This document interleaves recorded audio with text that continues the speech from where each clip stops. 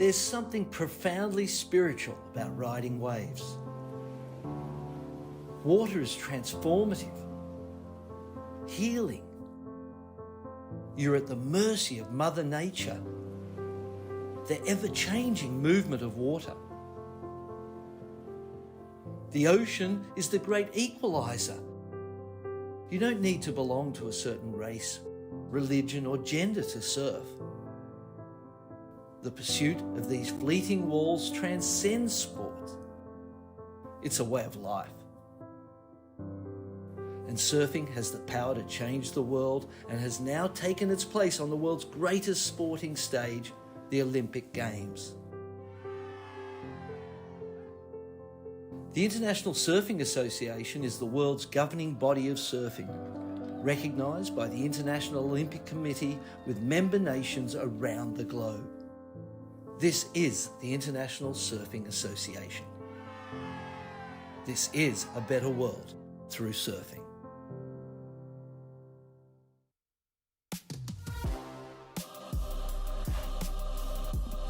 Buenos dias, surf fans. Welcome to day 6 of the 2025 ISA World Junior Surfing Championship. We are live from Punta Rocas, and the stakes are high today as we started off this journey with 57 nations. We're starting to tighten things up. I'm Chris Cote. I'm with 3-time world champion Rachel Tillery. Rachel, good morning. Welcome back to Punta Rocas. Day 6. We know this is going to be an impactful day of surfing. Yeah, absolutely. We're going to see both girls under 18 and under 16 today. So the past few days, the girls have been surfing at our El Bosque location, mostly, or it is a left over there. So now we get to see them at our main podium.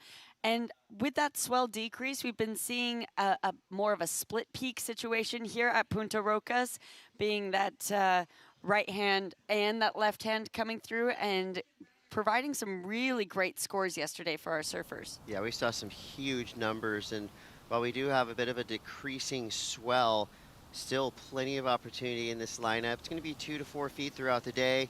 Wind is looking favorable. It's going to be nice and glassy throughout. Low tide is at 6:12 a.m., so it's going to start to rise up till 11:45, and then after that it drops out pretty quick. 65 degrees air and sea. And the heats we have today are going to be absolutely stacked. Here you go, Isla Hooputs, Max Kaufman, Kalea Zabrowski, and Ana Lilia Gonzalez, Mexico, Tahiti, South Africa, and Australia represented here. This is an international superheat. We got 4 hard-charging surf nations in this lineup to basically give us the litmus test of what we're going to expect today.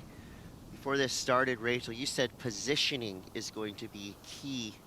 And also wave selection, because while we have less waves coming through, the wave you choose is going to be of utmost importance if you want to achieve success. Yeah, absolutely. And speaking of success, there is Team Australia, the defending gold medal team champions. So they're going to have Isla out there. And she has won both of her first and second round heats, looking really dominant in her heat so far, sitting in red out there. And this heat has started. Yeah, 20-minute heats. Top 2 surfers stay in this event. 3rd and 4th place surfers, their run is done. So it is always a bittersweet day of surfing when you're in the elimination rounds, but that is the nature of competition. I really appreciate Team Australia. They've come through with a very spirited squad. And it's not just the surfers and coaches, it's parents, it's grandparents, it's friends and neighbors. Yeah. They got about 50 people down there supporting the team. And, they've been right on the bluff, dawn to dusk, every day supporting their surfers. And it's been working. They have had a lot of success. Yeah, we've featured it on the broadcast quite a few times now, but that ring of fire, as they call it, at the end of every heat, honestly, like you said, has 20 people gathering around in a circle, and they have that heat winner go into the middle, and they do their team chant, and you can just see that energy really firing them up. Just a couple of minutes have gone by, no waves available for the surfers in the lineup. There's Team Mexico, looking sharp. I appreciate the jerseys and the uniforms that these teams come down here with. I love it when teams, there's some teams that maybe just have like a sweatshirt and like a pair of shorts or whatever. I love the teams that really go all out in these uniforms. Lots of color, lots of representing your culture at home and incorporating that, the patterns, the look, the vibrancy into those outfits and wearing them and repping them proud around the event site. I think that's one of my favorite things about the ISA, any ISA event, is that team aspect and representing your country in that way, and how proud everyone is to be here representing, what are really hard national teams to make. Yeah, absolutely. It's just a fun and unique element of ISA competition. And it looks like we could be underway. It's going to be surfer in blue, Max Kaufman, representing Team South Africa. So just up one turn. So probably not exactly the wave she would want to start on, but that just means we have the ball rolling. And it's going to be a little bit slower today than it was yesterday. So again, getting yourself in the proper position in this lineup. Priority is going to come into a huge factor today. As you see, the next heat warming up, that's Shiloh Page, Team Canada. Getting some last words of advice, and looks just like a lot of loving support right there. Another great moment. Yeah, that's so nice to see. I love, especially with these juniors, like you pointed out before, there's a lot of parents and grandparents, just a lot of those people from home that really make a difference, I think, in your experience traveling, especially for a lot of these surfers that are maybe their first international trip. I know Peru and the ISA when I was 15 years old was my first international event, was my first time, traveling outside of my home internationally, and it's so nice when your parents travel with you. That's cool. You have something in common with a lot of our field. Here we go. This is your surfer representing Mexico, Gonzalez. Oh. Ooh, just leaned into that turn, but you could tell it got away from her. And I would chalk that one up to nerves. I mean, first heat of the day, never easy to surf. Yeah, she just put maybe a little bit too much weight on that back foot and not enough weight on that front foot. You saw that just get disconnected from her board. Well, we can see time is going quick. So I like that she was looking for that right, brings it around to the left instead and throws those arms up, but of course getting disconnected. And there's Max, a quick in and out too. One of those aspects of the first heats of the morning is you didn't get to watch a heat run before you, watch positioning, watch how consistent the sets are. Of course, they would have, maybe some of them free surfed this morning.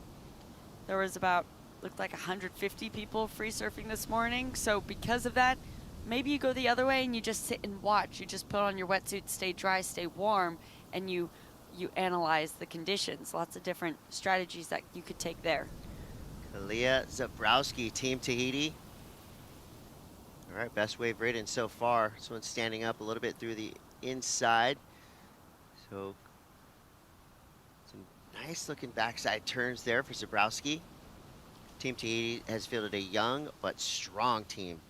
Some of the boys that we saw surf yesterday unfortunately bowed out of this competition, but wow, the future is bright for Tahitian surfing. And Kalia Zabrowski, no doubt, just put up the biggest number that we're going to see in this heat so far. Yeah, choosing to go on her backhand on that right and getting a lot of work done on this wave. You can see that swell has really backed down, but she did well to keep that speed up. Love the spray on that last turn. Really showing the energy and power she's bringing into it. So that's going to be the highest single wave score of the heat so far. Still a small one, a conservative one. Judges know that there's plenty to come in this heat and in the day. So oftentimes we see those heat ones of the day kind of be conservative on the scale side. 3.5 for Kalia. She's 15 years old. Favorite surf break is Papara, beach break in Tahiti. And she is sponsored by Chopo Waterman. And she's riding her Sharp Eye. She got 4th in the open division in Tahiti. She's a photographer. And she has Brazilian and Tahitian blood. She was born and raised in Tahiti. Her cousin is Tia Zabrowski, who is considered a surfer who is about to change the entire sport of surfing with what she's doing. She inspires Kalia. This is Hooputs, or Isla Hooputs, presenting Australia. A couple nice turns due to the inside section. This board is looking really fast. It looks like she can just control it at will. Chris, I love that hot pink of color she chose too. I was talking to Ben Skinner and Lucas Skinner the other day, and his boards are hot pink too, and that's something that Ben had said he did intentionally for Lucas's boards. Kaufman trying to get into this wave. She's not been at it, but it's a pretty flat face here. She's got to get moving to hit this end section if she wants to reap the rewards of that closeout. Unfortunately, it goes down. So Zabrowski's still in that top spot with the 3.5. We wait for a score come through for Hooputs from Australia. So there is those strategies. You can see it's kind of a gray morning. These mornings often start out gray. We saw the sun come out quickly yesterday, but when you have those really bright colors on your board, it stands out. And I think that was an element of Isla's wave too. You just see that bright pink flashing, and that was something that Ben and Lucas Skinner did intentionally when they created his equipment. So is that something that you've ever, been intentional about when you're deciding your color combos? I mean, it just, it pops. It can only help you in conditions like this. As we see now, Gonzalez. She started off with a .87. This wave much better. Nice series of turns on her backhand all the way through to the inside. Making use of every section. She gets down to the end. Nice, calm, cool, collected. She pulls out of that last wave. That'll be her best score. 10 minutes left, or halfway through. Waiting for scores for red and now white. Yeah, this has been a sleepy start to that heat, so she'll feel good that she finally got something of consequence on the board, not just for her scoreline, but also for her getting her feet in the wax. And, when you're kind of sitting for too long, you can maybe get a little bit cold or a little bit stiff. The water's not too cold here. We are entering into the summer season, but it's that, just your muscles can sometimes stiffen up with nerves and all of those elements of knowing that that time is winding down quickly. We saw this trend start yesterday where first 10 minutes of most of the heats that we saw were, relatively slower, and it looked like some of the surfers were making mental and physical mistakes. So in the first 10 minutes here, we have seen a 3.5, so it was a good start for Zabrowski, but I feel like everything's going to be kind of pushed towards the back end of these heats again, meaning we're going to be going through some stress at the end of these heats because they've all gone down to the wire, right? We saw so many buzzer beaters yesterday. Yep. So many heats won and lost in the last couple of seconds. So fasten your seatbelts, Rachel. We're in for a wild ride. I feel like it's going to be that same trajectory today where these heats go all the way through to the last second. They do, having those heats that it's not over till it's over. So if you're not in that advancing position, keeping that in mind, but that's really due to the fact that these conditions are tricky to find that wave selection. These types of sets are not super active each heat. As we see a paddle. It's going to be Zabrowski. Strong carve to start. She's looking down the line, trying to see if this wave is going to materialize. It does not. 8 minutes, 10 seconds left. Score comes through for Isla, a 5.67. So the highest single wave score now on the board, Team Australia. Kaufman, quick look there. Inside of 8 minutes left. I think tactics are going to come into play today. Who will be the provocateur and really grind through this lineup and put themselves in position? Well, that is 100% that aspect of those slower starts, I think, is those tactics. People trying to be patient to have those sets come through, and then if they don't come through, we start seeing them get really busy towards that back half. Kaufman now. Good looking wave to work with here. Nice carve to start. leaning on that inside rail, cutting back. Ooh, good inside section. No. Just an unforced error has her going down on her third turn. She will get a little bit of credit for those opening 2 carves, but that's got to sting when you wait that long for a wave. And you know, a relatively simple turn. I mean, for Kaufman, she's an amazing surfer, so a turn like that, generally she does that in her sleep. But again, you know, first heat nerves. A lot of these girls have been waiting a long time to surf this heat. In the case of Lucas Skinner yesterday, 5 days and only surfed 2 heats. Yeah. So that's a lot of time to think about what's going to happen in the lineup. Yeah, that's a great point. You can really kind of stiffen up or get nervous when you are knowing that your heats are coming up, but there's still days in between it.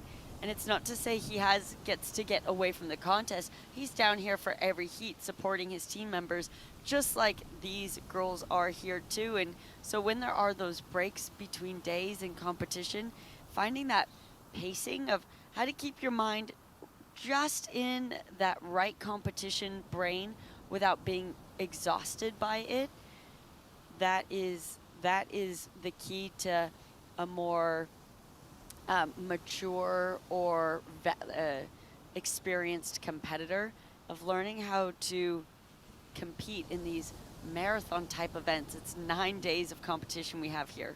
And knowing when to turn it on and turn it off. So now your current leader, Kaufman. She packed a 4.53 on her previous wave. So as expected, got full credit for those 2 big opening turns. Had a quick snap there. See if that one betters that 1.93. Looks like a set rolling through. Now we're down to the 5 minutes, 15 seconds mark. 1.03 for Kaufman. Not going to her score line. So as it stands now, Kaufman in the lead. Isla Hooputs in second. Gonzalez in third. And here goes Isla, representing Team Australia. A couple nice cutbacks on the outside section. This wave looks like it's standing up. Isla through to the inside. She's going to work. Really graceful, powerful, speedy style. Couple nice turns through the inside section. All right, Isla's just kicked the door wide open. That is going to put her firmly in the lead. Great surfing, perfect tempo on that wave. Didn't waste any sections, beautiful flow. I think that's everything the judges are looking for this morning. Yeah, love this slow-mo replay. You can really see that upper body, that wingspan extended around. So really great technique in keeping that board speed up and using her entire body in order to do so. Bringing around, so you can see that one she didn't bring as far around. She went a little bit lower. And you can see from her head positioning that her intention was to do that from the start. So let's watch this one. You can see her looking now towards that bottom of the wave, already looking then next to her next maneuver. So feeling just really lively and fast on this wave. It was just maneuver after maneuver. This is her 4th turn that we have seen. Love that wrap all the way back around and the style that she's executing it with. Going a little bit more top to bottom here, slashes it, hits, releases those fins out, looking at that spray, indicating that power that she incorporated into that turn.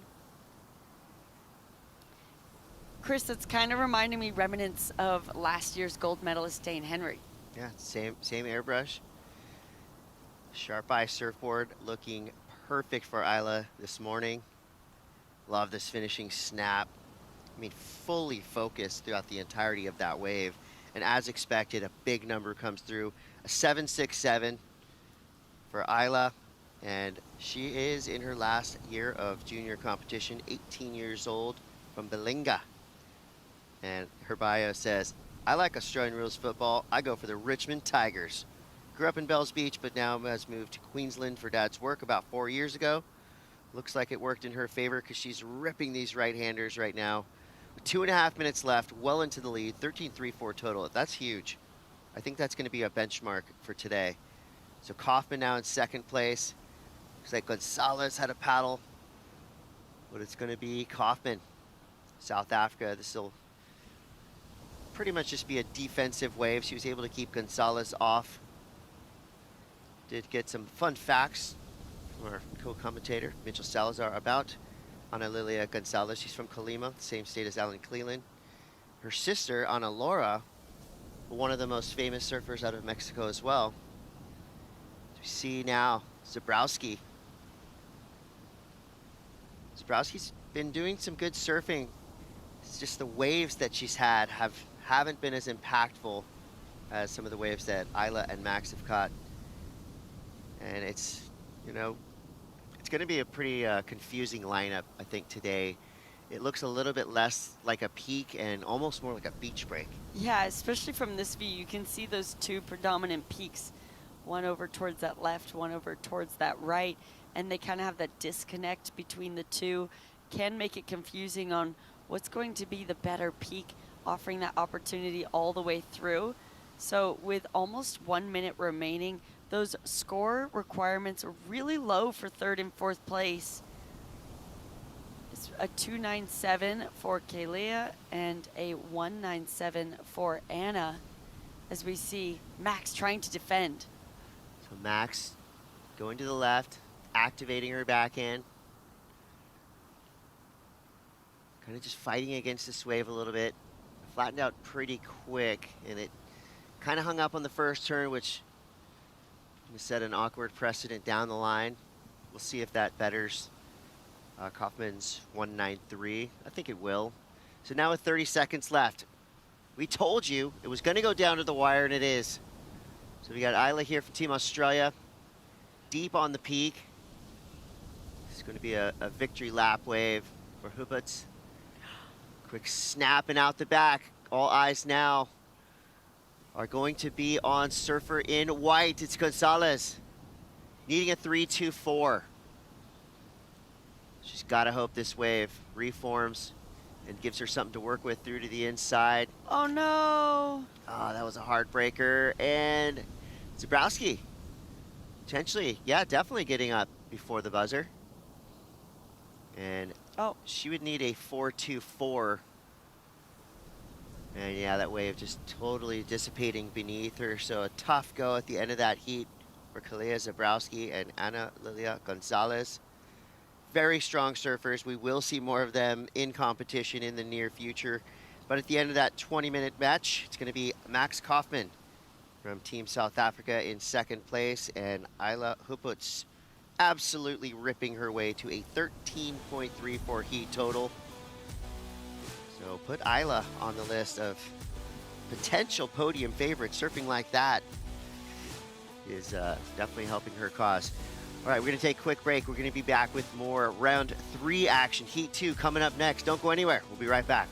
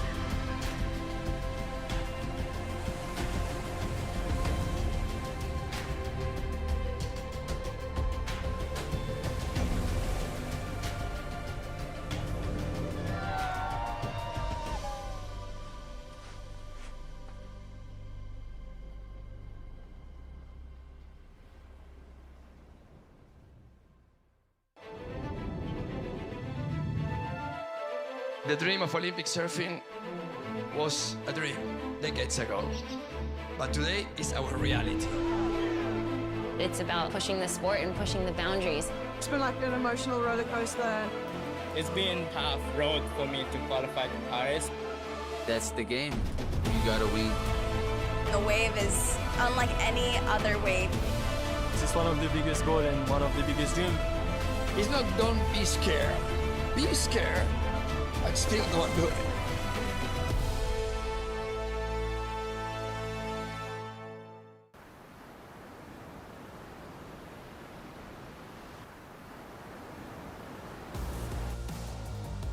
Straight back into it. It's the ISA World Junior Surfing Championship. This is your girls under 18 round 3 heat 2. Big start for Shiloh Page representing Team Canada. Ooh, adding a little bit extra flair to the end of that turn, getting the finisher. Good, clean surfing, and that's how you want to do it. Get the first wave of the heat, so then you draw that line in the sand for the other surfers to attempt to cross. Myanmar Soto Perez, Shiloh Page, Henri Matsuno, and Sioa Ortega. So Spain, Japan, Canada, and Puerto Rico represented here in round 3, heat 2. We did get a look at the overall team standings last night. It's too close to call for now. So at the end of today, we're going to see some of those ties up at the top broken. Here's our first look at Perez. Yeah, getting a slow start, but gets a nice hit there. It's just a one and done. So we see a ride now for our Japanese surfer getting straight into it. Love how quick she was to get her campaign started.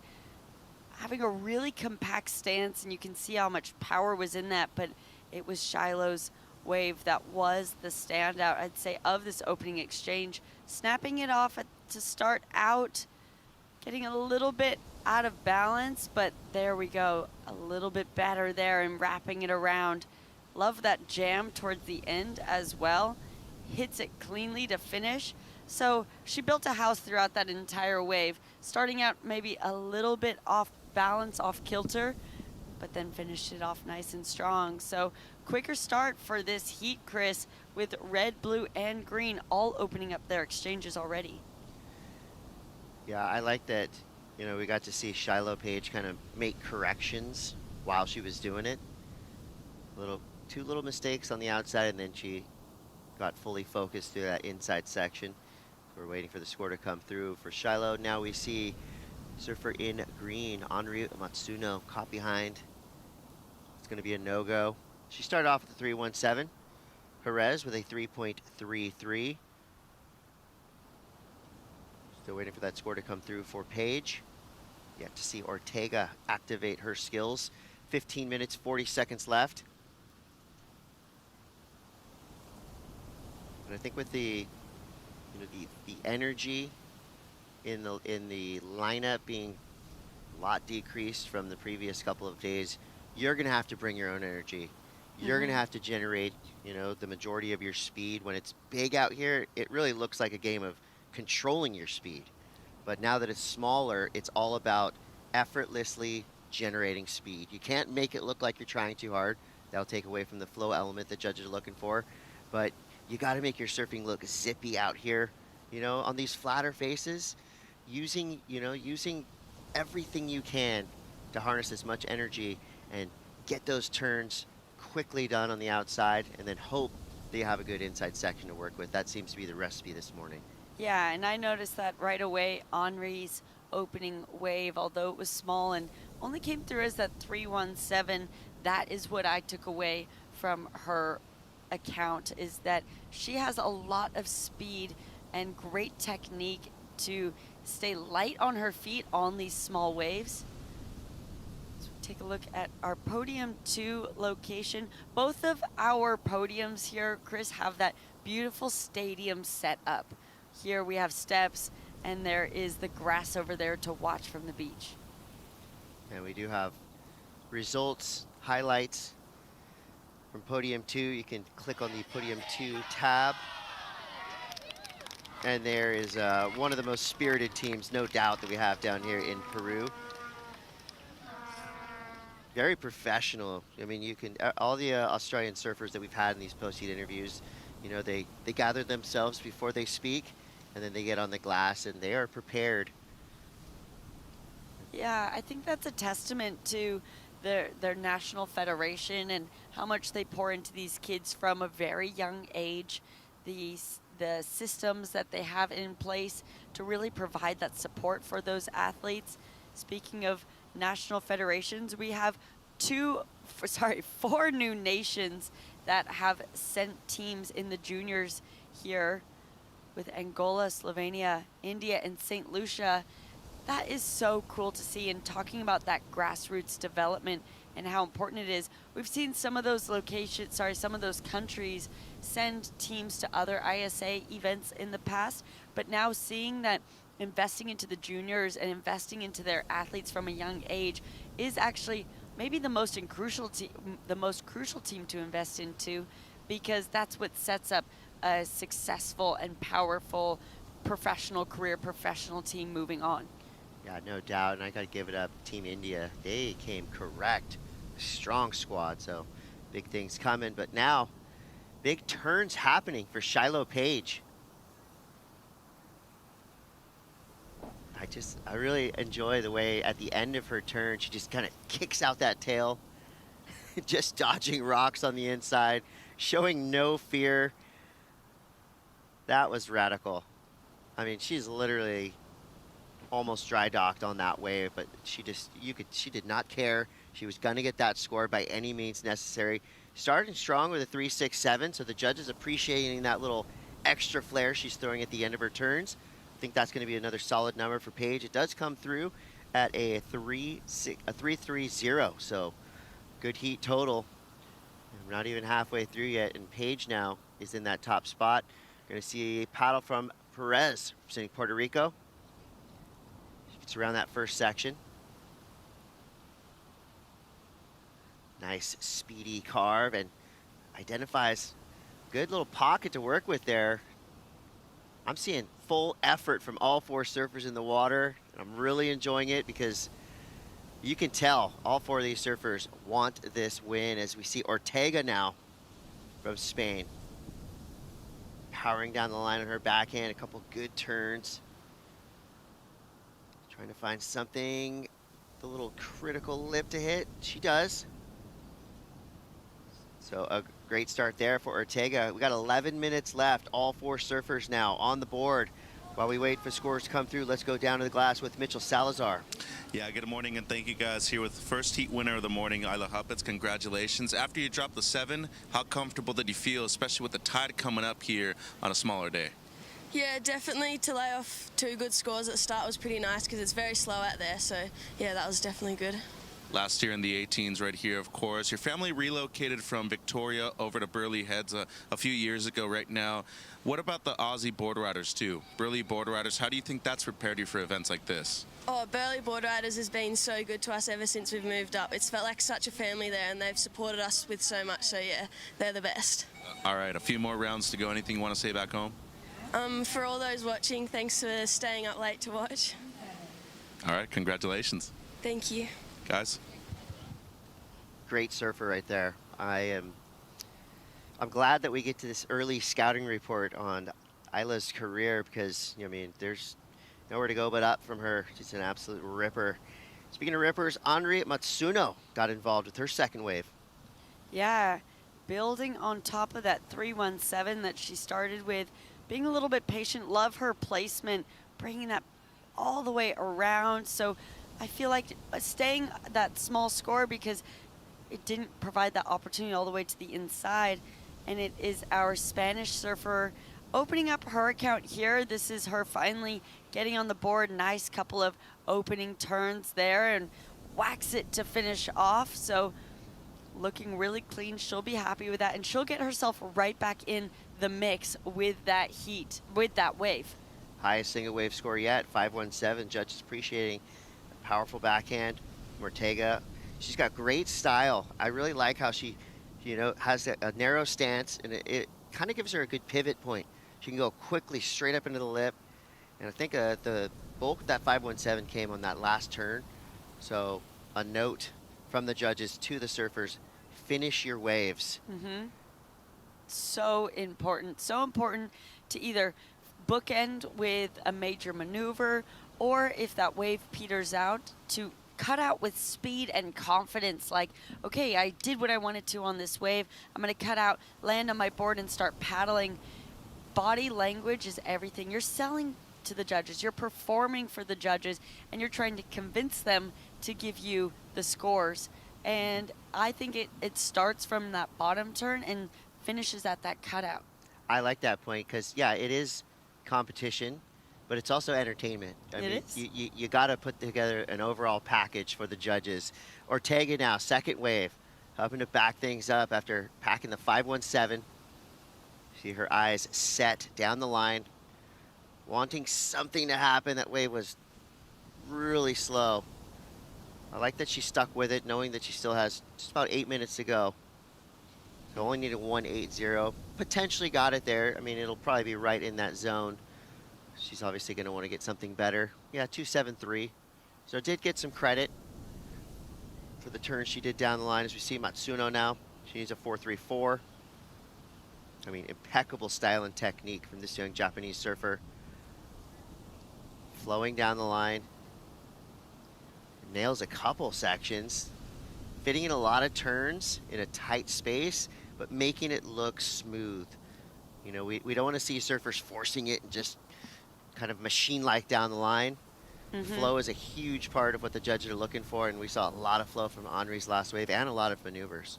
Yeah, that is more like what I have been expecting to see from the Japanese surfer. And Chris, I like that she actually cut out maybe one maneuver shy, because that last maneuver, it would have just been, you know, a really soft turn. Maybe she would have lost the wave through it. Was not really necessary for building up those major scores. And so instead did exactly as we were just talking about and cut out with that speed and command. And that is just a really nice way to finish off your wave. I think that could battle that highest single wave score that we have seen. And it's taken a while for her to find anything of substance. We've seen moments of the surfing that she can do, but we just haven't seen those waves given that opportunity. So that one, I think, providing more of that opportunity. Yeah, she did a lot out of a little.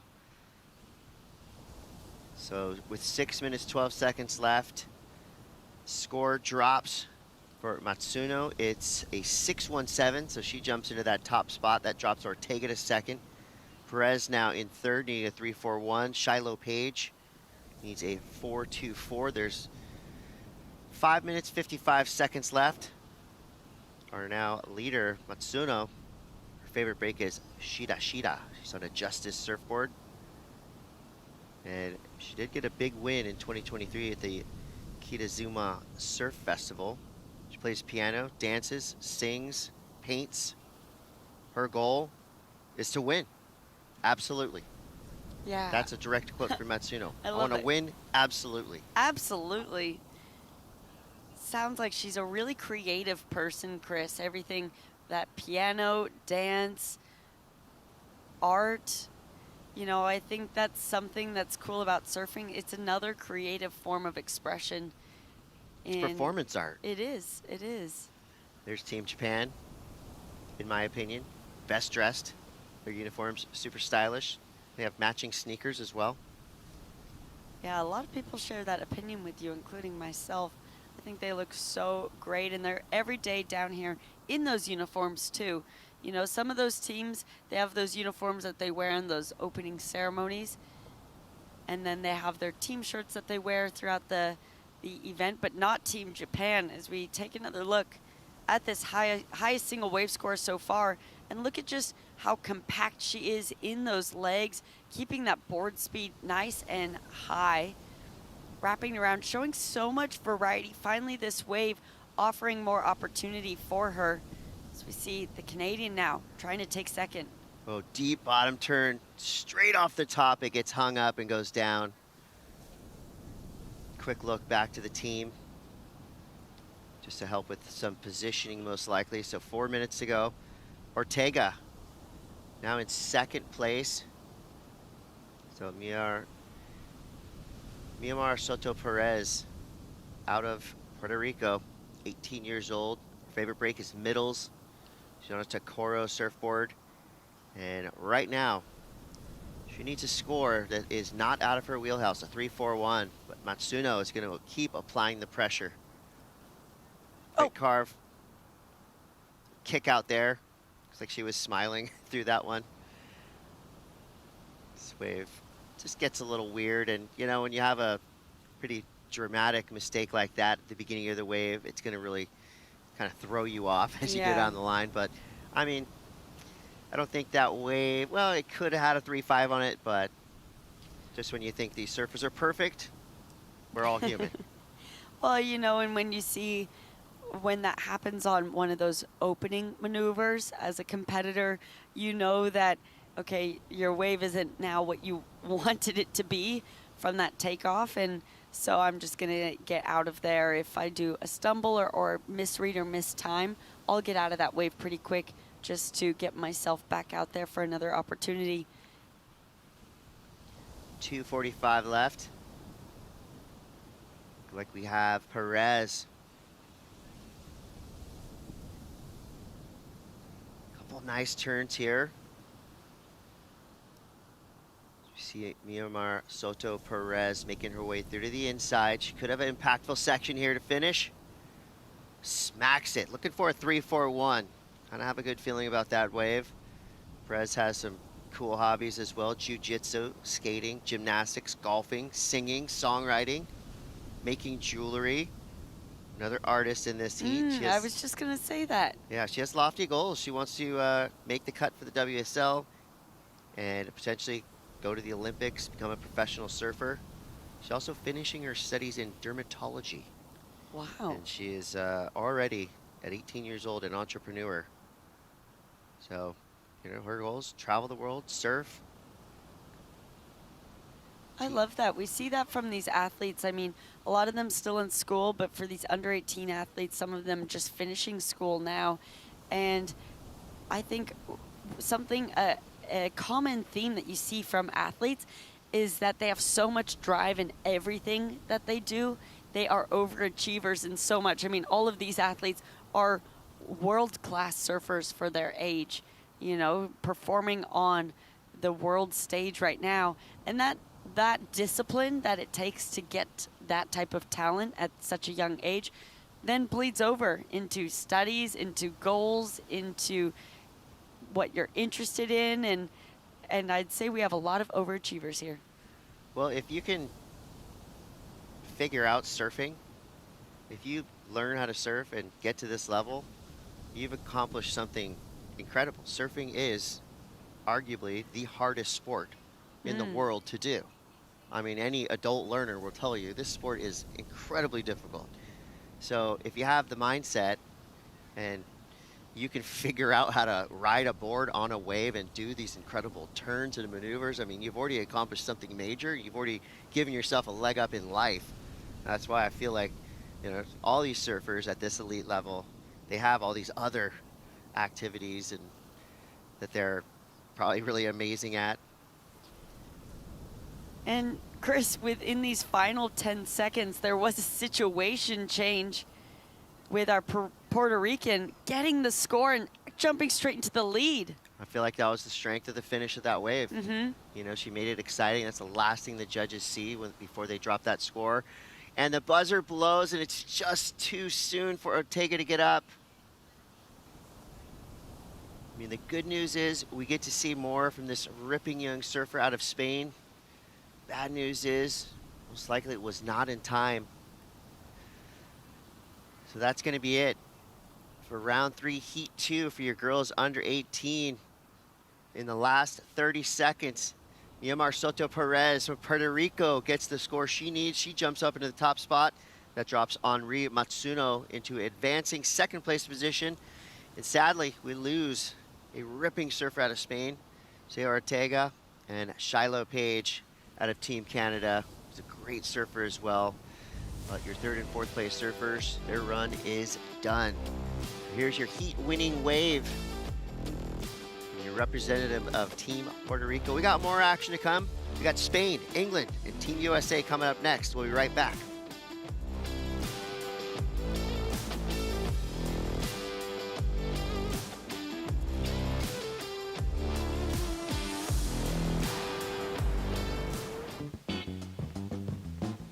The main objective of the Women's Leadership and Coaching Program is a focus on gender equality, as well as women empowerment.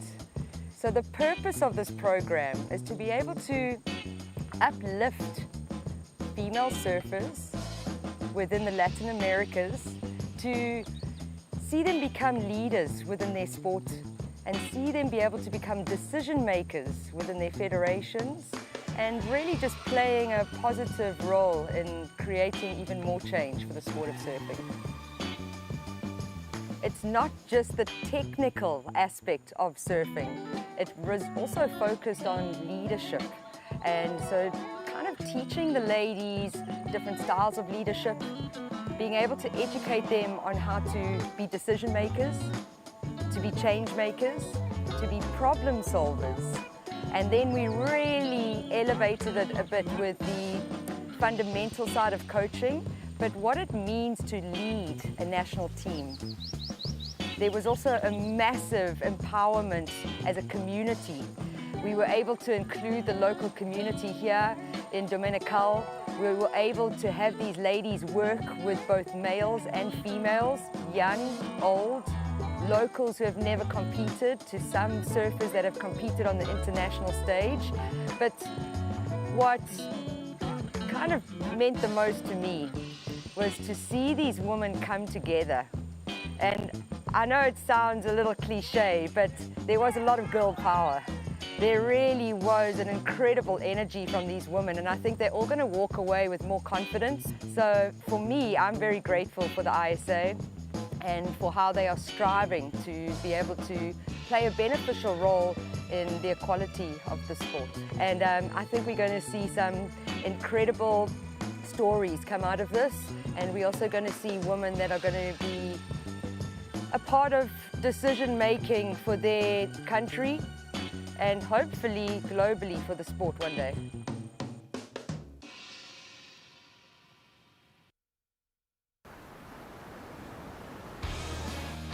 That was a great piece highlighting some of the work that the ISA is doing. It's not just what's happening in the big events around the world. ISA works 365 days a year to make a better world through surfing. And I love that quote about girl power, because that's what we have all day today here on Podium One. It's Girl Power Day. Girls 18 and under to start, and then we're going to move into the girls 16 and under, round 3. So this is the best of the best right now, and everyone's striving to keep going in this event. We have Sol Borelli, we have Eva Blackford, Kylie Blasini, Avery McDonald, 2 surfers from Team USA, representing from England and Spain. For Sol Borelli, she's got some motivation. She had to watch as her fellow teammate just edged out in the last 30 seconds. So, you know, that sometimes can help fire you up. You know, there's nothing wrong with wanting a little bit of revenge for one of your teammates. You see Team USA gearing up, cheer on their squad. They brought a talented bi-coastal group, surfers representing East Coast and West Coast. And they are one of those teams currently in a, I believe, 5-way tie for first place in the overall team standings. So today's going to be very interesting at the end of it for that overall team result. Yeah, well, really those teams that are fighting for those top spots already at this point are those teams that are going to have complete teams. So every division gets 3 boys and 3 girls. And we see Spain up and riding. Yeah, Borelli already got a strong start with the 5-point ride. This is her second wave ridden. Good, clean style. Laser sharp all the way down the line. And again, you just see that little extra enunciation on the backside turn right at the end, a little added kick. And that little subtle maneuver really grabs the attention of the judges. Just adds a little something extra to the turn. Yeah, and looking at this one that she opened up her heat with, judges gave this one a nice score of 5.0 for that opening ride. Now looking on her backhand, so she's had a quick opening account going left and right. And this one looking even better. I kind of think, Chris, Those first 2 turns looking really springy. She's looking really light on her feet, throwing a lot of spray. Light on her feet and lots of power is the perfect combination. As we see this left-hand ride from our USA surfer, Kylie. So these girls have been surfing at that El Bosque location that is just to the right of your screen, not too far away, but it is a left-hand wave. So I wonder with the girls today, Chris, if we're going to be seeing more left surfed because that's what they've been spending a lot of time on competing at already, and that they feel primed on their backhand and or front hand, depending on their stance, or if they're going to feel like really excited to finally be on rights. Here's our first look at Avery McDonald from Team USA. Couple strong turns on the outside. She makes her way through to the inside section, just setting things up. Another surfer with a great style, obviously plenty of power. That opening turn through tons of spray. Cowbells are out. More cowbell. Let's go.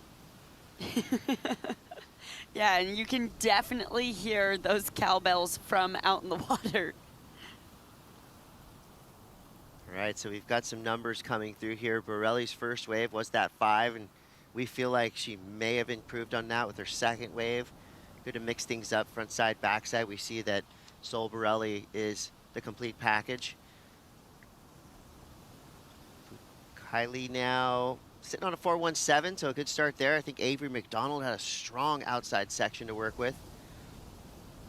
And it feels like everybody in this heat knows that got the memo. You've got to get out there and get involved quickly.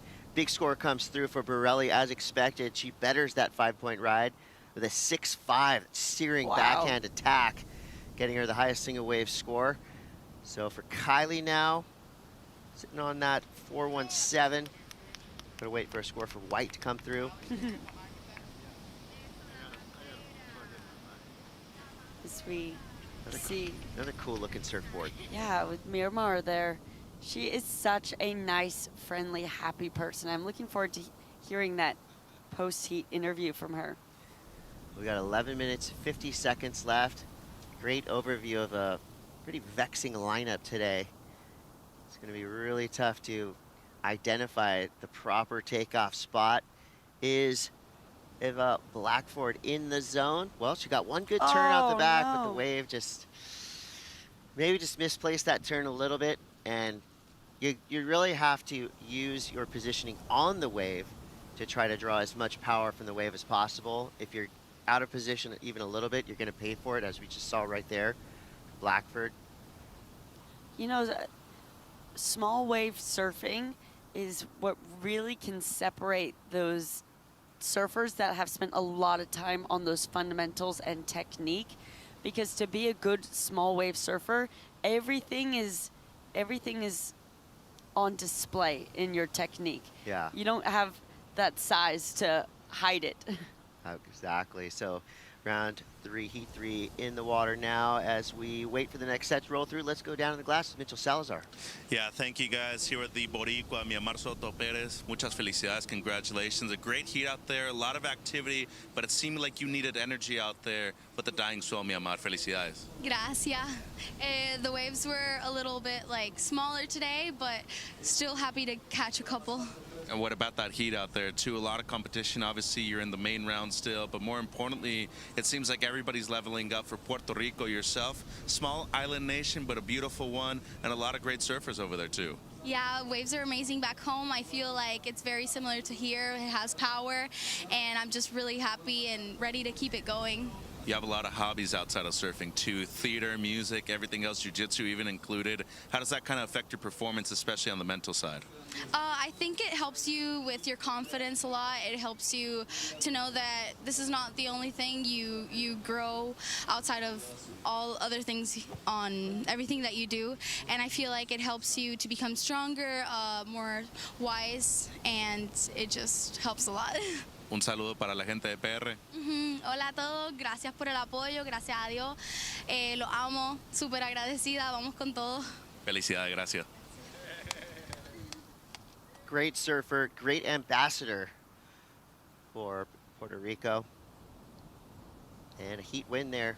That'll only add to your overall team standing points. So that leaderboard will come into a clearer picture at the end of today. 9 minutes left. Borelli into the lead.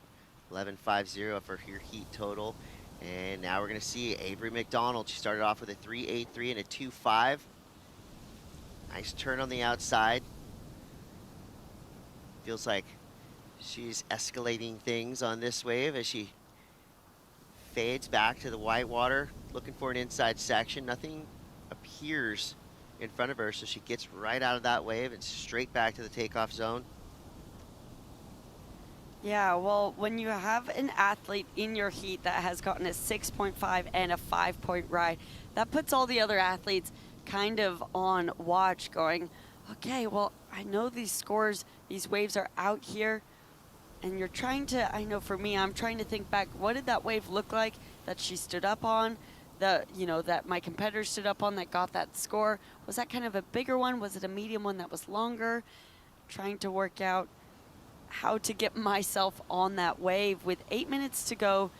That means there's still a lot of time. These athletes paddling back out really quickly after their waves. We've seen changes in situations down to the last second all day yesterday.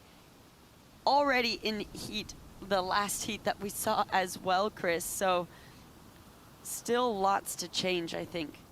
Yeah, so Avery's second wave comes through at a 4.5. You know, every team needs a comedian. And for Team USA, that comedian is Avery McDonald. She's actually hilarious. She's got a great sense of humor. And I love in her bio, she says, if an announcer is reading this while I'm in a heat, they should say something to try to make me laugh. Well, fortunately, our surfers in the water can't hear us ranting and raving in here. But for those of you Avery McDonald fans watching back at home, she wanted me to say chicken. She's making me laugh. It must be an inside joke. I read that and thought, okay, she's Chicken. making me laugh. All right, Sol Borelli now. Her backhand earned her top score, that 6.5. 2 solid turns there for your Team Spain representative. And now we have Avery McDonald again, slashing her way down the line. This wave has a good line on it. Big turn there. Ditching the fins a little bit through to this inside section. Yeah, really nice wave. So it looks like she's starting to build on that momentum now, looking to throw away that 3.83. I have a feeling that will. But Chris, 2 USA surfers in this heat. So the ideal goal when you're paddling out with your competitor is that both you guys you go, okay, you do your job, I'll do my job, and then we come together. This is Avery doing her job. Cuts this second one a little bit short, gets stuck on that rail, but wraps this one around. Love that head throw into the turn. And one more. So she's doing her job, but it's Sol who has this dominant lead that's holding those 2 U.S. surfers away from going 1 and 2 because she's looking really comfortable and looks like she's only building that momentum, finding beautiful waves and surfing them beautifully.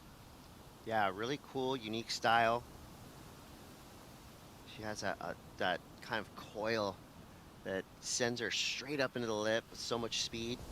5.5 left. Avery McDonald, her score came through 4.50 on her previous wave, so we're waiting for that last wave right in. Currently in second place, San Clemente Ripper. This is her first time in ISA competition. She's 18 years old, so most likely she'll be moving up the World Surfing Games roster. It was a great call for Team USA to tap Avery McDonald into this event. And one thing I like about Avery surfing is it looks like she's having fun.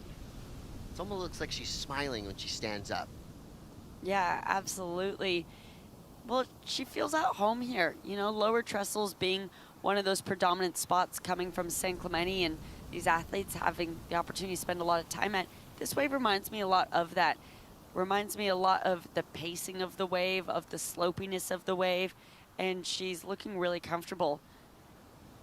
This must be a weird emotion for Team USA. You know, they have one surfer advancing through, one surfer currently in third, needing a 5.96 with 4.5 minutes left. It's that, you know, balance that you have to have. You gotta try to send all your most positive energy out to your two surfers in the water. Friendly fire in round 3. Gotta be a little stressful.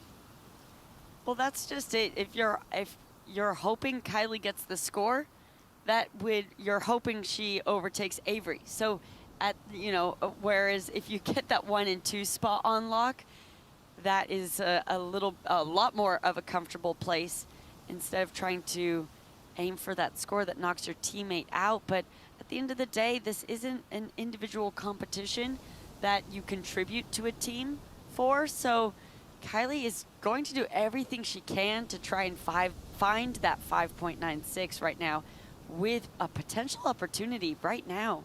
Could see a split peak here, green and white. So Team USA, right and left. We're gonna follow Avery McDonald. Backhand looks just as strong as her forehand, ripping her way all the way through to this inside section, having a look to see what Kylie's doing on the right. Kylie pulls out with some confidence. Obviously the dream scenario would to be in those first top 2 spots. Then we might see some teamwork come into play. But when you're in second and third, you got to get yours. And it looks like Kylie might have had a pretty solid wave here. Yeah, mid-face carve, nicer second turn. Really drawing it out. Third turn, looking great. Straight into that next one. So incorporating a lot of flow. I think the thing that I'm not seeing as compared to Avery's wave is maybe that power component. Kylie's wave maybe having really nice technique, but lacking a little bit of power. Avery throwing a lot of spray on hers, and you could see Avery check back at the end of that wave to see, is Kylie still going? Because Avery's trying to improve upon her 4.5 to increase that requirement even higher. And I love this little look back after this turn here, and she goes, okay, shoot, Kylie's surfed that one all the way through. Who knows where that score is going to come through, but now we do know. Yeah, for Kylie Pulcini, she comes through with a 3.93. Not enough to overcome her teammate Avery McDonald. And Avery has improved now with a 5.50. So that ups the requirement for Pulcini and Blackford. Team England right now needs a 9.13. Kylie would need a 6.96. I mean, strong, confident surfing from Sol Borelli from Team Spain has her in that lead. 12.40 heat total. So far, that'll get you through any heat of the day. That's been the highest heat total that we've seen today, actually. And she's played a great heat, Chris. Starting with a 5, then increasing a 6.5, then increasing her throwaway of a 5.9. That is textbook excellent heat surfing. She hasn't had to stay overly busy, whereas compared to Avery, we see her with 5 rides. She's had to build that house, stay really busy.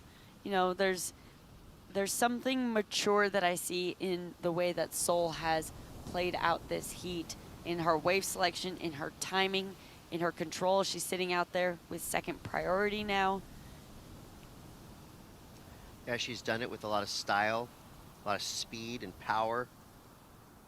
I feel like just her backhand, that whip she has, kind of reminiscent of Caroline Marks. You see Borelli now, she goes left, and we see Ava Blackford fading on the right. This inside section starting to form up. A couple of nice clean turns back into the white water. Blackford representing Team England. And they have definitely fielded one of the strongest junior teams I've ever seen from England here in 2025. 13 seconds left. It looks like Sol Borelli from Team Spain has a lock on that top spot. McDonald currently in second. And here's the countdown, 3, 2, 1, it's done. Round 3, heat 3 in the book. Sol Borelli from Team Spain has the win. Avery McDonald, chicken lover from Team USA, in second place, advancing through. Unfortunately, Team USA suffers a loss of one of their best, Kylie Pulcini and Eva Blackford from Team England in fourth place. We do have some scores coming through. One of them is for your current heat leader, Sol Borelli. The other score was for Eva Blackford. It would have had to be a 9-1-3. And here's that great dynamic backside surfing that got Solborelli the win in a really tough heat. Guess what? They're just going to get tougher from here on out. We are going to take a quick break. We'll be back shortly with Shannon and Sophia. Stay tuned.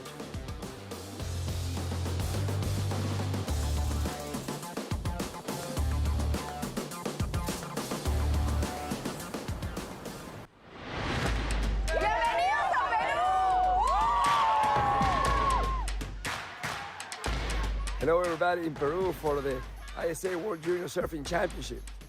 I'm sure you guys are having already an incredible time with the beautiful waves in Punta Rocas. I'm very, very happy to see this record amount of countries, record amount of competitors, and record amount of participants. Between surfers and their support team, there's almost 700 people in Peru. This is amazing. So I wish everybody the best time in Peru. I wish they enjoy, reconnect with people they already are friends with, and find new friends. Of course, that's the key of the ISA World Championships. Finally, I would like to thank our host, FENTA, the Peruvian Institute of Sports, and in general the government of Peru and the people of Peru for such an amazing hosting of this event. Thank you everybody, good luck, and enjoy the competition. Goodbye. Muchas gracias a todos.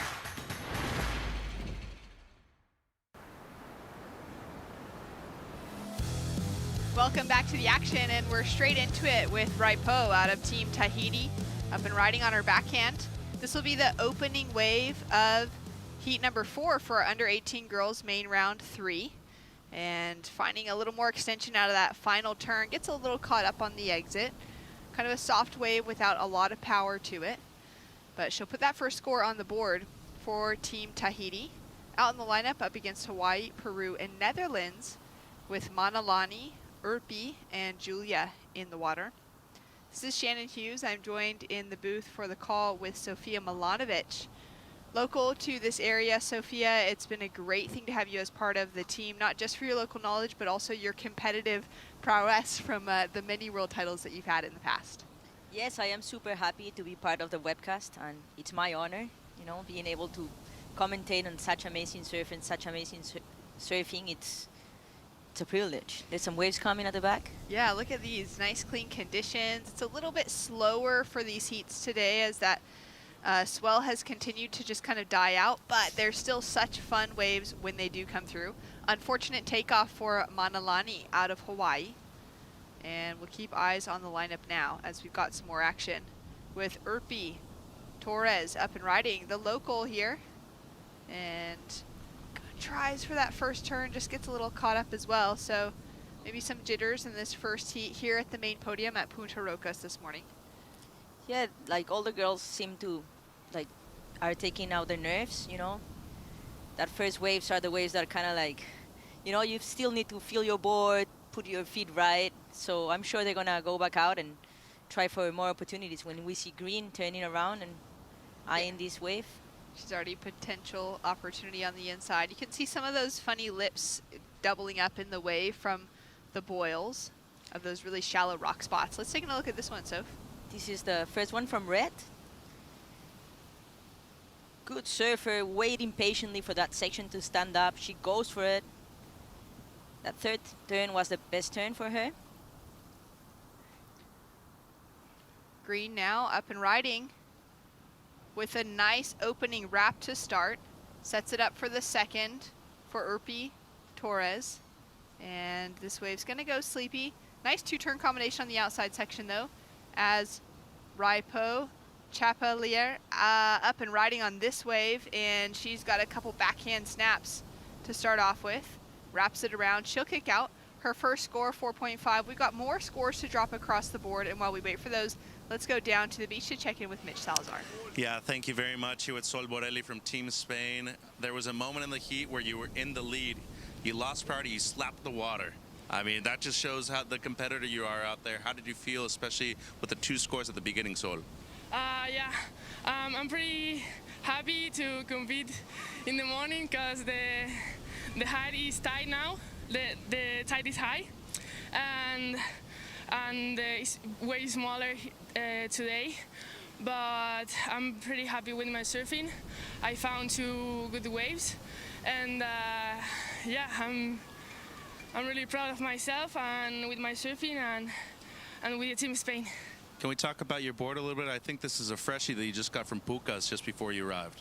Yeah, I was so scared to arrive here in Peru without my new boards from Pucas, but this one feels so good, and yeah, I'm so grateful to have it, and yeah. Un mensaje para la gente en tu casa. Quiero agradecerles a todos, a mi familia, a mis amigos, a todos los que están viendo. Nada, agradecer a Richa, a Pucas Peñachuri y un beso a todos. Venga. Felicidades, gracias. Well, beautiful surfing from Seoul in that last heat. Team Spain advancing through into the next round, which is important. You know, we're losing half surfers in every round that is surfed up until now. As we take a look now at Manalani out of Kauai.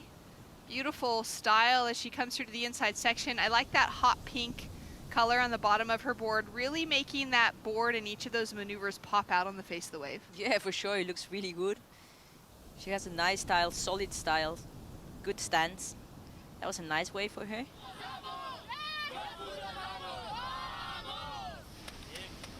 Team cheers down on the beach, and it's so awesome to have that team dynamic here for the ISAs year after year. The World Junior Championships specifically, a great opportunity for, you know, the Groms to continue building into that camaraderie, the friendships that will last them a lifetime when they hit their professional careers, traveling along the qualifying series, trying to qualify for, you know, the World Championship Tour, for the Olympic Games in the future. A lot of those really tight friendships, and they're going to be pushing each other to surf their best, are starting right here at these World Junior Championships. For sure. I remember I've made some really good friends in these contests, like junior contests. Yeah, did you have, you know, who were some of those friends that were then pushing you through your career of surfing as well to continue surfing better, but also gave you that sense of friendship when you were out of the lineup? I think Chelsea Hedges, she's one of my best friends. I know her for a long time, since we were both 14. Wow. Yeah, and I stayed with her in her house in Avalon a few times. And yeah, since we were super young, we used to do the junior together, and yeah. She'll usually beat me, but great surfer from Australia. Yeah, that's amazing. Also a world champion. So the two of you, you know, from that 14-year-old meeting to pushing your careers within surfing, walking away with world titles, and just continuing to absolutely rip anytime you guys hit the lineup. I think that's so awesome. For sure. Like, it's good to have like a good friend and a good rival at the same time, you know? Yeah. It just pushes your level. Yeah. Well, 12 minutes, 13 seconds on the clock. Scores are in. At the moment, it's the Tahitian out of Moorea, a little island of paradise in French Polynesia. She's sitting in that leading position with a 4.5 and a 3.5 on the board. Urpi sitting in second. She's got the 4.17, chasing a small requirement to take away that leading position. Manalani dropped a 3.33 for her last wave. And we've got Julia now taking a paddle as she is up and riding on her opening ride. It's been a little while for her to get things going, and this is gonna be a great opportunity for her to chase down that 4.84. You can see all that intention on her face, in her expression as she's paddling to the inside, and a great opportunity for her to get that opening heat underway.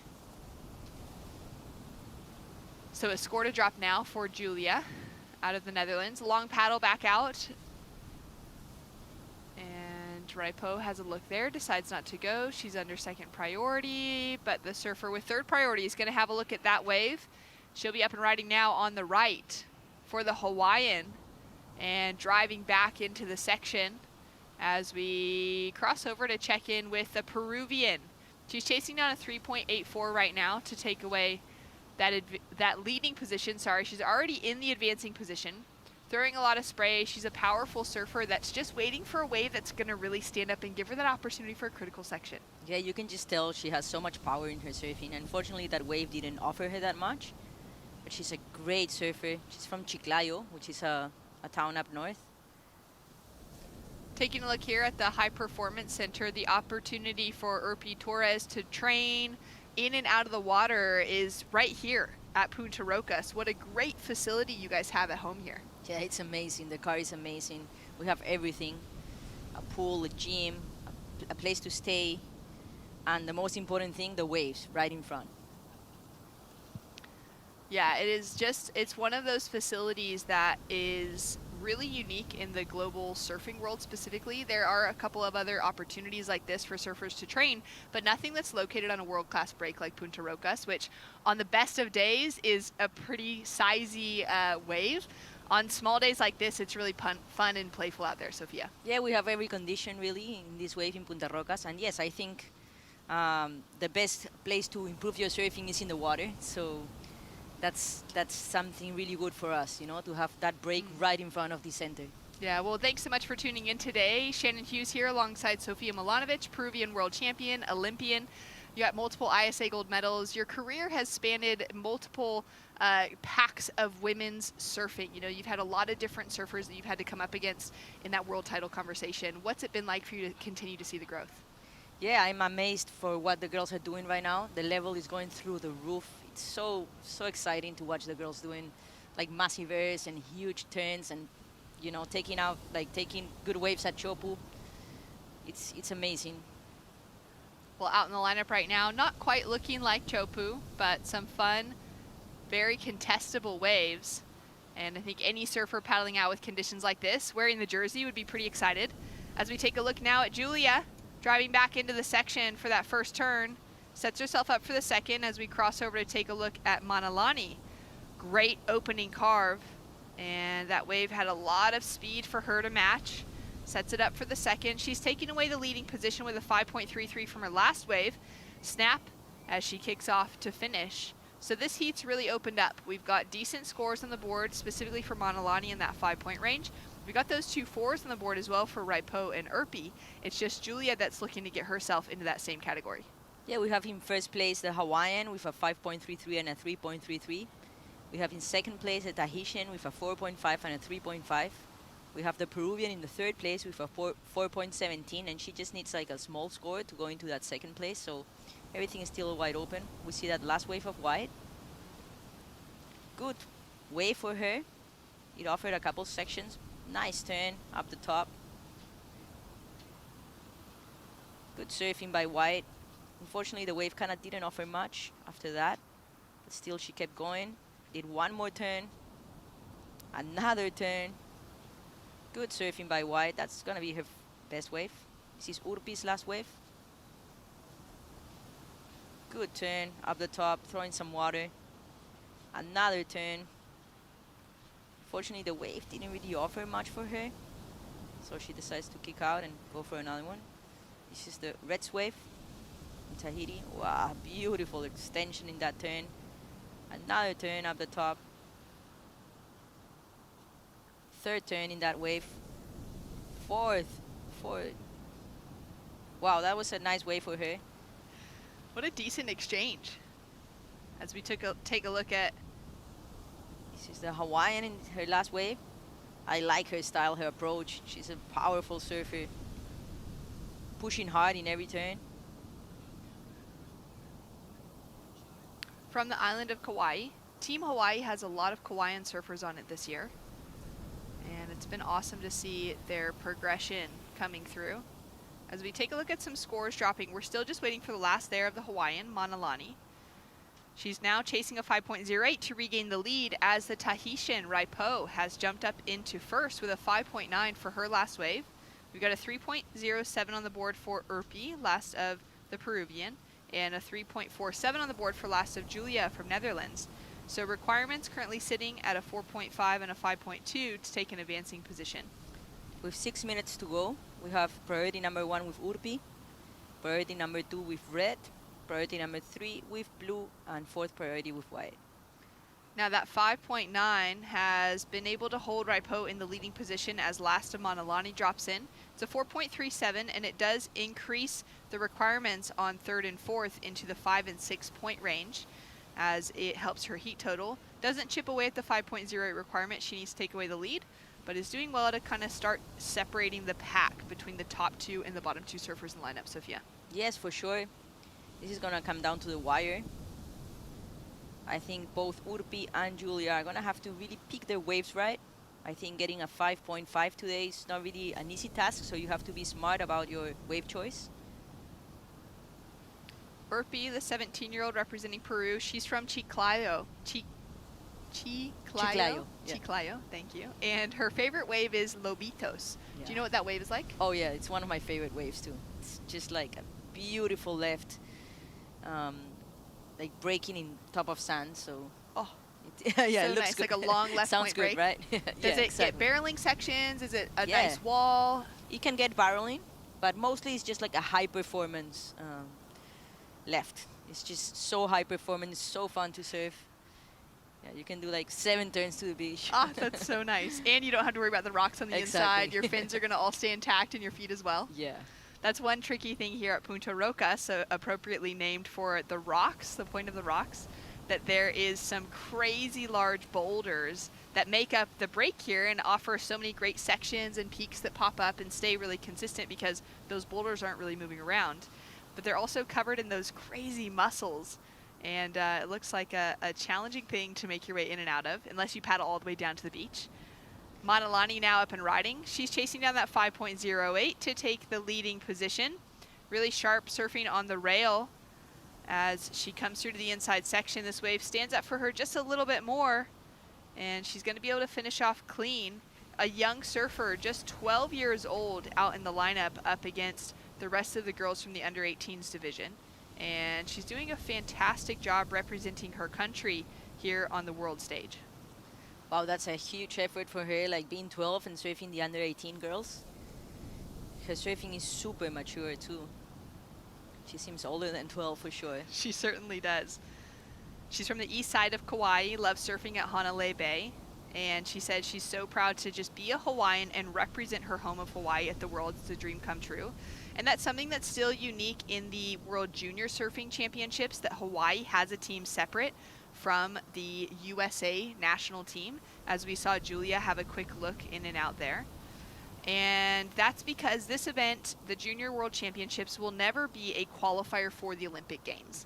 And it just happens in the juniors, right? In the open. Exactly, in the opens and in any event that is in the Olympic realm for qualification potential, which is the World Surfing Games. And then longboarding, actually I think longboarding still has a Hawaiian team because it hasn't officially gotten into the Olympics. We were very hopeful for LA 28, hasn't gotten there, so fingers crossed for Brisbane. At the moment it's just the World Surfing Games where the Hawaiian surfers and Team USA then bond together as a single national surfing body, a single National Olympic Committee specifically. And so the Hawaiian flag then is taken over by the US flag. And it's the same case for Tahiti and France, right? That's right, yeah. So for here, we're able to see the Tahitian surfers represented on their own. But like we saw for the Paris 2024 Olympic Games taking place in Tahiti for surfing specifically, both Vahine Fierro and Kaoli Vass, the gold medalist, wearing the France flag and representing Team France. Wow, that's a good mix between Tahiti and France and Hawaii and USA. It just makes the team so much stronger. Oh, right? It makes the team unbelievably strong. And it's almost a shame because individually those teams have so much strength in themselves. Team Hawaii, Team Tahiti being absolute powerhouse surfing nations already. And then to have to, you know, almost like lessen the amount of surfers coming together. But again, this is in the Olympic conversation. This happens for every sport in the Olympic Games, that any of those smaller island kind of nations that aren't, that are a territory of a, you know, bigger nation, like Tahiti being a French territory specifically. Yeah. It's probably so hard to make the team, right? I mean, what an incredible, like, yeah, an honor and a privilege just to qualify. Exactly. Let alone then take out a gold medal like Kaoli did. Yeah, that was so amazing to watch what he did in Chopu. Wow. Incredible surfing all the way through to the men's final there. There was one day that was like an XXL day. It was absolutely macking. It looked so scary, but so beautiful. So terrifying.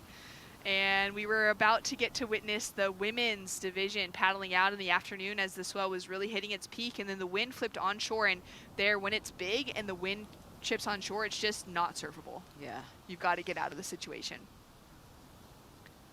Down to 40 seconds on the clock right now, no wind in the conversation. It is absolutely looking so fun out here at Punta Rocas. And it's the Hawaiian who's been able to sneak away that leading position with a 5.40 on her last wave, jumps ahead of Raipo in second. And again, those requirements now increasing on the rest of the field. A 6.23 and a 6.93, just feeling a little out of grasp at the moment for Urpi and for Julia. Urpi trying to get herself away from the pack to open up and see if she can kind of manufacture one last opportunity. Yeah, she has priority, but I think she's gonna run out of time, fortunately for her. I just think the wave she caught didn't really offer that much for her, but great job for Urpi. She's had a great contest. Great surfing. Yeah, I couldn't agree more. Great effort as well from Julia Heijmans from the Netherlands. She is a national Dutch champion in Shai Lo Kung Fu, and unfortunately has fallen out of competition here at the World Junior Surfing Championships, but she is a woman of many talents in the athletics field, and we're going to see more of her in the future. Advancing through, Manalani out of Hawaii with the win, and Raipo for Tahiti taking out second. They're through into round 4. We're going to take a quick break. When we return, more action in the lineup.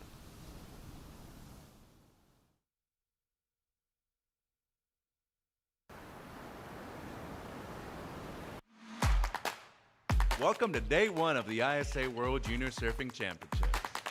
From the host nation of Peru, Paul Huguet with an 8.83. Yeah, I feel pretty good. I learned to surf in this wave. Incredible to be here with my family, with my team. From the United States of America, Mackay Castle with an 8.5. Japan's Mirai Ikeda with an 8.67. Quick whip during tons of spray. Yeah. She opts out. Surprised that she committed to the inside too. The Olympian Yang Su Chi from China with a 9.17. Wow. Oh, sets herself up with it. Wow. A little bit wild. I feel light point wave is so good. I feel air wave is very good. It's my first time come great. Perfectly, speed, elegance, great style, all the way down the line. Tune in tomorrow for day 2 of the ISA World Junior Surfing Championships.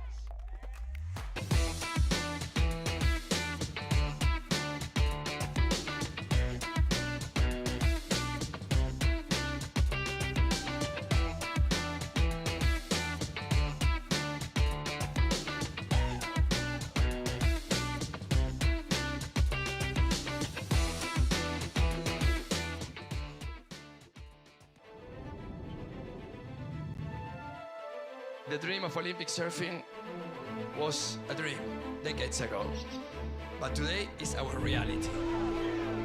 It's about pushing the sport and pushing the boundaries. It's been like an emotional roller coaster.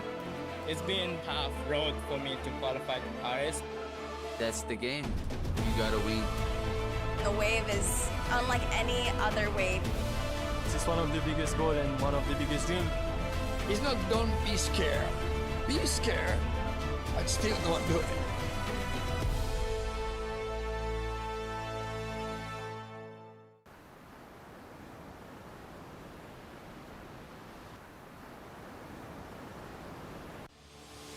Well, the last heat was taken out by a young 12-year-old from Hawaii. We'll be hearing from her shortly as Isabella Higgs, representing Thailand, splitting her time between Thailand and Sydney, Australia. Opens up with a great-looking first couple turns to set herself up with a score here in our round 3 for our under-18 girls. It's been exciting to see Isabella's surfing continue to grow through the years. Just getting stronger and stronger. Out in the lineup right now, heat number 5 for women's main round 3. Linnea Mons from the US, Isabella Goodwin from Panama, Isabel Higgs from Thailand, and Zhang Jinzheng out of Team China in the lineup. At this stage, to have made it into round 3, each of these surfers would have had to have a couple of advancing victories.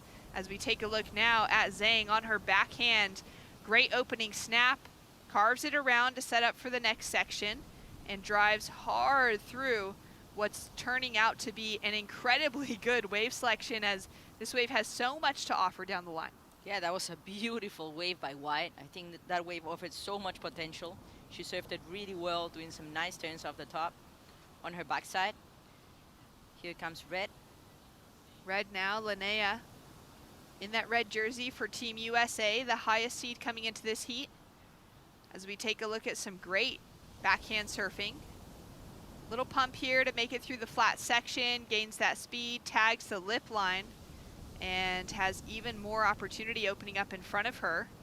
Setting it up for another wrap here, and just trying to get a little more height out of that final turn. Kicks out clean. Beautiful wave by Red. Those last 2 waves had so much potential, both for White and Red. They're both amazing surfers, goofy footers, attacking each section with a lot of commitment, flow. So I think they're going to be both really good scores. Yeah, and right now, you know, that tide's a little bit lower this morning. You can see a lot of those rocks exposed to the sunshine. And as our morning continues, we'll hit that high tide around midday, and it's going to be a little bit of a different equation out here as we take a look at some replays. First of Isabella Goodwin on her backhand. That's a good wave by Isabella, doing a couple turns to begin that wave. Unfortunately, the wave kind of flattens out a little bit by the end, but good surfing from her, from the Panamanian, Isabella Goodwin. Here is Green in a wave. First good turn on her forehand. She's competing against goofy footer. She's the only natural footer in this heat. Surfing super good. Great style from Isabel Hicks from Thailand, and finishes well. This is White's wave from China. Beautiful first turn. In that second section. Then the wave starts to get better. Starts to stand up for her. Lots of turns for White. And this is Red. Wow, look at this. Wow. She's looking like a perfect point break and a huge opening turn from Linnea. That was such a good turn. She totally attacked that section. I think judges are going to like that. Back to live action now, as we see 14 minutes remaining on the clock.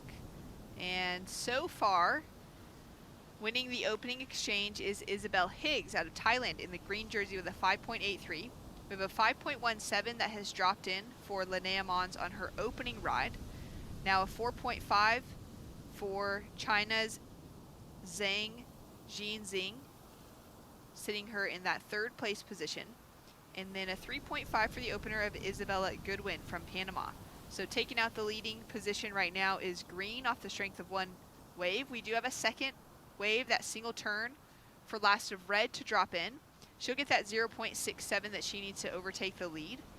And everyone at the moment sitting in the order on the scoreboard for, you know, that opening exchange, with Isabel Higgs taking out the victory for that first exchange. Yeah, really good surfing. 7.33. Wow, that was a great score for Red. Wow, incredible. Going near excellent.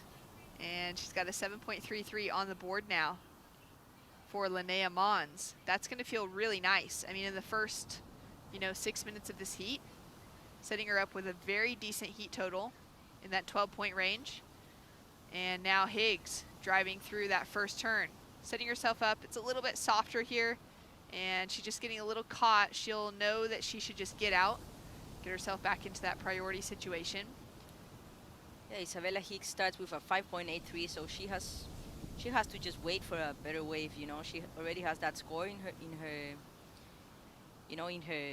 her campaign. So I think it's a good thing to just wait to make that second score as high as that first one. And with that, it's gonna be really hard to get to Red and Green. Out in the water right now, we have the silver medalist from the under-16s back in 2023 in Brazil for the ISA World Junior Surfing Championships in Linnea Mons.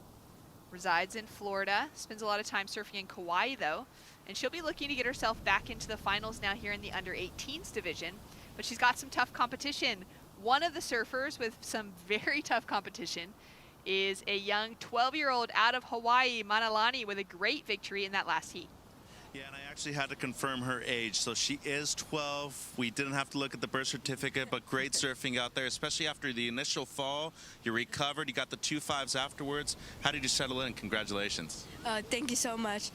I was honestly pretty nervous when I got that first fall. I just wanted to get all the falls out before I started getting all the good waves, and it worked in my plan.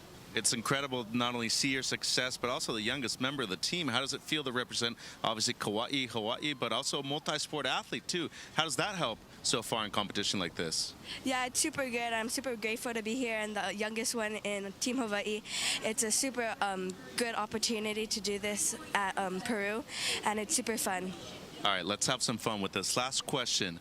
Dodgers went back-to-back last year. I know you're a softball player. Could we eventually see you maybe pursue a sport, a career in athletics, excuse me, when it comes to softball? They just started a professional league in the U.S. Yeah.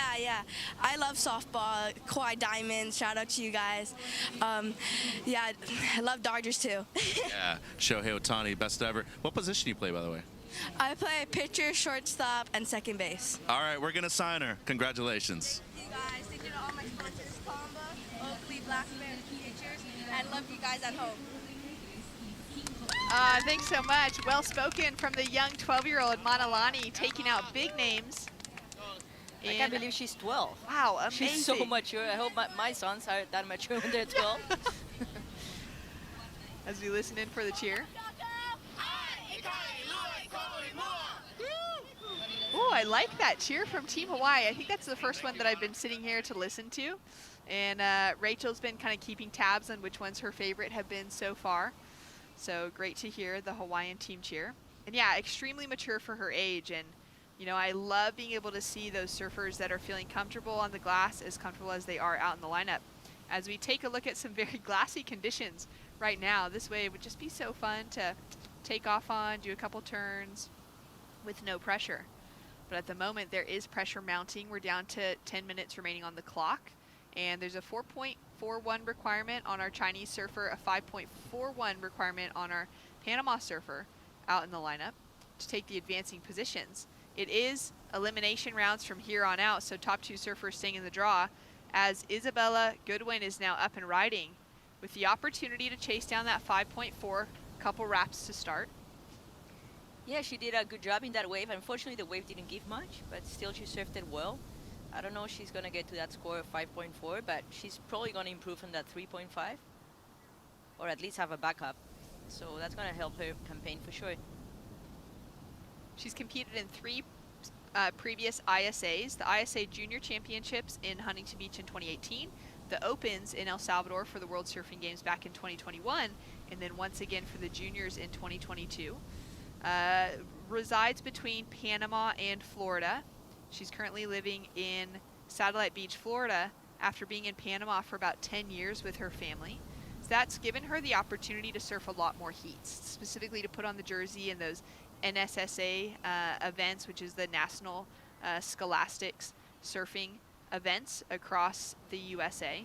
It's given her the chance to start competing in some bigger QS events as well, like the Supergirl Pro, which happens in Jacksonville, and a couple of those beach and board riders fests in Cocoa Beach. And those are great opportunities, especially the Supergirl Pro, which gives the women's, specifically for the qualifying series, the opportunity to surf against some of the best surfers in the world in that qualifying series. For sure. I think I did one of those, but in California, there's a few of them, right? Yeah, there's at least 2 or 3 now. Yeah. There's one that runs in Oceanside. Yeah, exactly. Yeah, it's at the Oceanside Pier. And it's a huge event. It's a massive event. There's so much support behind the scenes for it every year, which is really exciting to see, and it's specifically a girls' QS event, adding valuable points to their campaigns. And a lot of these surfers will be looking to get, you know, the opportunity to compete in those over the years. For Goodwin spending more time now in the U.S., she has that opportunity.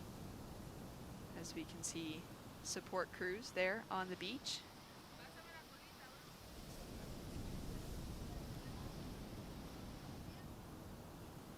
Seven minutes remaining on the clock. And that last score for Good win. A 3.27 on the board. Has her sitting in third place position, chasing down a 5.41. Those 5-point rides for both Linnea and Isabel Higgs on their opening rides set them up with a great place to build from in their campaigns to be in those advancing positions. Yes, for sure. I think Isabella also can improve on that 3. And that's going to make things a little bit harder also for Isabella and white. Still plenty of time to go. Also, the girls blue and white can improve on their scores. So anything can happen in this heat. We can see also that Isabella decides to stay out of the pack. Good choice. She has 4th priority, and there's some waves, good waves also that are a little bit wider. They have good walls, so I think that's a smart choice for her. Yeah, those waves with the wall. Wow, that first little set that rolled through just off the buzzer, that was such a nice one for these surfers to be able to open up their heats with. Some of these heats this morning already just feeling a little bit, that pace feels a little touch slower to what we had yesterday. Still plenty of good scoring potential coming through, but priority, a lot of decision making in heats becoming more valuable as we come into, closer to our finals weekend here. Yeah, for sure. I mean, there's so many waves, but there's not many good waves, right? Exactly. There's consistency, but not consistency of good waves. So I think you need to really know in which wave you're taking on. Yeah, I mean, even this wave, you can see 3 of the 4 surfers having a little look at it, but recognizing the scoring potential of it is lacking. Exactly. And for an event like this, for the World Junior titles, we want to see these surfers push to their limits. And this event specifically, with the swell window that we've had, with the location here at Punta Rocas, is providing the absolute perfect canvas for it. Starting out with big conditions for opening weekend that really tested some bigger surfers riding very different equipment to what they'd be riding today, and needing to kind of test their limits, their physical fitness, as well as their surfing abilities in decent, well oversized surf, in that 10 to 12 foot range on the faces for some of those big sets. And then now coming into more of a small kind of fun wave contest, where it's a little different from a beach break. It's got those consistent peaks all around, and there are opportunities, but to find the wave that's going to run and offer more scoring potential takes some work and some effort from the surfers holding on to that patience. For sure. There's just a specific kind of wave that is going to give you the right score. There's a lot of flat waves too, right? So it's hard. It's hard to recognize them. And this being our main podium here at Punta Rocas is where our main broadcast is happening, but there's a second podium at El Bosque where all these surfers have had the opportunity to surf between the two throughout this week. You of course, for our audience at home, can follow along with those scores and situation updates online, as well as take a look at the feed, the camera feed there. There won't have our commentary on it. It will just be the beach announcers patched in, but it's that opportunity to watch, their family members, friends surfing anyways. What's that wave at El Bosque like? I mean, I haven't even really gotten to have eyes on it because we've been stuck here at Punta Rocas for the week. Honestly, I've never surfed it. When I come here to Punta Rocas, I surf Punta Rocas rights, and sometimes I get lefts. But I never really surf in that area because there's so much potential in Punta Rocas break. So, but it looks fun. I was looking at it, and it looks fun. Some decent little waves. And even the left here at Punta Rocas, you can actually ride essentially into the contest area there for El Bosque on the bigger days. It's kind of like a section of Punta Rocas. You know what I mean? It's not really it's a like different the bottom wave. section of the left.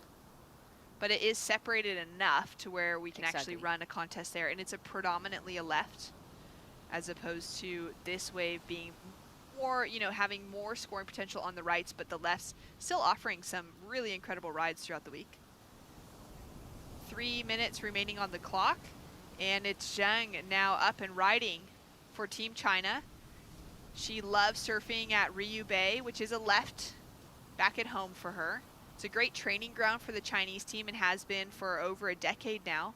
As we take a look at Linnea, nice smooth surfing as she comes through to the inside section. She's only taken off on 3 waves in this heat, the 5.17 and the 7.33 being her high scores so far from those first 2 waves that she paddled into. And the East Coast surfer will kick out here on the inside section, looking calm and in control. She's having a great heat. You can tell she's having lots of fun. That first turn she did, it was beautifully like a drawn, beautiful long turn. I really liked how she did that. She's a really talented surfer. And she's having a great heat with a 7.33 and a 5.17. Good job for her. Yeah, she's such a consistent surfer when it comes to making it into the final ends of competition. As we take a look at a little paddle here, no one's able to get into it. Linnea, she's got 8 East Coast Championship surfing titles, 10 NSSA national final finishes. So to, you know, make it through an entire event in the finals day, it's a lot of work, no matter the event. As we take a look now at China with a quick in and out on the inside section and a big wrap for Thailand on the outside here. I like her style and composure. Little chip off the lip as she wraps it around, throws those arms high. Smooth surfing from Higgs as she comes through to the inside section. And we'll just have a clean exit as we are approaching that 1 minute remaining on the clock. We've got a score to drop for white, a score to drop for blue. Last of white's enough to have her in that third place position now, chasing a 4.41 to take the advancing spot. That last wave of green, I think, was a crucial wave for her. I think she's going to probably improve on that backup, on that 3.07, and it's going to make things a bit harder for the rest of the field.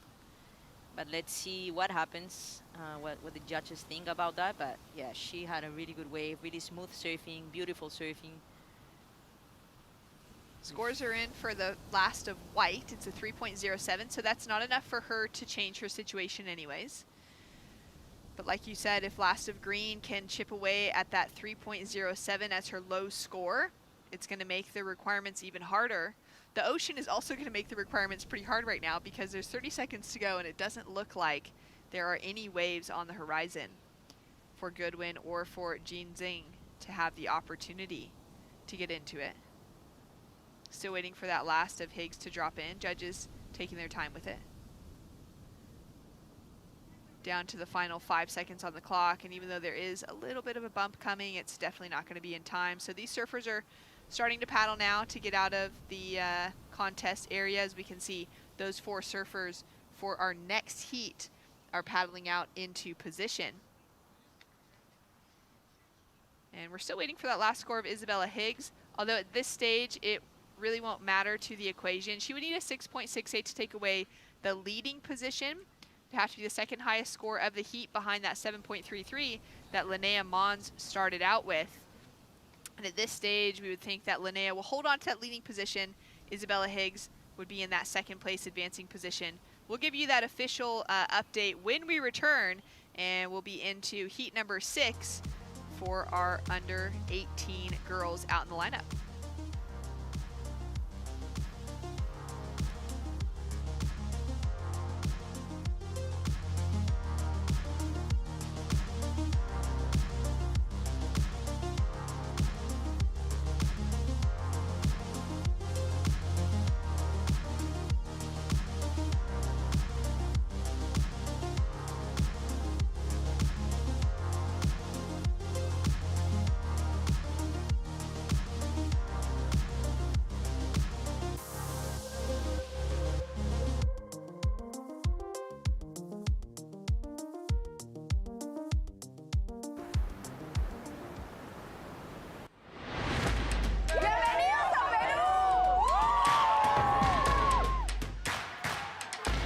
Hello everybody in Peru for the ISA World Junior Surfing Championship.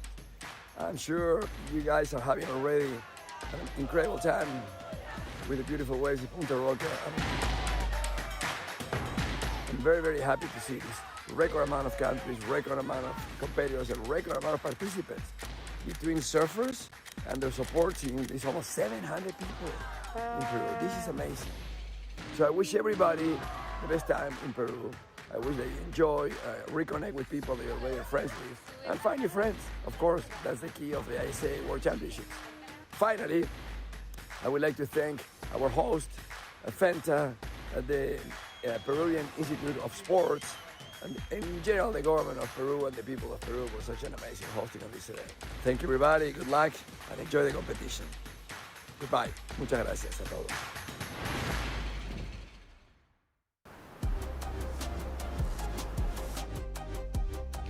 Welcome back to the action here for the ISA World Junior Surfing Championships taking place at Punta Rocas in Peru this week.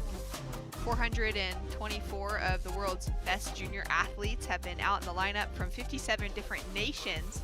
It's been awesome to see the surfing up until now. We're currently in our round 3 heats for our under 18 girls. Portugal, Peru, France, and Israel with surfers out in the lineup. And top 2 surfers will be advancing through to the next round, round number 4. Bottom 2 surfers will be eliminated from competition. As we take a look now at live action with Aviv Shuval out of Israel, driving through that opening carve, setting it up with a kind of a slow, soft pace as she comes through to the inside section here, looking to just get her feet in the wax for this opening ride. 17 minutes on the clock. We've got 20 minutes on the clock for each heat throughout competition this week, and that's awesome. Even for those repecharge round, that repecharge round that was run for each of our divisions, typically it's 15 minutes. That extra 5 with 20 minutes total on the clock was very helpful. Yes, for sure, especially in a wave like Punta Rocas. There's lots of paddling, so minimum a 20-minute heat, I would think. All the kids have been taking their fitness, their preparation for heats to the next level, as professional surfing has really gone more from that kind of grunge world that it began as into what's now really, you know, those top athletes in the world, Sophia. Yes, for sure. I think the sport being an Olympic sport now, it just changes everything. So everybody's super professional in surfing now, and they're top athletes. Camila Sande for Peru now up and riding. First snap off the lip, driving down the section, sets it up for a second, throws a little more spray on that finishing maneuver. Nice wave by Camila Sandai, great surfer from up north in Peru. She also spends a lot of time here in Punta Hermosa, so that was a great start for her. Clemence Scorch now up and riding for Team France. She's had some great results here at the ISA World Junior Championships in the past, taking out that second place finish at the ISA World Juniors in 2024 in the under 16s, and a 4th in Brazil in 2023. So 2-time medal appearances over the last 2 events in different age categories, and now into the under 18s for her. She's got that opportunity for the first time to make the finals with that older pack of girls. Wow, she's a really consistent competitor. Making 2 finals in this kind of events is really, really good effort. Miriam Jolau now up and riding for Portugal into that first turn, setting herself apart from the surfing we've seen so far from the rest of the pack. Nice, clean opportunities for those first 2, and as she comes through the inside section, she gets one more racy turn on the inside. Beautiful surfing by Red. Super explosive in each move, throwing lots of water. Really solid stance too. I think that's going to be the best wave of the heat till now. Yeah, 17 years old, has been surfing in so many different events around the world. Competing in the Rip Curl Grom Search has been one of her biggest achievements. And that's another great run of Grom events.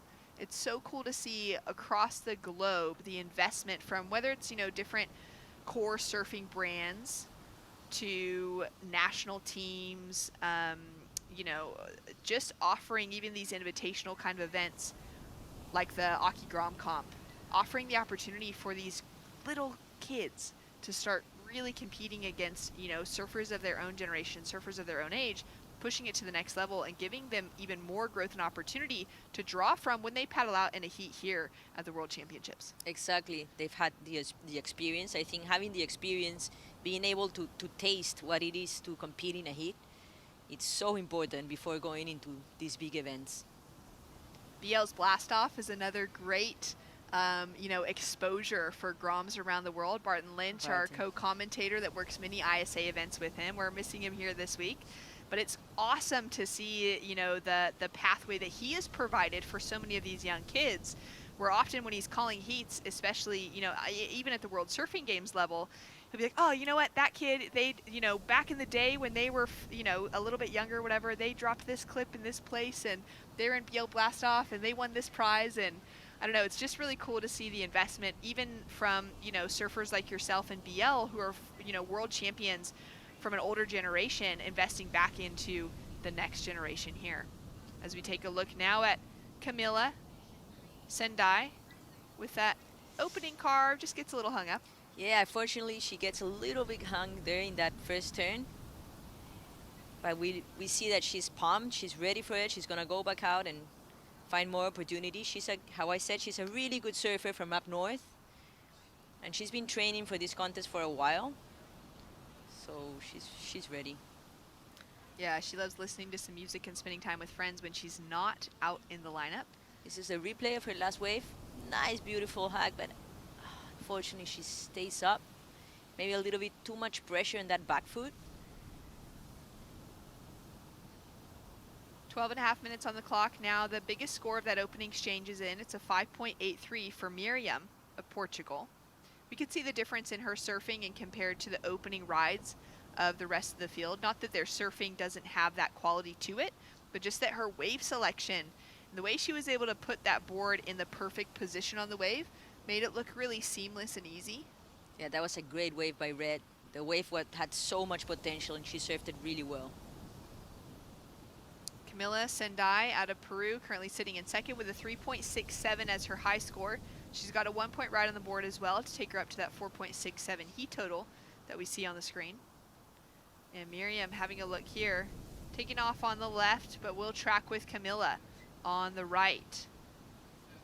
Looking down the line, a little bit of a softer section to start out with, kind of a two-stage cutback. And she's now looking to drive off the lip. Some of these waves have a bit of that backwash happening with them as well, which can go from, you know, taking a really speedy section to nearly hitting the brakes. Yeah, for sure. It kind of flattens out in some sections, but she rode that wave really well. She liked it too. She attacked. So let's see what the judges think. Currently looking for a 2.17 to overtake Miriam, though we do have a score dropping in, as we could see that Miriam was having a look at that left on the split peak. Clements has dropped into 2.33 for her opening wave, and she's got a second score to come through now for the silver medalist and a former copper medalist as well. Let's take a look at this wave here from Lassa Miriam. This is a left by Red, waiting for that section. Oh, unfortunately she falls on that second turn. She'll knock out of that, and just a 2.5 now on the board. Does increase the requirements just narrowly on the rest of the field. As we have 10 minutes remaining on the clock, Linnea Mons for Team USA put together a clinical heat, a 7.33 being the highest score of it. She's on the glass with Mitch Salazar. Yeah, and very efficient with their wave selection too. You got things started real quick, Linnea. You had the best score right at the end, especially with priority. Congratulations, especially on being selected 3 years in a row now for the U.S. Yeah, I mean, it's always amazing to come back to be selected for the U.S. team because it's really competitive. So yeah, I'm super stoked to be here again, and the waves are providing, and it's so fun. So yeah, super stoked. And 3 completely different locations throughout Latin America that you've been to. You got silver in Brazil, you've competed last year in El Salvador, and now here in Peru, especially sharing it with your parents. How stoked are you to be able to do that? Yeah, I mean, it's crazy, like how much this contest allows you to be so well traveled, because I probably would have never come to, well, actually I'd go to Chicamas because it's amazing left, but this part of Peru I'd never have come to, and it's such a fun wave. So yeah, it's so cool, like all the amazing places we get to go to and all the cool cultures we get to be immersed in, and yeah, I'm just so grateful to be here. All right, let's talk about your board. Longtime Paisel team rider, what are we riding today? Yeah, so I was out there, I was riding an epoxy highline, which is kind of like back home in all the QS contests, that's like my go-to board. I probably won the most heats on that board than any other board, and it's just such a magic board. So I was out there on that board because the waves got a bit smaller today, and it worked amazing, had so much flow and speed, and just super, super grateful to everyone at Paisel. Thank you to everyone in Oceanside for providing such amazing boards. All right, shout out back to the 904. Yeah, shout out to everyone back at home. My sister, my dog, my grandparents. Yeah, I miss you guys, and thanks for watching. Congratulations, thanks. Thanks so much, Linnea. Incredible surfing, and see if she's able to sneak away for a little trip to Chicamas before she heads home.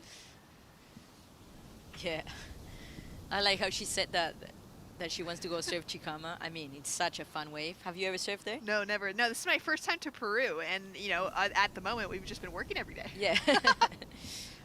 Yeah, it's a great wave. I was there not that long ago for a surf camp. Oh my God, we scored.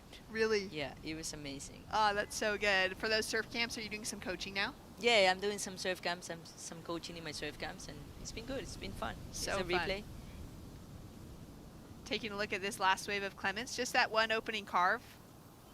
Her surfing looks sharp. She just got to find the right wave. Yeah, she looks such a good surfer, but unfortunately the waves she's been choosing are probably not the best options. And we see that Camila got a 4.43 on that last one, and she goes to that second place. Yeah, so she's been able to improve that second place position.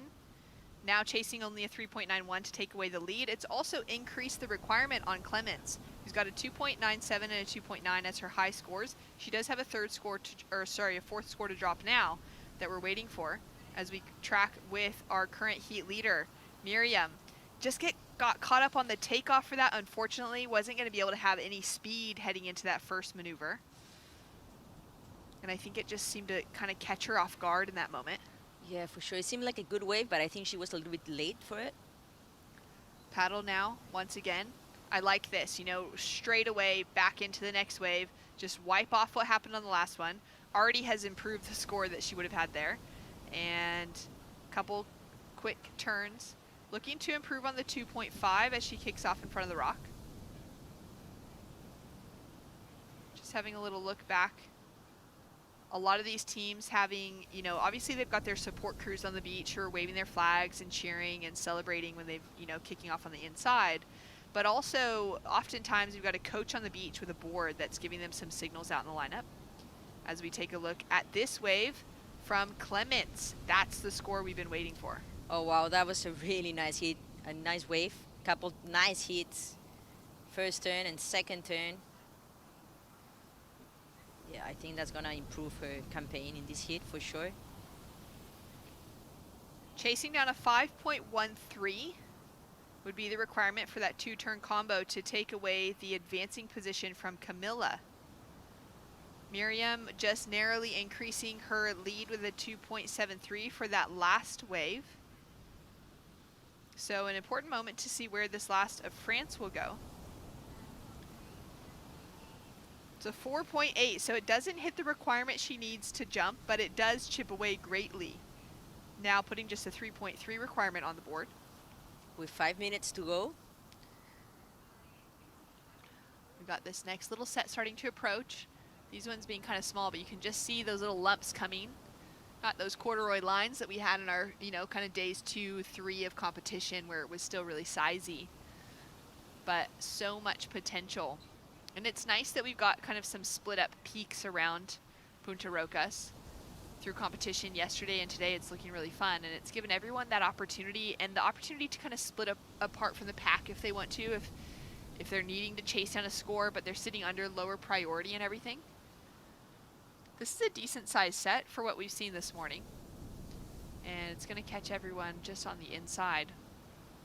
See if Blue kind of having number one is with White.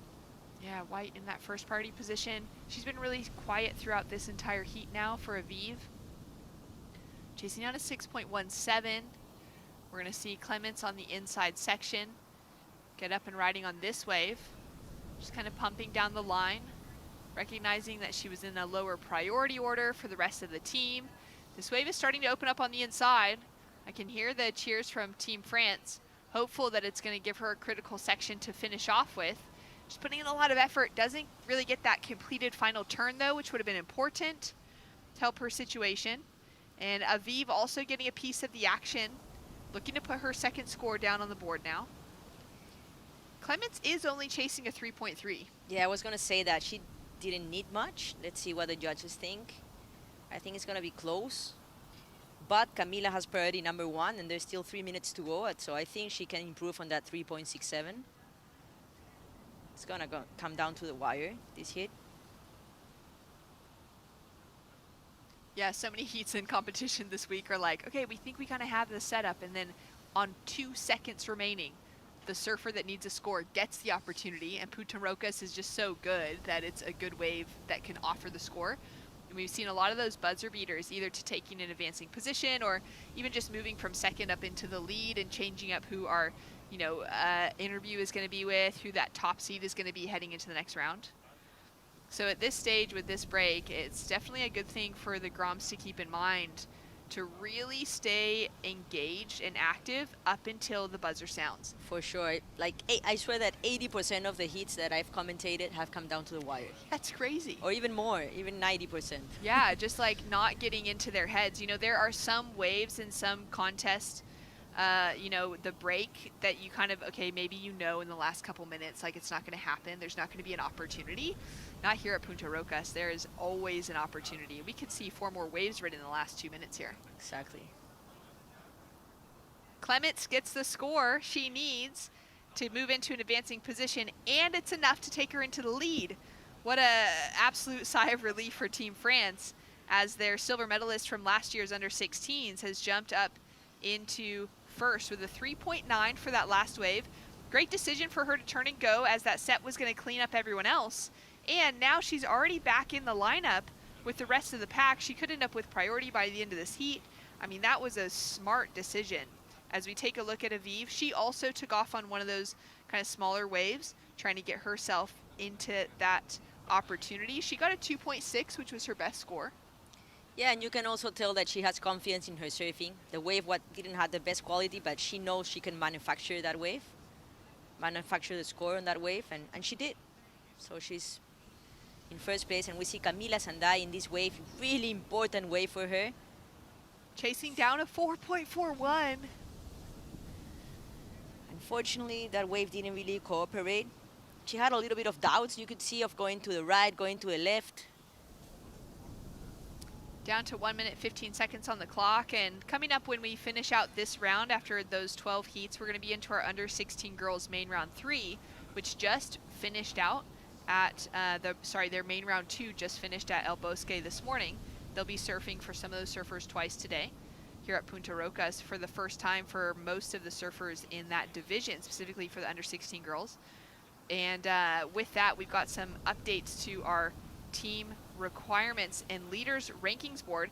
Peru specifically, as we see Camila here on the inside, they're still sitting in one of those first place positions on the team rankings, and Camila advancing through this heat will be one of those crucial opportunities for them to stay in the top 3 alongside the USA and Brazil. I love that she got that final opportunity. She's chasing a 4.14, but now Miriam is up and riding, and she only needs to improve on a 2.73.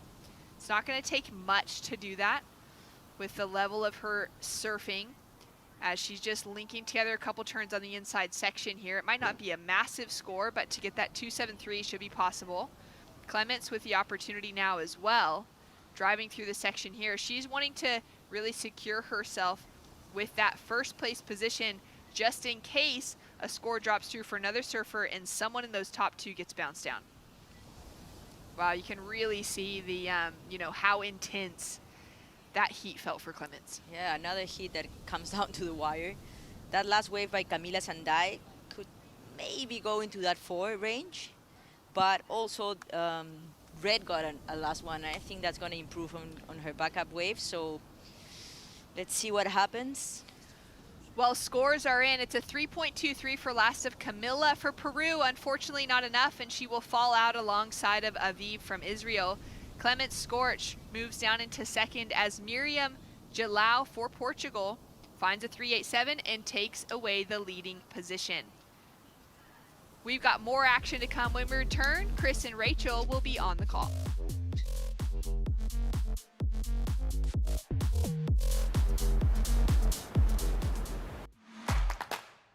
Welcome to day 1 of the ISA World Junior Surfing Championships. From the host nation of Peru, Paul Huguet with an 8.83. Yeah, I feel pretty good. I learned to surf in this wave. Incredible to be here with my family, with my team. From the United States of America, Mackay Castle with an 8.5.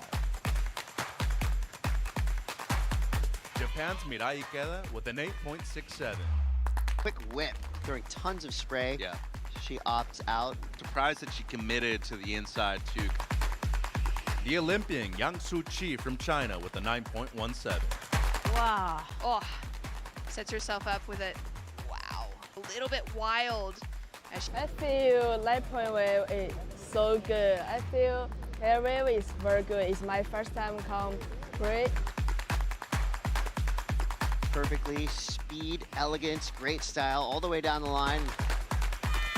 Tune in tomorrow for day 2 of the ISA World Junior Surfing Championships.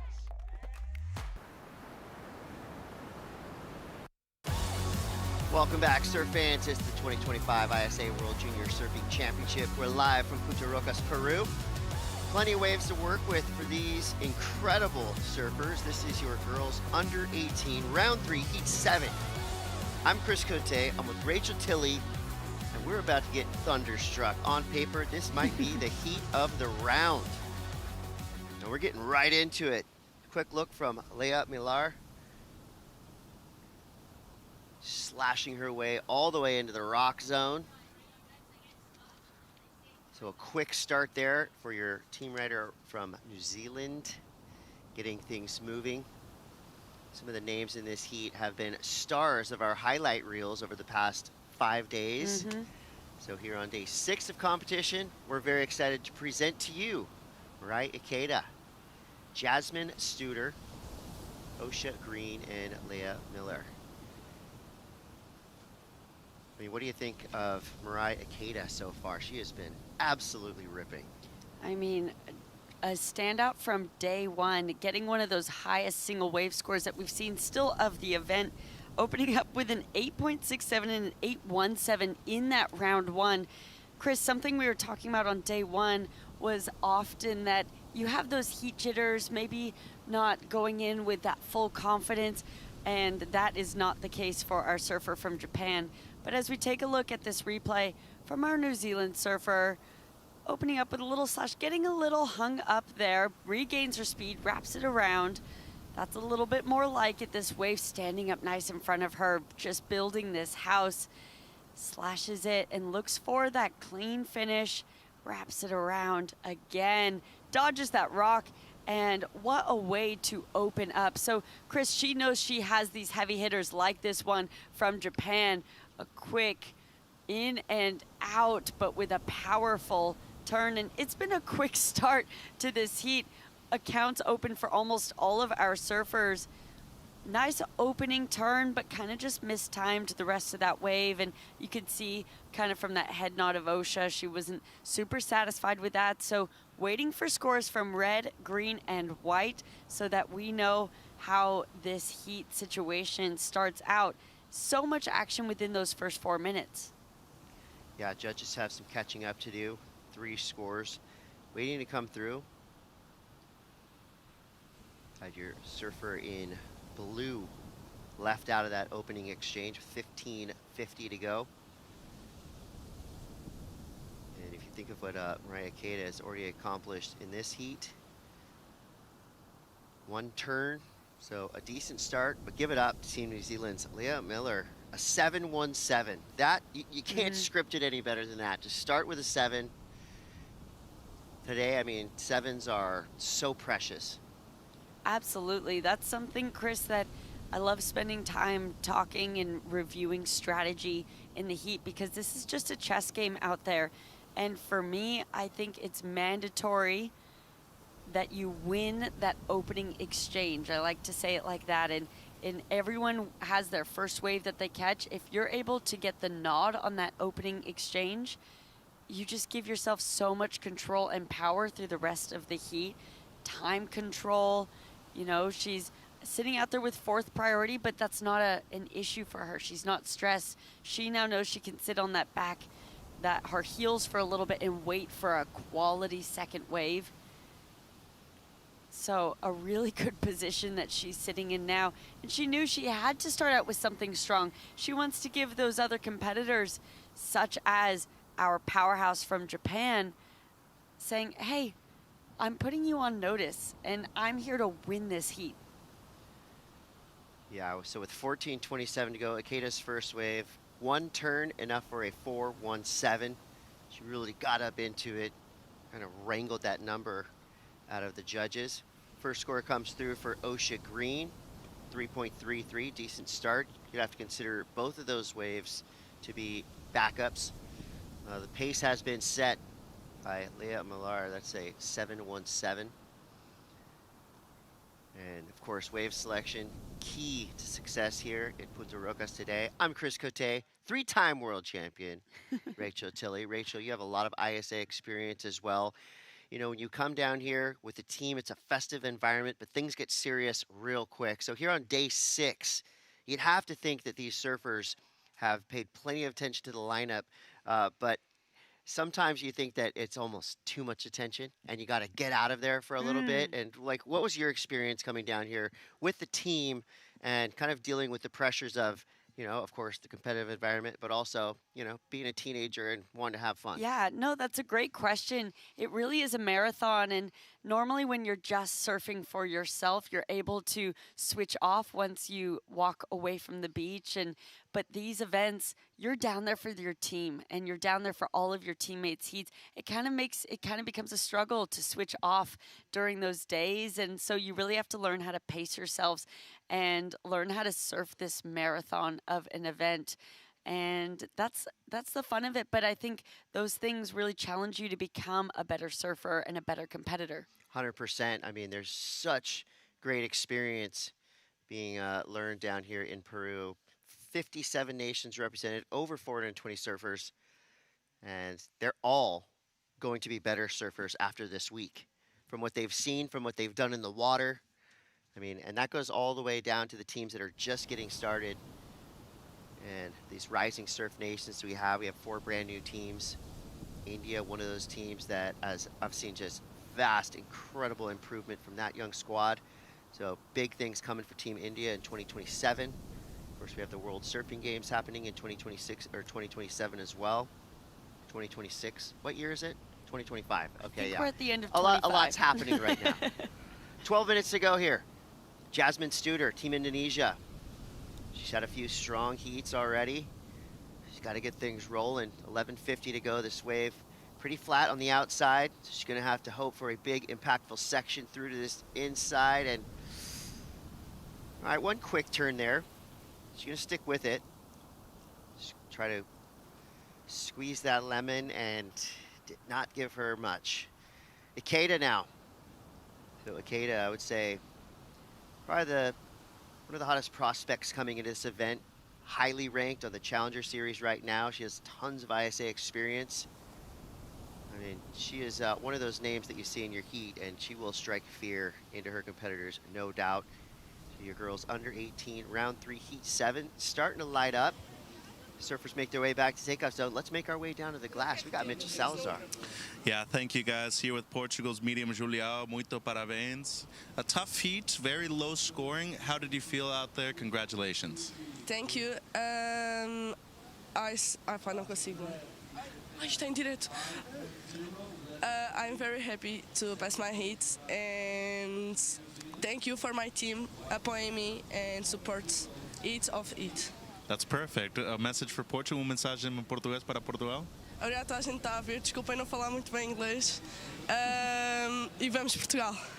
Valeu. Obrigado. Estava em direto.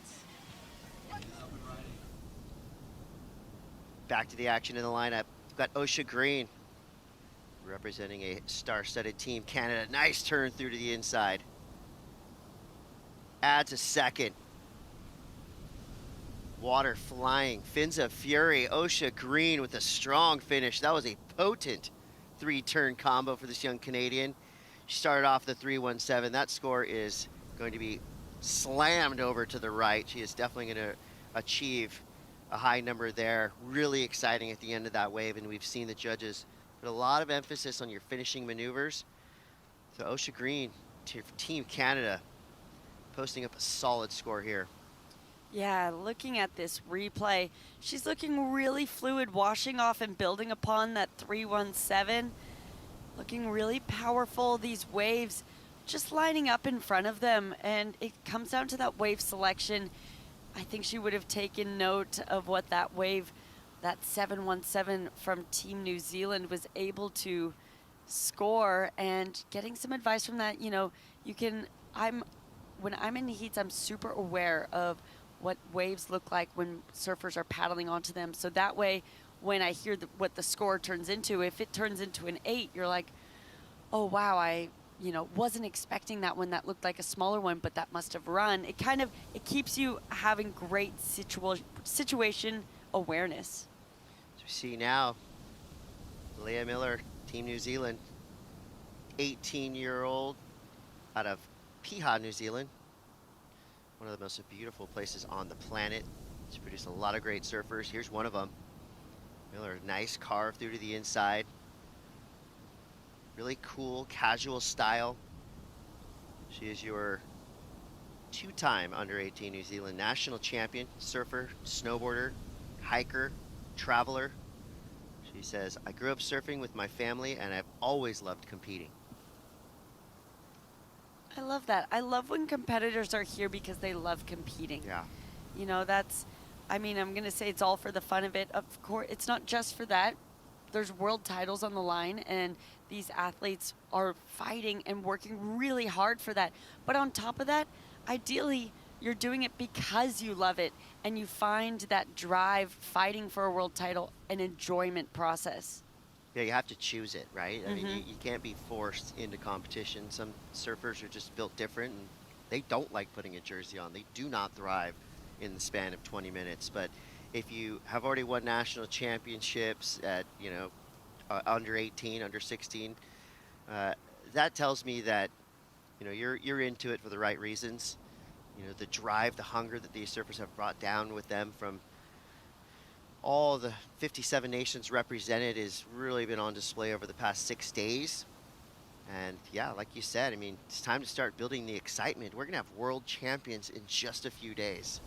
Yeah, and on top of that, we're talking about team champions as well. Of course, Australia defending their gold medal from last year, their team gold medal. But the name of the game is trying to advance completely through each round as a team. For our surfer from Canada, Osha Green, she lost her teammate Shiloh earlier today at the beginning of this event.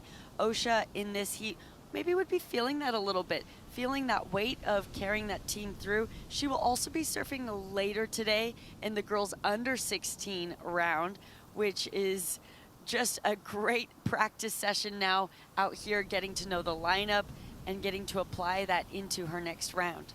Yes, a lot of these surfers go in double duty, and that's a lot of surfing throughout the week. It is. So with 6:20 to go, we just saw a situational switch up. You had blue Jasmine Studer paddle for that wave and drop from 2nd to 4th priority. There's Team Japan watching Mirai Ikeda, who needs a 5.08. So I think this is the first time we've seen Ikeda pressed. We're about halfway through, and she needs a pretty solid score. More than 6 minutes to go, and talking about winning that opening exchange, that is where Leia and Osha now have these advantages because they have the 2 highest single wave scores of the heat. So our surfer from Japan, Mirari, will have to either get a high necessary score. She needs a 5.08, but looking at these dynamics as a whole, Osha just needs to build upon that 3.17, an easy build for her, knowing what she can do to up that requirement. So if I was one of those surfers in 3rd and 4th, I'm looking to try and replace both of them, both of my scores still.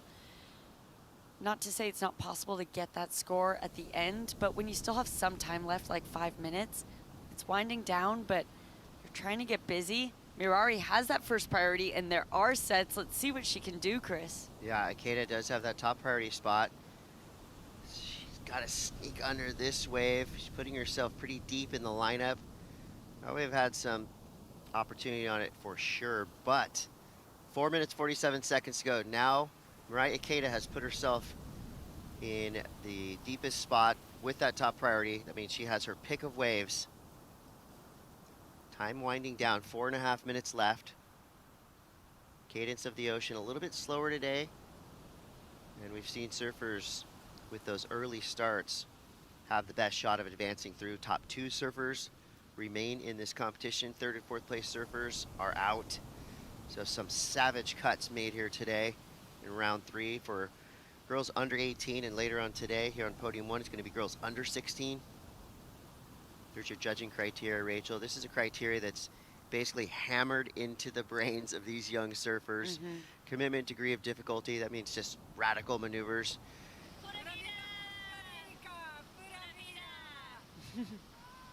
Yes, couldn't have said it any better myself. Pura Vida, Costa Rica, doing well in this contest. I've had some of their surfers rolling through, as we see now in blue. So that's Studer. She needs to give way to Mirai Ikeda. Mirai using her priority. Great section here. Slams the fins out, gets hung up. That is so unlike her. Wow, that is. I'm kind of shocked right now because Mirai Ikeda has to be considered a gold medal threat, but right now she's in trouble. 3 minutes left, needing a 5:08. That's not an easy score to get. I don't think that wave was enough. No, that wave was not enough. She needed to find some completion through that, and that was a shocking result. And now she'll paddle back out with 4th priority. So we'll see. She's getting busy here. What can she do? Yeah, good call to flip it on this insider. There's a good impactful section to work with out the back. Another huge tail slide for Ikeda. I mean, super high heat IQ to just know the time's running out. You got to get things going. That had more of a 5-point ride feel to it, but did the wave give her enough? She surfed it out of her mind. I mean, incredible second turn, throwing the tail out there. But those 5s, I mean, those are rarities out here today, because even those little insiders that have that quick line, you got to do something pretty special in a wave that small. And I'm on the fence. I felt pretty good about it, but it's in the judges' hands now. Studer on a left. She's looking for a 6.85. She could have a good big section to smash here. Blows the fins out. That's going to make things interesting. Now your current leader, Leah Millar, representing Team New Zealand. Wrapping it around through to the inside. Everybody involved here. Osha Green now in 2nd place. Has to be a little bit concerned when you hear cheers and hoots and hollers and cowbells and whistles coming from the bluff. You gotta wonder, am I safe? Yeah, no one's safe until that buzzer blows and results are official.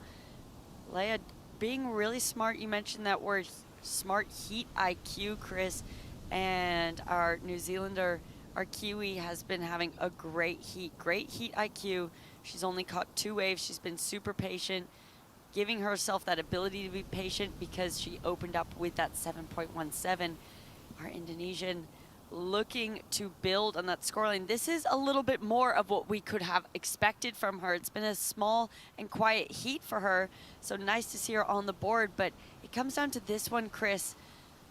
Will this be a 5.08? She surfed it really well, but a small wave. She didn't really get that final end section maneuver that makes you feel a little bit more confident. I like that she cut out with conviction, but it really just comes down to, as well, can Osha Green just improve upon a 3.17? And she can't get into this one. It's another opportunity. Well, do not give Mirai Ikeda opportunities like this. One big turn, then she shows us some fury on the finishing maneuver. So again, always going down to the wire. So we're waiting now for 2 scores to come through from Mirai Ikeda. Her previous wave, great surfing, not that good of a wave. That wave right there had more quality to it, a better section through the middle. She absolutely hammered it. So everybody now in the same boat as us. Wondering, curious, what are the judges going to do here? 3 scores to come in. You've got red with potentially a buzzer beater there. She's in that 3rd place position. She jumps up now to 2nd. So the previous wave to that was a 5.77. So the judges liked it. She got that required need. Currently in 2nd place. Miller now in the top spot, waiting for another score. or Jasmine Studer. I mean, everything's happening. This is crazy. Yeah, let's take a look at this replay. This is now that score that we are waiting for at the end. This is now Chris potentially to take her into the lead, a 5.31, and that second turn was so strong. I think it potentially could. Now, can this be a 7.54? Chris, my gut reaction is that it's going to be her best wave, but it's not going to be that requirement of a 7.54. Well, this is one of those bittersweet moments here at the ISA World Junior Surfing Championship where you have a heat that feels like a final. Yeah. All four of these surfers been ripping all week long, but we're going to lose two very talented riders right now. At the moment, Osha Green, she was in second place for a long time in this heat and just got word that she dropped to third place. Jasmine Studer, she's waiting for a score. Previous wave was a 610, solid number there. But now she's trying to find out, did she get that 467? And I'd say that was a mistake by Osha, as our surfer in red was paddling back out. Osha had priority over her, didn't know the situation. I mean, looking at Osha's requirement right now would have been just a 3.8. Now we see scores, huge scores drop in for our Japanese surfer, takes her to the lead. Yeah, proper 8-point ride for Mariah Keita. That's what she does. You know, she's one of those surfers that you really can't worry about from the span of a 20-minute heat, because when she gets locked in, big things happen, putting up the highest single wave score of the day just when she needed it. So Mariah Keita was kind of messing around in third place for a while in that heat, and then she turned things up, and now she comes through with a heat win. That drops Leah Miller from New Zealand into second place. And again, unfortunately, we lose Osha Green and her representative from Team Indonesia. That was an awesome heat, and guess what? We got more. Heat 8 is going to be another epic showdown. Girls under 18 division shining here today in Punta Rocas.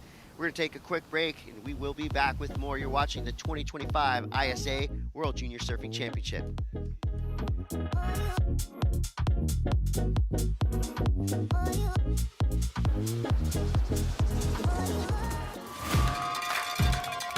Welcome to day 3 of competition at Punta Rocas for the ISA World Junior Surfing Championship. Montero out of Italy with a huge backhand attack. Already incredible performance, and he tags the end.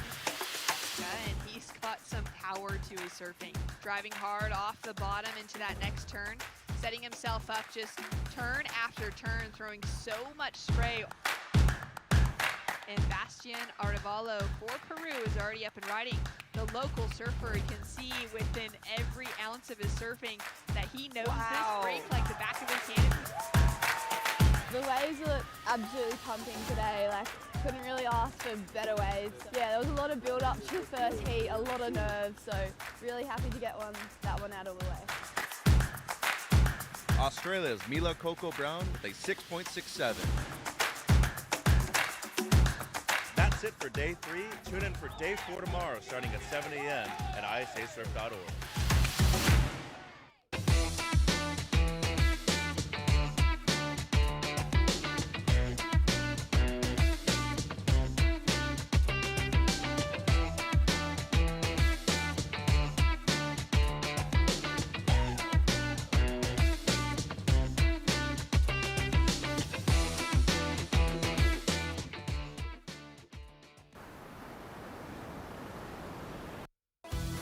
Welcome back to Punta Rocas. You're watching the 2025 ISA World Junior Surfing Championship. Chris Cote here with Rachel Tilley. So far, so good. A couple of really entertaining heats behind us, and I guarantee you, you're going to love watching this one. We've got a great lineup. Puerto Rico, Japan, Brazil, Costa Rica in the water. 4 surfers enter. 2 surfers advance through. 2 surfers head to the bleachers. We're going to start it off with Brazil's Laura Mandelli. Good, clean power surfing through to the inside section. Hung up a little bit there. Makes an adjustment, stands back up. Could have one more turn for us here in the rock zone. This is where things get dicey, shallow, kind of sketchy. Yeah, get out. Oh, she is well within the boneyard. It's where you paddle like a starfish, flat hands, try to get over these rocks. For sure. We've seen some of those rocks pop up under the surfers too. We've been saying they're getting beached on the rocks. Exciting. 16:28, so this heat's well underway. Nia Kuzmovic from Puerto Rico in the white. You got Yuna Takahashi here, Team Japan. Oh. Quick snap goes awry.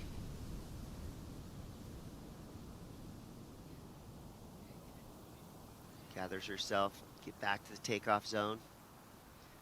Erica Berra, Puerto Vida Nation of Costa Rica, quick paddle there. That one looked like it hurt a little bit for Yuna. Just she was holding the side of her head. You know, sometimes when you go down so quick, you're doing a turn and you're not expecting to fall. You're already looking at your next maneuver and something catches. You know, the surprise falls can really then just whip you around. Say most surfing injuries happen in small waves. Well said. I don't want to put that out into the universe, but it happens. Yeah, why'd you say that?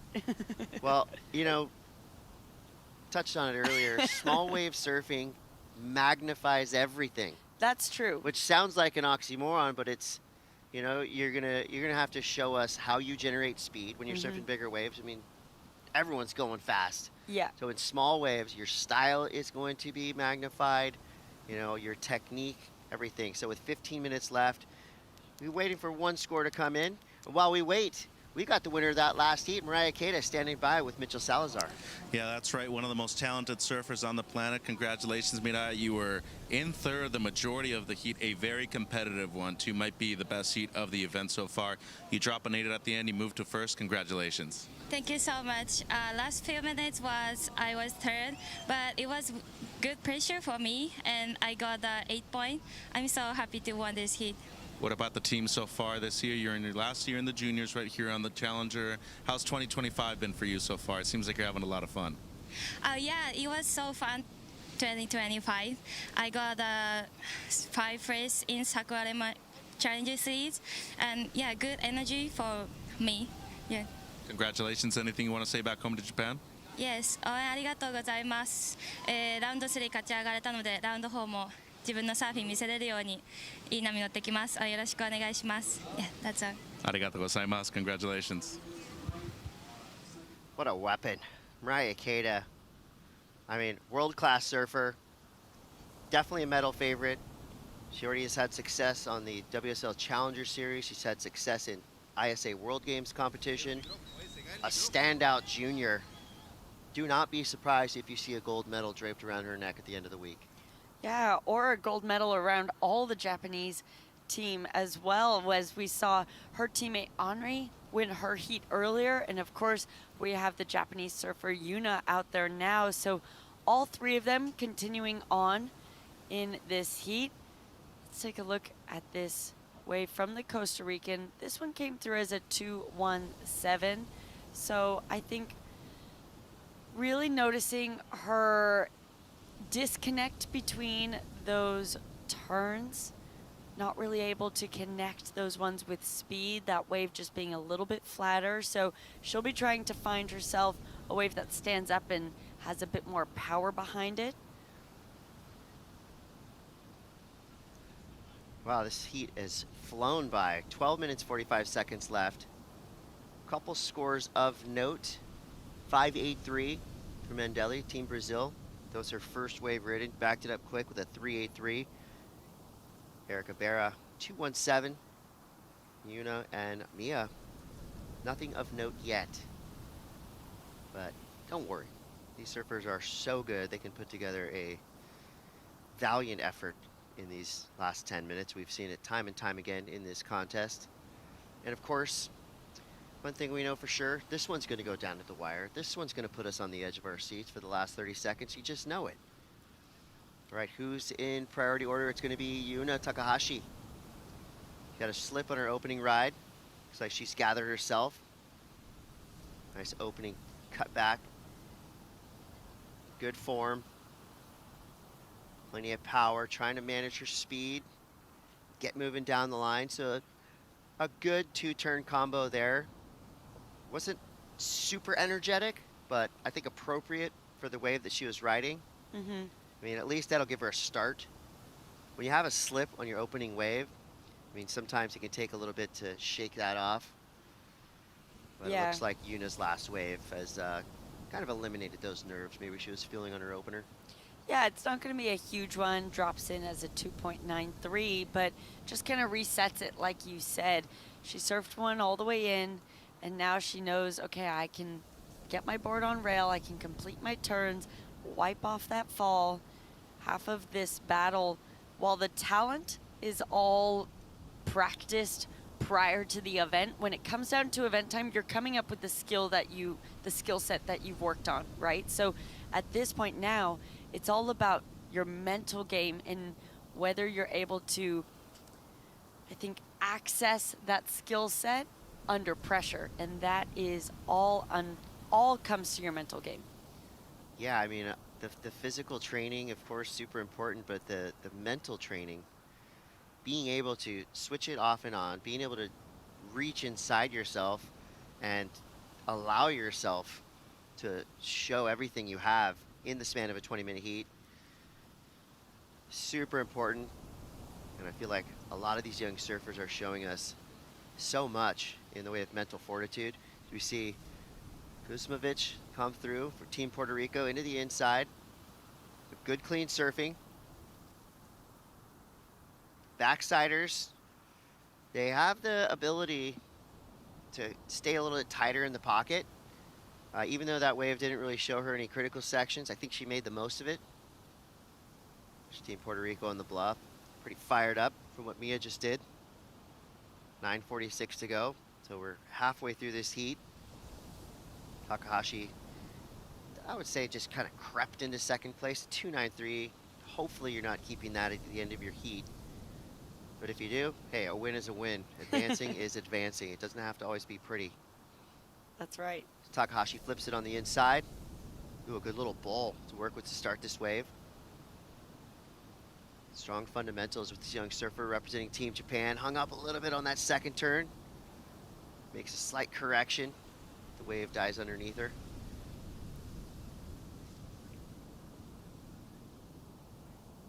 So Yuna just a little unsteady the finish of that wave. Mia Kuzmovic drops 3.57, improves her potential. Now she's in second place. No one running away with this heat yet. Door's still open. Yeah, well, talking about training, Mia detailing in her athlete bio how she trains consistently before and after school every day. Of course, these are juniors, so school being a really important part of their daily lives as well. And I love that she has these goals. She's detailed them out. She wants to be on the world tour one day, but she also wants to surf Chopu. And coming from Puerto Rico, they have a lot of heavy waves over there, so she does have some great training grounds, and I would love to see her do that. We're going to see Erica Berra now. Bottom turn carve combo to start this wave. It's flattening out in front of her. She's going to stick with it, see if it shows up on the inside. It dissipates. Wave is gone, and Erica's already out paddling back to the takeoff zone. Playing field about a fourth of the size as it was 2 days ago. Still super contestable, rippable waves coming through, rights and lefts. Predominantly seeing rights ridden so far here on podium 1. Podium 2, mainly a left. We do have coverage of podium 2. You can click the link to get all the results there. Now your current leader, Mandeli, slash to start. Lightning fast down the line, added some extra to her second turn. She's got to be feeling confident about what just happened on that wave. Definitely going to delete the 383. Meanwhile, got Kuzmovic ripping down the line of her backhand. Super powerful, has to ride out clean. Let the judges know that was right on the line. To me, if I was a judge, I'd be deeming that incomplete. I think I would have loved, you need to see the surfers right out into the flats. Forward momentum in front of the whitewater. Yeah. And make it convincing. And as a competitor, you don't want to even leave those things up to question. You know, you want everything to be really convincing, so that way it's like you're serving it on a platter to the judges saying, hey, here was a great wave from first bottom turn to last turn or last cutout.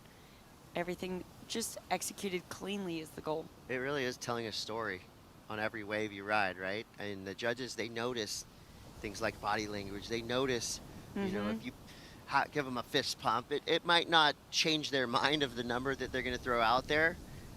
But I really think when the waves are like this, the subtleties count. I mean, everything is watched so closely by our 5-person judging panel that, you know, mistakes are magnified in waves like this. But also, you know, good surfing is going to shine. We saw a really nice kind of carve with a slash right in the middle, a 2-stager for Laura Mandelli on her previous wave, enough to get her a 5.83 and a 5.33. So she improved on that 3.83 she was hanging on to. Sometimes those low scores can feel like an anchor. You're just dragging them along with you through the lineup. Kuzma's position now has improved her position. She's in 2nd place. Takahashi. She needs a 4.27. Can she get it on this wave? Good start. Nice section in front of her. Here's where things have got dicey on the previous couple of waves for Takahashi. Talking about things kind of feeling like an anchor, I think Yuna is feeling that those low scores probably feel like an anchor to her. And she's been working really hard. She has a high wave count. That was her 5th wave. But unfortunately, with that high wave count, she's not really getting into rhythm for those quality ones. And it just continues to be those lower scoring waves. We'll see if this one can go into her scoreline. That was a nice opening turn. That one not really able to get in front of the whitewash to wrap it around. And 3rd turn into her being patient, looking for another opportunity, and doesn't get it. So the majority of that score will come from that 1st turn. Throwing nice spray, having nice placement. We can see the air of what she's capable of, Chris. We just haven't been able to see a wave that allows that canvas for her to do it in all its glory. Yeah, I feel like the judges will show some appreciation for that 1st turn. It's really fast. Kind of saw a flash of the fins come out. So she's most likely going to delete a 2.93 and push that over to the backup zone. Does need a 4.27. Could be right on the line. I mean, it was probably the turn of the heat so far, or one of them. So for round 3, heat 8, it's Brazil on top, Mandelli. And there you go, 4.33. So it was enough for Yuna Takahashi to jump up into 2nd place. That drops Mia Kuzmovic, Puerto Rico, into 3rd, needing a 3.64. Erica Barra needs a 4.63. So this heat still attainable for your 3rd and 4th positioned surfers. Now it's up to the ocean. 3 minutes, 15 seconds left. Yeah, that is the situation change. If you're our surfer from Japan that you want to happen within those last 3 minutes, she's sitting with 4th priority. So something I think she should be keeping busy, trying to drop that 2.93, because we know Maya and Erica are capable of those requirements, small requirements. A 3.64 for Maya, a 4.63 for Erica, and they both have priority over Yuna. So not to get stuck in priority if you have that 4th priority. I think what's best is that she stays busy going into these last 2.5 minutes to try and that's the only control and power she has over the situation. She can't help if the wave comes to those that have higher priority than her, but she can try and work the other side and staying busy under priority. Yeah, maybe take some notes from what Mariah Kata did in the previous heat. Come to the inside. Some of these kind of smaller insiders are a little bit faster than these kind of shouldery outside waves. So with 2 minutes left, deep in the zone, you got Laura Mandelli, current leader. Got a nice pair of 5s in her scoreline. Blast the 1st section. Good speed burst through the 2nd. Big tail sliding snap. Oh my gosh. Thank you, Laura Mandeli lit up that third turn. That was the most radical turn we've seen of this heat. And right at the right time, just showing authority to that oncoming section. Super cool turn. Laura has been having an incredible heat, so smartly surfed. That was just her 4th wave. And looking at this turn, she releases the fins. That's the start, gets a little bit hung up, and I was going, oh, we'll see if she can get back into it. Well, she does, gets her board speed up quickly and goes straight into this wrap, bringing around, really using that upper body, using a lot of weight on that front foot. And this was that money turn, so impressive. Releases those fins above the lip just a tiny bit, and we're wondering here, the excitement, is she going to ride out of it? And she knew she was riding out of that whole time. Just came out with control. That was one of the turn of the events so far. Board looks perfect. She's just escalating things as she hits down the line, and boom. There's your highlight package wave. You know that one's locked in the bank for the end of the day. That was so rad. Yeah, absolutely. And she has both of her teammates coming up in the next heat. Both Brazilians will be in our heat 9 of our round. So they've just gotten a great demonstration of how to run their heat out there. That's how you fire up your team, and she's back at it. Looking for the section. Speeding down the line. Slams it again. This wave kind of fighting against her. Working her way through to the inside. Super progressive, fast, radical surfing for this young Brazilian, Laura Mandeli. She packed a 7 on her previous wave, backed that up with a 5.83. Impressive surfing from Laura. That tells us the future of Brazilian female surfing is in great hands. I mean, their squad is looking unbeatable today. For your girls under 18, round 3, heat 8, a spectacle of surfing. There's some ceviche being caught. Hopefully that's what's for lunch. One of the signature dishes down here in Peru. Well, we know it would be fresh because we're literally watching it right now. All right, big heat victory for Team Brazil. Laura Mandeli gets the win. Yuna Takahashi cleaned things up about halfway through, saved her campaign. She's in 2nd place. Unfortunately, we lose Mia Kuzmovic, Team Puerto Rico, as well as Erica Berra from the Puerto Vida Nation of Costa Rica. 2 great surfers. That shows you the depth of field we have here at the ISA World Junior Championship. And do not go anywhere. It's Team Portugal versus Team Brazil. 2 for 2 coming up in Heat 9. Stick around.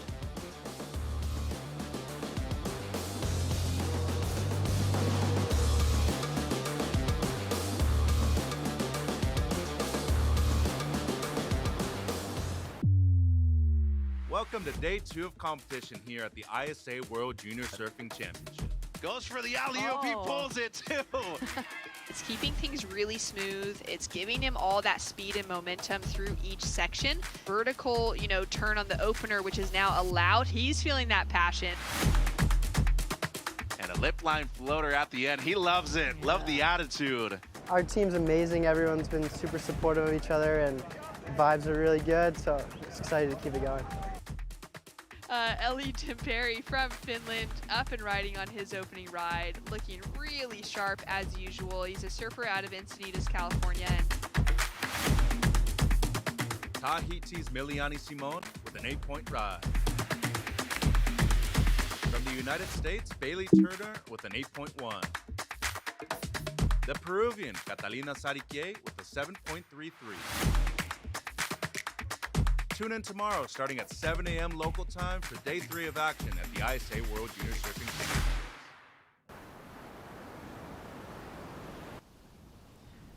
Welcome back to the ISA World Junior Surfing Championship. We're live from Punta Rocas, and this is a heat with heavy implications for the overall team standings.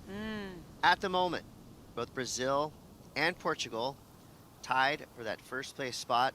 The handful of other teams, but this heat right here is going to be very telling as to which one of these teams could potentially have a gold medal performance and an overall team win.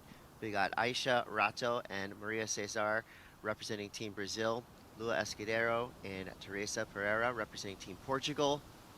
Here's where we could see teamwork come into play. I mean, all the surfers need to get their individual scores locked in, and once that happens, then we could see some, you know, split ups in the priority, some potential, you know, legal blocking between surfers.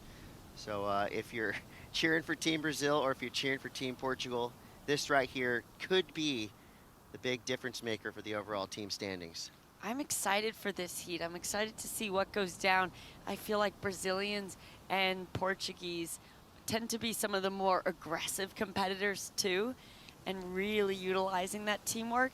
Both teams have had their third teammate already compete today and already advance to their heats. We just saw Laura from Brazil win her heat in that last one. And earlier we saw Miriam from Portugal winning her heat. So both of those surfers doing their jobs to help this campaign. Them having success in their individual heats really important for taking a little bit of pressure off of this heat. So no team thinks that they're losing all three surfers in one day. Yeah, this is a big one. Looking at the overall team standings, updated this morning. You've got USA, Brazil, Peru, all tied for first place. Team Portugal is in fourth. I mean, that doesn't really tell the whole story because we're going to see these ties broken by the end of today. So with 15:58 to go and no waves ridden, ooh, just building the excitement, building the drama. Yeah, well, we're coming now down to, of course, our athletes have 20 minutes. But we're coming down to, you know, a 15-minute heat since no one has opened up their account. Here's where 20 minutes feels like 2 minutes. Exactly, exactly. All right, looks like Teresa Pereira has found herself a little peak away from the rest of the surfers in the draw. Nice turn, snap combo there. Good carve through to the inside, so a rare little left-hander here. And Teresa makes full use of it, finishing all the way through. So that'll be a strong start for Teresa Pereira. Team Portugal on the board. 15 minutes, 10 seconds left. I like that. Look at kicking her legs, trying to get back out there. That's hustle. And I know that's appreciated by the teams and the coaches. So as we wait for the score to drop through from Teresa Pereira, that's the opening wave of this heat with 15 minutes left. All right, we'll wait and see what that number is. While we wait, let's go down the glass. Mitchell Salazar. You guys here with Laura Mandelli from Team Brazil. It is not your first time competing at the ISA for Team Brazil. You were able to be on the gold medal team back in 2023. What's the experience been like, especially with a few years of experience now under your belt? I'm really happy for pass my heats, and our heats here is so hard because our girls surf so much, and I'm really happy. And Team Brazil for me is the best. The energy is really good, and I'm really happy. My other two friends of my team stay in the heat now, and they stay here in the heat in the water, and I'm really happy. I can tell you're nervous. I can tell you're really happy too. And of course, the experience of being one of the veterans on the team now, what kind of advice would you be giving the other two women? I don't know. This year I think is more better than other years. Now I stay more confident and believing more in my surfing. This is amazing. I'm so proud of my surfing and my heats this event. And I don't know, my dream goes to the final here, and I make my heats when I don't know, I make my best, and I'm really happy. Uma palavra para Matinhos, Paraná. Estou muito feliz, queria dar um oi para os meus pais que estão me assistindo, mandar um beijo para o meu namorado também, que hoje é o nosso aniversário de namoro. E estou muito feliz de estar aqui, muito orgulhosa de mim, do meu surf nessas baterias. Estou aqui torcendo para o meu time, nosso time está inteiro e muito forte. E é isso, bateria por bateria. Se Deus quiser, eu chego nessa final, estou dando o meu máximo todos os dias, acordando muito cedo, treinando, prestando muita atenção e estou muito feliz. Obrigado, parabéns. Obrigado. Well, turn of the day and best posted interview of the day. Love that unbridled enthusiasm from Laura Mandelli. That's exactly what you want to see from your surfers. And as she was talking, we saw a paddle battle happening. First score comes through. It's a 4.67 for Teresa Pereira. And now you've got red and blue waiting for scores. So you have Aisha Rato and Maria Cesar, Team Brazil, involved. And they're actually engaged in that paddle battle on the way back out.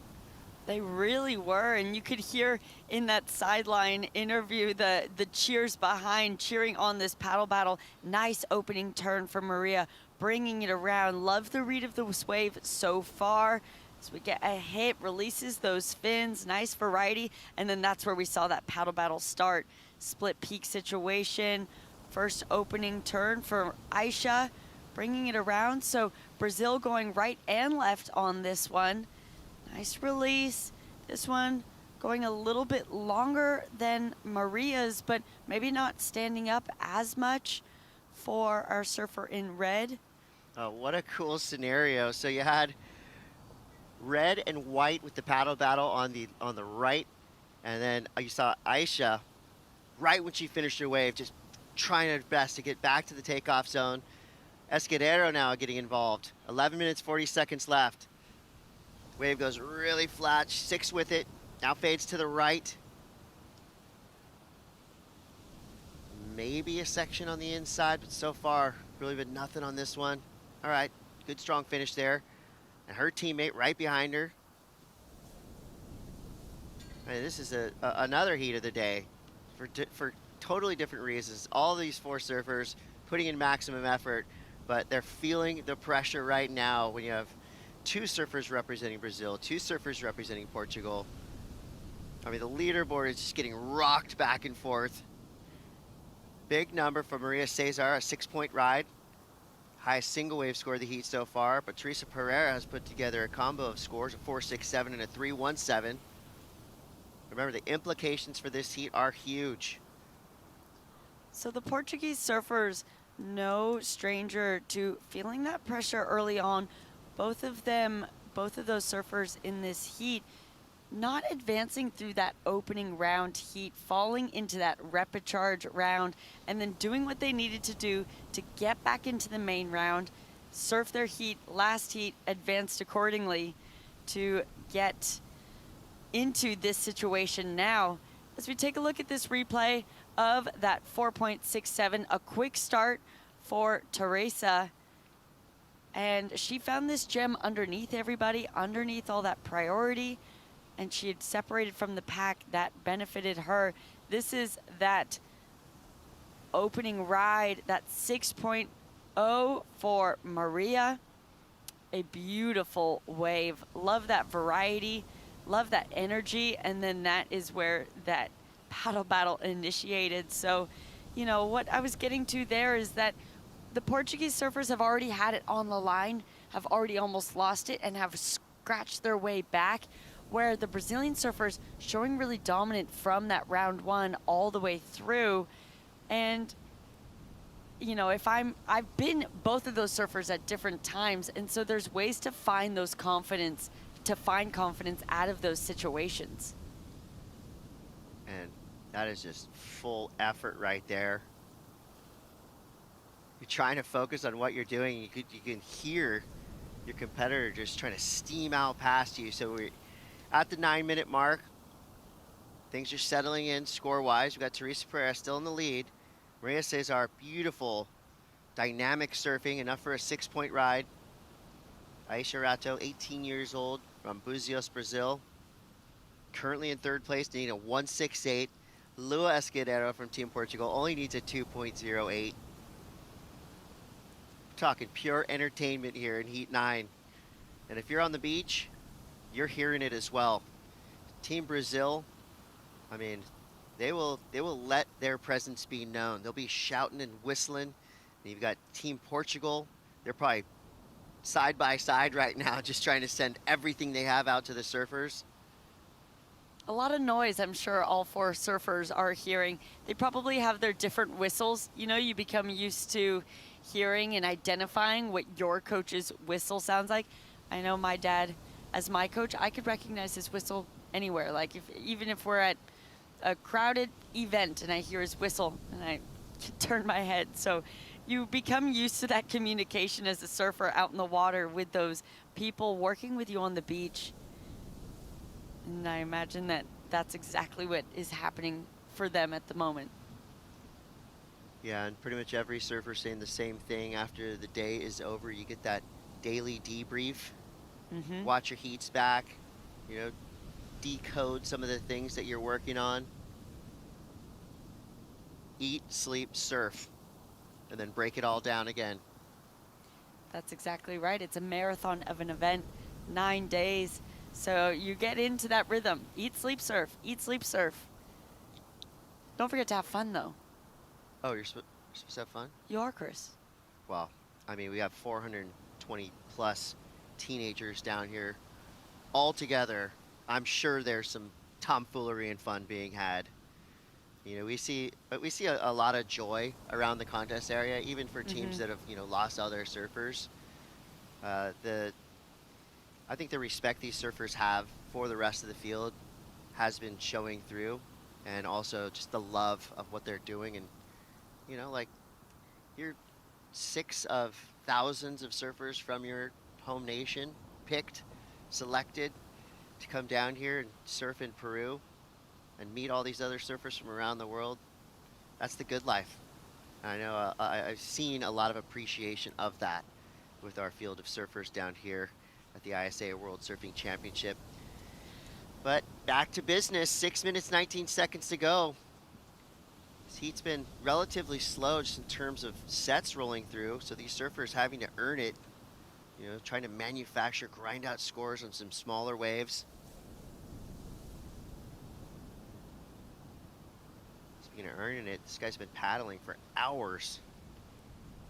Interesting tactic. Where's his buddy to help him? I know, he's not sitting on the bench and like doing the, he's like standing up, and that looks really hard, and I don't know, I'm kind of not that efficient.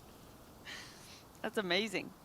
Well, Peru, known for aquatic prowess in the ocean.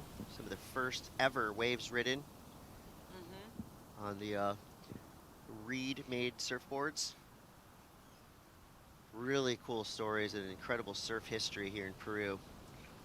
With 5 minutes, 20 seconds left, Maria Cesar representing Brazil. Such a sound, solid surfer. Beautiful, elegant style as well. I love how she's using her arms through those turns and whip herself back towards the whitewater. Really fun surfer to watch. 5 minutes left. Here we go. Lua Escudero started with a 3.93. Weaving her way through this inside. Second turn was great. Wave dissipates. She's out.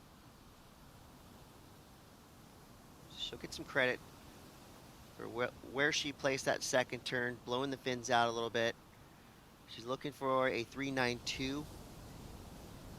But Maria, surfing with authority, dropped a 3.87, paired that with a 6. She's got a respectable 9.87 heat total with 4 minutes, 27 seconds left. So it's a split for now in the top 2 spots, Brazil and Portugal. Of course, the dream scenario for these teams would be 1 and 2. That would cause a severe disadvantage to the opposing team, especially when you're all battling for that top spot, like Portugal and Brazil are doing right now.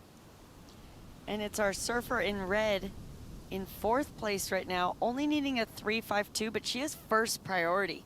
So she kind of has command over this heat. If she's able to convert that, potentially we will see that situation change in how you would hope, or in how they would hope. And here's your leaderboard for now. This happened, updated yesterday afternoon. The competition ended. So, I mean, all the stars are here. Brazil, USA, Peru, Portugal, Australia, France, Spain. I mean, all the players still involved, and pretty much all those teams have a solid squad of surfers left. So your surfer in green, Lua Escudero, backing herself up with a 3.93, a 3.47. Solid finishing turn there. Yes, get fired up. She may have just moved from 3rd to 2nd. Looking at this situation right now, Chris, would you rather be Team Brazil or Team Portugal? I mean, I would have been left in the dust a long time ago. This heat's starting to really escalate here. Great backhand surfing. Yeah, looking for that 3.92. She's been looking for a wave that gives her an opportunity to finish there, and you could see her relief. She's like, come on. She's looking back at her team. We could hear them cheering. So we'll wait for the judges to see if that is enough. But instead of taking out a Brazilian, she'd be taking out her teammate, because I don't think that will be shooting her into the lead. And that's where I think I'd personally be rather be in the Team Brazil position right now. Sitting with first priority. There is pressure on Aisha right now, but it's possible. It's in her hands if she wants it, if the wave comes. She's sitting in that top priority spot, so that's good news with 2 minutes left. Could have a set rolling through, and just like that, we have a flip from Team Portugal. Lua Escudero now jumps up into the second place position. Opportunity knocking for red. Aisha Rato. She needs a 4.54. She's gonna fade into this right. Deep bottom turn, straight up into the lip. Great opening snap. Nice second carve. This wave offering up plenty of high impact sections, and wow, she bashes it through the inside. This could be a miracle wave for Team Brazil. Oh my gosh. A huge finish there for Aisha Rato. That was incredible surfing. At a clutch moment. And Pereira now with a strong paddle there loses her priority position. So Maria Caesar now in the top spot. She's stroking into this wave. Little languid on the takeoff, but now she's starting to put in some work. Big snap there. These two Brazilian girls are so steady, so sharp. I mean, you can tell they've put in the work. Mental game, top notch. Both of them showed no panic. 43 seconds left. We could see a huge flip here from Aisha Rato. Has to be one of the best waves of the heat. Super fast, super precise. Explosive finish. I mean, you got us fired up, got the beach fired up, and you know what that equates to, a big number from the judges. Interesting that Maria went on that wave. She could have held that first priority and maybe played a little bit more defense. She didn't necessarily need that last one. So we'll see if there's an opportunity to convert here for our Portuguese surfers. Last chance. All right, Lua Escudero up and riding, up and into the lip. And unfortunately, wow, a wave that looked so good out the back just completely disappears. And there's your story. Aisha Rato comes through with an 8.5. Team Brazil sweeps the top two positions. Maria Caesar drops to second. Lua Escudero third. Teresa Pereira fourth. So the dream scenario for the two Brazilian teammates celebrating in the water. That was the heat of the day so far. What a finish for Aisha Rato. This wave was incredible. Yeah, it just kept on giving. She surfed it with so much power, and she did not surf safe. She put it on the line, going up, releasing the fins there, wrapping it around, really putting her head and upper body into every turn, increasing that power turn on turn. I mean, Chris, we were talking about what would you rather be, and knowing Aisha had that opportunity, had that first priority. This is what she's trained for. This is what Team Brazil is trained for, this moment right now. And like you said, they just never panicked the whole heat. Even when she was sitting in fourth, she knew, if I get the wave, if I get the opportunity, I'm going to maximize it. And she surfed with so much confidence. She got rowdy on that wave. She did. She cranked up the volume all the way through. That was some seriously good surfing from Aisha Rato, and so impressed by Maria Caesar as well. I mean, Lua Escudero, they made that a heat. Super exciting to watch, and guess what? More to come. One last look at Aisha Rato. Put her on the list of potential medal favorites surfing like that. So your girls under 18, round 3, living up to all expectations and more. Can't wait to see what's next here at the ISA World Junior Surfing Championship. We're live from Punta Rocas, Peru. and it's going down. We're going to bring in Shannon and Sophia on the call, and I'm going to go into fan mode. I can't wait to see this next heat.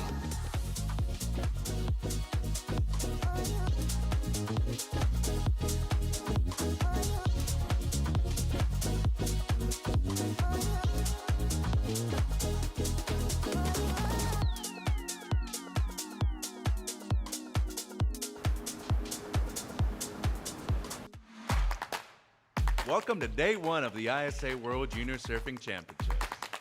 From the host nation of Peru, Paul Huguet with an 8.83.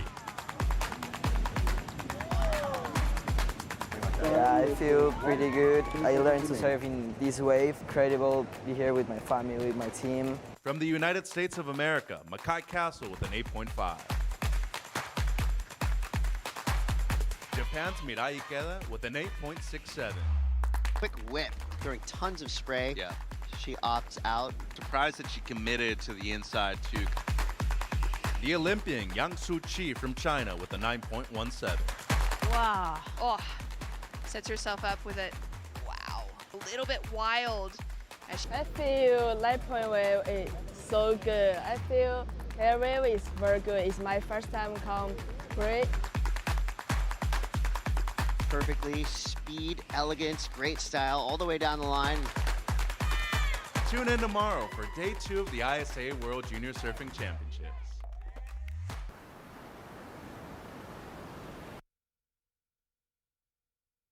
The action straight into it with Lydia Kato up into the lip for Team Indonesia. Has another opportunity here. She just goes past another competitor out in the lineup, putting her first score down on the board. We do have scores on the board already with a 5-point ride of Lola Grope out of New Zealand, and Lily Hirigoyen for France dropped in a 2-point ride for her first wave. That will set up Mila Coco Brown for Australia with that priority next to her name, and ownership of next wave that comes through the lineup as we wait for this first wave of blue to drop through. Let's take a look here at the 5-point ride for first of Lola. Here comes white in that first ride. Nice, beautiful turn up the top. You can see that there's some section for her. Second, nice turn, throwing lots of water. Third, nice turn, looking for that inside section. Unfortunately, she loses a little bit of speed, but that was a good wave for her. And this is green, her first wave. Just one turn for green. And this is blue. I like how she she uses her back foot, changes. It's first more like, how can I explain it? Like she changes the foot, her foot. Yeah, like her foot positioning. Yeah, her foot positioning. Yeah, That's and that's really good. yeah, then able to help her keep that board in a better trim line. Exactly. As we take a look now at Lydia opening up once again on this next wave. Nice style in those first 2 wraps. The sun just glimmering on the surface of the water. It's looking really fun out there as she finds that opportunity to get a couple more turns together. Falls on the finish, but got a little work done up until that wave went flat. So 4.17 for that first wave of Lydia. And we'll see where this one matches in the context of what we have so far. Beautiful surfing by Blue. Really like her style. A little set starting to come through now. White putting herself in position for Lola. She opened up with a great 5-point ride on the board from the Coromandel Peninsula on the North Island of New Zealand. As we take a look at that first opening snap, wraps it around for the second, sets herself up down the line, and pumps to try and gain a little bit more speed and momentum. She'll kick out cleanly. That was a great way for her to continue on her heat as we see the Brazilians with a huge celebration. That was an incredible end, another buzzer beater finish for our contest here with surfer in red Aisha Rato ending up in 4th place at the finish of that heat. On the strength of her very last wave, the score dropped and she jumped from 4th into 1st. And her teammate from Brazil was currently in the lead, so she dropped down into 2nd, and they're both holding on to a great position for team rankings. Great work by Team Brazil on that last hit.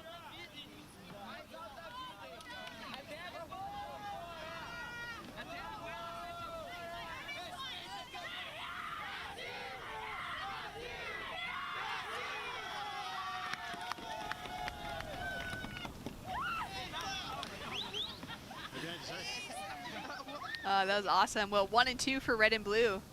Team Brazil staking a good kind of stake in the ground there for that team's gold medal conversation. It's still early in that as we still have 3 more days of competition after that. It's currently Thursday here in Peru, and we'll be finishing out competition on Sunday. But with each of these rounds that run, now that it is just an elimination format moving forward, we're losing half of the draw with each heat. It is ultra important to be finishing in those top 2 positions to keep your team in the runnings for those medal standings. Even alongside of that, those 3rd and 4th place points are valuable, you know, finding that 3rd place finish in a heat as opposed to 4th place overall. Yes, for sure. You have to try your best till the very end of the heat. Even if you get 3rd, you get more points than 4th. So every wave is important. You have to try to make every wave count, and I think all the participants know that. Another 4 dropped in for the last of Lydia as she opens up with just such a beautiful style. I love her approach to surfing. Drives through a little bit harder on that last turn, kind of stumbles coming out of it, and starts to find a little more flow here down the line. Wave standing up potentially, and she's hoping it's going to. It just flattens out for her on the inside. Scores are in for the last of Lola. It's a 6-point ride for the Kiwi, and it sets herself up in a leading position. So at the moment, with 13 minutes on the clock, New Zealand in that 1st place position already with an 11-point heat total off of 2 waves. Let's take another look at this 6-point ride. This is her last wave. This is a beautiful wave. Beautiful extension in that first turn, throwing lots of water, showing a lot of patience in all her moves. Second beautiful turn by White. Third turn, she gets a little bit stuck there, but still was able to go for that last section. She does another beautiful turn, and she gets a 6-point ride for that wave. She has a 5 and a 6 now, so great campaign for the start of this heat for White. Yeah, she's had a really solid start to competition. 12 minutes on the clock. And we've got Brazil tied for 1st place in the team standings at the moment with Team USA. As we see Lola have a look here, she's going to be unable to get into that wave. And we'll now take a moment to go down to check in with both Brazilians for that last heat. The whole team is on fire. Yeah, they definitely are. I mean, they're excited too. You guys are tied for 1st place. Aisha winning the heat, Maria in 2nd. But talk to me about advancement. We're going to start with Aisha. You dropped the 8.5. Tuviste una batería excelente, una nota 8.5 na final, an 8.5 at the end. ¿Cómo se sintió você com sua nota e passar com sua companheira? Vou falar em português. Estou muito feliz. Para mim, ali foi muito Deus. Eu tenho conversado bastante com ele, então deu tudo certo, graças a Deus. Deu dobradinha do Brasil, muito feliz pela Maria, minha companheira, minha amiga. E é isso, muito feliz, vamos com tudo. O Brasil está no jogo 100% e vamos dar o máximo. Brazil's in the game 100%. Obviously, making it with her teammate in 2nd place is also huge for them. They're tied for 1st place. Wants to thank God, of course, for the opportunity to compete right here in Maria. You were able to get a 2nd place finish. You were in the lead the majority of it, and at the end, you had to play a little bit of defense. How was that, especially with crucial points on the line? Yeah, it was a difficult heat. The waves are pretty small and a little bit slow, but I'm really happy. I don't have words to describe what I'm feeling right now. Aisha is one of my best friends, so I'm really happy. I just want to enjoy all this moment and to be here at Peru, representing my country with my friends and my team, and my dad is right here. So I'm really, really happy. I just want to enjoy all this moment, and I'm already excited for the next. Congratulations. Mensagem para Brasil? Sim, bora! Brasil tá 100% no jogo, vamos! Guys. Wow, that was such an awesome interview. Incredible to hear from both surfers. What a great team dynamic for the 2 of them advancing through, Aisha and Maria. And I mean, they're looking very strong when it comes to that gold medal conversation. Yes, amazing surfing by both of them. Taking a look now at Mila Coco Brown. Took her a while to get her opening ride in this heat as we approach the 10-minute mark. Drives through those first couple of turns, and we'll see what else she was able to get up to on this wave. Sophia, she already dropped a 3.13, and this will be her 2nd now to come through. Yeah, we see one from Green at the back too. She's waiting for that section to stand up for her. She does a little turn there, gets a little bit stuck up the top. But that first wave by Red was a 5.33, and that last wave was a 3.13. You can see like the wave didn't really help her that much in that last wave, but she just looks like such a talented surfer. Yeah, she's absolutely on fire. So that 5.33 now for Milla, setting her up with a 3.27 requirement as Lola, heat leader, is up and riding. Quick snap on her backhand. And this next set is going to be in favor of Lily out of Team France, setting herself up with that first turn, wraps it around, driving hard off the bottom, throwing a lot of spray on the second, linking it up down the line, and really just trying to put as much power as she can. Gets a little stuck up on this final maneuver as she tries to gain a little momentum to put together a clean finish. She's currently chasing a 6.60, and I can hear there's a lot of cheers down on the beach. You can see there's, you know, that set coming through. It's close in the points for all surfers. Even that last score of Lily that will drop in, it's going to help her campaign greatly to chip away at that 6.6. Great surfing by all competitors. I really like that interview too from the Brazilians. Yeah. You can just feel the passion, feel the stoke. This is a replay for Green in her last wave. Beautiful setup turn there, waiting for that section to stand up. She goes for it. Nice turn for that second turn of Green. That third turn gets a little bit stuck, but was able to come out of it. And the wave kind of dies off for her. Good surfing for Green. So waiting for that score to come in now. At the moment, everyone else has scores locked in. Highest score of the heat so far is a 6-point ride. We've got a couple 5s on the board as well. Lydia's done well to secure those couple 4s for her opening 2 rides and keep her sitting in that advancing position momentarily. But still 7.5 minutes remaining, so there's plenty of time to see the situation change up. As we've got the Australian crowd down there. Looking a little bit tense at the moment, knowing that Milla requires another score. It's a small score in the 3-point range for now. And Milla did have a shocker, honestly, in her first heat here at the World Junior Surfing Championships in round 1, where it took her a long time to get her first wave on the board, and then she needed less than a 1-point ride to advance. And coming down to the buzzer, there was not a wave breaking to give her the opportunity to even stand up on her board, which is all she needed to do. That found her heading into the repecharge rounds, where she had a great heat and that battle back. And just listening to her conversation after the fact, she said, you know, that pressure really built on her coming into this event. She's the team captain for Team Australia alongside of Sammy Lowe, and she's had such good success in this year up until this moment. You know, she just made the cover of Tracks magazine. She's had some great victories when it comes to those pro juniors and qualifying series events. Now holding on to the opportunity to win that junior world title, it's a lot to hold on to from one of the best female surfers that we have on the planet right now. And I love the fact that she was able to battle back through that repecharge round and now get to showcase some more of that surfing. But she's kind of got her back up against the wall right now as the conditions are looking just a little tougher to get into a really decent shaped wave. However, even with the shape lacking, Milla's putting everything she can into that ride. Yeah, for sure. She's one of the most progressive female surfers in the world. She's amazing. I've seen her do moves that are mind-blowing. And she's just looking for that open wave, you know, that gives her potential. Unfortunately, she hasn't found that yet in this heat, but you can tell that she's going to try again. She wants that medal. She wants Australia to go for that gold medal too. So yeah, she's going to try her best. Yeah, that's right. They are the defending gold medalists for teams here at the World Juniors.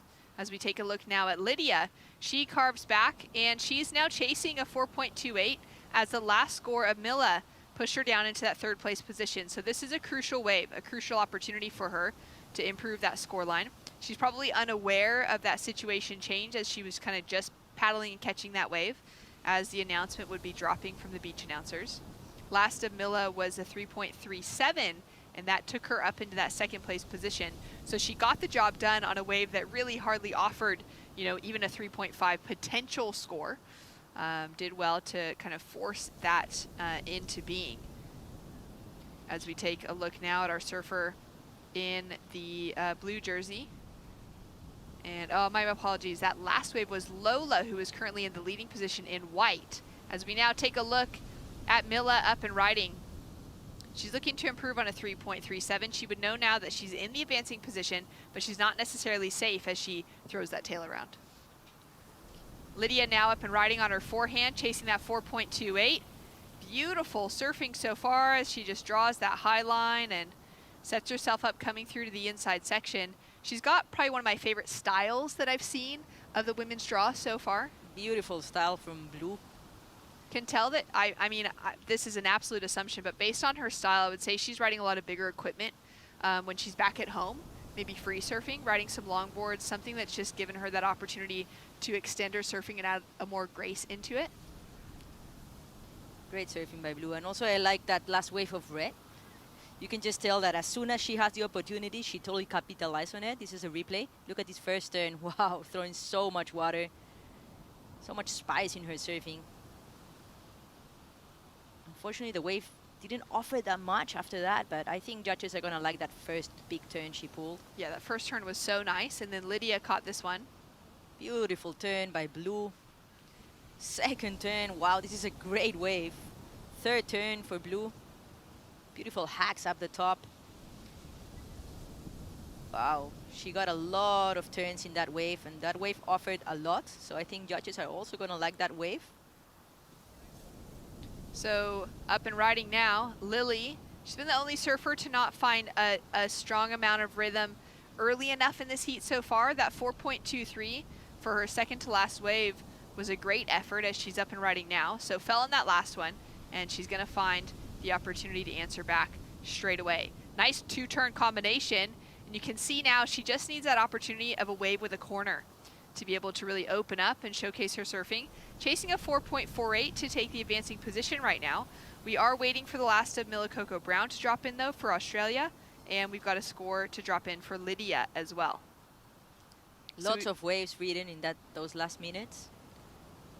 Yeah, so much action out there. We've got another look here for Lydia, and we're still waiting for her previous score to drop. Judges have their hands you know, kind of tied with the action that's happening out in front. And that wave will just be a throwaway, as she already has those couple fours on the board. So we would expect some version of situation change, whether it's just that the requirements change on third and fourth, or potentially some positions changing off the strength of that last wave of Mila Coco Brown. It's a 5.68 requirement that she would need, Sophia, to take away the lead from Lola, who has been dominating this heat so far. Yes, I mean, I think it's going to be close. I don't know if she's going to get to that score. Maybe she will. But still, I think she's going to improve on that 3.37. So it's going to make things a little bit harder for both Blue and Green. Let's see what the judges think. That first turn was unbelievable. It was so good. Gave her so much opportunity to just really lay that board on the rail. 1 minute, 15 seconds on the clock. And like you said, you know, with Mila, she's got that tenacity within her surfing. Yeah. She just needs that opportunity, and that's exactly what we saw. The moment that wave opened up, she is just pouncing at it. Yeah, it was probably her best wave. Let's see what the judges think on that, and also what they think on those other waves from both Blue and Green. They were also good waves. Coming down to the wire again, Shannon. Down to the wire. We're into the final minute. There's a couple of fish jumping around the lineup. The sun is shining. There's a little bit of, you know, texture on the surface of the water, but those faces are staying really clean. We are approaching that high tide. It's 10:30 now. That tide will be high around midday today, and that's, we could see yesterday the conditions got a little bit more sleepy on high and then really started to pick up through the afternoon. 20 seconds on the clock. We're still waiting for a score for last of red, last of blue, and last of green as we have a set approaching. With 15 seconds remaining, we're going to see Brown get the opportunity for another wave. May or may not see someone get into the wave just behind as Mila locks into those first two turns, drives through the section. It's pretty soft here. She's going to do everything she can to just try and make the connection. It's not going to open up for her, and that wave would be unlikely to help her situation. Lydia up and riding. I'm not sure if she was able to get up before the buzzer, you know, because we didn't see it. We'll see if we have another score for her to drop. We did see that there was another set just behind. However, there was about 6 seconds on the clock when Mila dropped into her last wave, and you can see the passion and the pressure released there for Mila Coco Brown. She just dropped in a 5.83. That announcement would come in from the beach announcers, and she's just jumped into that winning position, pushing Lola down into second, who's sitting on that 6.07 as her high score of the heat. And our surfer in the blue jersey dropped a 6.07 for her last wave, holding her in second, but because Mila Coco Brown was able to improve her situation and take the lead, the requirement was too high for a backup score for Lydia Kato out of Indonesia to bump herself up into second ahead of Lola, who's sitting on that 5 and that 6-point ride. And then last of Lily, a 4.90, has an improvement to her overall situation, but she would have been chasing a 6-point ride in the end to take herself into a leading position. Big congratulations to Mila Coco Brown taking the victory for Team Australia. We've got more action after this.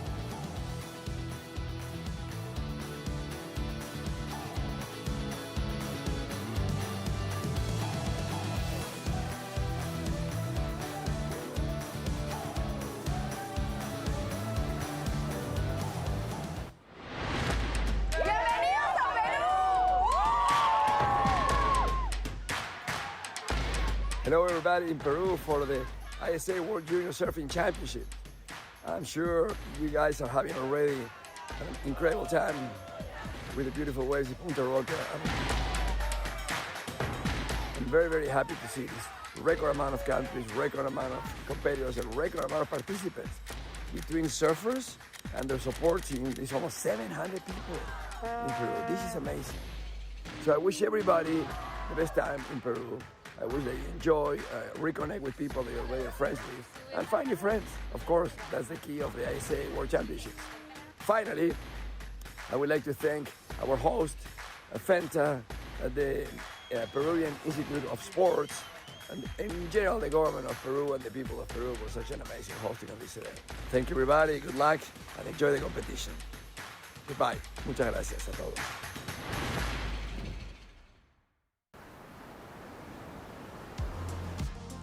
Well, down to the wire once again. Another heat here finishes out with the surfer needing a score, and Mila Coco Brown advances into that leading position.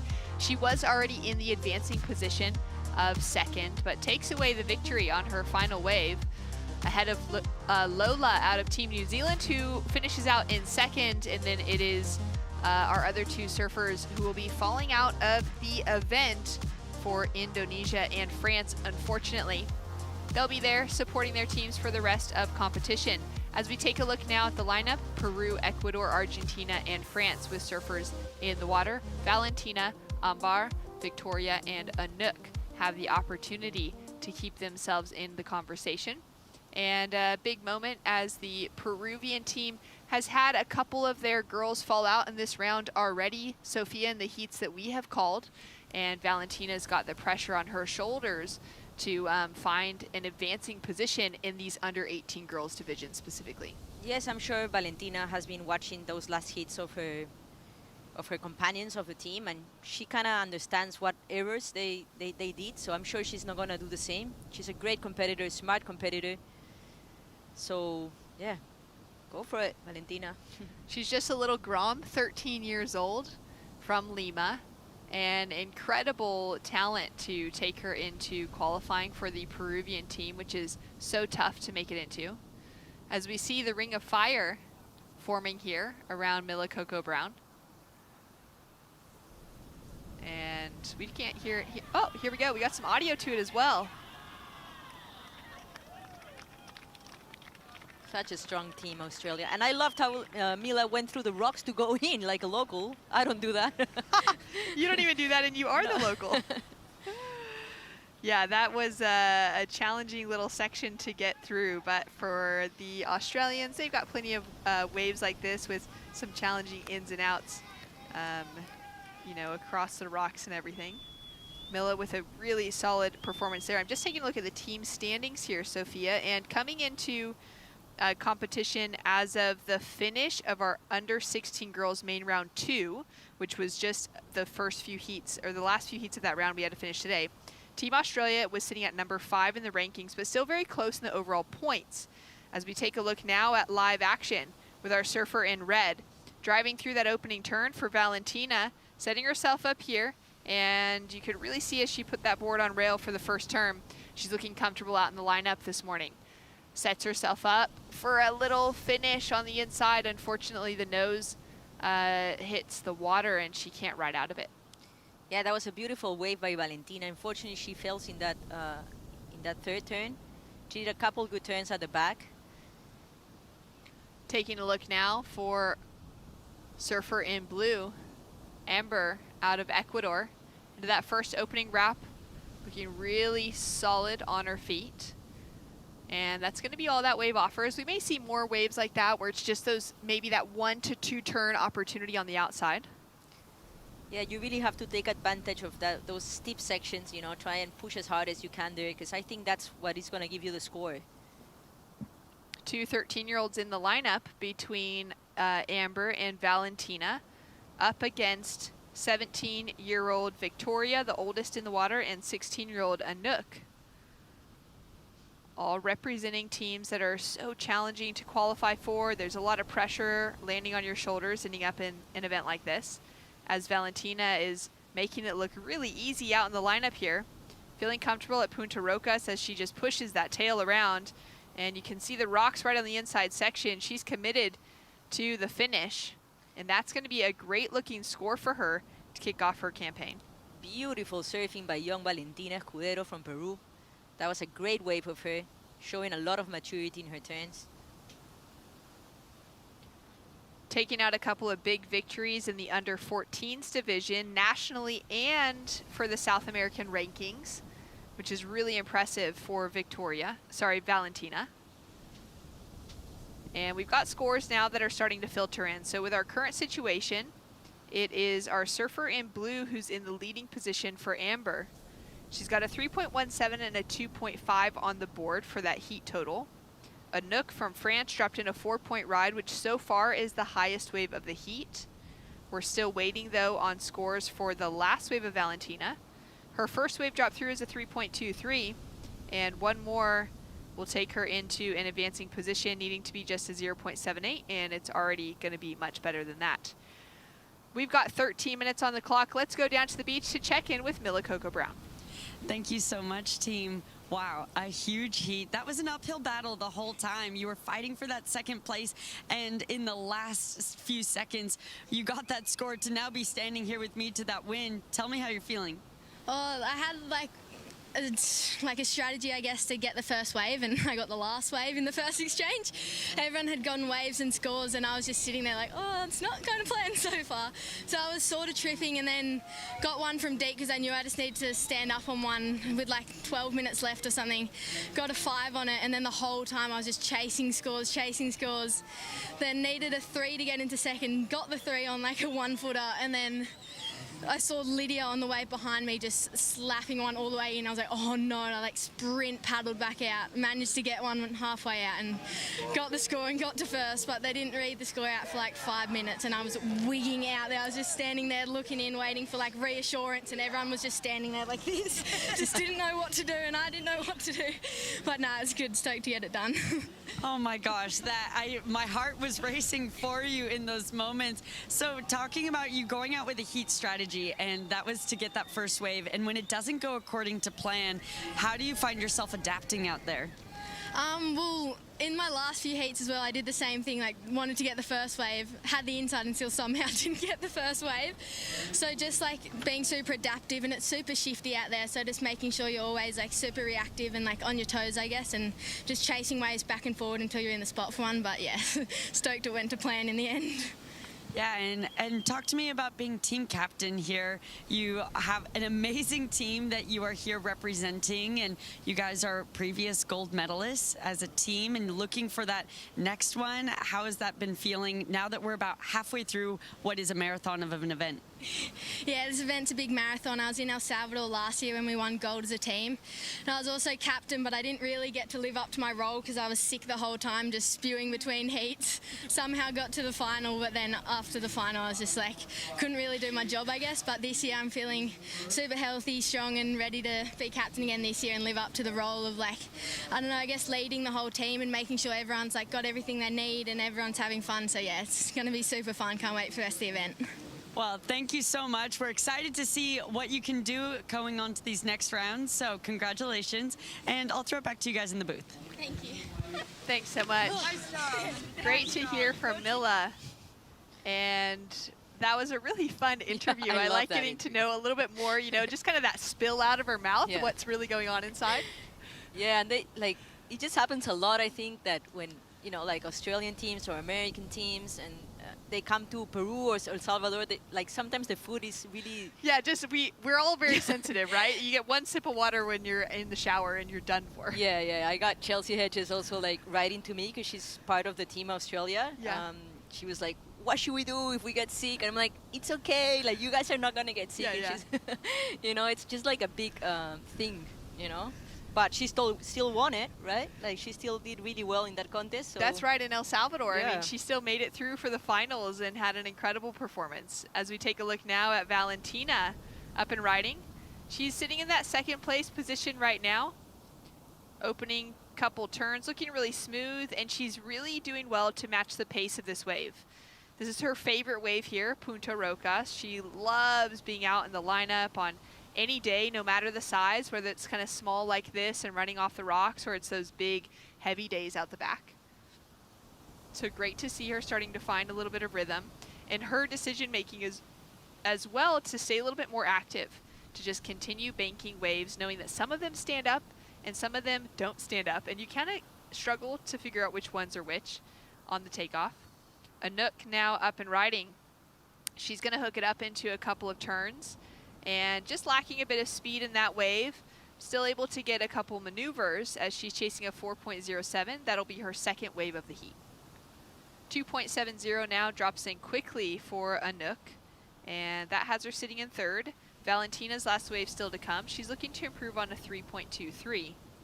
As we can see, a little set starting to approach.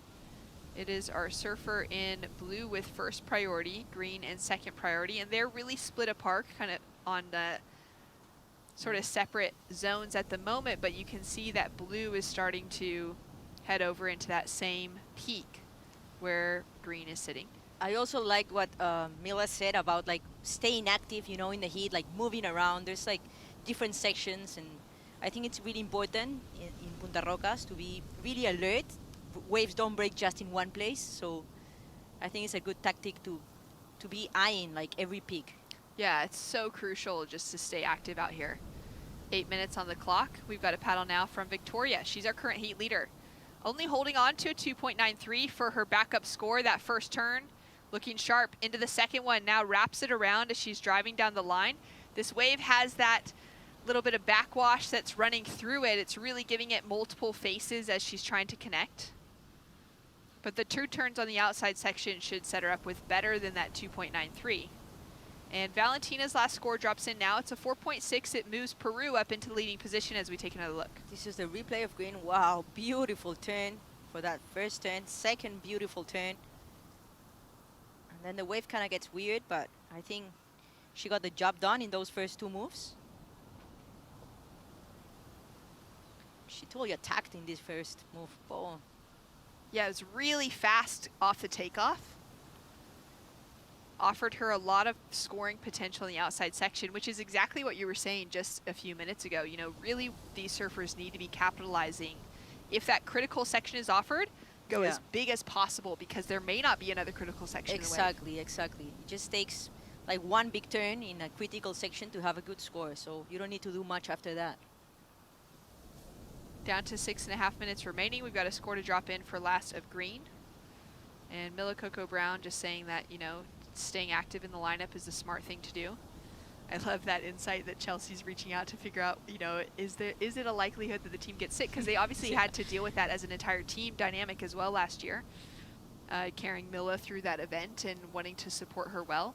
Chelsea, as well as yourself, is also a 2-time World Surfing Games gold medalist. She's had some fantastic results, and it's been so awesome to see her walk into that role with Team Australia over the last few years. Oh yeah, it's so good to see that. Like, she has so much experience. She's such a good surfer, and I love that Team Australia is backing her up in that coaching side of her, because she's amazing. I'm a big fan of Chelsea Hedges. Yeah, we absolutely love her. It's so cool to have her in that role, and to have more women filling out roles like that as well. You know, like yourself running your surf camps that you're doing. What's that looking like for you behind the scenes when you're putting that coaching hat on, and who is it accessible to? You know, if we've got an audience members out there listening, how do they get in touch with you for getting into some coaching? Well, I've done twice, 2 this year. One up in Mancora, up north in Peru, that has amazing waves, warm water. Oh, yeah, it's paradise. And then I've done another one in Chicama that was amazing. We got a big swell. And mostly I've started doing for beginners, but I want to do more also for high performance. I'm just starting, you know, but I'm really loving it. I think there's nothing better than to see the stoke in people when they get their first waves, or where they can hit like good a proper section and understand they are improving. You know, it's beautiful to be part of that. Oh, it's so amazing. I mean, you've got so much insight, and also just a knowledge of the great waves that are here in Peru, giving different travelers the opportunity.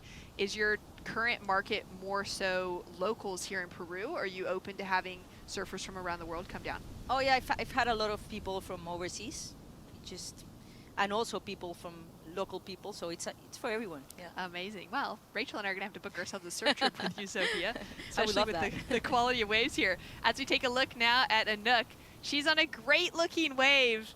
As we catch up with kind of the back half of it, we could see the spray flaring from that drone view on her first couple of turns.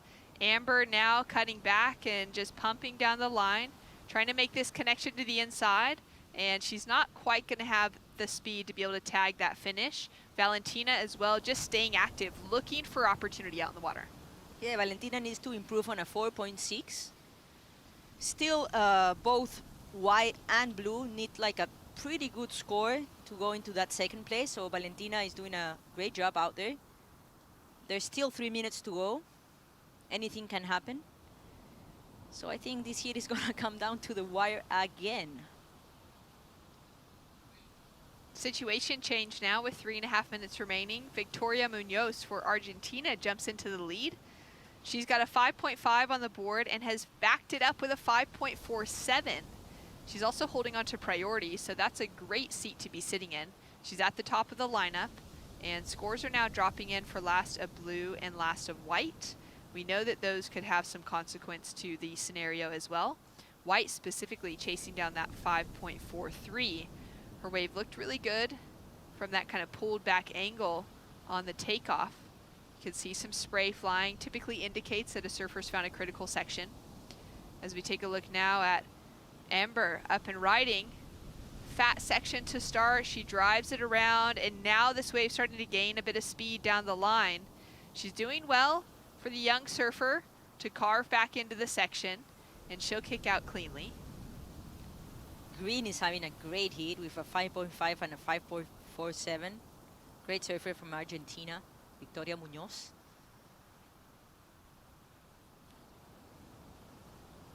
Three of our surfers sitting out of backline, just repositioning as we take a look. All right, so first sight really on what went down for this last wave of Anouk. Yeah, she's setting up for that second turn. That was the best turn of the wave.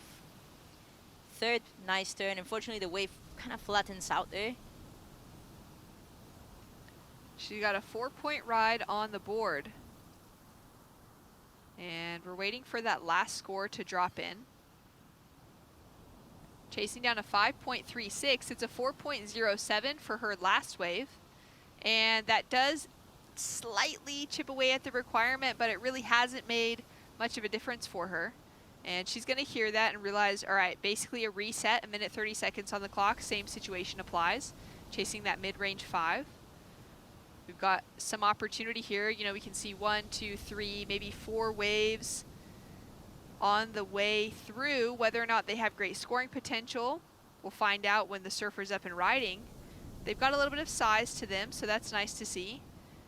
And Amber up and riding now in the blue jersey. She's chasing down that 6.26, just 13 years old, and flying the flag very well for Team Ecuador.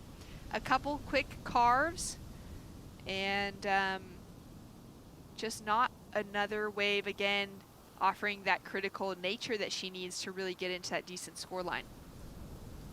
Yeah, there's just 1 minute to go.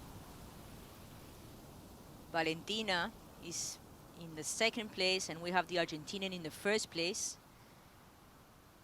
White needs a 5.36. You know that Valentina has priority over her, so she's kind of staying close to her, making her feel a little bit uncomfortable. Yeah, she's staying right on top of her. It's great use of priority for the young Valentina, just 13 years old, representing Team Peru here in the under 18 girls category. Not surfing in the under 16, so qualified for the older age category. And it's understandable, you know, the type of structured heat that she's surfing so far has been very good. It's been challenging to get a wave that has offered really more than that 5-point scoring potential in this heat. And so sitting on those couple fours has been really nice for her. For sure. And we see her paddling really hard. We see green at the back. Yeah, green at the back. That's, you know, not going to affect the situation for Valentina as she takes off here to have a look. And she's going to check behind as well just to see what's happening. As the buzzer sounds, we'll see that Anouk and Valentina will not have another opportunity to catch a ride. And it's going to be Victoria Munoz for Argentina out of Miramar, the 17-year-old, able to hold on to that leading position. A little back and forth between herself and Valentina in that heat. Challenging conditions for Anouk Chanot out of France and Ambar Garcia for Ecuador to find enough opportunity to get themselves those two scores they needed to really battle for that advancing position, though it was pretty close between second and third. Great heat. Congrats to Victoria and Valentina. We're going to go to a quick break. When we return, we will hear from Victoria Munoz out of Argentina after a solid victory.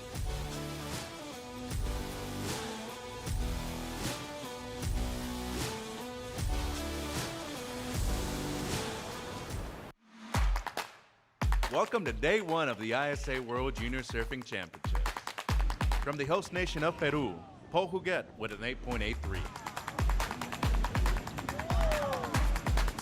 Yeah, I feel pretty good. I learned to surf in this wave. Incredible to be here with my family, with my team. From the United States of America, Mackay Castle with an 8.5. Japan's Mirai Ikeda with an 8.67. Quick whip during tons of spray. Yeah. She opts out. Surprised that she committed to the inside too. The Olympian Yang Su-chi from China with a 9.17. Wow. Oh, sets herself up with a, wow, a little bit wild. I feel light point wave is so good. I feel air wave is very good. It's my first time come great. Perfectly, speed, elegance, great style, all the way down the line. Tune in tomorrow for day 2 of the ISA World Junior Surfing Championships.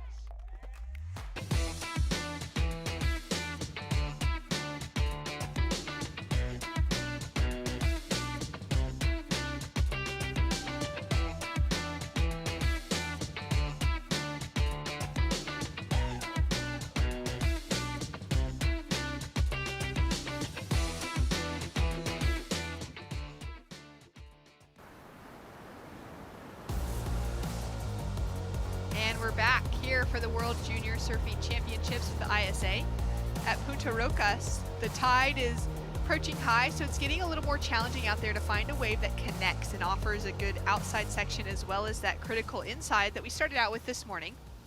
And up and riding now is the Olympian, Yang Su-chi out of Team China, just slicing through those first couple of turns, setting herself up on rail, making this wave look like it has a little more speed and power than it actually does. Yeah, I love Siki surfing. Her whole approach is just going for it. She just never has doubts. She always goes for it, like in every section, and I love that. Yeah, she absolutely attacks any wave that comes into play for her. She even is already looking down the line. And from what I heard behind the scenes from Kai, who's our one of our announcers on the Spanish broadcast, the Chinese team arrived here about 2 weeks before competition, earlier than any other team around the world, to get to know this break better as we take a look at the first wave of Ellen. This is the first wave of blue, doing a couple turns. The wave just not really cooperating.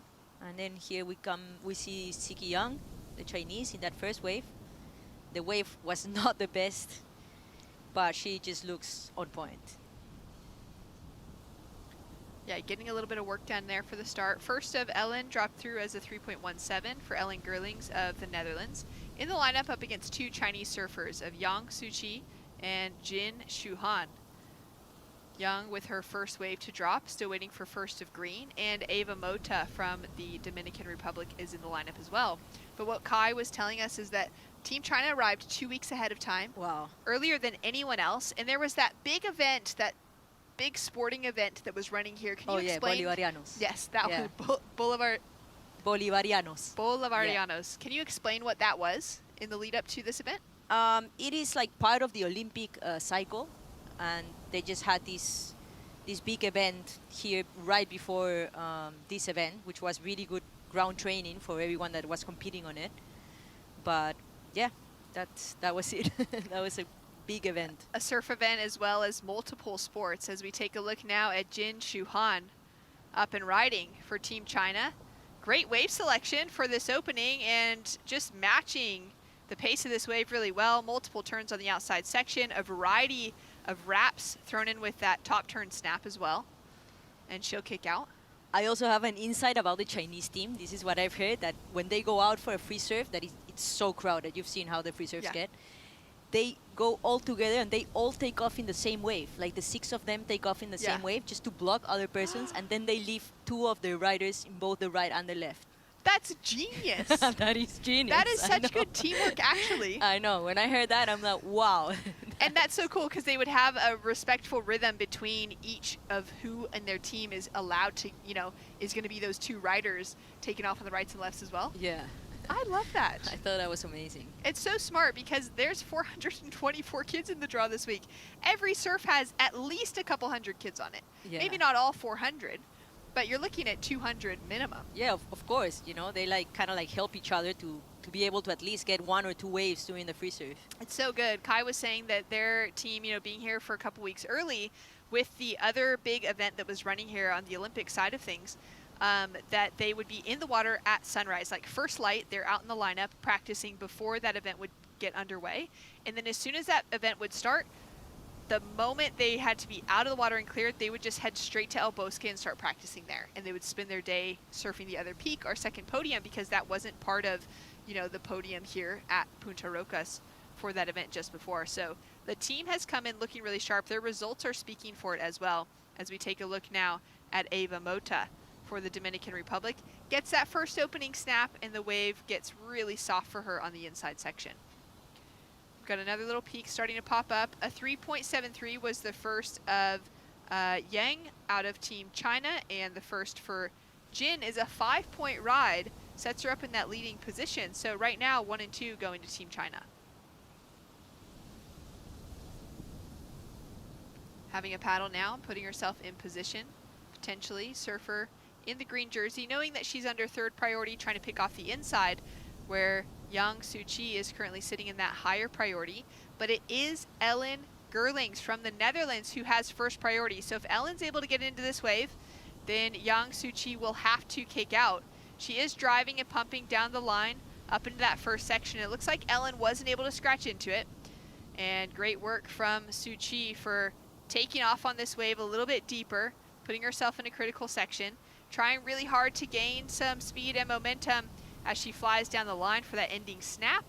And, it's so challenging to finish off a turn like that when there's such a lack of speed in the wave. Yes, for sure. It's really hard to have that speed in that last turn because the wave tends to go a little bit flat before that last section. But still, I think she did a really good job in that wave. She was able to attack a couple times.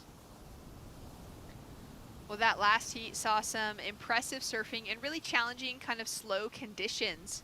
It was Argentina's Victoria Munoz who was able to take away the leading position over Peru. She's down the beach with Rach. Thank you so much, you guys. Victoria, A slow heat out there, wave selection becoming a really prominent thing in order to advance and even win that heat. How did you go out there with strategy, knowing which waves to catch right off the bat? La verdad que estaba bastante lento, pero bueno, logré encontrar 2 olas. Estaba un poco nerviosa al principio porque empecé un poco como un poco perdida de que no entraban tantas olas. Estaba difícil, pero bueno, logré enganchar el ritmo y nada, muy bien. And I see you had your teammate out there as a caddy waiting with another board. Tell me about that decision to have another surfboard waiting out there just in case. No, bueno, quiero agradecer a Ayla que siempre está de caddy, así que nada, súper contenta. La verdad es increíble tener el team acá alentando afuera. La decisión de tener caddy es por si acaso tener la otra chance de no tener que salir hasta afuera, pero también tengo otra tabla afuera, así que nada, muy contenta. La verdad que el team es increíble y poder estar con ellos, nada, alegra todo. And a message to Argentina in Spanish? Bueno, quiero agradecer a mi familia que siempre está apoyándome, mis papás, mi hermano y mis abuelos que siempre están ahí alentando. Y bueno, I'm feeling good para los chicos. Y bueno, nada, gracias. Okay, I understood that one part. I'll throw it back to you guys, Shannon and Sophia in the booth to translate that one for everybody. Thanks so much. Sophia, Rach and I have had this little contest going this week to work out which of the two of us have better Spanish, and we're pretty shockingly terrible. So I'm going to leave that one to you to translate back. Well, in conclusion, she's just really happy, that things worked out for her in that heat. She's really excited. She's loving having her team with her, feeling the support. I mean, Team Argentina is looking solid. Wow, what amazing competitors and talented surfers they have. And she also thanked her caddy for being there for her too. Important job, and she was just extremely happy. Well, you could really see that joy coming through in her smile, and even just the tone that she was talking with. She was really bubbling through with that victory. Advancing through into main round 4 on the under-18 girls side of the division. And, that's only going to have, I think, 6 heats in that round as we're kind of cutting things down. 2 people advancing through to each heat. We're losing half of the draw with each round that we run through this event. Big decision this week to run no major rapid charge rounds all the way through to the finals. Due to how many surfers there were in the draw, we're still running double podiums all day today, and it's day 6 of competition, if I have that correct in my mind. And we've got the under 16 girls that kicked off with the finish of their main round 2, and then our under 18 boys are surfing main round 3 for the remainder of the day on that second podium. So there's just been so many heats to get through this week that it's been great to see things kind of trimmed down to a smaller field. As we take a look now at our surfers sitting off the highest heat wave so far with that 5-point ride. Wow. Now getting a really great look at this one. I mean, such good top to bottom surfing, wrapping it around and finding excellent wave quality for Jin Shuhan in this heat. Ava Mota now having a look here. She's going to paddle and not get into it. How's the wave selection been for green? Wow, that's my word to explain it. It's incredible how good the Chinese girls are surfing. I can't believe how good they have gotten through the years. Like, I remember the first time I saw a Chinese surfer, they could really barely stand up, Yeah. and look at how they're surfing now. They have Olympians, and it's crazy. Yeah, it's amazing. It's such a dedicated team to the craft. And with that inclusion of surfing into the Olympic Games at Tokyo 2020, now having had that second opportunity at Paris 2024, in that 4-year span, this young girl, Yang Su-chi, found herself hardly able to surf to turning into an Olympian by the qualifications for Paris 2024. Gets a little hung up on that last turn, but she's still sitting in that leading position as we wait for scores to drop. And now Ellen Gerling's struggling also to just find some rhythm and momentum. You can see her have a look back to the beach quickly. She'll be on the paddle back out again.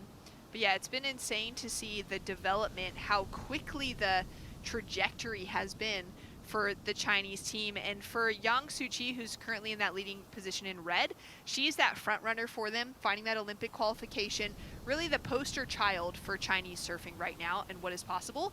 I am so incredibly impressed with the rest of the team that they have arrived with for this year's World Championships.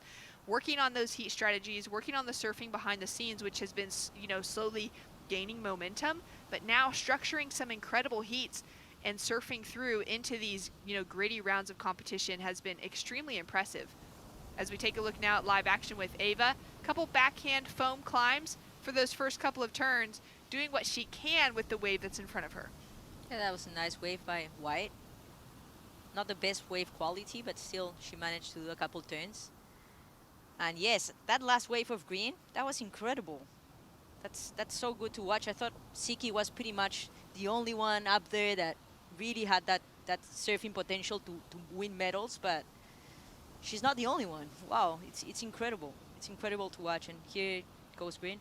Here goes Jin with a quick kick in and out, 17 years old, from Fushan. Loves surfing at Ryu Bay in China, and she absolutely loves reading books when she's not in the lineup and training. She's got a book in her hand at all times, and I just love that, you know, seeing those surfers that are kind of studious as well, pursuing their education behind the scenes, whether it's an education side of reading or just picking up a nice fiction novel as well. For sure. I think it's important. This is the replay of White. She does her first nice turn up the top in that left. The wave kind of closes out for her. But that's a good wave for her from the Dominican. Taking a look at this last wave of Ellen as scores are dropping in across the field. This was an important one. Here comes Blue, that wave. The wave didn't really offer that much potential. It was really flat. And then we see Green's last wave. This is a nice wave. Beautiful turn to begin that wave. Second beautiful turn. So smooth her surfing. Precise. Wow. That last turn was a really beautiful turn. She carries a lot of speed. And the score drops through as a 6.67, so she regains the lead from her teammate, sitting on an 11.67 heat total in that leading spot. Priority now sitting with Red in second, and second priority sitting now with Blue, who's sitting down in that third place position. At the moment, Green's looking pretty safe to be advancing through this heat. She's got a solid heat total, and she could be building on that as well if she gets the next opportunity on a decent wave. For that second place position, though, it still feels a little bit open. You know, that 5.06 requirement on Ellen, if she's able to get herself into the right wave, or for Ava specifically, whose surfing has looked sharp, but she hasn't had the wave quality to actually open up on a proper turn. Yeah, for sure. I think this heat's still wide open, but I also think that Siki Yan has the surfing to improve on that 3.73 and also on that 4.5 with 4 minutes to go, and she has priority. So, yeah, I just have the feeling that she's going to end up finding herself. It's going to be taken by the Chinese girls. The momentum certainly is swinging in that direction right now as Jin throws the tail around, unfortunately slides out. Hopefully she didn't come in contact with the fins, and hopefully her equipment is okay as well. But that little turn was a real flare of excellence. Yeah, that was a beautiful turn. And there's 3 minutes to go. Siki Yan has first priority. Second priority is with Blue. That needs a 5.06. Attainable for her, for sure. It's kind of playing out similar for Siki Young as that last heat for Mila Coco Brown did a couple heats ago, where she comes in as the high seed of the heat, a surfer that's expected to drop big scores. Young already dropped a 9.17 in competition this week in the opening round, but she just hasn't found the momentum that she's needed in this heat. It was the same for Mila, where, you know, down to the final couple minutes, she was still really chasing a score to secure herself with that guaranteed spot. For sure, but they are both the kind of surfers that as soon as they get one section, just one opportunity, they are going to capitalize on it. So that's why I'm saying that I think Siki, if she like finds the right wave, she's going to improve on those scores. That's a low scoring hit for her. Yeah, totally. What was it like for you, you know, in the many years of competing, sitting in a situation like this where you know your abilities are there, you've got all the results to speak to it, but you're still chasing a score to really solidify yourself? I think you just need to be patient. You need to understand that if you really want to improve your hit scores, you need to get the right wave for it. So if I was Siki, I would try to be really patient, and if that wave comes, take it, and if it doesn't, just don't even bother on going on another one. Just only taking off on a wave that offers the scoring potential for what you need? Exactly, so you have the opportunity to the last seconds, you know, because if you get like a little one that is not really going to help you, then you are taking that opportunity out of you if like the good wave comes in the last seconds. Yeah, because you've lost priority. Exactly. You're going to be at the bottom of the roster on that side of things. And rather just sit anchor. I think Kelly Slater was one of the best at just waiting it out, holding on for one of those really incredible waves to come through. And even if he would end up losing a heat, he would sit out with hope until that buzzer sounded. Exactly, exactly. It needs like a lot of patience to do that, you know, but you need to commit to it because it's really the only way, you know. He was talking about that in a post-heat interview after he lost his retirement kind of last event at Margaret River, and he fell short of the cut just last season, I think, when he's, you know, now officially actually not competing on the championship tour again. And it was like, you know, obvious that there was no wave coming to the rest of us kind of watching and paying attention. And he was out there like, and he said in his post-heat interview, well, he had to be ready because anything could have happened. Exactly. Up until the dying seconds. Well, he's the master. He's the best ever. Yeah, he is the literal greatest of all time in our sport. And if he's waiting until that buzzer sounds, everyone else certainly should. Wow. As we take a look now at Yang Suu-Chi with a great opportunity. I mean, you knew that this was happening. We knew that she had the opportunity if she just waited it out. And this score is certainly going to drop her into that opportunity to take away a victory, potentially, if not really close the door on our bottom two surfers. You could feel her kind of thankfulness and excitement as she kicked off there. Currently chasing a 7.17 Sophia for that score to take her into the lead. That was a beautiful wave by Sikian, throwing so much water, committing to each turn, completely committing to each turn. That's what I love about her surfing.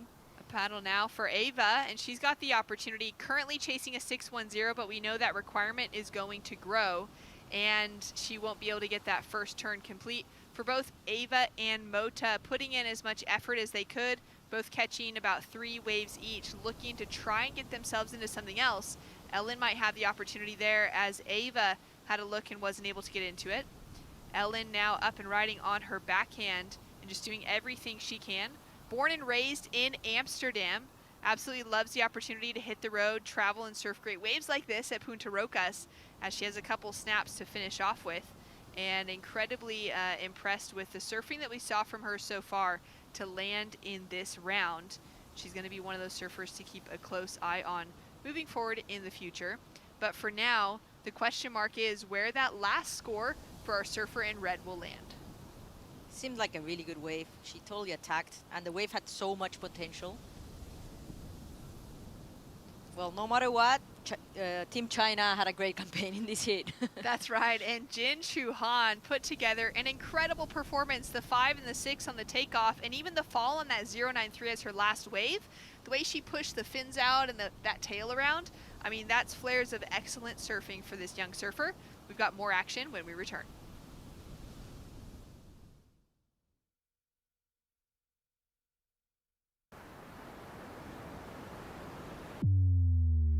Welcome to day 2 of competition here at the ISA World Junior Surfing Championship. Goes for the alley-oop, he pulls it too. It's keeping things really smooth. It's giving him all that speed and momentum through each section. Vertical, you know, turn on the opener, which is now allowed. He's feeling that passion. And a lip line floater at the end. He loves it. Yeah. Love the attitude. Our team's amazing. Everyone's been super supportive of each other, and the vibes are really good, so just excited to keep it going. Ellie Timperi from Finland up and riding on his opening ride, looking really sharp as usual. He's a surfer out of Encinitas, California. Tahiti's Miliani Simon with an 8-point ride. From the United States, Bailey Turner with an 8.1. The Peruvian Catalina Sarique with a 7.33. Tune in tomorrow starting at 7 a.m. local time for day 3 of action at the ISA World Junior Surfing Championship.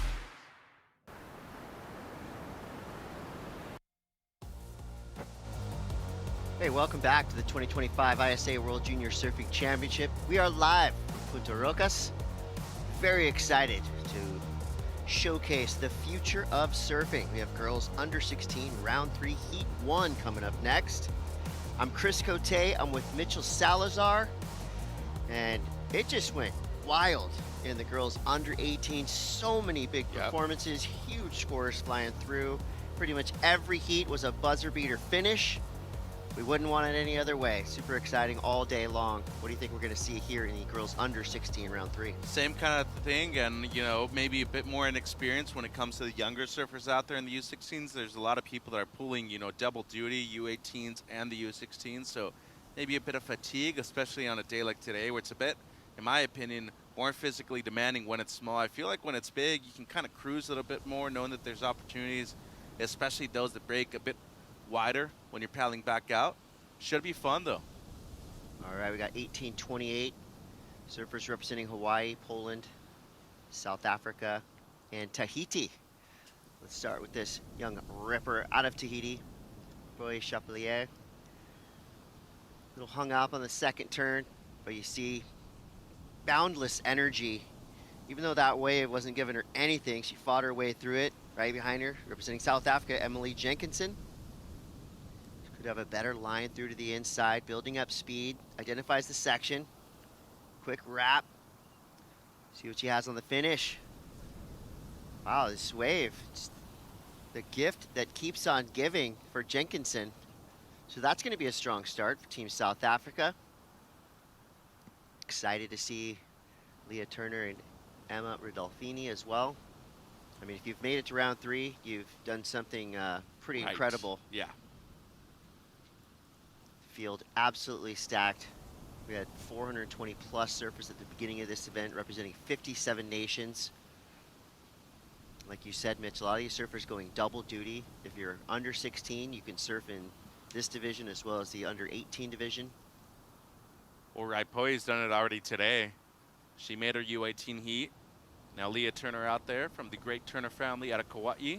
Brother Jake in the event too, Chris. Part of the Snap 5 crew, by the way, too. Had a good section over there. Yeah, Snapped 5 has a way of picking them. There's I think 6 or 7 surfers down here who appeared in Snapped 5. Legend Chandler, another one on Team Hawaii. First look at Emma Rodolfini representing Team Poland. A little messy on the finish there. She has plenty of time to get things back in order, 16.5 minutes. Tide's starting to drop, which I think is going to be a good thing. This wave. Surfers making their way back to the takeoff zone. Welcome to the broadcast booth. I'm Chris Cote. This is Mitchell Salazar. It has been an absolute pleasure to talk you through 6 days of surfing. Just a handful of days left. We're starting to see the overall team picture come into play. We're starting to really see some favorites rising to the occasion. There has been a few upsets, but so far, what is your take on the field that we've had here in 2025? Yeah, a lot of people that are really using that experience of competing at a lot of amateur events. Those 20-minute heats go by real quick. I feel like there's also been a lot of people that have been dependent as leaders too. You're not just relying on the coaches, you're relying on your teammates, and those older people you can look up to. I feel like a lot of the young kids have really been able to lean on them for experience, Chris. Yeah, and those surfers that you're thinking about, definitely leading by example in and out of the water. I feel like we've already witnessed personal growth with a lot of the surfers who have come down here to compete. Some rising nations competing for the first time. I think Team India came out swinging for their first time in ISA junior competition. Slovenia had a strong, small, but mighty squad. Here's Leah Turner, just weaving her way across this flat section, hoping for an inside reward. Wave perks up a little bit. Nice snap. I like when surfers push their maneuvers to the very edge. She regained her composure after she came out of that turn, so that's going to be a solid start for Leah Turner. Right on the TNCs as well. Handmade right there in the state of Hawaii. A lot of surfers from the island of Kauai, though, this year on this team. Brother Jake, of course. Mananali, Casimiro, we saw her a while ago compete, make her heat, actually got the win. Of course, the Chandler brothers, great representatives of the Aloha Spirit. And, of course, 2 of your all-time favorites, too. Can't forget about the Irons brothers, who have done extremely good things for the sport of surfing coming from that island. I had the chance actually to compete against Kaimana Hakias back in the day right here in this country actually. So, they've always had real good representation when it comes to this team. Of course, can't forget about how good the waves are over there too. Some things copper. I wouldn't know. Keep it quiet. as they say, on the island. Leah Turner, she's 14 years old. She lives in Princeville. Favorite wave is pine trees. Really, I'd say the epicenter of young surfers coming up through the ranks. I mean, that's where the Irons brothers learned how to surf. It's where Bethany Hamilton learned how to surf. It is Dustin something Barca. magical in the water at Pine Trees. Really fun wave, Grom friendly. Yeah. And you kind of have this little beach break, and you go out there, and there's a bunch of ripping little kids, and it's kind of like a quick level up. You know, they can move right over to Honolulu Bay, and the rest is history. Well, we've got scores coming in for Leah Turner. So while we wait for that one, let's go down to Rachel Tilley on the glass. Thank you so much, you guys. I have one of our standout surfers here with us, Siqi Yang from Team China. There were 2 Team China surfers out in that heat. What was your guys' plan going in that together? We were happy to next heat, and today we a little bit small, but it's fun. We just enjoy surfing and effort surfing, yeah. Well, you had that second place spot pretty comfortably, but you got a 7.93 at the very end in order to take that first place position. Is that something that you were stressed about sitting in second, or did you feel pretty confident throughout the heat? Yeah, with coming, I have more confidence, and this 7.93 wave is very good, and I just enjoy hard and effort surfing. Well, that's exactly what we saw, and we love to see it. On to the next round. What will you do now to rest before your next heat? Alexi, I try my best surfing. Yeah, just enjoying surfing. Well, we're enjoying seeing it too. So congratulations, and we're excited to see you into the next round. Thank you. Thanks so much. Back to you guys. What a legend. There's a reason why Siqi is quickly becoming a lot of people's favorite surfer. She charges too. Oh, she said it right there. It's a little small for me. I mean, she likes waves like Chopo. We've seen her in serious waves of consequence, and I really look forward to watching, Siqi Yang rise through the ranks. She has the potential of being the first ever Chinese surfer to make it to the WSL Championship Tour, to win a Junior World Championship, to win a World Surfing Games title. Her future is boundless. She's also coming up in the U16 still too, so she's pulling double duty. Leading by example, as you had said a few minutes ago, Chris. Big moment for Asia, of course, when she qualified for the Olympics, and I'd say she has a pretty good chance of qualifying for LA 28 too. 100%. And she just gets better and better every event that she surfs. Correct. So we got 10 minutes, 58 seconds. Time has been flying by in this heat. Only real score of note is that 4.17. Rigos Chapelier coming through. She started off with a 3.33. Decent start. This is going to be her backup score. Or if she can get a big finish, potentially eclipsing that opening wave. Wave kind of just went nowhere. So a couple weaves down the line, but nothing really available. Rapoi. Jenkinson in third, just needs a 0.06, basically stand up, go down the line. She wants more. Coming around this section, and maybe just caught an edge, and then the whitewater just took all her speed away. She will get higher than a 0.06, so it is going to be enough to put her in second place, but you definitely don't want to hang on to a 0.67 for very long. No, not at all. And what's so curious about this heat, both Raipoi and Emily, they're foilers too. Raipoi loves wind foiling back in Moorea, French Polynesia, where she's from. Obviously, great surfer. She's competed multiple times in the QS now. She's come through a great program in Tahiti as well. Jenkinson, she's a foiler, likes to do it behind a boat though. So, like to get out there with them. I'm a foiler myself, but I tend to do it in the surf. By myself, of course. Whoa. Southern California, anybody listening, do not foil where there's a ton of people. It's dangerous. It's really brave of you to admit that you foil. It's fun. Just kidding. It's really it's good exercise, it's too. It's really hard. And I feel like I've gotten better at surfing because of it, too. It's really scary. Yeah, it is. Actually. We are in a place where just the coast, a wave called Chicama, has become a foil-centric 2-mile-long point break. Maybe I'll have to try it there. You don't need that big of a wave either, you know? No. So 8:55 to go. I feel personally attacked, though. I don't know if you were joking or not about, like, me. Was I fully straight faced when I said it? Yeah, yeah. Come on, some of the best surfers in the world are loyal to the foil. Including our very own John Florence, too. Just because I'm scared to do it doesn't mean. No, it's a really cool sport. So I think it's cool to still be out there when it's tiny and you find something else to do. You know, I like longboarding as well, so anything you can do, especially if the day's nice like it is today. 100%. Here goes Leah Turner.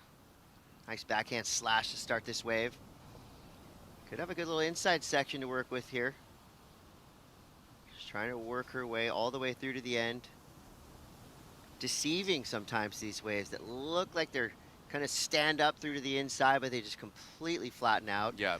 That was a good decision, though, for Leah. She only needs a 1.62. She had a couple good turns. The back, Rapoi now. She's got a strong backhand, gets Well up done. and into the lip. Able to recover, just dug the nose a little bit, but will get full credit for a completed maneuver there. At this point of the event, too, 6 days in, you're supporting your beach, you're surfing, everybody's exhausted. So they'd be feeling it, especially the people that are surfing a couple heats today in both divisions. Tahitian team. Fielded a young team in Peru this year. Watched the heat with 2 of their younger surfers yesterday afternoon.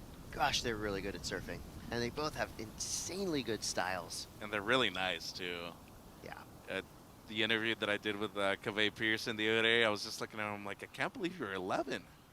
Yeah, well-spoken. Great representatives for Tahitian surfing. As we see now, leaning into it, Emily Jenkinson. I like that idea. Just unfortunately, the wave passes her by, and now we've got a 3-surfer paddle battle. I'd be hustling. Yeah, it looks like Jenkinson has that inside track. But watch out, here comes White. Full race to the takeoff zone. With such good beach announcers, too, I'm not stopping until I hear my color be shouted out. I mean, it's just one of those things today where it's small, close heat like this. Nobody's really broken anything better than a 4. You know, a 2 might really matter in priority to be able to get that 1 or 2 that you need. Going to be essential right here, Chris. All right, we'll see who won the race there. That's always fun to watch. We do have scores coming through. Chapelier comes through with a 5-point ride added to a 3.33. It's a good start, 8.33 overall heat total so far with 6 minutes left, putting herself in a good position. Leah Turner, her score drops in. She improved over that 3.23. She just dropped a 4. And there's your priority standings. Emma Rodolfini, who was waiting out the back, is in the top priority spot. And Jenkinson paddled, so she's going to go down to 4. Yep. Yeah, it looks like Turner had won the paddle race. She's in the second priority. 5.5 left. This angle right here, this shot is actually really essential for a lot of young kids watching right now. Chapelier's in the lead, Chris. Has a low 3 as her backup, but she's in low priority.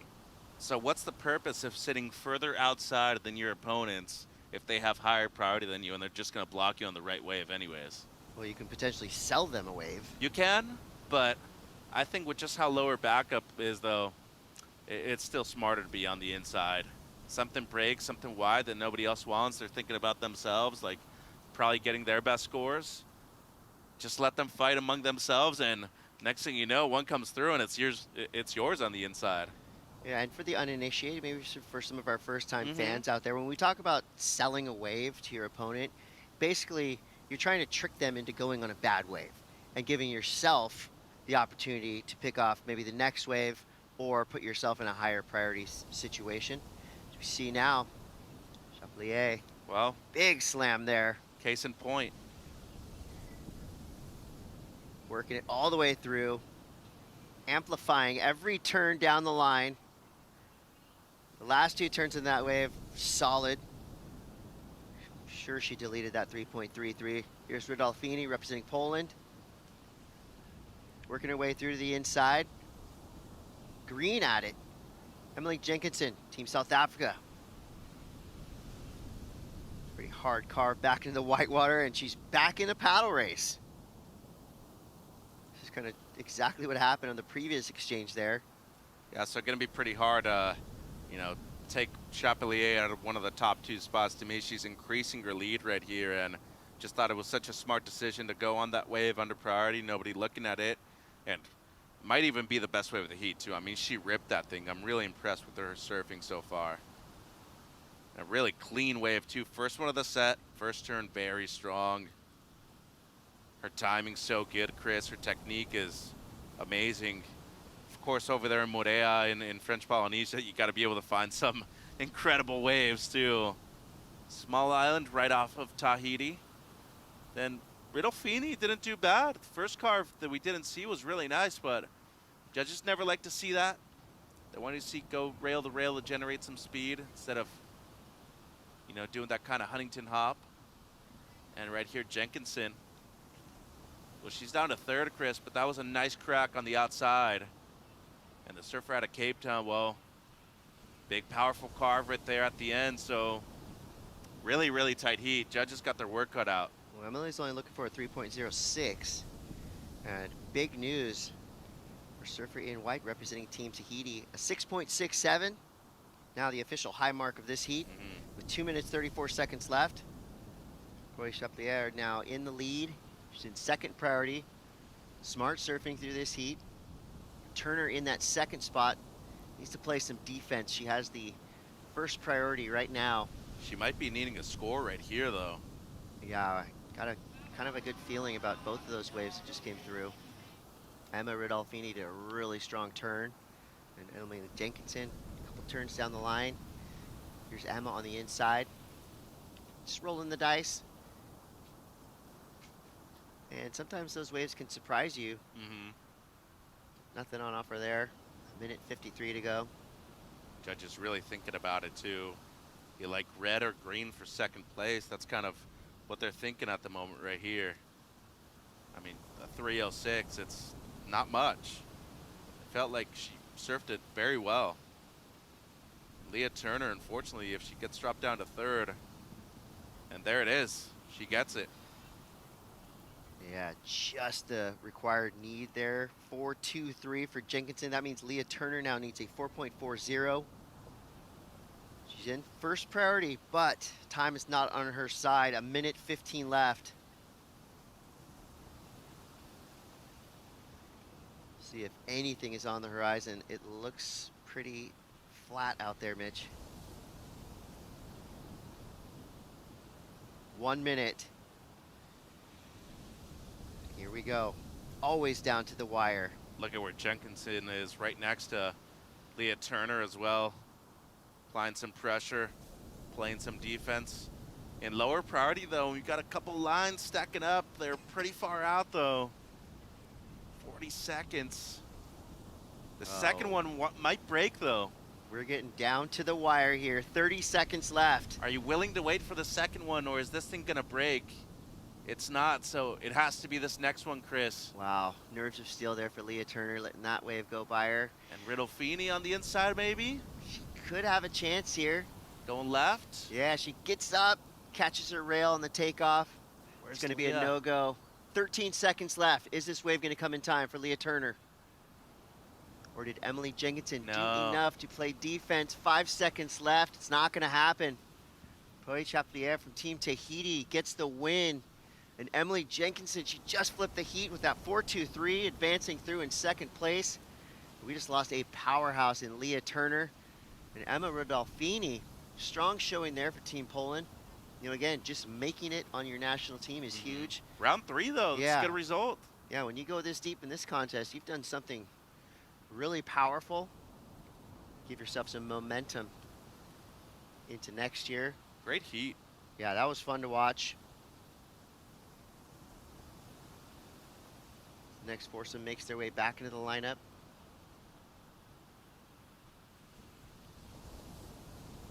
Yeah, this division never disappoints. So as we reset our lineup, For the next heat, we're going to take a quick break. We'll be back with more. You're watching girls under 16 round 3 action. Heat 2 coming up next. Stay tuned.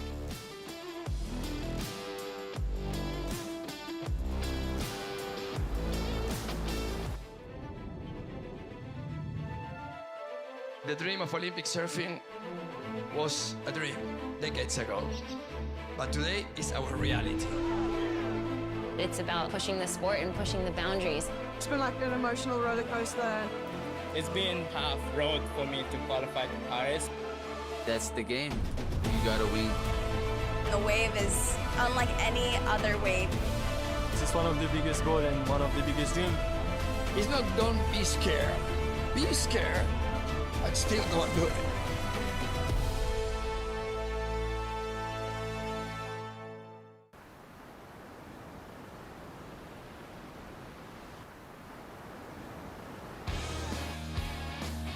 We are back. This heat is filled with stars. With Nicaragua, Australia, Japan, and Chile represented. Crisco Tate with Mitchell Salazar. Girls under 16, round 3 continues into heat 2. 20-minute heats, top 2 surfers stay in this competition. Third and fourth place surfers, they're out. Back to the bleachers.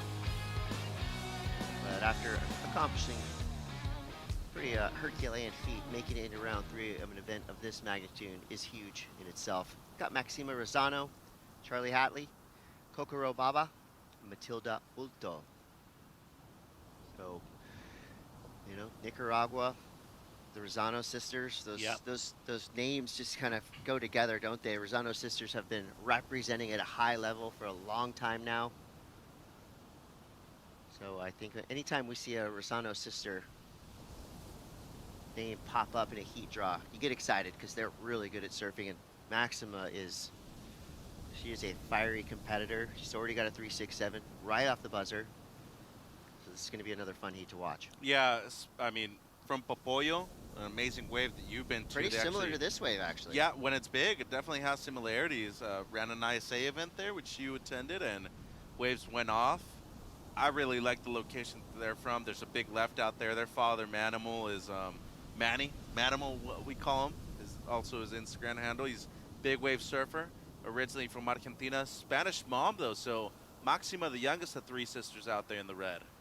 There goes Kokoro representing Team Japan. Silky smooth carve out the back. Big finish there. I like it. Blasting that oncoming section. I think the judges are going to like that too. Matilda Bulto representing Chile. You know, you can tell a surfer is really good on their backhand when they open up with a series of 3 turns like that. Adds a 4th. Carving back through the inside. Strong start for Bulto. Right behind her, Charlie Hadley, Australian, doing some powerful turns as well. Wow, the judges have their work cut out for them. Yeah, it's a gnarly heat. Haley out there in the blue, quality surfer out of Australia. Matilda Wulto, she has the same coach as current WSL World Champion Yago Dora. She trains with Leandro da Silva. She was in Brazil before the event, and I think the last 2 weeks they were training right here for preparation of this event. So stoked to see her do well. Of course, here at the IC Junior, she's doing very well when it comes to the regional junior tour as well.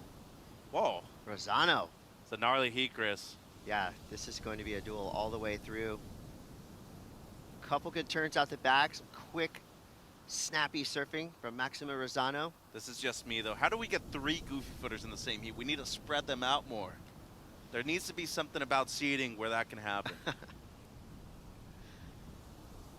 Yeah, the goofy versus regular conversation is kind of died down a little bit because these surfers are so good going both ways now. Yeah. It's really, I mean, you can't really even say that there's an advantage, forehand or backhand. Such a good wave, too. It's like, you're a good surfer, you're going to surf it well. One thing I will say is that the flat ones might benefit the regular footers more. That's true. A backside carve on a flat face is really not easy to do, and it's not easy to do well. You know, and that's a tough one for the judges because you really have to be going fast. You really have to be engaging your rail. I mean, they'll reward you if you do a backside carve, but to really score big on a backhand wave, maybe you got to do this.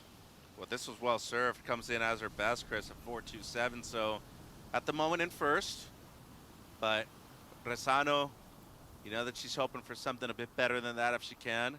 Actually, on our flight, the day we got here last Friday on the 5th, so she went straight from the airport into the opening ceremony as well, and in a competition the very next day. So Maxima, she's used to ISA competition. Look at the score for Baba, though. Kokoro. Yeah, 7.33. It's one of the highest single wave scores of the day. It's exactly how you want to start your round 3 heat. Haitley comes through. Oh, we're still waiting for scores for blue and white. Just got a text from our colleague, the great Todd Klein. Says that Kai Lenny shreds going both ways, goofy and regular. Also on the foil, of course. Love you, Kleiny. Hope you're doing well. Member of the Goofy Footed Union, too. Look at what's transpiring in the lineup right now. You've got Baba in that top priority spot, already sitting on a 7.33. She's in a really good position in this heat. Haitley in second priority. Bulto now in third priority. Still waiting for scores for white and blue. Thinking back at who advanced through in the under 18 women's division. We saw some great performances by Team Japan. Team Chile right now is still really highly ranked in the overall team standings. What, they're top 15 at the moment? Opening up now. We're looking at, oh my gosh, there's so many numbers here. My brain's exploding.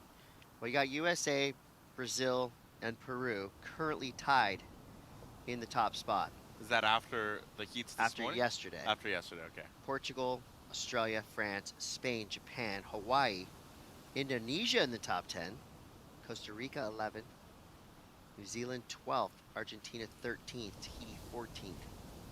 So all these numbers are going to change. Chile currently sitting in 20th place. So a big result here from Matilda. Definitely helped their team rise through the ranks. Of course, this will all change. We still have a lot of surfing to get to. This is day 6 of competition. No surprise that Indo to me is in the top 10. I think they should be a top 5 team in my opinion. I think the teams who have kind of upped the ante and brought their best. Indonesia, England is about a really strong team. And you know, when you think of like improvements, sometimes it just takes, you know, a lot of these teams in past years, they've been missing a surfer. You know, maybe they didn't have a girls under 16 surfer or a boys under 16 surfer, but these teams who have fielded complete teams have brought some heavy hitters. Because even last place points do count. They matter. So, and another thing too, if you're not doing that well this year, it does matter for your seeding next year. Especially if you go to a location where the waves are better, maybe they suit your team a little bit better. Like, I think it truly does matter in the long run. Well, you look at who's sitting at 18th right now, China. That's a huge jump for them. I mean, they're hands down probably the most improved team we've seen over the past few years. Canada's at 16th. England's up there at 15th place. And they have, you know, potential for gold medal and Lucas Skinner. I mean, that whole team, the surfers they still have left in the draw, everybody can do big things in these next rounds. Well, Nicaragua, you know, for a couple of years, they only had 1 or 2 people as well. Actually, the Rosano sisters. Yeah, they've at times it was just the 3 of them. team. Yeah. That is crazy though, to think how much it's evolved with certain regions. Obviously, you have Charlie Haitley out there from Australia. I don't think there's been a single ISA event where they haven't had a complete team. It's just a surfing nation. Chile has plenty of surfers, but there's been moments where they haven't necessarily fielded a complete team. Japan, very well organized. Very few times you see them where, you know, they're struggling really to find people to fill vacant spots. So yeah, it's nice to see those teams that have few people that have competed really for top 10 spots with maybe 5 or 6 surfers now with the full team fully getting there to maybe a medal. 10 minutes left. Here we go. Kokoro Baba. Sitting on the highest score so far, that's 733. Well done. Yeah, this is a good wave. I don't think it's going to be anywhere close to the 733, but it'll be a strong backup. It'll put her in the lead. She doesn't push too hard, but she pushes just hard enough. And that's really smart for a wave that's a little, flat right now this afternoon, especially with the tide at the point where it is. This place, I mean, can't believe that this place has waves and everybody's saying, oh, everywhere else is flat. Yeah, this is flat for Punta Rocas. I mean, and it's still head high out there. Dude, it's. I'd be surfing today. Oh, this is one of the most consistent places I've ever seen. I mean, 365 days a year you can surf out here. Gonna fight for second right now, Chris. Halfway through the heat, Baba, I mean, she goes to first, but Haley has a 6, Bulto has the 5, 6, 7. Got to be careful if you're Maxima right here. All right, 9 minutes to go. As we wait for the next wave to fire up, let's go down to the sideline reporter, Rachel Tilley. Thank you so much, you guys. We're giggling here because Team Tahiti is so fun. You have such a fun team. They're so supportive of you and helped you get to that first place advancing position. How are you feeling? I'm really happy. I get some good waves. It's hard now in the heat, but never give up. Let's go. Are you finding, we're into round 3 now. We're back at Punta Rocas. Before you were at El Bosque competing. Are you finding it more stressful as you're advancing, or are you getting more confidence? No, more confident. I love ride, and yeah. So you're happy we're here at Punta Rocas. That's great. Something I was also reading in your athlete bio, you like to do everything in the ocean. You like to foil, you like to sail, you like to wing foil. How helpful is that to just making you feel so comfortable at new spots and adapting to waves? Yeah, I love the ocean. And yeah. Well, you are great at whatever you ride in the ocean, and we love to see it. We love watching you surf, and I know Tahiti does too. Is there a message you'd like to say in French back home? Merci à tout le monde qui me regarde. On va aller loin avec Tahiti, on a une bonne team, et voilà, on est à fond. All right, perfect. Thank you so much, and I will throw it back to you guys. Thanks, Rachel. Yeah, all-around aquatic athlete. And foiling obviously helps her surf like that. I'm telling you. I love foiling. Everybody should foil. It is such an awesome sport. It'll help you surf better, keep you fit. Everyone should ride a foil every once in a while. It's the best. A little bit of, I can feel. No, I'm feel serious. the sarcasm no, it's through great. your voice. Foiling is awesome. Hey, it's the fastest you can go on a surfboard. Depending on who you are, maybe if you ask Felipe or maybe even Mick, might be saying something different. Got some interesting info though. The Polynesian canoe is the crest, and I hadn't noticed it until right now. It's the Polynesian canoe below a rising sun. So great flag. It's really cool. It's simple, but I hadn't even noticed it. It's basically a Hobie cat with a sail. Yeah. But ancient kind. Really nice. Some of the greatest mariners to ever take to the sea come from Tahiti. Mm-hmm. We got 6 minutes and 13 seconds left. Kokoro Baba in the lead with a 7.33 and a 5.17. Ooh, Bulto now. Uh-oh, Matilda Bulto now from Team Chile. She's come up through the ranks into second place. That drops Maxima Rosano to third, needing a 5.01. Haley is in a good position. She needs a 2.94. Just paddled for a wave, though. Went down in priority. Oh, ouch. Luckily, she's still got just under 6 minutes, so that's plenty of time to have this priority switched around. Baba surfing a really smart heat. Just to pick the best waves. 2 waves. Yeah, mistake-free surfing. And I think we kind of expect that from Team Japan. Yeah. They rarely make unforced errors. They're very disciplined. Make right decisions. And once again, I think their technique is just so good. They know when to push hard and when not. They surf, below average waves most of the times too. So when they get something with an open face, they're typically very good at it.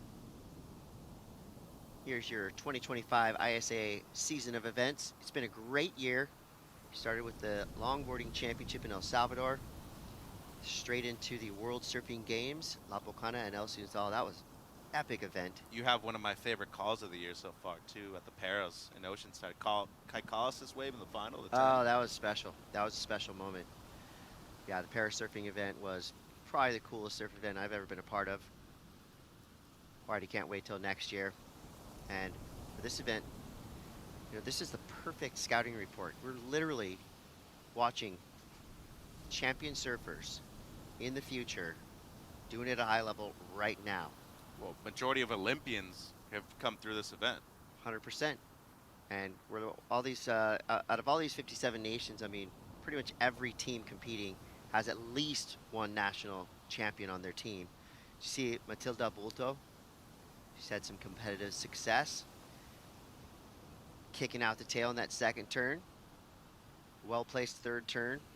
Wave pretty flat, but I think she got the most out of it. Trying to get rid of a 3.6. 3 minutes, 55 seconds to go now. Probably improves on the 3 as well.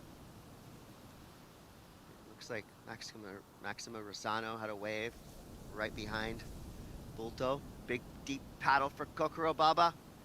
She can't get into it. So her priority is stripped now. So now we reset everything, and it's going to be a paddle battle race out to the takeoff zone. Charlie Haitley's going to turn on this insider. Good first snap. Strong second cut back, leaning into all 3 turns. Wave let her down a little bit, but I feel like that's going to be better than a 1.60. That's going to change everything. Well, she only needs a low 3, and I feel like with the amount of spray that she showed right there, there's really big chance that she gets the requirement right here. A lot of power. It was a really flat wave, but did as well as she could have, Chris. It's a really tight heat for second, though. And the only mistake that Baba's made so far in this heat was paddle for that one wave, not catch it. And there it is. We have another situation change, Chris. Just like that. Blink and you'll miss it. We got Haitley now, adding to that 6.33, a 4-point ride. That's enough to put her in second place. That drops Maxima Rosano down to third. Now looking for a 6.07. Matilda Bulto, we felt like it was in control of this heat. Drops into third place, needing a 4.67. There's only 2.5 minutes left. Is this the wave that Maxima Rosano is looking for? Kind of a quick snap to start. Ooh, forms up nicely through the mid-sector. Comes around the section again. Just trying with all her might to throw water around. Try to add to this score line. She's going to keep going into the boneyard. I mean, you would have needed some real flashy surfing on a pretty solid wave to get a 6.07. She may have done better than that 3.67. I mean, great surfing, but you need a great canvas to really get those big numbers. And I think the decision to go on that wave was the right one. Yeah. But it's tough. I mean, some of these waves look like they're going to run down the line, and they just completely flatten out. And you can see right there to your left, there's a huge rock right there that today, because it's so much smaller, it's easily identifiable. There's a peak right there. If it typically breaks just past it, it tends to be a good wave. If it's just under it, it's usually really flat. So it's kind of an indicator right now, and it's probably one of the only places where you can have something to kind of set yourself up with. And this is what I'm talking about. This wave just a bit further out back seems like it has a good line for Baba. Yeah, Kokoro's doing everything right in this heat. Oof. Searing carve to start. Setting things up. Could be a meaningful section. Bam! Ah! Here we go! Oh! No! She's in first, though. But yeah, that maybe had the potential to be the best turn out of this division in the event. Screenshot turn. You know? Bam! Nailed it. Tons of spray. Put it on Got the Instagram. Screenshot. Well, I don't know if you can put it on the gram if you didn't make it. There are rules to this, Mitch. You never told me that years ago. Oh, I've posted plenty of bails. It's fine. 32 seconds left. Could be that last chance for Matilda Bulto. Looking for a 4.67. Don't think she got it right there either. I think she's still going to need a score. And the one right here that, you know, had some good surfing, but I don't know if it's it. Is it the 6.07 for Maxima? Ooh, another chance for Bulto. Ooh. Nails it. Okay, things could get interesting here. Whoa! Another solid turn on the No. inside, but she has to jump off her board. Those rocks were looming in the foreground. And now she's literally dry docked. Gotta give it up for the effort, though. I mean, she went for it right there. That was cool. On the rocks. I mean, she is standing on reef right there. Yeah, she's gonna have to just... Watch out for the fins. Urchins, barnacles, rocks, uneven ground. She's brave for even coming in right there. Yeah. So Baba doesn't improve. All right, it's Team Japan with the win. Kokoro Baba moving through on the strength of a 7.33. Charlie Haitley from Team Australia in second place. Unfortunately, we lose Matilda Bulto and a ripping Maxima Rosano. We got more action just around the corner for you. Round 3 continues here in the girls under 16. We will be right back.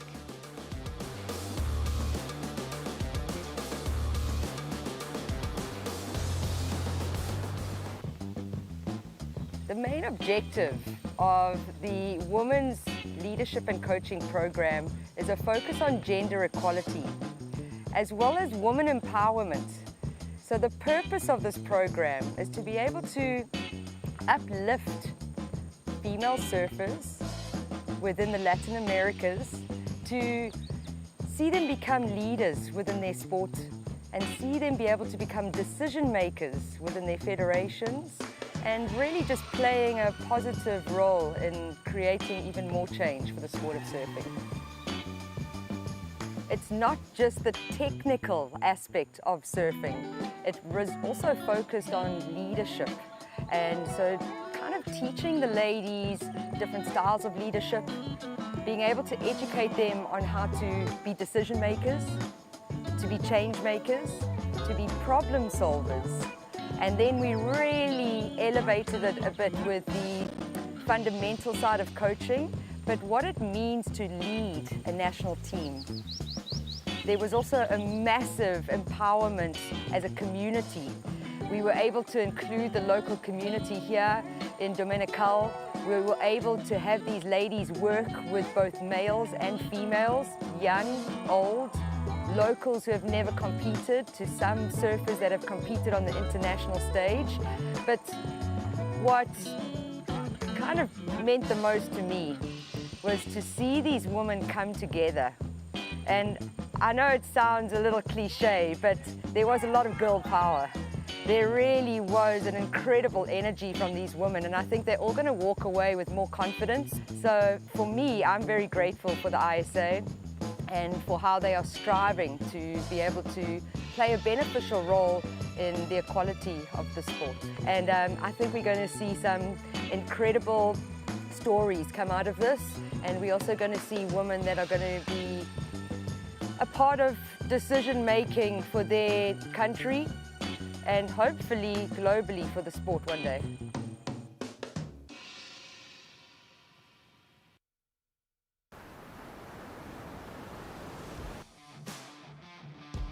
Hi, welcome to the 2025 ISA World Junior Surfing Championship. Great piece about girl power right there, and guess what? It's girl power all day long here. We're in the under 16 division, round 3, heat 3. And we've got Leela Skinner up early, just within the first couple of minutes. Looks like she's going to be laying down a nice score. This heat is, wow, incredible. We got Sichi Yang, we got Mililani Simon, Catalina Zareke, and Leela Skinner, England, Peru, Tahiti, and China. That is a lineup you will only find in ISA competition. We just saw Sichi on the glass like 10 minutes ago. In the U18s, and now still in the U16s. The Olympian out there in the red, Zarike from the northern part of Peru. She's from Mancora, same place as Luca Messinas. And right here, Lila, her opener. Well, a lot of heritage out there in the water right now when it comes to surfing in England with Skinner. Father Ben, one of the greatest longboarders on the planet. Also shapes a lot of boards for a lot of the junior surfers. Skin Dog surfboards. Older brother Lucas, one of the top contenders in the boys U18. Of course, out there, Miliani Simone out of Tahiti. Just out of Raipoya, Chapelier win the opening heat of this round, and Tahiti, they're doing well. I like their chances of also making it into the top 10. Here goes the local surfer, Zarikie. Catalina bashes that first section, comes around it, trying to fight her way around the whitewater. Well, if you're only gonna have one turn on the wave, make it like that one. That was a pretty strong start. Unfortunately, the wave just raced off down the line. 16.5, first score comes through for Skinner. It's gonna be a 3-point ride. Quick reaction from the judges for Catalina, 3.13. Kokoro is hyped. She should be. She ripped her way through that heat. She's almost above and beyond everybody else for the entire time. Has the best incomplete turn of the event, I guess we could say. Hopefully somebody Definitely got one some of them. good action shots of that. We've got 16 minutes left here. We saw this a few times yesterday, these heats that for the first 10 minutes, pretty slow, and then it's like explosion. At the 10-minute mark, everything starts to happen, and it always goes down to the wire. This Team Japan feeling happy, feeling proud about what their under 16 girls have done so far. Tumiliani, nice wrapping carve. Such a great style. I mean, surfing way beyond her years. Really intense. intense. I love how she puts her arms out to her side like that, carving through those cutties. Reminds me of Andy. Yeah, she's got the markings of a future top pro for sure. Get a wave outside.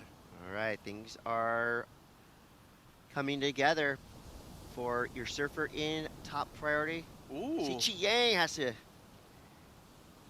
just pull the eject button. It looked like she was right in the zone, but that wave just kind of clamped down around her. She's let two go by. She had better positioning for the wave that Blue got, then let that one go by too. We'll see if this decision pays off. Quick carve to start. Blows the fins out there. Wow. That was a good idea. The wave before that was pretty flat on the face. That wave gave her a couple opportunities through the mid sector to show her flashy turns. It's pretty crazy that she's only been surfing, what, maybe 5-6 years at the most? I mean, she's obviously very naturally gifted. And it's not like they're working with a super high-profile coach at the moment either. You know, Peter Townend did a lot to kind of get the surfing program going, you know, in the last 10 to 15 years. But as of right now, there's nobody really that's, you know, in the corner behind the scenes working with them. So I know every now and then they have some people internationally go and work with the team. But at a lot of these events, they're pretty much on their own. Well, think back to when we first became aware of Chi Yang. I believe that was in Huntington Beach, the ISA Juniors event a few years back. Team China fielded their first ever junior squad. And, you know, there were question marks. I mean, there's always going to be question marks with new teams to come through. That was the first time we saw her surf, and it was like immediate fandom, I think, from all of us. Like, wow, we're seeing something special here. Lila Skinner now. Speaking of special, great turn to start. Good placed second turn as she makes her way to the inside. Doesn't like the look of it. Good. Don't wasting time. Get out of there. Damage was done out the back. Back to Catalina Sarake. Ooh. Good slash there. So the wave flattens out, but the damage was done out the back. Solid turn there for Catalina. While we wait for the scores to come through, let's go down to Rachel Tilley. Thank you so much, you guys. Kokoro representing Team Japan. A great day Japan is having so far. All three of your surfers in the under 18 girls advanced this morning. Now you are carrying that on in the under 16 girls. What did you learn from them this morning to win your heat today? Yeah, they are told just find good waves because I catch good waves, yeah. Well, a great strategy that you executed perfectly. Okay, we did that one question in English. Thank you very much. Now, an opportunity to speak in Japanese to everyone at home. 夜中だったんですけど、応援してくれた皆様ありがとうございました。サブバンクでの試合が2個続いていて、インタビューする機会がなかったんですけど、今のところずっと1位通過できているので、次のラウンドもちゃんと勝ってていけるように頑張るので、また次も応援よろしくお願いします。Perfect. Thank you so much. Congratulations, and on to the next. Back to you guys. 12 minutes on the clock. Yeah, the girls for Team Japan been ripping all day long. You get any of that? I got the thank you. I got the, I'm excited for the next one. Thank you to the friends and family back home. Arigato desu. 11:45. So Sichi Yang now. Whoa. Potent two-turn combo there. That was a tight section to work with. Yeah, it was. Somehow fit two pretty radical turns.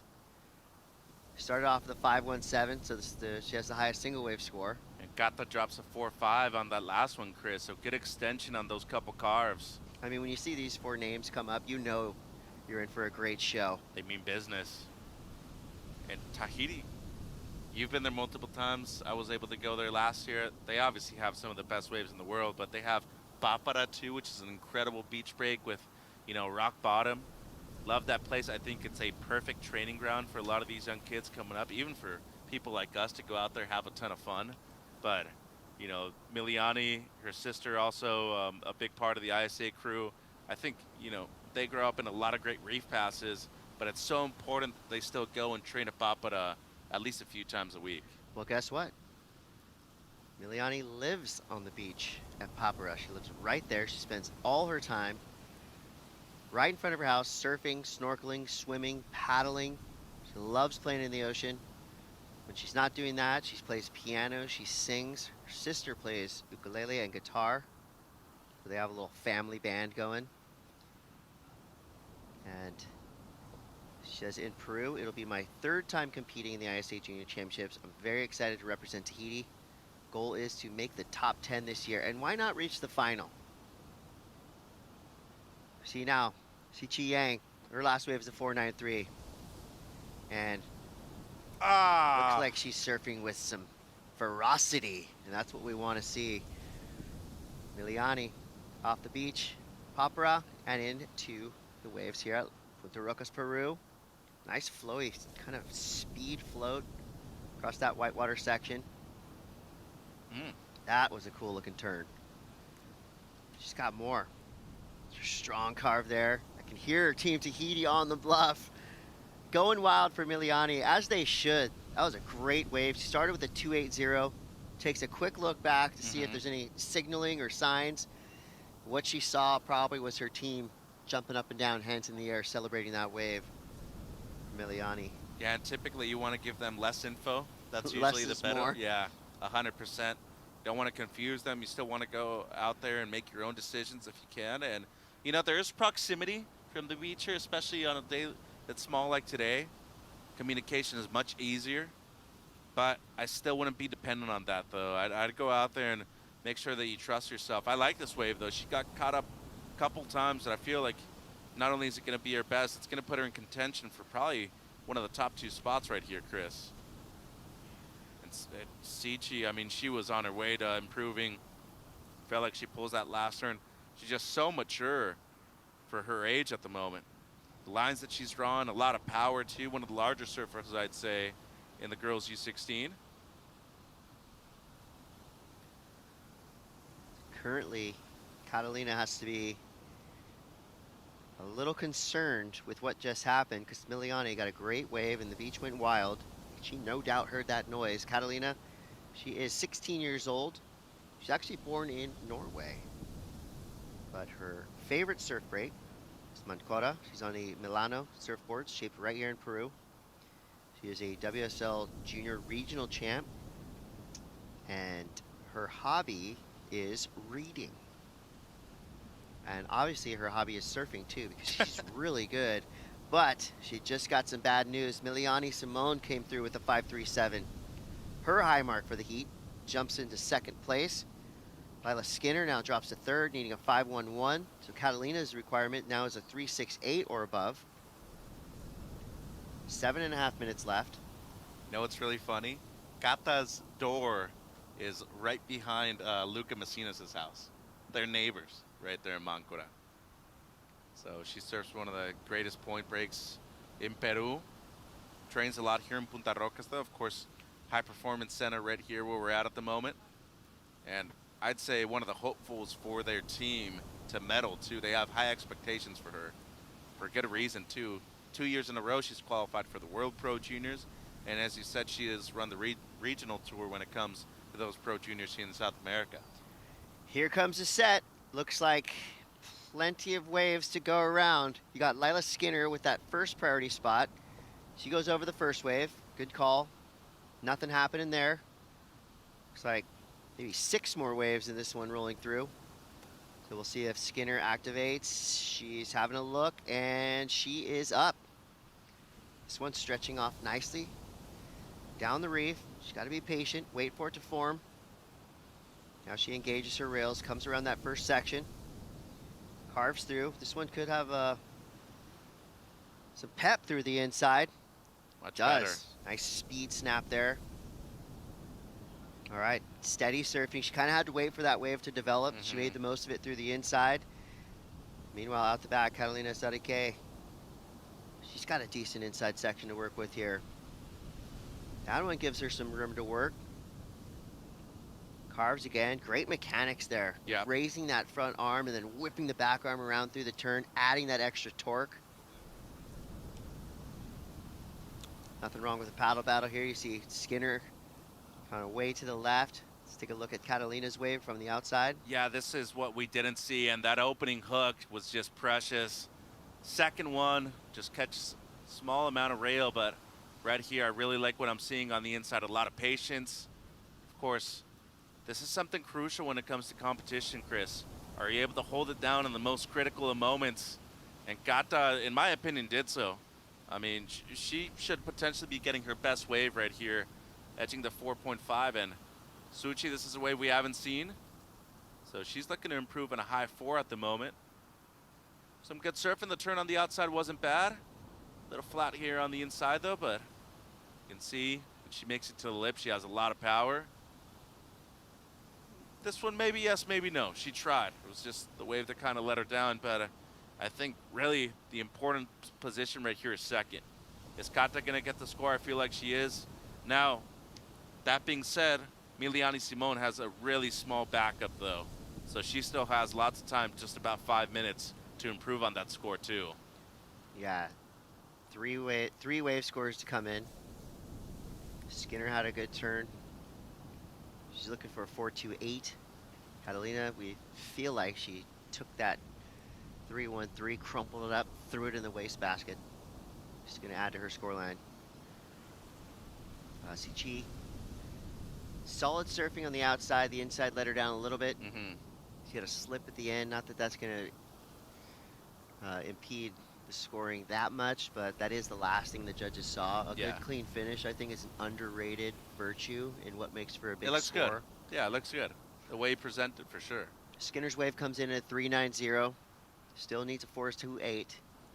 But now all eyes are on green. Did Catalina Zarike do enough to unseat Miliani? Her brother did surf for Norway in the event, though. So, I you know, did not think that, you know, we'd see too many surfers from Norway in the event. They're one of the newer countries, too, and it's cool to see them also have, you know, more surfers. There's great waves in Norway. You've been there. I've been to Iceland. The guys tagged you, right? After that one time. That Well, I said that, you know, you got to work for it in Norway. It's freezing, da-da-da. And I was uneducated because then they sent a bunch of photos of people. They're in full suits and booties, of course, year-round. But and gloves. Sunny, fun days. All types of waves in Norway. All types of waves in Peru. And that amounts to good scores, Chris. We got a situation change here with Gata. Yeah, Catalina comes through with the highest single wave score of this heat so far, a 7.5, and Team Peru celebrating on the sand, knowing that there's 2 minutes and 43 seconds, and their surfer just gave them a huge advantage. There's Sofia Milanovic right there, one of our co-commentators down there showing support for Catalina Zarike. I would say a future star and current star of the Peruvian surf scene. I mean, if you could beat Sichi Yang and Miliani and Lila Skinner, you've done something huge. And that'll give you a lot of momentum going into round 4. But it's not over yet. 2 minutes and 15 seconds left. Miliani needs a 5.24. Skinner now, a tough ask there, a 6.7. That would be the second best wave of the heat. She's got the skill, though. Yep. She just needs to put herself on a quality wave, and it looks like just in time. set rolling through. This first one might have the shape for Miliani, though. Oh, is she in the takeoff zone? Oh, it looks like she could be in the sweet spot. Here we go, Miliani Simon. All right, comes around the first section. Great turn decision there. Proper power turn for the second. Up and into the lip. A little hung up on the fourth turn, but still, this wave has looked great so far. All the way through into the boneyard. One more turn, pulls out with confidence. Close wave there. Oh, but Catalina Zareke may have lit this one up on the outside. She's in first, though, and Suchi Yang right here might be in a position where she gets dropped down to third. I have a good feeling about that wave for Miliani. I mean, speed, power, flow, she did it all. And the wave kind of kept giving her sections down the line. Watch out, here comes Yang. Ooh, deceiving from the drone angle. Looked like that wave's gonna perk up. But it just went underneath the surfer in red, but more opportunity knocking right now. I'd be going on a wave. You don't know if for sure you're still gonna remain in second. It's a close wave from Miliani Simone. I feel like there's a chance that she's getting the score. Yeah, I think so. And for now, 30 seconds left. Zichi. Nope. Oh no, and she does have that top priority spot, you know. And again, we can't wrap it up quite yet because we still have a couple scores to come through, but when you have top priority and you're just trying to improve on a 517 in the dying seconds, I mean, it just stings a little bit extra when you lose, if you lose, with first priority. Surfed a good heat too. She has 2 5s. Only thing I will say, remember that one wave where she fell off on? That was the opportunity for you to extend your positioning and improve, so... Well, she'll remember it. If she doesn't make it out of this heat, that's definitely going to be a lesson for her. So Peru, we know she's safe in first. You know, Kata's looking good, but it's going to come down to blues last. Isn't enough for second place right here, Chris. Super impressed with Catalina. Whoa, she got it! And there you go. Score needed. Score achieved. And that drops a strong surfer into third place. Give it up for Miliana Simon. That's a big upset. That is huge. That's an Olympian out there in red who's surfing both divisions in this event. And Lila Skinner, too, who's just an absolute medal threat. She drops down to fourth place, but another buzzer beater. Miliana Simon, representing Team Tahiti, comes through with a 5.37. And that's all she wrote. Catalina Zareke, a convincing heat victory there.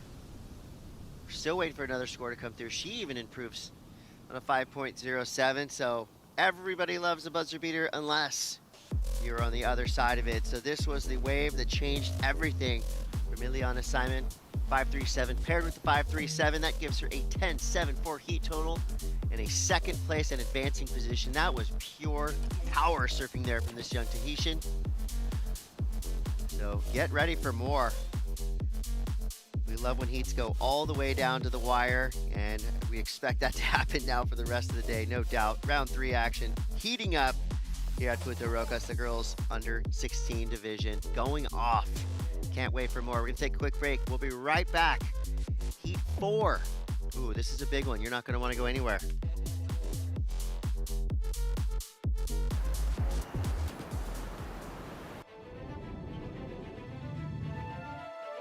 The dream of Olympic surfing was a dream decades ago, but today is our reality.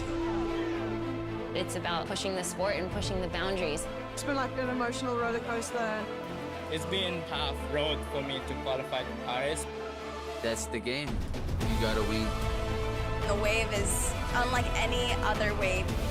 This is one of the biggest goals and one of the biggest dreams. It's not don't be scared. Be scared, but still don't do it.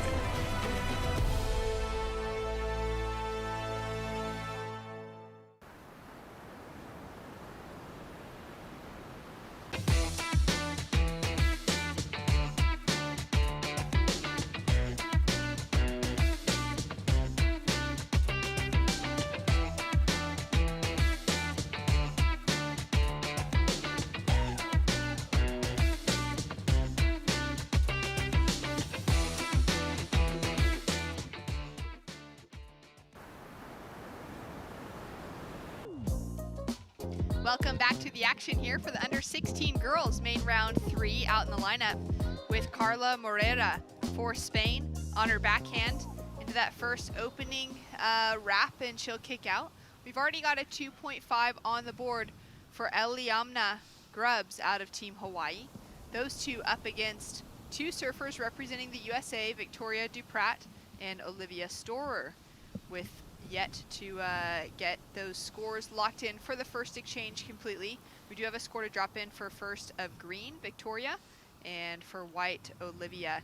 She's now sitting with priority, waiting to get her first wave underway here in an important round. This round has a lot of heats where we've seen two surfers from the same country represented. In some of those, they've had success advancing through. As we take a look now at this first wave from Victoria, we're still waiting for the score to drop here as we get our first eyes on things and just see her being able to work her way to the inside section. Shannon Hughes alongside of Sofia Milanovic for the call. Yeah, this is the replay of Blue's last wave from Hawaii. The wave didn't really offer that much, but she's still working really well on that wave. And this is Red's last wave. This was a beautiful wave by Red. Great style from Carla Morera from Spain. Unfortunately, the wave kind of flattens out. It seemed like it was going to have potential, but fortunately it didn't. 16 minutes on the clock. We've got that 4.83 on the board, and during that break, I saw you had an opportunity to walk down to the beach. Could you feel that vibe from everyone down there? Yeah, I saw Catalina Sarikei's hit. I ran back to the webcast, as you can see. I'm like, just getting your breath here. I'm out of breath, but yeah, that was a great hit of the Peruvian. She totally ripped. She got like a 7 point something, and yeah, I just got excited. You know, it's so good to watch the new generation from Peru. Yeah, it's so good, huh?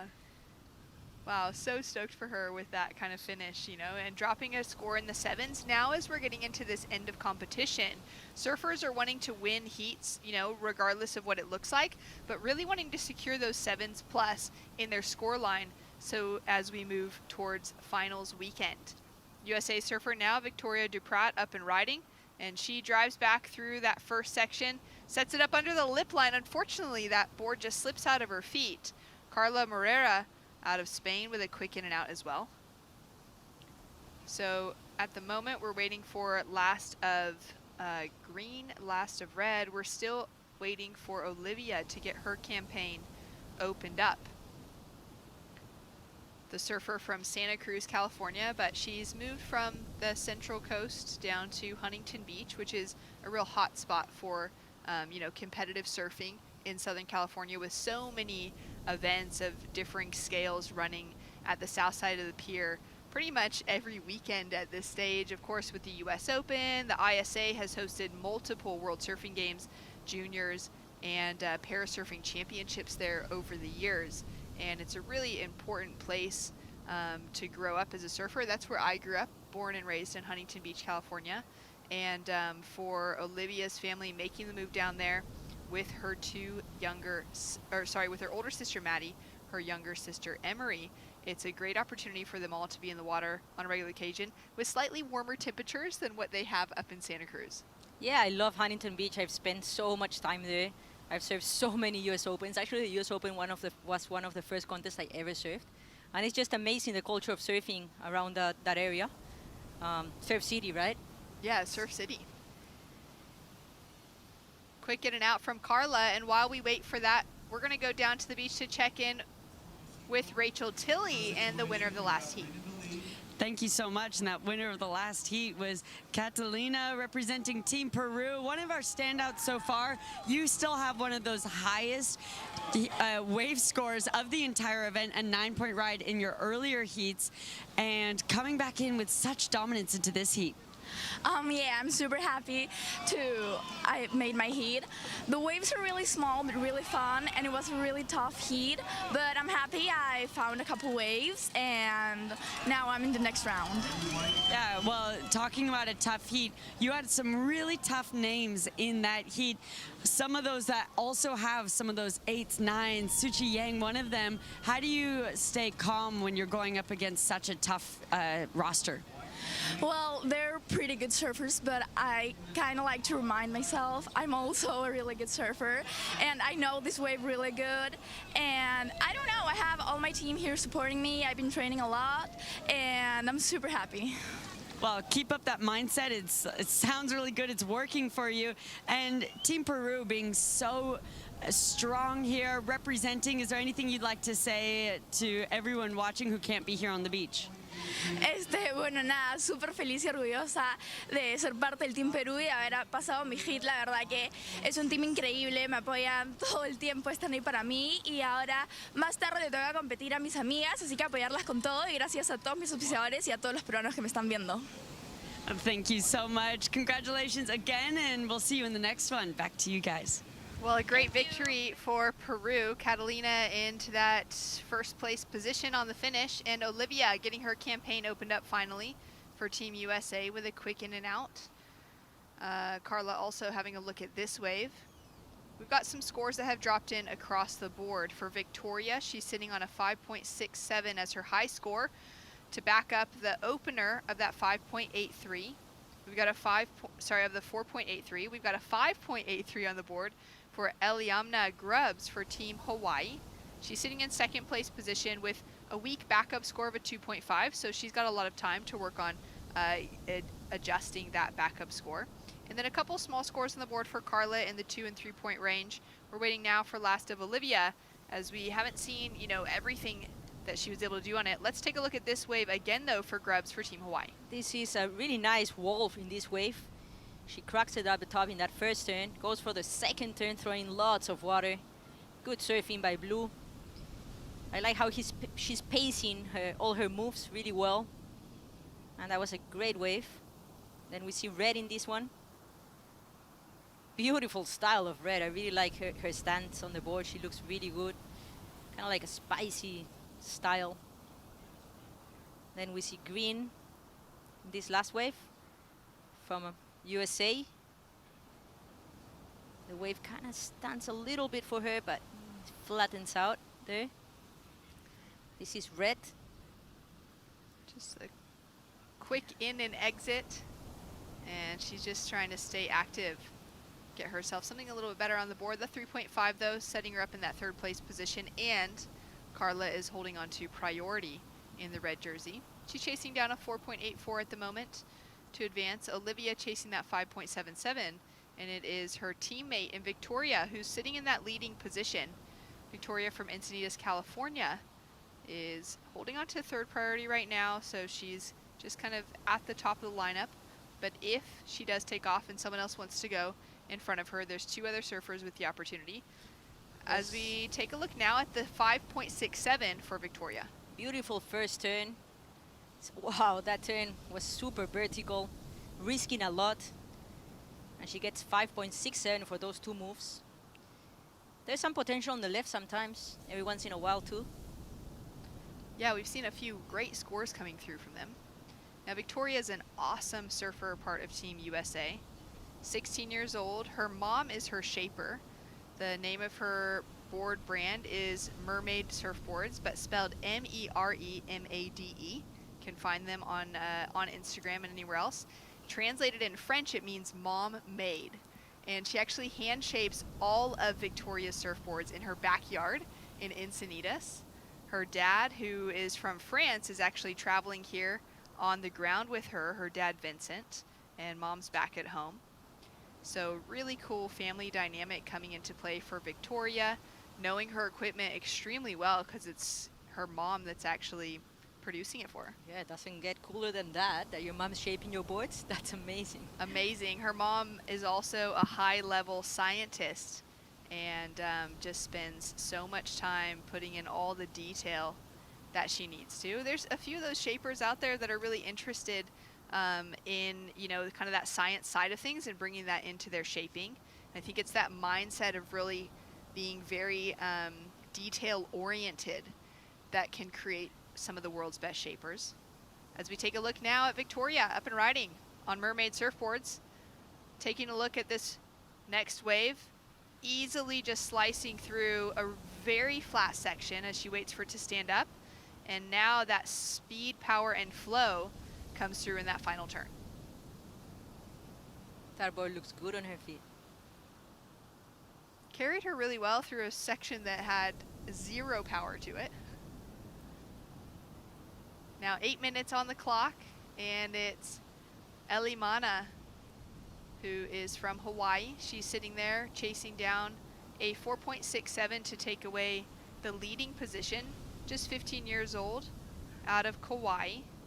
And again, you know, another surfer in that conversation for Hawaii, coming from the island of Kauai, out of Honolulu. Really interested, you know, not just in surfing, but she spends as much time in the water as she can, paddling and diving. She also plays the ukulele and the guitar, which is really cool. I wonder if she's brought the ukulele with her here on the road. It's such a small little musical instrument to be able to travel with.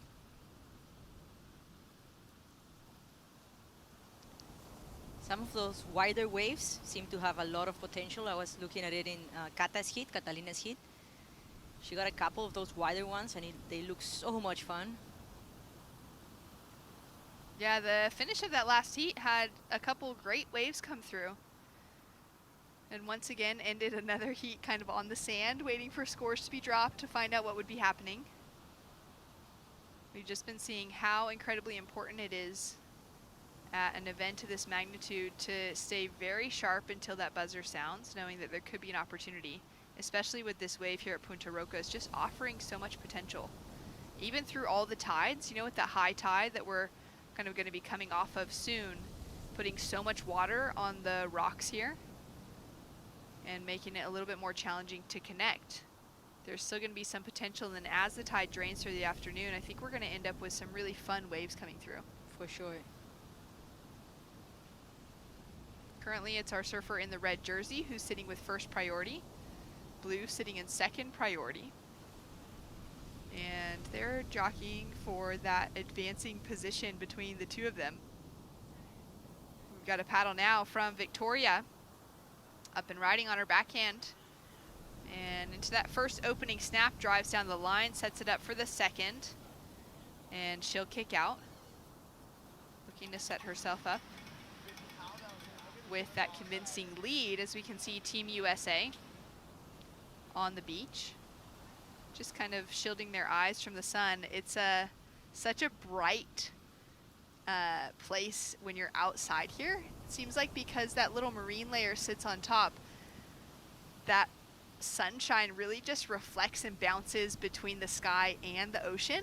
Yeah, it gets super bright It's here. so bright. Like, it's hard to actually keep your eyes open outside without sunglasses on. It's true. So a challenging week for some of those supporting roles, like, you know, the parents down on the beach, coaches, managers that are just watching heat after heat throughout the week. But that's the story of surfing. Down at the beach, you got to always have sunscreen, sunglasses, a hat on, bring in umbrellas with as well.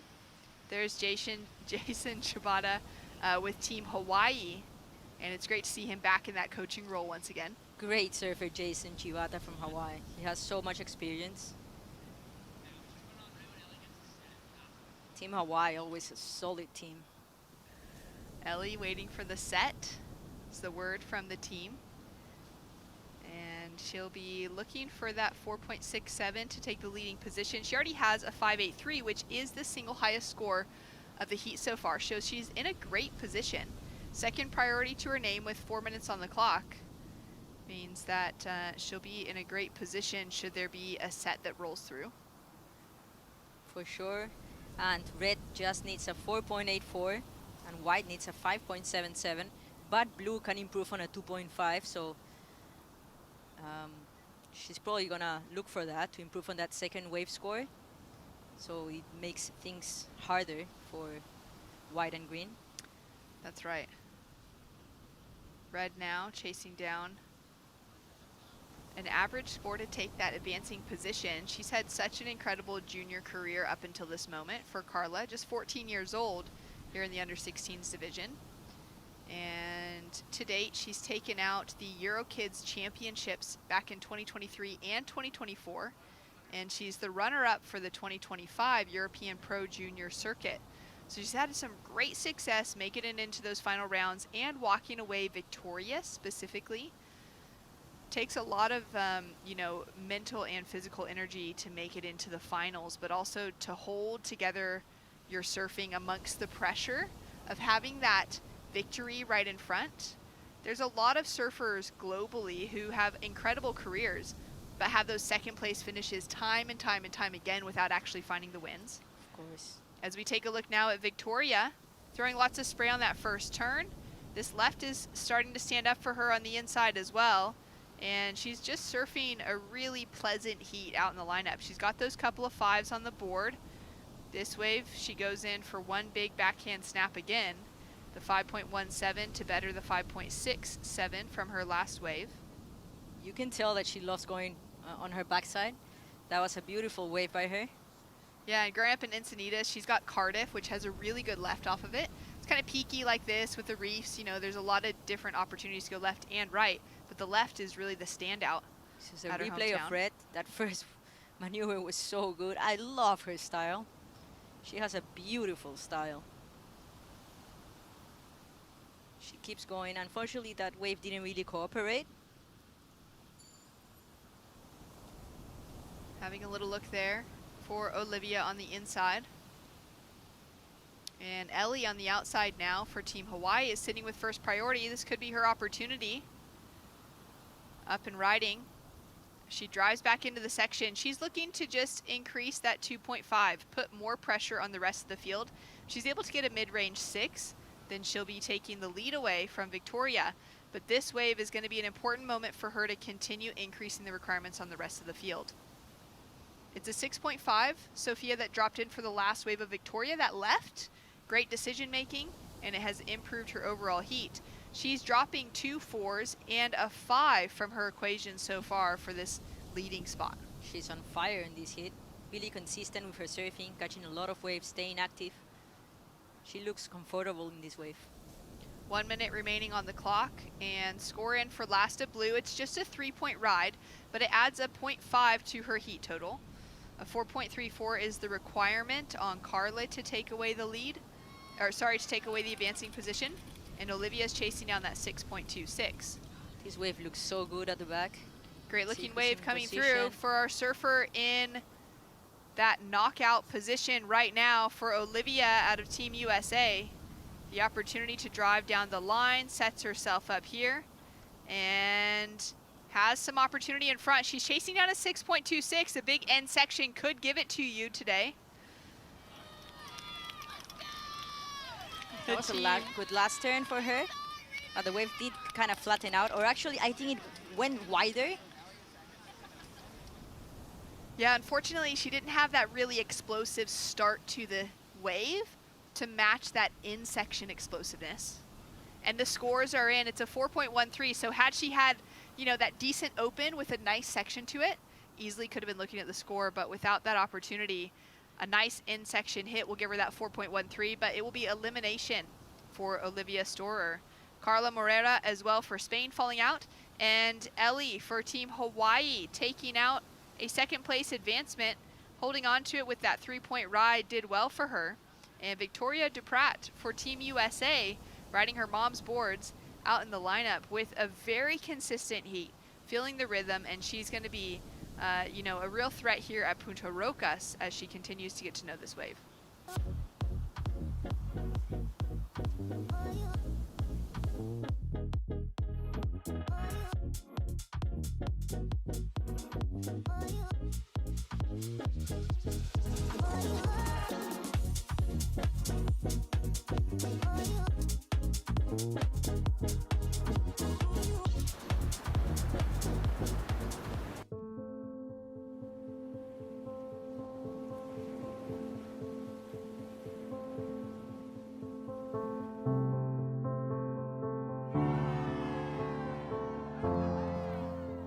There's something profoundly spiritual about riding waves. Water is transformative, healing. You're at the mercy of Mother Nature, the ever-changing movement of water. The ocean is the great equalizer. You don't need to belong to a certain race, religion, or gender to surf. The pursuit of these fleeting walls transcends sport. It's a way of life. And surfing has the power to change the world and has now taken its place on the world's greatest sporting stage, the Olympic Games. The International Surfing Association is the world's governing body of surfing, recognised by the International Olympic Committee with member nations around the globe. This is the International Surfing Association. This is a better world through surfing.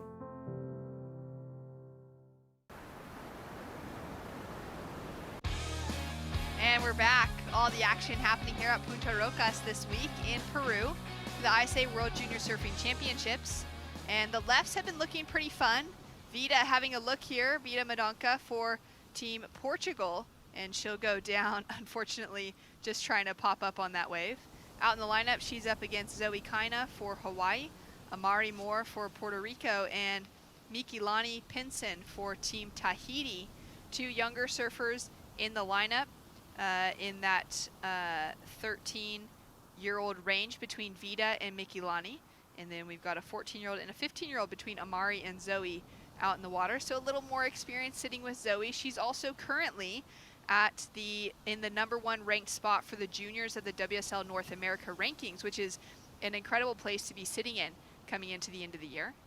Amari now up and riding for Team Puerto Rico with a great snap under the lip to start. Sets herself up as she drives through the tail. This wave offering her a little more opportunity here on the inside. It looks like it might reform and stand up, and it's definitely going to. It's going to offer her that little section to jam in the finish. Long wave by Blue. Beautiful couple snaps out there. Good surfer.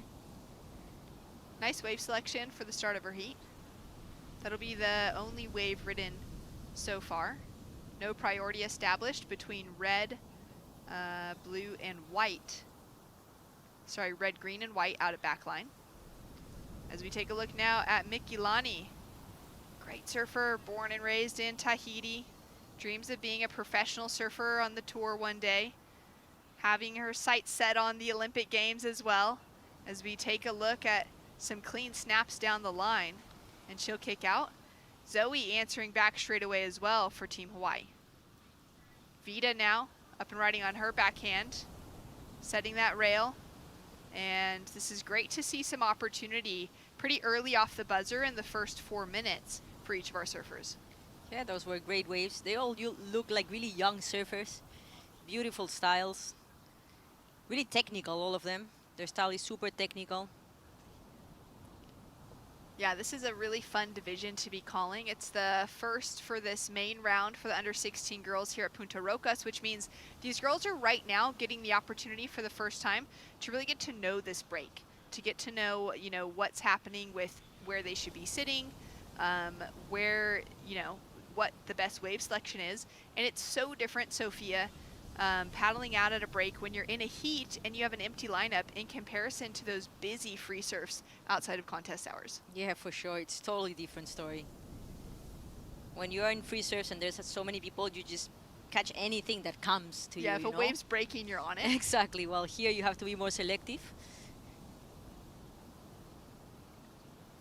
And that wave selection really being the thing that's divided our, heat winners, our advancing surfers from those that haven't in the round so far. Wave selection being ultra important on a day like this. A little bit of patience has paid off for some of those surfers who have maybe just caught, 3 waves in their heat. I haven't seen a heat, at least not that we've called, where surfers only caught 2 waves and they've advanced through. Like, the 2 waves that they needed is what they got. But it is a couple of those surfers only taking off on maybe 3, maybe 4 waves. But they've been selective, and it's been the waves that have run and offered lots of scoring potential that have taken the advancing positions. Well, on other days, we've seen surfers taking off on, all 4 surfers taking off on 5, 6 waves. And they're all looking for lots of opportunity. For sure. Some positioning happening now in the lineup as we have our surfer in red with first priority. She's going to have a look at this one. We're still waiting for the scores for the first exchange to drop through as Zoe blows the tail out for that first turn. 3.67 drops for her opening ride. And we're now waiting for another score on this last one. Blue waving her arms because she wants to know the situation. And her first score for Amari out of Puerto Rico drops in as a 5-point ride. We are still waiting for first of green for Vida and first of Mikilani in the white jersey to give us a take of the opening exchange.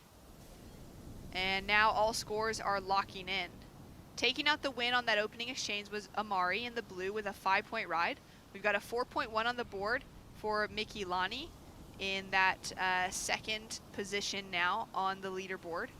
And we've got a 3 on the board for Vida out of Team Portugal in the green, and then that 3.67 with another score to drop now for Zoe Kaina. And she will just be locking in a 4.1 on the board. It takes her into a nice leading position at the moment, down in 4th priority. And under priority, she might be able to sneak into that one. Has a look, is unable to get into it. So situation is set with Zoe sitting in the lead as the only surfer to have those 2 waves to her name. Yes, Zoe from Hawaii with a couple of 3.67 and a 4.1. Highest score of the heat till now, it's from Blue, a 5-point ride. I think this heat's still wide open with 12 minutes and a half to go. Zoe splits her time between Honolulu and Costa Mesa, California. She grew up in Hawaii but moved to California when she was about 2 years old. She's now 15, but she says she's still lucky enough to go back and forth from both places, calling them each home. And it means so much to her to be able to represent Hawaii at Worlds because she's a Hawaiian surfer, and to be able to do what she loves on such a prestigious stage for Hawaii is really incredible. As we take a look now at the Puerto Rican with the opportunity to get that snap in the lip. She opened up with that 5-point ride, the best of the opening exchange. And now we'll have a second score. If it's anything over 2.77, she'll take away the leading position. Amari's from Rincon in Puerto Rico, but we'll get back to that in a moment because we've got Rachel Tilley down on the glass with the winner of that last heat. Thanks so much, guys. Victoria, congratulations. We're getting to now talk to you here at the Punta Rocas podium. You've been dominating over at El Bosque, and now we're seeing you here. How are you feeling? Yeah, I'm feeling good. A little bit nervous to surf this spot because we haven't surfed here yet for the U16 girls main round. So it's definitely different, but I was a little bit nervous, but I'm feeling good out there. I really like this spot, so yeah. Okay, and we were having a conversation about your board before. So your mom shapes your boards, and your aunt has done the artwork on the bottom of your board. Tell us a little bit more about that. Yeah, so my mom's cousin actually is the tattoo artist in Paris, and she did this design. It's one of her tattoos. So we printed it out on rice paper, put it under the glass, and now, yeah, it's like my magic board here at ISA, so I'm super excited to keep riding it. And looking at this outline, a little bit more width than we're seeing other surfers choose to ride out here, especially on those bigger days, but you rode this across all of the conditions. You're saying it's your magic board. Yeah, this board pretty much works in every single like wave setting. I feel like in small waves it works really good, and in big waves also as well. So it's kind of like a really well-rounded board, so I'm excited to keep surfing it probably the whole event, hopefully. Hopefully I don't break it. But yeah, it does have more width on it, which is really nice than like the slower surf, so yeah, I'm excited. Well, it's looking magic under your feet, so congratulations, and we're excited to see you in the next one. Thank you so much. Thanks, back to you guys. Thanks, good job. Thank you. Well, thanks so much to Victoria. Well done on that heat. Great to see the whole family coming together, all the women, to put some great equipment under her feet. Yeah, I was going to say that. What a magical board shaped by your mom, and then you got the drawing from your auntie there. Amazing. Carries so much energy. Yeah, it really does. As we take a look now at Zoe, beautiful bottom to top turn combination to start with. Wraps it around for the second, now looking to make the transition through to the inside, and we can start to see this next section offering some corners. She's doing very well to capitalize on it, and Zoe's looking for that end section. She'll duck out just before the rocks. I really like her style. She reminds me a little bit of like Bronte Macaulay, like something like that. Totally. Right? Just great beautiful, beautiful surfing. Her yeah, backside. Beautiful surfing, nice pace, but very powerful and explosive in the moment. Yeah, great surfer. Well, great surfing so far from Zoe. We're waiting for that next score to drop in. still holding on to that leading position. The last score of Amari was a 2-point ride. She would have needed a 2.77 to take away that leading position. And a paddle here for Vida, chasing down a 3.54. Setting herself up as she drives down the line. Throws a bit of spray out the back. And from that drone angle, you know, seeing those little pockets of sand, all those rocks on the inside and how shallow it is, you really get that sense for the size and the decrease in the swell and how close it, you know, each of those sections that is able to hit one of those shallow pockets, then really standing up and offering some better scoring potential. This is Green's last wave. Does a nice turn up the top, waiting for that second section.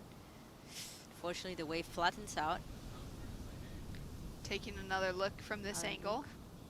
From the drone. First good turn, but then you can just see that the wave kind of doesn't give that much opportunity. Some bright green water in the shallows, and just looking so beautiful from that drone view today. That sun is shining, and we've seen some little fish jumping out of the water. There's been so many dolphins coming through the lineup throughout this week. It's a really incredible location just to, you know, get a feeling for the whole vibe here just south of Lima, with the desert and the mountain range meeting the ocean, and it's just sand everywhere as far as the eye can see. Yeah, there's beautiful beaches here, beautiful waves too, and we get some amazing sunsets during the summer. So even yeah, the we're sunset blessed. last night was actually incredible. It was the best sunset of the week that I had seen. Yeah, we get some amazing sunsets during this time of the year.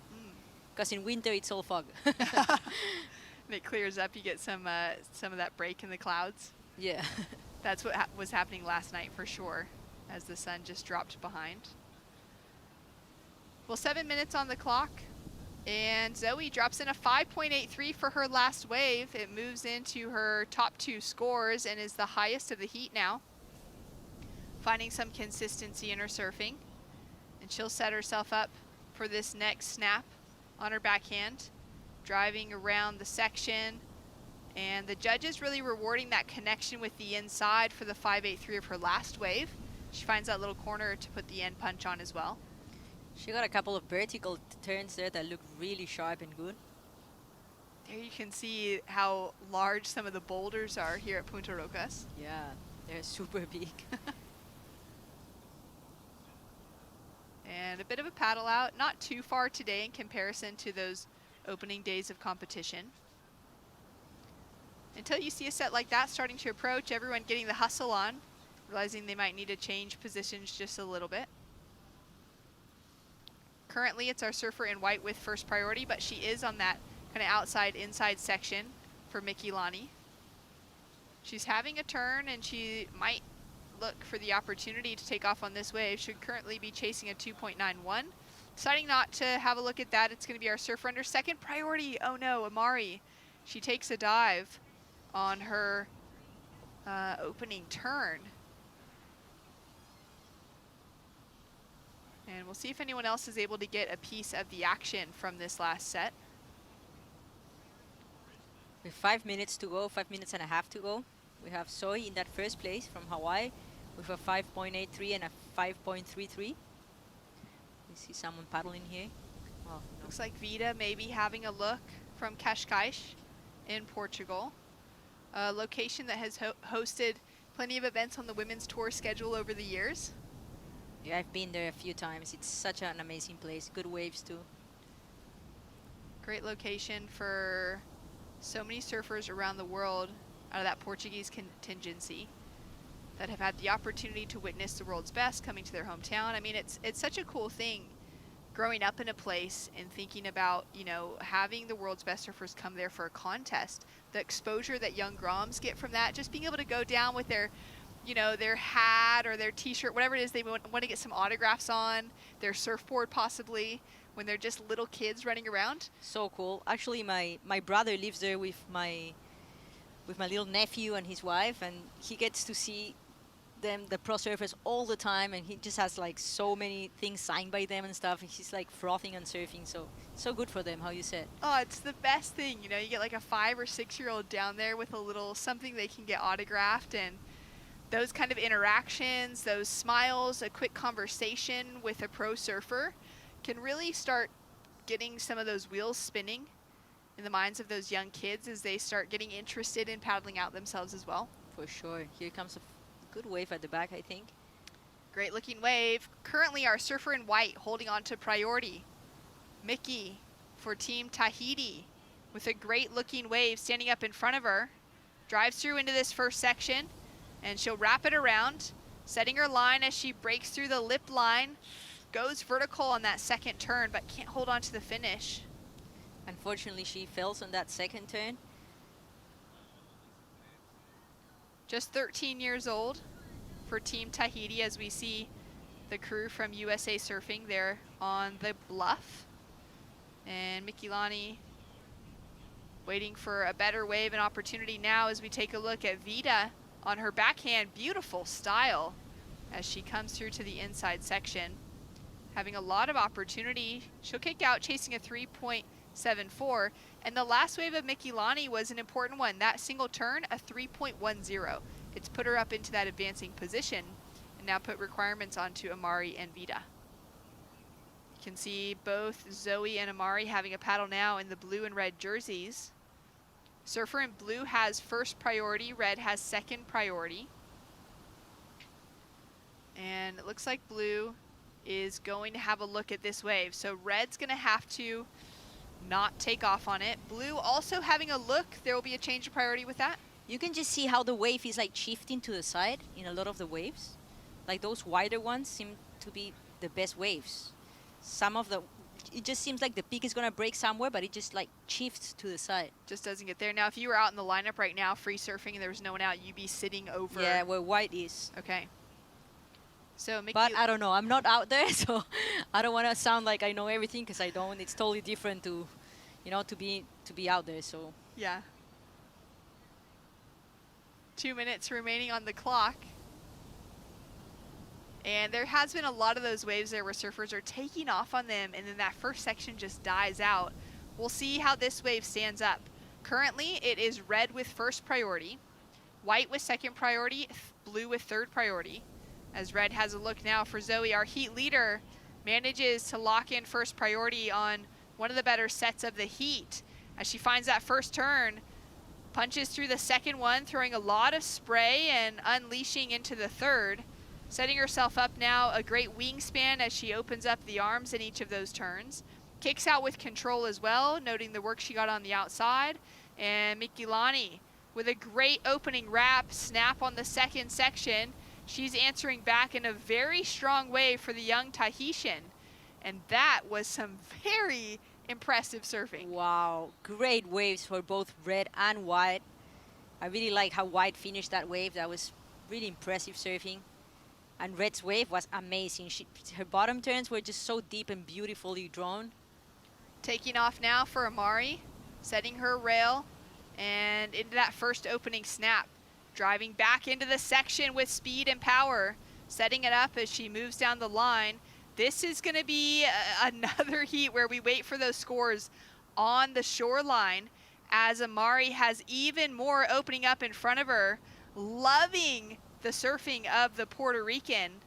Wow, she really pushed through all her turns. You could see like she was on fire in that wave. She knew that she had to really go for it to get the score and be able to make it through this heat.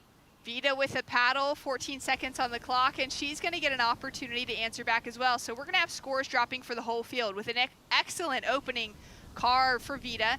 Wraps it around for the second. Looking down the line now, and she is surfing so well. This is the kind of, you know, set that we were waiting for at the beginning of this heat as Vida finishes off on the inside, and it didn't come through until the final minute.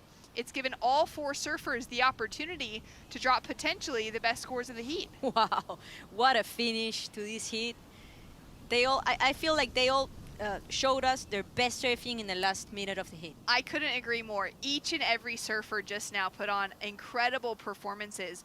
holding that weight, knowing that the buzzer was about to sound. This was their last chance, knowing that 2 surfers are going to go home.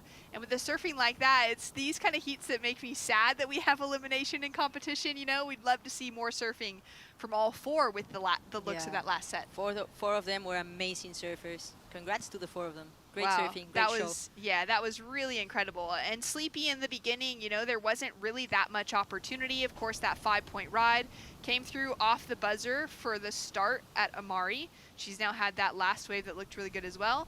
It was our surfer in red here for Zoe, who was able to find a couple 5s kind of towards the middle and back half of the heat. But now with scores dropping across the board, let's take another look. Beautiful turn by Zoe, that first turn, and the wave kept standing for her. Beautiful turn. There's one bottom turn that I really liked. I think coming up right now, just like so much like speed and drive. Beautiful surfing by the Hawaiian. So waiting for that score, still hasn't dropped in. Mickey Lonnie got a piece of the action as well. This is White from Tahiti, setting up for that turn.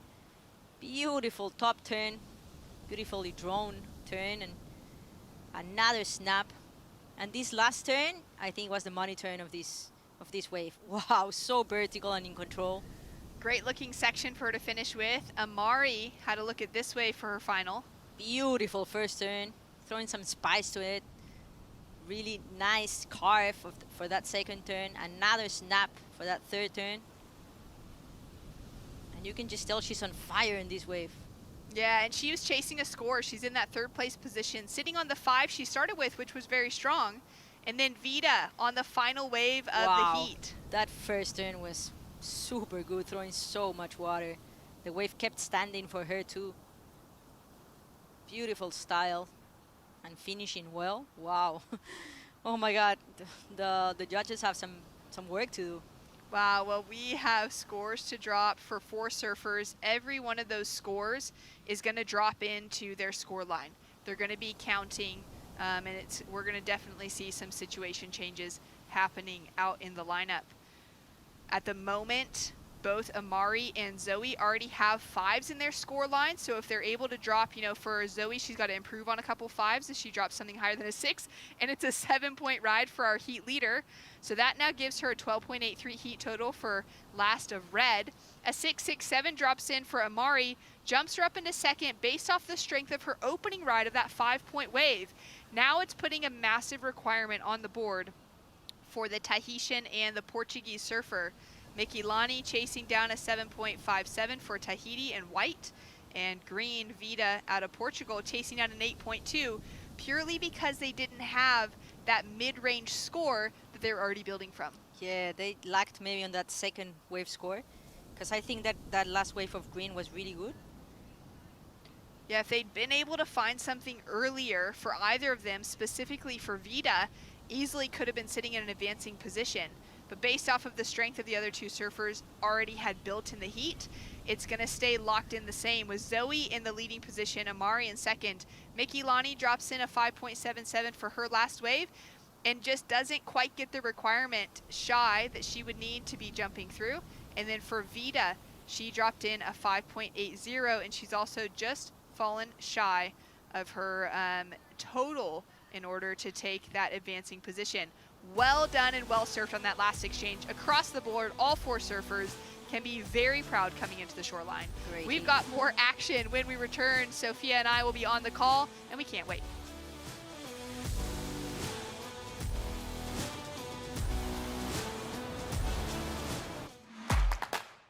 Welcome to day 1 of the ISA World Junior Surfing Championships. From the host nation of Peru, Paul Huguet with an 8.83. Yeah, I feel pretty good. I learned to surf in this wave. Incredible to be here with my family, with my team. From the United States of America, Mackay Castle with an 8.5. Japan's Mirai Ikeda with an 8.67. Quick whip, throwing tons of spray. Yeah. She opts out. Surprised that she committed to the inside too. The Olympian Yang Su Chi from China with a 9.17. Wow. Oh, sets herself up with it. Wow. A little bit wild. I feel 9-point wave is so good. I feel air wave is very good. It's my first time come free. perfectly. Speed, elegance, great style, all the way down the line. Tune in tomorrow for day 2 of the ISA World Junior Surfing Championships.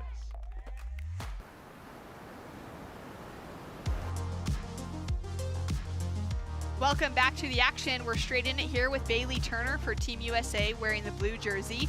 A great looking set for this next heat to get underway, and she's just able to find some rhythm on her backhand, snapping her way through. I don't know how many turns she's had yet, but it's got to be maybe 6, 7 on her way to the finish here for her round 3 heat. We're in heat number 6 for our under 16 girls. It's the first time that this main round for our under 16s is seeing Punta Rocas for our girls' side of the draw, and they are absolutely lighting it up as we see surfers that have already had some great success in competition today. Out in the lineup right now, we have Peru, USA, France, and Argentina with Sofia Artienda for Peru. Sitting in that red jersey, Bailey Turner for the USA in blue. Naya Monte from France sitting in that green jersey. Naya and then Maya. Naya and Maya out in the lineup. Maya Radzuinas from Argentina sitting in that white jersey. So far, it's just Bailey who's had an opening ride on the board and waiting for the rest of the surfers to get their campaign started. And what an opening ride for her. That was some amazing surfing in the first minute of the heat. That's the way to start a heat. Great job by Bailey Turner from the USA. Let's see what the judges think of that wave. Yeah, super impressive for the Huntington Beach local. Took out the under 18s win for the USA Championships and is feeling really strong coming in to competition here for the under 16s division. She opens up with an 8.43 off the buzzer. There you go. That's how you do an excellent score. That was amazing surfing, placing her turns beautifully in that wave. There was one turn that was amazing looking.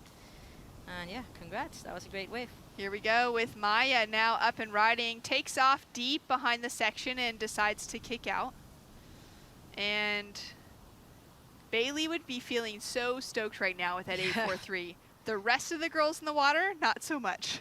Yeah, for sure. That's the way to start a heat, right? With an excellent score. Like, how does your confidence change from that moment? You're like, okay, I still have like 15 minutes to get like another wave that it doesn't even need to be high, but obviously you want to have the best scoring heat of the day. That's right. I mean, we more often than not, we have seen as the surfer with an excellent score not make it through because they haven't found that backup.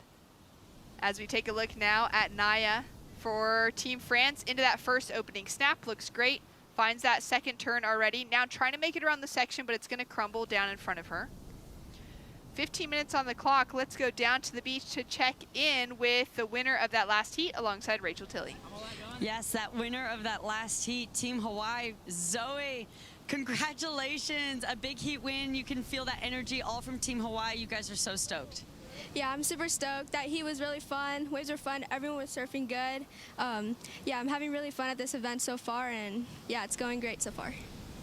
And this is your first time here at Punta Rocas now competing. You've been at the El Bosque location, so prioritizing those lefts over there, how have you been finding readjusting to being on this split peak, but predominantly those rights here?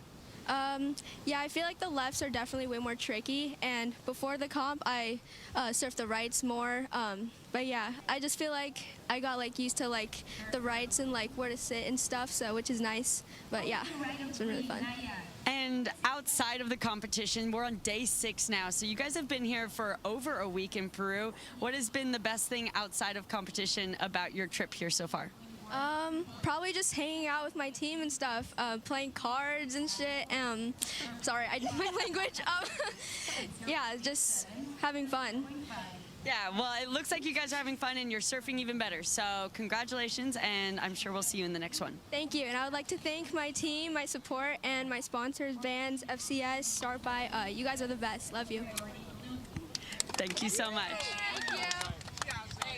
Thanks so much. So well surfed for Zoe. She's one of those surfers we've seen come through from the Stab Ladybirds over the years and just, you know, pushing some progression behind the scenes. And her rail surfing in that heat looked absolutely incredible. Yeah, she's an amazing surfer. That was a really entertaining heat, the one we saw before. And this one is going to be a really entertaining heat. I can just tell they're all amazing surfers. The Peruvian, I know her for a while now, and she's amazing. She's such an amazing surfer, so I can tell she's been patient. She has priority number one, and she kind of is looking for that type of wave that is going to be able to give her the score she needs. Yeah, being patient with it. As we take a look now at this first wave, the 8.43 of Bailey Turner, which she took off on just as we were coming back from commercial break. Yeah, that first turn was so nice. And look at this third turn. Look at this. Boom, like totally like rotating her whole body. Wow. One turn after another, and that's how you get an excellent score. Just risking in every turn, pushing it in every turn, and beautiful style, committed surfing. Yeah, she was nearly upside down on that third turn. Really impressive, and nice the way that wave just gave her that wedge for a moment, and her timing was perfect. Yeah. 12 minutes on the clock. We've got a 3.67 that's dropped in for Naya for Team France. Maya for Team Australia has had a 0.87 and a 0.5, a couple of takeoffs, but hasn't been able to find any rhythm. And then Sophia, as you said, just holding on to priority. She's waiting out that wave selection. A surfer that is from Lima. During COVID, her family left the city and moved to San Bartolo and then eventually to Punta Hermosa, where you're at with your family and your kids, Sophia. So the two Sophias probably ripping the lineup most days out there together. She's amazing. I'm a big fan of her surfing. She's just 15 years old now, and her passion for surfing has really grown over the last couple years there since living in Punta Hermosa. Sophia now up and riding on her forehand and gets that first opening snap, looks strong, but the section shuts down. Yeah, unfortunately that wave kind of ran off of her, for her. She did a pretty good turn at the beginning, but unfortunately she couldn't do much after that. On the paddle back out now, a 3-point ride has dropped in for the two-time South American champion, first in 2021 in the under 12s and then in 2023 for the under 14s.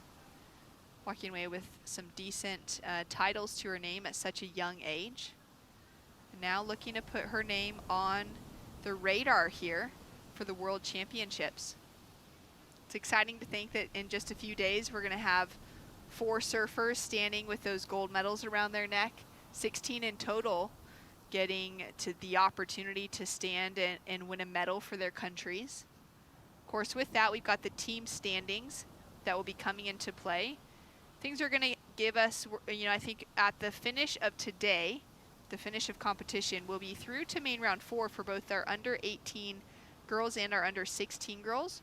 We're also going to be through to main round 4 for the under 18 boys. It'll just be the under 16 boys that we're playing catch up with tomorrow to make it that deep in the draw.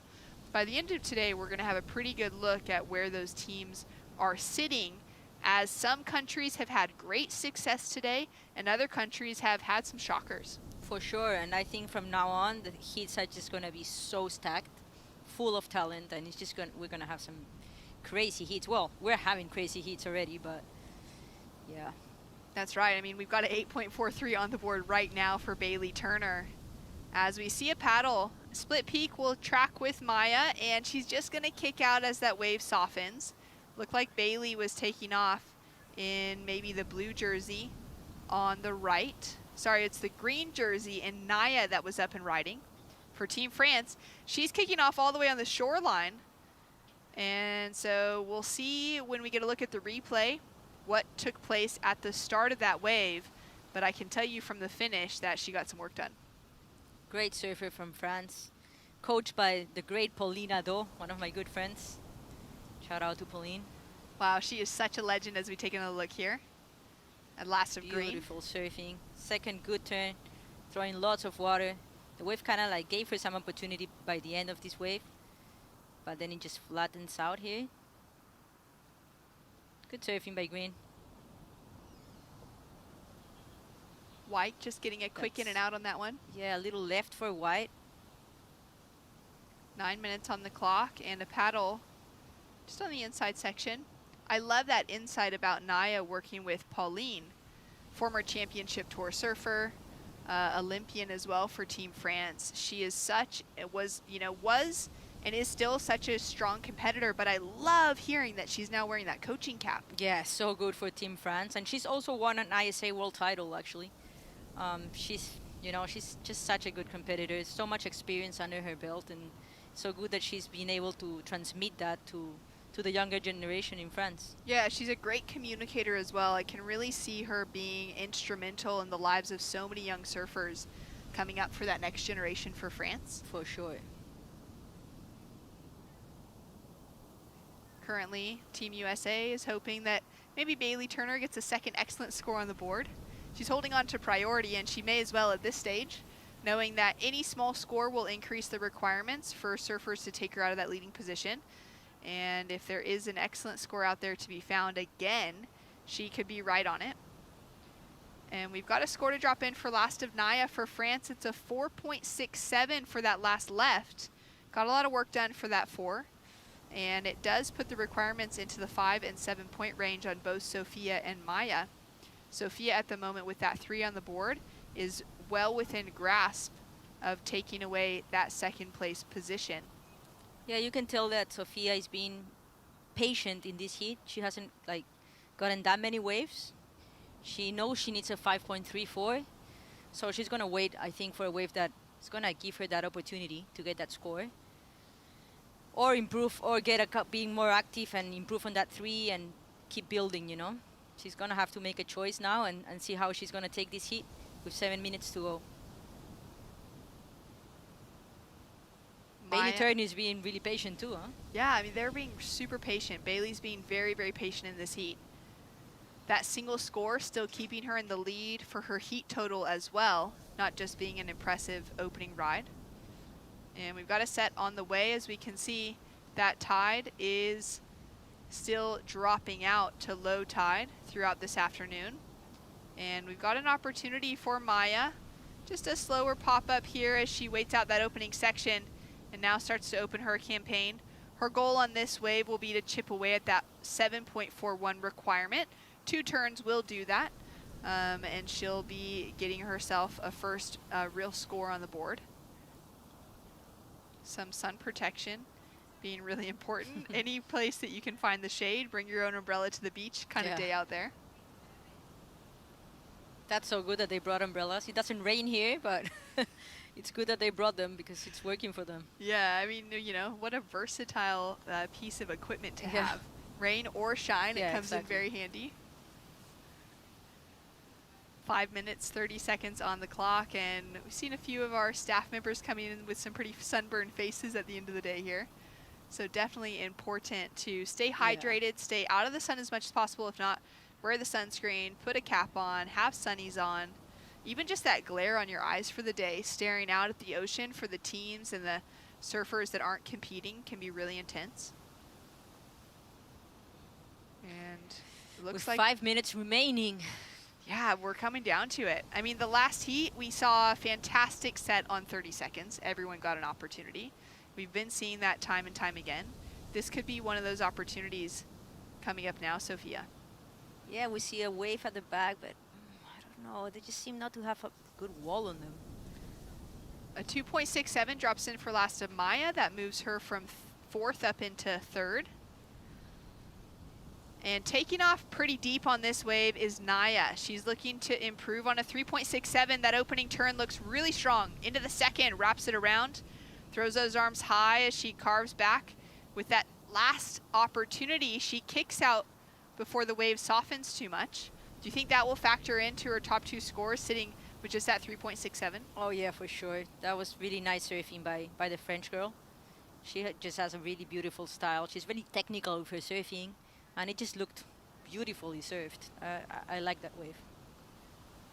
She's from Cabreton, and in addition to surfing, competes in surf life-saving competitions around the world. And that's a great opportunity for a lot of surfers to, increase their fitness levels in and out of the water, specifically with more ocean knowledge as well in the surf life-saving competitions. It also opens up that door for future career opportunities in life-saving, which is such a crucial role in our beach communities. This is Sophie's wave. First nice turn, second good turn for Sophie. She looks on fire. Unfortunately, that wave didn't really offer much. And this is Naya's last wave, the French girl. First beautiful turn, second drone, beautiful turn. Lots of technique in her surfing. The wave didn't offer her much, but she just surfed it so good. Well, a score in of 5.23 for Naya takes her into the leading position for France in green, knocks Bailey Turner down into second, and that last score of Sophia drops in as a 4-point ride off of great surfing, but like you said, the wave kind of let her down. Sophia is now chasing a 4.4 to take the advancing position away from Bailey, but just that thing to remember is that Bailey only has the single score and it's in the excellent range above an 8. So for her, any score that she takes off on, any wave, is going to really increase that heat total and make it significantly more challenging on the rest of the field.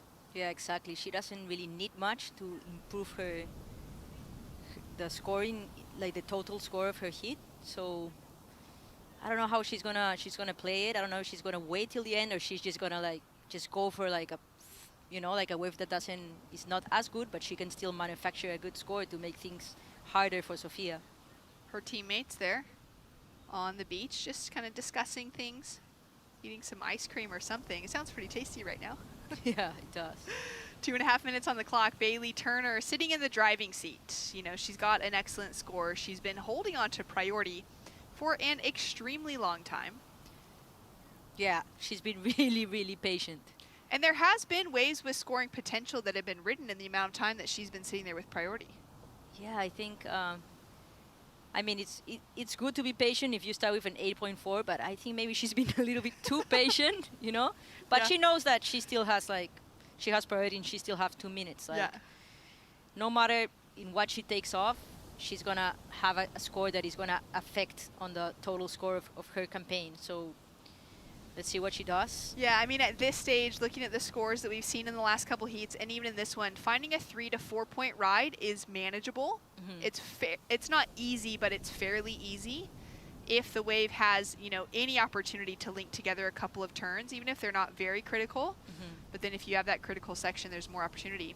Right now, you can see that Naya is staying so close on Sophia. That's a great decision for her. Although Naya's in the leading position, she also knows that Bailey will likely take away the lead. She's only requiring a 1.47. And so she's actually, as the heat leader, Surfer in Green is at higher risk to fall out of this heat and be knocked out if someone else gets the score. Exactly. She's playing it smart right now. 1 minute remaining. And that also could work to Bailey's favor.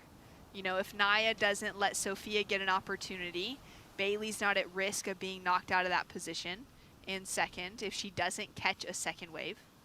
And here comes a wave. Bailey's for sure going to try and take off on this wave. Yeah, Bailey's going to have to go. She has priority in the lineup, and she just needs to put any second score down. It's going to be Naya also that controls the peak on the left with a quick in and out. And for Bailey now, she's putting down a second score. This is going to solidify herself a place in that leading position. And now Naya's going to find herself down in second at threat to be knocked out of this heat if Sophia gets a decent ride. What a hit again. Beautiful surfing from all of the competitors. And we see Sophia at the back eyeing this wave, this ride. She knows she needs to go for it. She needs a big score, likely in the 5 to 5.5 point range off of Bailey taking the lead and Naya down into second. And unfortunately, there's just no chance for her to get a score. Bummer for Sophia, but yeah, sometimes things are like that. I'm sure she's going to have plenty more opportunities to showcase her surfing. She's a great surfer. And congrats to the girls that made it through this heat. That was amazing surfing. Wow. Well, we do have scores to drop across the board. Even Maya for Argentina was able to get a piece of the action. She's chasing a 5.77 momentarily, but Bailey Turner has a decent score with a couple turns connected together at least to put her second score on the board. So we'll see her shift up into that leading position as we take a look at some replays here. Looks like our surfer in the white jersey on the right finding that corner. Yeah, a couple good turns from White. That wave didn't really offer that much. Especially, if you want to go to that second place in this heat, you really have to go for it because first place and second place were just having such good surfing. Yeah. This is blue. Taking Her a last look at- wave. This wave is going to affect a lot her campaign because she didn't really have a second wave. She just had one excellent score. And there it is. It's a high 3, a 3.93. We knew it was going to be easy for her to get a score of at least that much substance, and it takes her into the leading position. Last score to drop now will be that for white, and the last of green doesn't factor into her top 2. Last of blue, that 3.93 takes her into the lead, and now white would be chasing a 7.23 to take away that advancing position over Naya. And we'll see where the judges go with it, but the gut feeling is that it's not going to have the weight to be the second highest score of the entire heat for a surfer out of Argentina. But wow, what a way to just stick to a game plan for Bailey Turner and start off in the first couple minutes with an excellent score, and don't take off until you need to on your second wave. Exactly. I think she was really smart because also she could have had the opportunity that this magical wave came to her, and she could have had 2 great scores. So she waited till the end until she's like, okay, I'm just going to take off and get, you know, like that 3 or 4 that is going to help me. Totally. Well, it's a 4-point ride for last of Maya for Argentina. She'll stay in 4th. And officially, Bailey Turner takes away the win with France in 2nd. We're going to be right back with more action after this.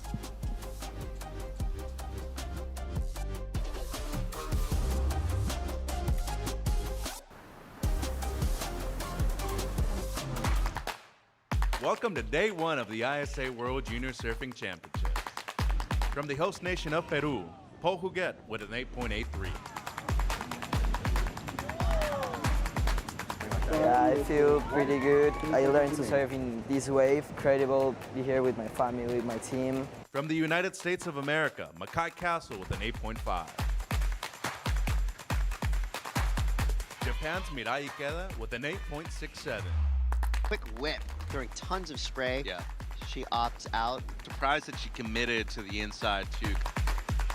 The Olympian Yang Su Chi from China with a 9.17. Wow. Oh, sets herself up with it. Wow. A little bit wild.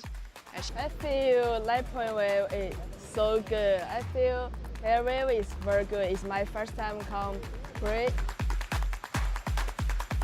Perfectly, speed, elegance, great style, all the way down the line. Tune in tomorrow for day 2 of the ISA World Junior Surfing Championships.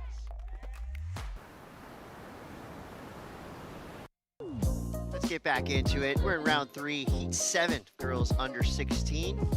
So far, so good. These young ladies have been absolutely ripping. We're live from Punta Rocas. We're watching the 2025 ISA World Junior Surfing Championship. And here we go, Isidora Volto, Maria Clara, Osha Green, Risa Canina. New Zealand, Canada, Brazil, Chile represented here. 4 strong surfing nations going head to head to head to head. Top 2 surfers will advance through. 3rd and 4th place. Stinger of a round, because this is an elimination round. We're going to start off with Maria Clara representing Brazil. Yeah, and they have done extremely well so far today. Remember that heat between Portugal and Brazil? They had 2 surfers advance over the Portuguese, so when it comes to points, they are truly dominant out there at the moment. And Maria, just a 2.67 to start things off, Chris, so going to be a small one for her. And then Brisa Canida from New Zealand. Love the haka that they always do during the opening ceremony. This one comes in at a 4.5, so best score of the heat so far. Rail-to-rail surfing. Nothing crazy, but still some good stuff from Brisa. Plenty of speed. Nice and lively all the way down the lines. Good finish. Good extension at the end, yep. That was one of those waves I feel like she made the most of it. Truly. Volto now, we saw her sister competing earlier on today. As we see now, Isadora representing Chile, making her way through to the inside. And it looks like with the tide dropping, the inside's getting a little bit better. Section's starting to stand up. Osha Green, Team Canada. It's her first wave ridden. You do the work on the outside to get to this section right here. Well done. Yeah, that was a well-placed turn. Solid finish for Osha Green. They've had a pretty good season so far over there in Tofino, too, where she's from. Beautiful British Columbia. Father also a great surfer. Oh, Clara back at it. She had to be fired up after what she saw her teammates do. I actually had the chance to run into one of the Brazilian coaches outside, and I just looked at him and said, wow, you got some good girls on your team. That was real fun to watch. Was he stoked or? Oh, he was pumped. He was? Okay. I mean, he was pumped on the performance. I don't know if he was pumped on you me, saying, okay.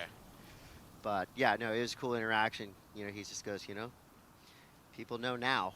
Because a lot of times they kind of like to keep a stoic face at this point of the event. They kind of reserve that until, you know, the second to last or maybe finals day too.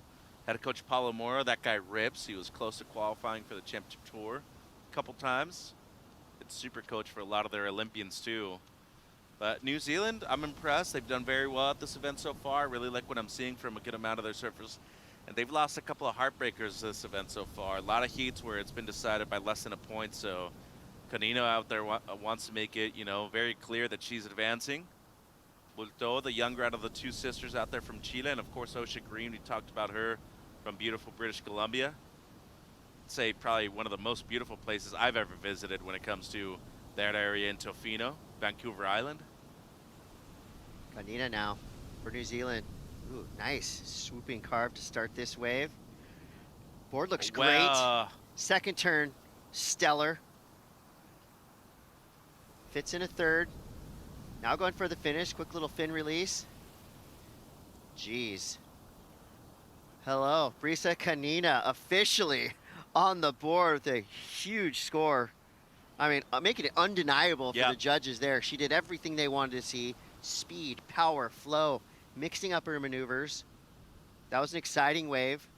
Currently sitting on a 4.5. I think she just launched her way right into the top spot with that one. Yeah, in my opinion, this is one of the best waves of this round so far for the girls U16. Remember, first time we've seen the girls compete at the main podium so far, so they've been going left for the majority of the time at El Bosque just to the north, and right here having the chance to go right. 4.5 on her opener. To me, this is easily at least a couple of points better than that opener, so I feel like with 14 minutes she's going to be taking the lead, and you know, very impressed. It's a JS Golden Child that she's riding in carbon. I know you're a big fan of carbon yourself, and I think on a day like today it's a really good option. Great use of priority, of course the positioning too. First wrap's okay. I mean, it's a good starter. That second turn in the pocket, committed. Steep section of the wave. A lot of flow though. And she learned from what she got on the 4.5. Just made sure to connect dots right here. And in my opinion, once again, I think she not only surfed it way above and beyond what it was worth, I think she's going to get a deserving score, leaving no doubt that she is in first place. Well, Brisa Canina, 16 years old, Queenstown, New Zealand. She is your under 18 Queensland State champion. Her favorite wave, North and South Stradbroke Island. Parents are Brazilian. She was born and raised in New Zealand, currently lives in Australia, loves surfing, and hopes one day she can make it to the World Tour. Well, surfing like that, you're on your way. 6.33 paired with a 4.50. It's enough for a double-digit start with 12 minutes, 50 seconds left. Current conditions are as follows. Yeah, it's about 3 to 4 feet. Head high on the sets, we'll say. The wind has clocked up just a little bit. We're looking at 7 mile/hour wind from the south. Really light. It's going to be dropping quick. Going to see more rocks on the inside, but also steeper waves. You know, at this size here at Punta Rocas, the lower the tide goes, I feel like the better the waves are going to get. I like how it said temp H2O, not water. 65 degrees, relatively warm. Mixed bag when it comes to, you know, what people are wearing. Personally, bigger days, you're paddling so much, I'd be in a top or a spring suit. I'd say on a day like today, maybe a short sleeve at the most. Maybe a long john. Yeah. Get your arms free. That's a good Keep option. your legs warm. 12 minutes to go. While we wait for the next set to roll through, let's go down to the glass. We got Rachel Tilley standing by. Thank you so much, team. Congratulations. That was a huge heat win. Now one of the highest single wave scores of the day, that 8-point ride. First of all, let's give a moment for that. Talk me through that wave and how that felt. Yeah, the waves, there's so many good ones like before my heat when I was watching, so I was just so excited just to go surf and hopefully find one of those good ones. And that one ended up like standing up, so it was pretty fun. Okay, now talking a little bit more heat strategy. You waited a long time to find that backup wave, and that wave coming through at the end that boosted you into the lead. The beach was going off for it, and I'm sure everyone at home was so relieved to now see you grab that. Were you nervous throughout it, or were you patient because you were confident with that 8? Yeah, I mean, that definitely wasn't my plan to sit and wait, but I was just going to try to catch 2 and get 2. But then after I got a good one, I'm like, the waves were too good. Like, I just wanted to wait for another one, but then there was only a few seconds left, so I kind of needed to get another one, so yeah. Well, good job on making it happen. And you're not traveling with your family here. You are traveling with Team USA and relying on that support around you. How has that support been? Yeah, it's so fun and it's so cool, like, with the Team USA, because we're all really good friends, and it's just super fun, and having that support and cheering everybody's heats. It's like unlike any other contest I've ever done, so it's really cool. Well, you are doing great surfing. Congratulations. Keep up that excellent rides, and we'll see you in the next one. Thank you. Yeah, Bailey Turner from say one of the first surfing families of Huntington Beach. Yeah. You know, all the Turners seem to rip. Mm-hmm. They are, you know, just absolute legends in the area. Her dad, Ryan, her uncle Timmy. I know you know a lot about the Turner family growing up there. Yeah, I mean, a peer local right there. Bailey, brother Ryder, always in the lineup too. Older brother Colby, a great baseball player. I believe he goes University of Michigan. But talking about Ryan, you know, father, great surfer, amazing barrel rider. And Timmy, one of the OGs when it came to the search. And that's why I feel like Rip Curl developed so many of their surfers, because of people like your uncle, Timmy Turner. Shout out Michelle Sugar Shack, too, by the way, over there on Main Street. I know Bailey takes up a couple of shifts in the summertime. I think everybody should work at a restaurant at least once in their lives. I agree. 9:40 to go. Kanina is shredding. I mean, you can just tell she has a really good connection to that surfboard. And she looks like she's feeling loose. It looks like there's no nerves whatsoever running through her veins. So Brisa, 633-450. That was just a quick ride. But again, so speedy down the line. I mean, just look at this. It's just like natural talent. And really nice flow, too. But you mentioned her 2 favorite waves on the planet over at Strati. Those are heavy waves, too. I mean, we're talking about a premier beach break, someplace that really holds small size but tends to get very big and hold it well, too. Barrels a lot. So she's used to those open water waves coming here to Peru. I mean, no difference, really. Maybe the only thing, the water temperature certain times of the year, but it's just another day for her. Brazilian parents, though. Born New Zealand, been living the last few years in Oz. Cool story right there, Chris. And she's got a pretty solid lead right now, doubling second place score. 633's got to feel good. Anytime you can get a 6 or above in this round, it seems like historically speaking, by the numbers, that's puts you right on your path to advancement. Yep. And I'd say today, 11, 12 points, good chance you're going to be making the heat, just knowing how slow it is out there. You know, Bailey was talking about getting that 8 at the beginning, waiting that long, and, you know, making sure that she waited for the correct wave at the moment. Probably for her team and everybody watching back home, they probably would have liked to have seen her on the wave earlier than that, but still, she was able to get her back up and the win. But for nobody else, I mean, other wave that's high outside of the 2 of Kanina, it's a 373 of Green. So pretty small scores at the moment, Chris. Well, you've got Osha Green, Team Canada, with the first priority spot. And it looks like something rolling through the lineup. Was that a paddle for Green? It was. So she drops to third priority. That's got to sting a little bit. As we see now, Isadora Bulto representing Chile, weaving through to the inside. Good attitude.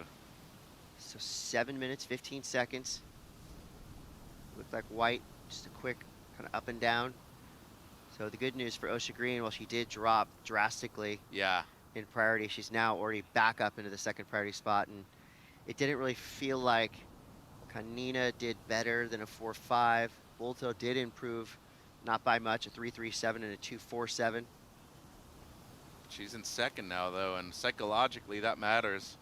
Osha did lose out in the U18s earlier today. She's pulling double duty for Team Canada this week here at the ISA Juniors. She dropped down to fourth place, but still plenty of time left, 6 minutes, 40 seconds. Osha Green, ripping surfer out of Tofino, 16 years old. Her favorite breaks are all of the local breaks around Tofino. Of course, no names. Yeah, that tells us that there's some good waves up there. She's got a great resume. She's competed in ISA World Junior Surfing before. She got 7th place. She's your under 16 Canadian national champion, under 18 Canadian national champion, pro women's Canadian silver medalist, surfer, artist. She likes to read, and she's ready to take on any adventure. And I like this in her bio. She says, I like to do realistic drawings. That's a great skill. Not easy to do. Wonder what realistic actually means. Well, we'll have to ask her. Maybe she's going to win this heat. Does realistic surfing, I can tell you that. Oh, second turn, solid. Comes around the section again. Fluid, great, graceful, beautiful style. Plenty of power. That was a serious combination right there from Osha Green. Silky Only looking smooth. for a 2-1-1. Say good night to that .00 and that requirement. I think that's going to be a solid score. Yeah, and I mean, just really did well, getting away from the pack 2, going down in priority. She just wanted to move up into the top 2 spots. She's going to do that, as you said, and a whole lot more too. So learning from her mistakes. You know, she did make that mistake of paddling for a wave with priority, losing it, and eventually she just moved over, which was the thing she didn't do in her previous heat. Reason she lost in the U18, she didn't cover somebody, and unfortunately for her, she's out of that. But here in the U16, this is her premier division. Great combo on the outside, but love how much flow there is in these transitional turns, Chris. I mean, silky smooth right there by Osha Green. I'm a big fan of her surfing, especially on the backhand. Same. I mean, she made great contact with all the sections she hit. Add a little extra flavor on the last turn, you know, just kicking that back leg out, throwing tons of spray. You know, we always talk about Hawaii, Indonesia, having great surfers that don't want to travel because the waves are so good. Same thing for a lot of Canadians. Why would you? I can see that. And they have a lot of breaks to choose from. And not as many surfers as some of the other surf centers around the world. Osha Green did her job and some at 5.83. She is now in 2nd place, and that means the need for Isadora Bulto has increased as well. Looking for a 6.19. Maria Clara looking for a 6.89. 4 minutes to go. Those are pretty solid numbers, Yeah, they Mitch. are. By today's standards, yeah. We saw the effort that Kanina had to do to be able to get that 6. You got to work for it out there, but more than anything, you're going to need the right wave, too. Well, bright spot for Maria Clara representing Brazil as she's in that top priority position. Bulto in 3rd priority. She's going to have to wait in line as you see Osha Green now, some separation between her and the other 3 surfers. Here comes Brisa. All right, deep paddle. And it's going to be white Brisa Kanina, New Zealand. She's definitely put her best foot forward in this heat. That wasn't a great wave, but she's able to fend off. Yeah. Play some defense there. Don't want to risk it at this point of the heat. You already heard the score that Green was able to get. She's close to your 6.33. You don't have that big of a backup, the 4.5, so might as well go on a wave when you have priority. Make sure that you're keeping everybody else off of a potential good opportunity, too. How are you watching? Where are you watching from? Let us know. Hit us up online at ISAsurfing, all over the internet. The files are in the computer. Maria Clara now, trying to fight back, looking for a 6.89. First turn was nice. Second turn, fluid, powerful. She got to hope for something big to happen here on the inside. Those rocks are going to come up quick. Only room for one more turn. The wave flattens out. Don't think it's going to be a 6.89, but No. might improve on a 2.67. Yep, I agree. And it seems like red here. Chance for Bulto. Bulto looking for a 6.19. Ooh, a good section here. Ooh. A lot of spray. Solid. Last turn. Trying to fight around this section. Maybe one more option.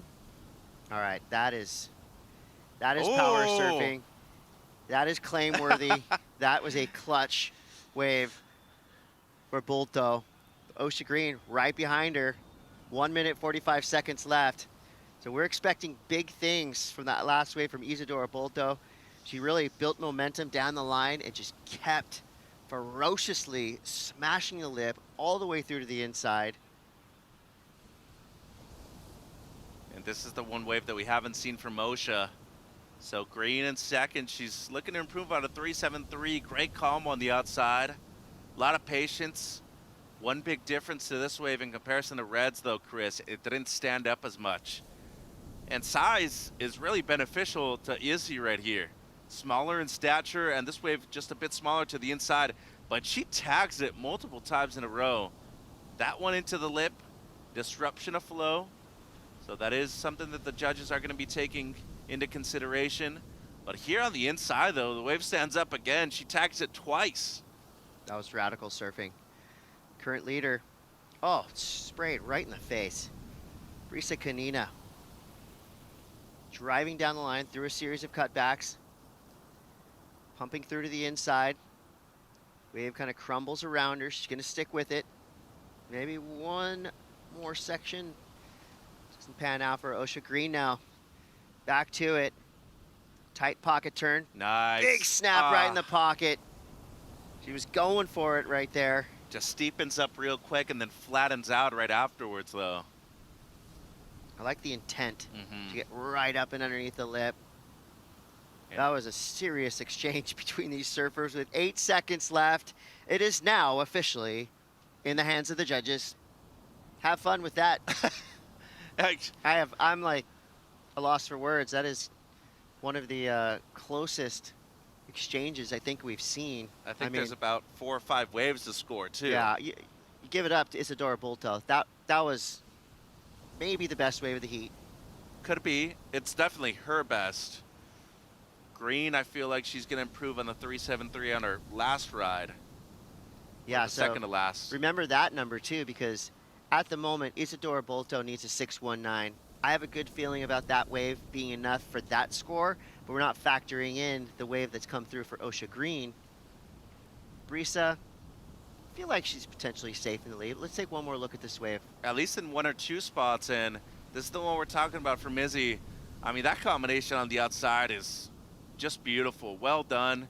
Talk about combining all 3 elements, speed, power, flow, and then right here on the inside, more of a setup. But the second one is sick. Somehow she's able to find a critical section and banks it. And at that point of the heat, needing a 6.19. It's a low 6 that she's needing. It's right on there. And the main question right here, is Osha Green going to be able to improve on her low score of the 3.73? I think she is. So this wave might have been just a little too late for Izzy. Yeah, I mean, regardless of the outcome, Isadora Bulto has to be really proud of herself for the way she surfed that wave. Clutched up, big finish, strong start. I mean, everything the judges are looking for. I think it's going to be a big number. Oh, but look at the requirement now, though. Yeah, so now the requirement is 7.46 because Osha Green improved. She is now in the top spot. Brisa drops to second. Isadora Bulto, score comes through. Oh, just under a 7-point ride. Nice effort, though. You got to give her props for trying. But that opener for Brisa, the 4.5, then backing it up with the 6.33, set her up for success in this heat. And then out of nowhere, Osha Green gets 2 5s, moves up into first. Great heat. Yeah, that's a memorable wave for Isadora Bulto, but unfortunately, 3rd place finish. And wow, we've lost one of the powerhouse team, Brazil, in the under-16 division. Maria Clara in 4th. Osha Green gets the win. Brisa Kanina, after leading the entire heat, drops to 2nd place, but still advancing. And that's it for Heat 7. We're going to take a quick break. We'll be right back with Heat 8. Girls under 16, round 3 continues.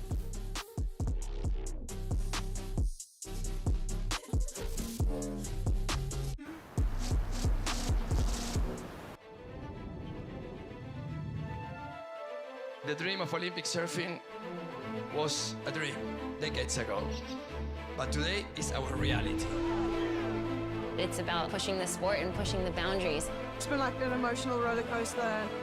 It's been a tough road for me to qualify to Paris. That's the game.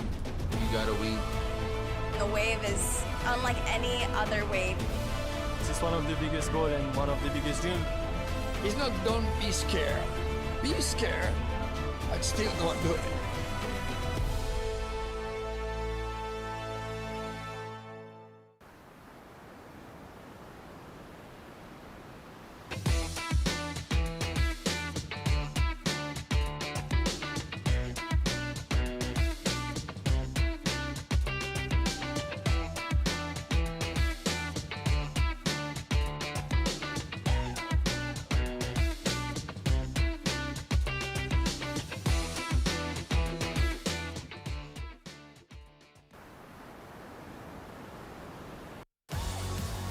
We are witnessing the thrill of victory and the agony of defeats. The elimination round surfing girls under 16, round 3, heat 8 in the water. 2025 ISA World Junior Surfing Championship. Chris Cote with Mitchell Salazar. I'm beyond impressed by what we've seen in this round, and guess what? We got more for you. Arisa Ishii, Julieta Rodriguez, Olive Hardy, and Kaya Jo Fiora from Team Indonesia. We've got Australia, Spain, and Japan represented. This is a international super heat, Mitch. And 4 teams that could easily be top 4 finishers, top 10 finishers too. I'm telling you, Indonesia, they have the best team I've ever seen at the junior level. Of course, Australia, well, they're our returning gold medalists as teams. Spain, they've entered the chat as top 10 contenders, top 5 contenders too. And Japan, always well organized in my opinion. They have what I have seen as the most consistent surfer of the event in the U18s with Mirai Ikeda. Now, are they able to do it in the U16s as well, Chris? Well, if you qualify for Team Japan, you're a good surfer. Yep. I mean, they are really fielding some elite level athletes in this contest. So this is going to be a test for all 4 of these surfers in the lineup, knowing that here at round 3, I mean, these are surfers that have been winning and that have built momentum to get here. They also have a very successful professional tour in Japan too, JPSA. A lot of great surfers coming from that. Of course, they eventually do make it to the regional qualifying series at the WQS level. A few of them doing very well at the Challenger Series level right now. And during both Tokyo and Paris, they had a good amount of Olympians on both sides. So Mahina Maeda, you have Shino Matsuda, Amuro Suzuki, who was a bronze medalist back in Tokyo. That's their goal eventually for these young surfers out there representing the beautiful nation of Japan. Meanwhile, Spain, they've had representation too at the highest levels. Feel like they have a lot more to give, and they've obviously proven and demonstrated that they have capabilities of winning gold medals too. Dylan Donegan won the U16 for the boys last year.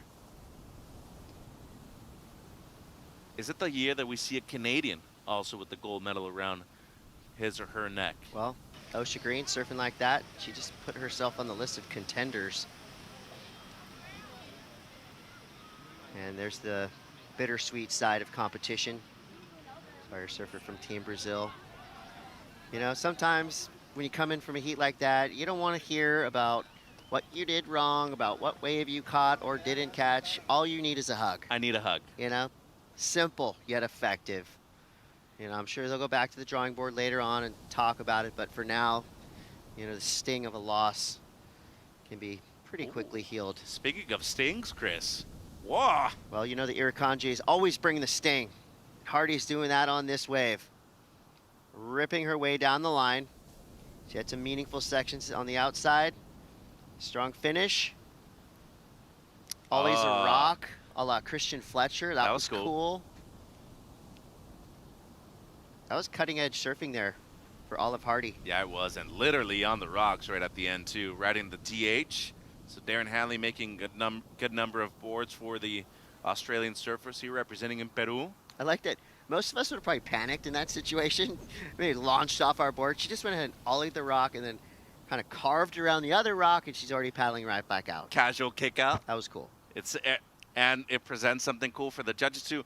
The kick out back in the 60s, 70s actually was a move, and it got counted quite highly. So I wouldn't mind seeing it get rewarded a little bit higher. Hey, the kick out has to be, important to the wave. Well, it shows the judges you're in control all the way through, the overall act of riding the wave and finishing it. So as we wait for scores to come through, we've got Rachel Tilley standing by with the winner of the previous heat. Thank you so much. Yeah, that winner is Osha from Team Canada. Congratulations. Right down to the last minute, you were able to get into that first place position. Stressful for your team, stressful for you? Yeah, it's definitely stressful out there when you catch one wave and no other wave, so you're just waiting for another wave, so I was definitely stressing a little bit. So how do you quickly adapt from that? You know, this morning you were in the girls under 18 division, getting knocked out of your heat. How do you regroup and bring that confidence knowing that you can get a win out of this heat today? I kind of just had to forget about that heat. I went home, I had some food, and I just listened to music in bed and then forgot about the heat. Was watching all of the girls ripping, so then I was like, it looks so fun, I'm just gonna go catch some waves. Okay, what type of music were you listening to? Tate McRae. I like it. I like it. Well, Team Canada being a huge support here, they're all around and they're so happy with you. And how are you feeling traveling with all of them? I'm so happy that everyone's here. It definitely makes me want to do good in all my heats to make everybody happy and proud. So yeah, it's just really fun with the whole team. Well, keep it up. You're doing great. So looking forward to seeing the next ones, and congratulations. Thank you. And thanks to everyone watching back home and my aunt for coming from Toronto. Thank you so much, Osha. Let's hear it for her.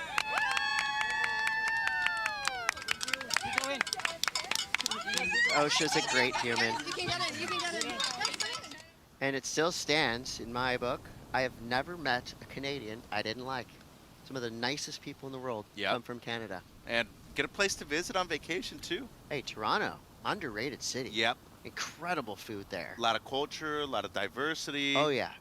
A lot of good different sightseeing, too. Maybe we've got to find Osha's aunt, get some recommendations for next time we're in Toronto. Maybe we'll go see the Dodgers play the Blue Jays rematch. We got a trip planned. East Coast, West Coast, let's do it.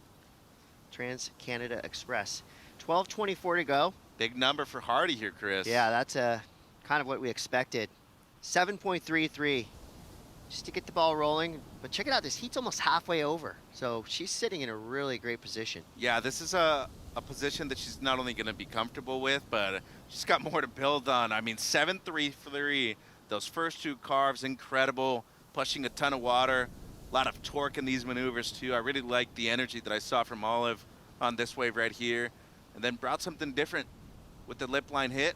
Little ollie, as you said, came around it and kicks out with ease. So really good surfing right there from Olive. Obviously putting herself in a position for success. And she is far away from everybody else. Wants to get a backup. She's not even in priority at the moment. So priority judge saying that she's still out of position to get awarded priority. I think she's going to be more than fine with that. If she finds a wide one right here, gets a backup, then she's going to go over and probably add some pressure with some defense, Chris. I mean, if you start with a 7.33, the probability of making it through your heat rises exponentially. Kaya Jo, first look, Team Indonesia. Flying down the line. Kind of has to cut the second turn a little bit short. Third turn was nice. Coming through to this inside section, just pushing the wave, pushing the board up into the lip. Little slide at the finish of that turn. Good surfing. Yeah, nice and fast. I would say the power element be a little bit improved on, but I think that's a great kind of placeholder. And like I said, the heat's almost halfway over now, so for her to get that wave, that's going to just wipe off a little bit of pressure and a little bit of stress. You need to get something on the board at that point, and it was smart. And I feel like TP and the rest of the Indo team have done really well from the cliff to be able to instruct their surfers on which waves are coming through. Ishii now. Ooh. A little wobbly on the opening turn. Yeah, that wave was kind of cursed from the jump. Should get right back out there.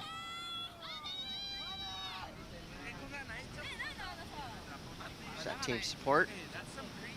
Love their uniforms. Yeah, calling them best dressed. I want one of their hats, but I have a really big head. Anybody listening out there, 7 3/4 fitted? From what I'm told, you got to earn any part of that uniform. True. And I think speed is definitely going to be our advantage over you. Well, Kaya's 16 years old, born in the Mentawai Islands. Ooh. She's on a lost board. She got third place at NIAS Pro QS 6000. We know how many good surfers were in that event. Get a barrel rider then. Yeah, she was born in Padang. She grew up in the Mentawai. She's been surfing since she was 3 years old. Only started competing 3 years ago.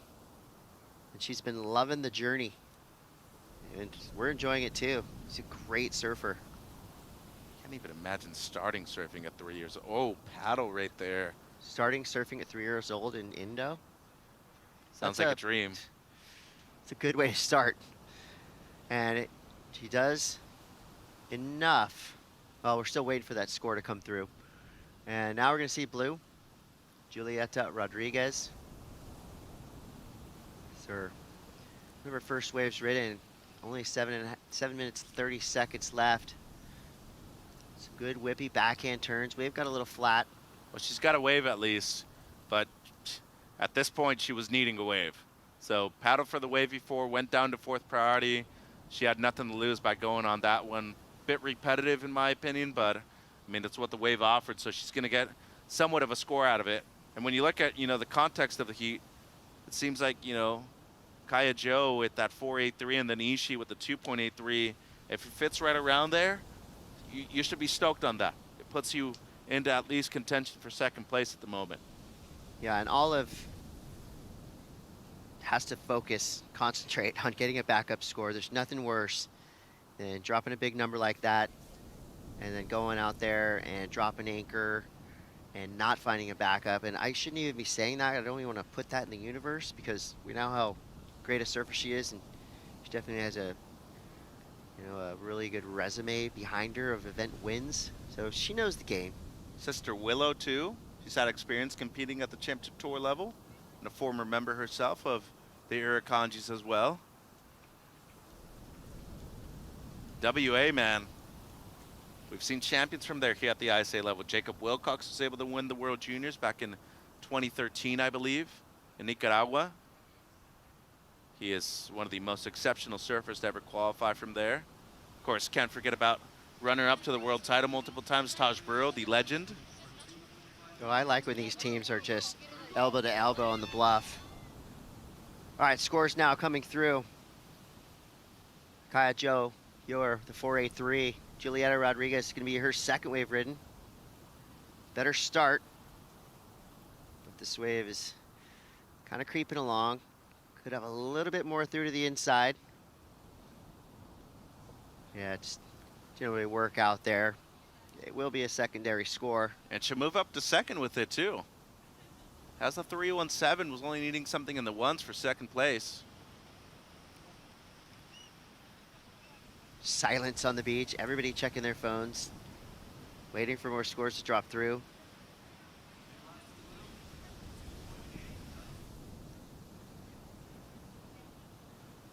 So 5 minutes left.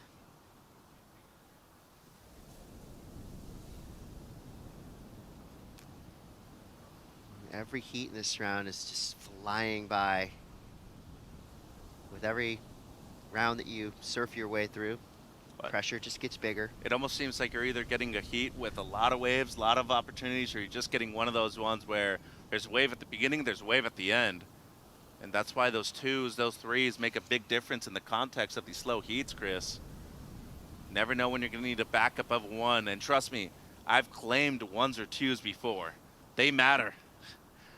And would I do it again? Oh, yeah, I would. I was going to say, did it feel good to claim a 2? It didn't.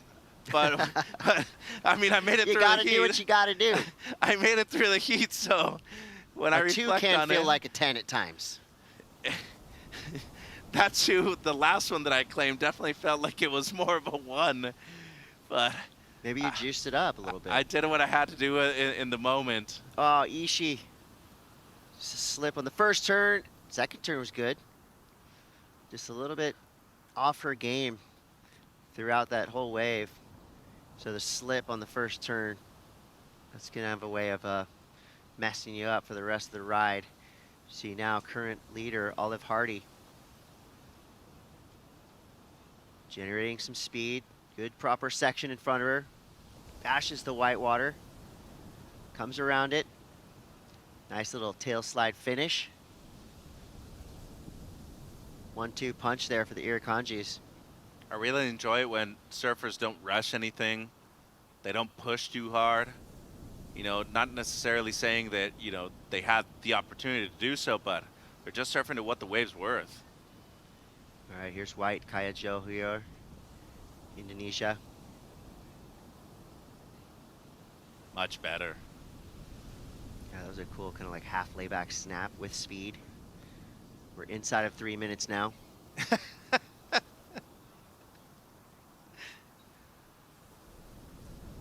Indonesia brought a really fun team. And they're, of course, serious. They're here to do business, but they're doing it with a lot of joy, a lot of energy. I find it so funny how people can be like, okay being on TikTok and Instagram, and then they're camera shy once you're on the broadcast, though. Yeah, if they're nervous at the post-heat area, you just tell them, Just pretend you're doing a TikTok selfie. I've seen so many videos of this week so far where a lot of the teammates are doing a lot of the TikTok dances and stuff like that. It's like, and then if I ask you a question, you're nervous. Julieta Rodriguez trying to get whatever she could out of that wave. Situation switches. Kaya Jo here. Now in that top spot, Olive Hardy second. Marisa Ishii third. Julieta Rodriguez in the fourth spot. 1 minute, 50 seconds left. Here's where things are going to start to get serious.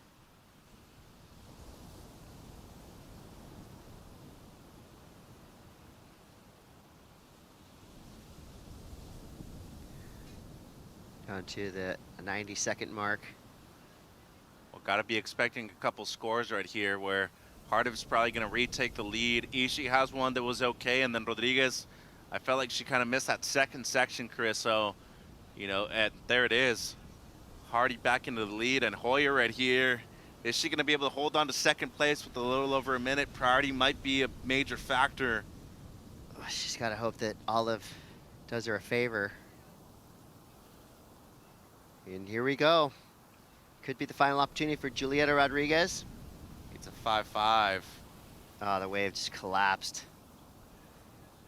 Still a chance through to this inside section, but it went nowhere. Oh, and, oh here we go. Arisa Ishii. Oh, no. Oh. That first turn was awesome. Where was that? Second turn, just a little slip. Where was that at the beginning of the heat? She had two waves that she could have probably done something similar to that. Waited a little bit too long. Here's your current leader, representing the Irukandjis, Team Australia, Olive Hardy. And she's done everything right in this heat. 7.33, backed it up with a 4.77. Yeah, she's confidently coming in. So it all comes down to a couple scores to drop. Kaya Jo Hewer from Indonesia in a precarious second place position. Julia Rodriguez needs a 5.5. Arisa Ishii, she was well on her way to what looked like at least a 6. In hindsight, of course. I'd like to still see the one turn, though. There's quality there. Yeah? I mean... Was it a 5.5 worthy turn? Kind of felt like it. It was great. Like, if you look at single best maneuvers of the heat, to me it is. Ask and you shall receive. That's proper, man. I mean, deep bottom turn for the girls U16. She's pulling that turn. To me, there's no doubt that she's getting the score. But just based off of the first turn alone, I feel like if she doesn't get it, it's got to be at least close. Oh, man. Yeah. Always comes down to the wire, doesn't it? So the previous one, not enough, but still waiting on her last. Intelligent of Hardy still to go on a wave, even if she knew that she was in the lead. Don't leave anything up to chance. Don't think that Rodriguez is going to be coming close to the 5.5 that she needs, and you know, low 5 what Ishii needs. I'm telling you, it's right around there. Yeah, this is a heartbreaker round too, because if you lose here, I mean, you surfed your heart out all week long. You're just a heat or two away from the finals, you know, finals day. A major difference in points this round and next round. Every heat matters in the context of team points. They're looking at it, Chris. Oh, not enough. Yeah, situation going to stand. Olive Hardy gets the win for Team Australia. Kaya Jo Hewer from Team Indonesia in second. Arisa Ishii almost came through, just fell short. Third place finish. Give it up to Julieta Rodriguez representing Team Spain. Good heat, but Olive and Kaya just did their job. Well, we're going to take a quick break, but we'll be back with more from the ISA World Junior Surfing Championship. Stay tuned.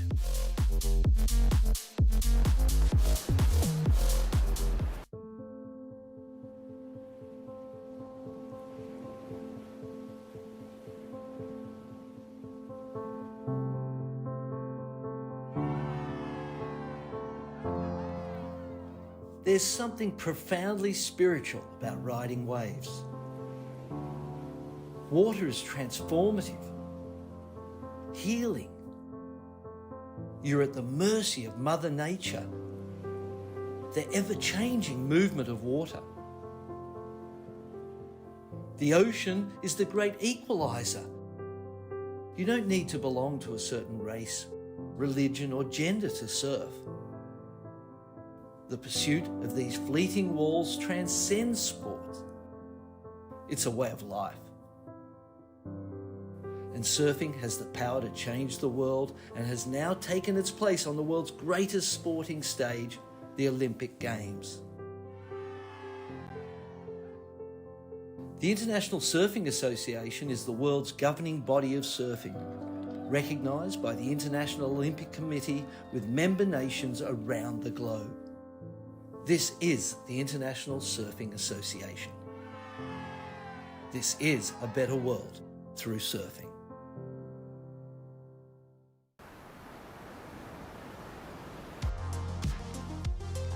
Welcome back to the ISA World Junior Surfing Championship. Live from Punta Rocas here in Peru. And we've been watching the best 16 and under surfers on the planet. Already ripping through 9 heats in this round. And more to come as we see Carol Bastidas, Zoe Ruiz, Alani Morse, and Poppy Arkle. New Zealand represented twice in this heat. Costa Rica, Brazil. Brazil locked into a tie in the top spot with Team USA and Team Peru as of end of competition yesterday. So, of course, I'm sure there'll be some major shakeups today. But so far, those teams that are in that top 10 conversation, I think they're still fielding quite a few surfers. Yep. So we'll see what happens when things wrap up later this afternoon. We got about 4 heats left. Yeah, 5 heats left. including this one. Yeah. And a couple casualties for every country that was tied. I want to say the U.S. lost Olivia Storer over here. Portugal's lost a couple of competitors. Peru's lost a couple of competitors too. In Brazil, you know, we just saw casualty for them too. So everybody with, you know, no more repechage rounds, it's one or done at this point of the event. Well, we talk a lot about the prestige and, you know, the joy that these surfers have to represent their home countries, but the pressure is a huge part of it too. And, you know, when you do lose, you're not only hurting for yourself, but you're hurting for the whole team. And obviously they're not mad at you. I mean, you win and lose in surf contests, but it just stings a little bit extra when you feel like you've let your team down. But to all the surfers out there, including Alani Morse, just being here is a huge win. It's a nicely composed wave. Just good style, nice and clean. Almost gets the finish on the inside, so nothing super flashy, but just good blue collar surfing from all the way out the back. Connects the dots. Yeah, starter kit, if you will. Really good looking board too. Seems like an epoxy out there with how bright it is. Now Ruiz, the Costa Rican. All right, Ruiz gets a little chip in. Kind of gave her a speed burst coming into this section. Goes for the third turn, hung up on the bottom turn, and bottom turn being the most important element of surfing. You know, if you kind of flub the bottom turn, it's not going to help you at all. But a couple good turns on the outside nonetheless, as you see Bastidas now, Team Brazil.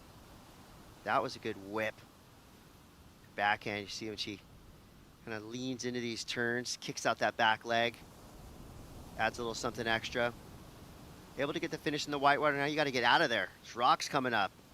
Poppy now from Team New Zealand. Getting in on the exchange. She started off with a 3A3. Wise decision to try to get this quick backup.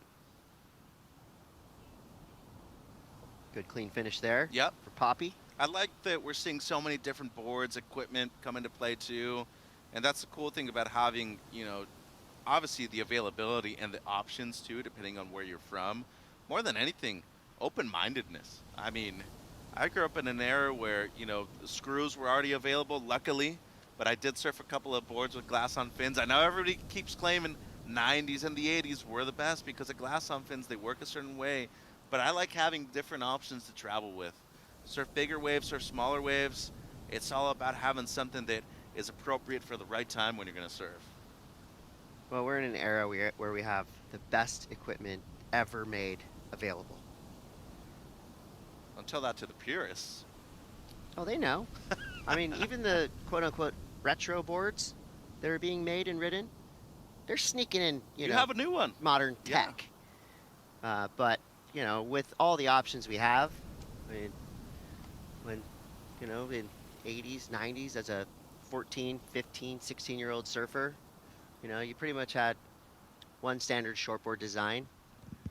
But nowadays, I mean, it's pretty cool that shapers are actually kind of looking into the past and taking some of those best practices, you know, like moving the wide point up towards the nose, you know, widening the tail for small wave boards. You know, have years and years of R&D going into every surfboard being made today. And these are the surfers that are reaping the benefits of all the research done through the 60s, 70s, 80s, 90s, early 2000s. Well, even 2 or 3 years ago even, too. I mean, carbon wasn't even a thing that was popular up until, you know, JT and the people at Dark Arts started doing it. Now, you know, you have the ECT construction over at Channel Islands, of course. You know, we see a long bottom, a Dylan shape out there, also in the carbon. Just watched the latest episode of Stab's How Surfers Get Paid, and it talks a lot about board design. Specifically an era where Kelly Slater is riding, I think, 6'1s that were 17 inches wide. That is crazy. I don't even think any of the kids in this contest are riding 17 inches. Maybe the 12-year-old or 11-year-old, but that was the standard, 17 inches wide, maybe 1.5 to 1¾ inches thick. Yeah. Kelly's got some big feet, too, which is kind of crazy. Well, it's just really cool how far we've come, and these boards are just so much easier to ride. So even the everyday surfer is reaping the benefits of more volume. So we see Carol Bastidas. Ooh. There we go.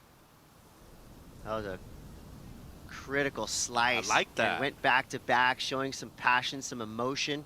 Nothing wrong with that. That carbon wrap board is looking frisky. Yeah, and Dylan Longbottom makes great shortboards, too. He makes the boards for the other of the Shianka brothers, Lucas. Here we go, White. Poppy Arkle. Oh, she frees the fins. Dynamic surfing from this young representative from Team New Zealand, trying to fight to get around that whitewater. So it's only a one-turn wave, but it was a pretty impactful fins-free snap. Zoe Ruiz, Pura Vida, Costa Rica. Here we go. Winding it up on the outside, trying to set things up for a potential speed line on the inside. Wave disappears. She's back to the drawing board. 11:30 to go.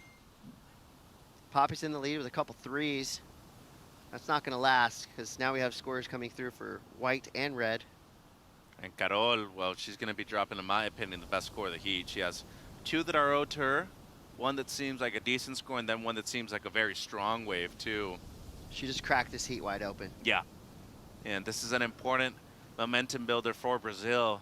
See green now, Chris. Poppy. And it's just to get into this wave.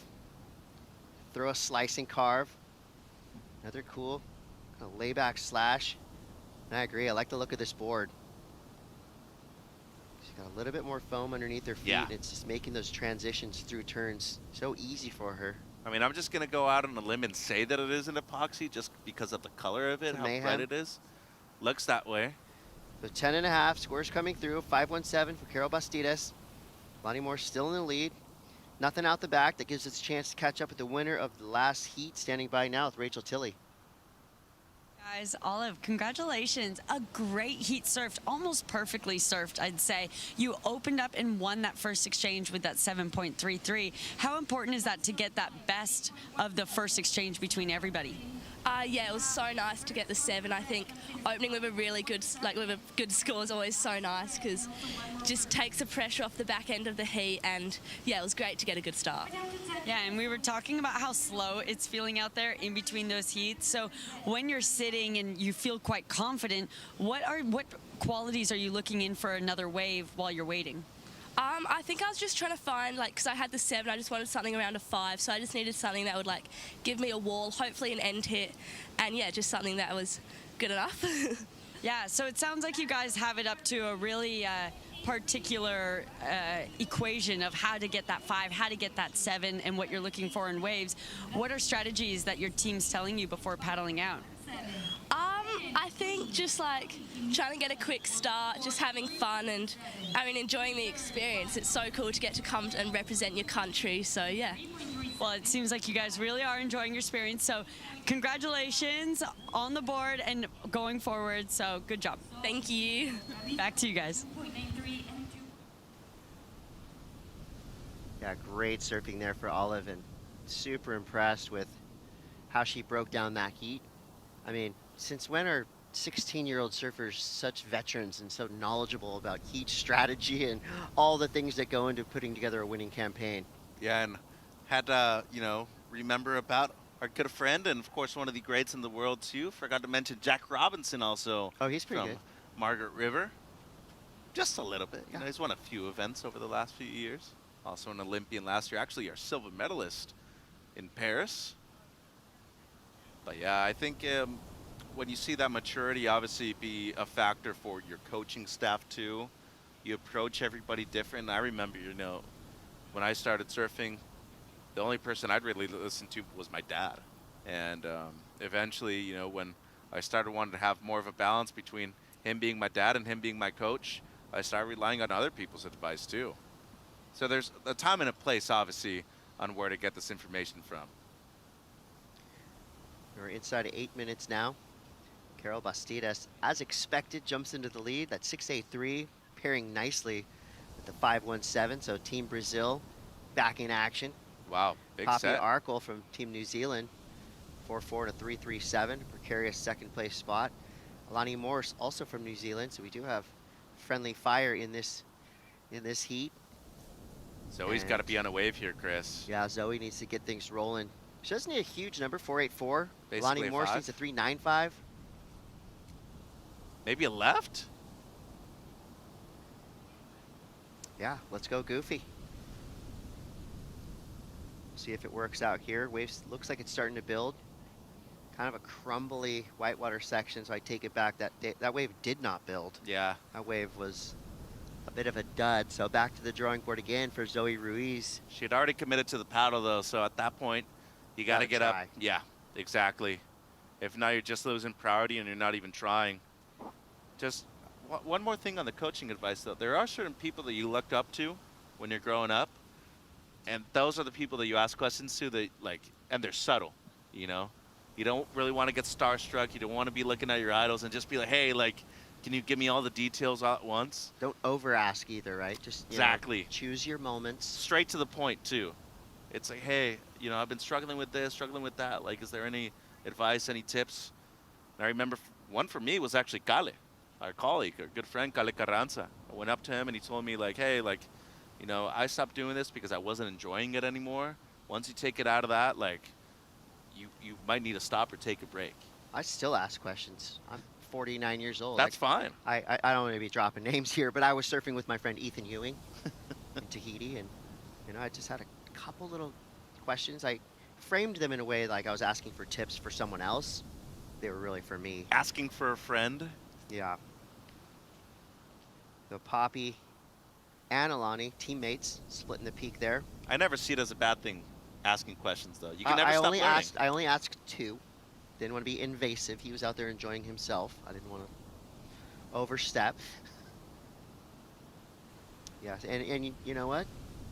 A DM to one of your favorite pros every once in a while. I mean, I've randomly asked Kelly Slater things for articles or just, advice or whatever, and 50% of the time he'll get back to you. Mm-hmm. So don't be afraid, throw a question out to one of your heroes. You never know. They could be sitting on a flight looking at their phone and bored and, take the time to answer a random stranger's question. And there's a reason why some of them have contacts in their profiles, right?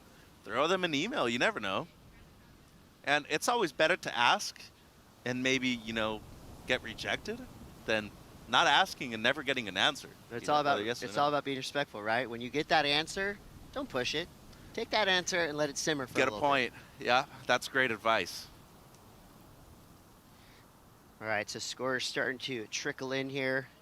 Alani Morse, she comes through with her highest score so far, a 4.23. She's still in that second place position. Poppy's wave dropped in, 2.90. It's not going to improve her scoreline. Only needs a mid-3. Yeah, Carol's still well into the lead. Yeah.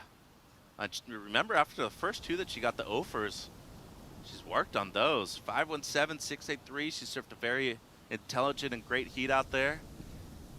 Second place in this heat right now is not a safe space. No. Poppy only needs a 366. Zoe needs a 513. Two totally attainable scores for surfers of this skill level.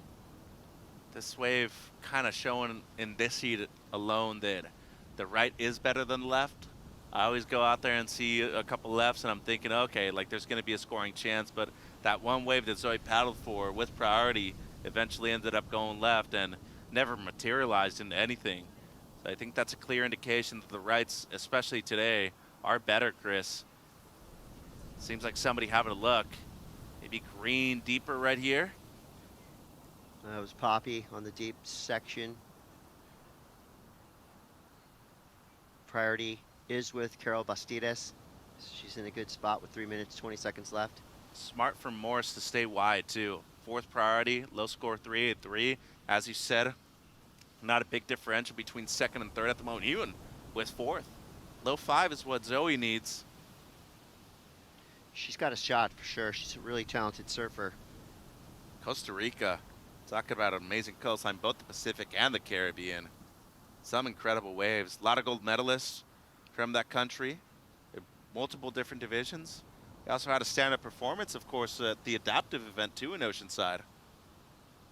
Like those kids. Dariel Melendez, one of them. I mean, I would say Costa Rica is one of the most popular training grounds for surfing in the whole world. Yes, sir. All right, so you asked for a left, you got one. This one's looking a little bit better. Bastidas cruising down the line, series of turns on the outside, slams the inside section with authority. Well, if you surf her like that, then, you know, there's a difference. Oh, she's amping. She went to town on that thing. That was cool. I mean, I like that a cruisy start. You know, she definitely was turning, so it wasn't like she was just doing filler moves. She did a couple turns on the outside, and then you saw, like, Eye of the Tiger. She was staring down the line at that section. She goes, oh, yeah, watch this. Bam! We'll see if that's better than a 517. She could have just increased her lead. Zoe got a wave as well. She went right, split the peak with Carol.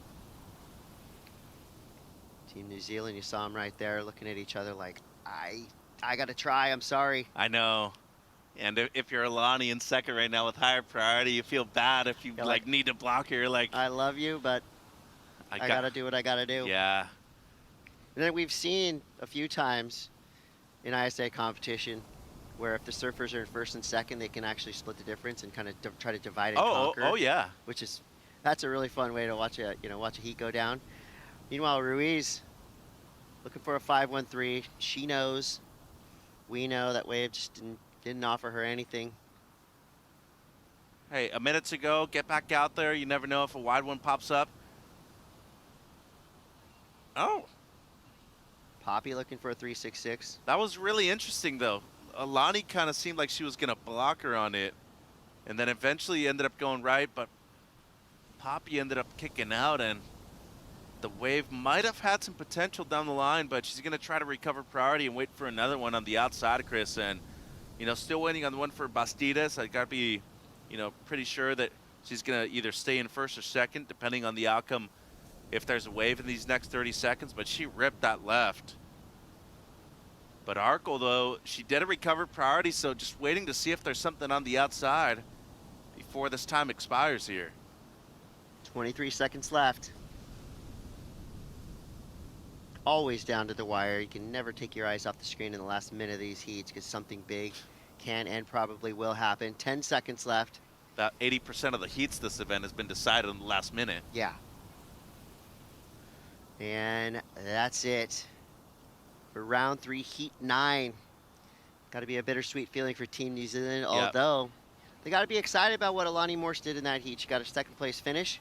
Carol Bastidas ripped her way to the top spot.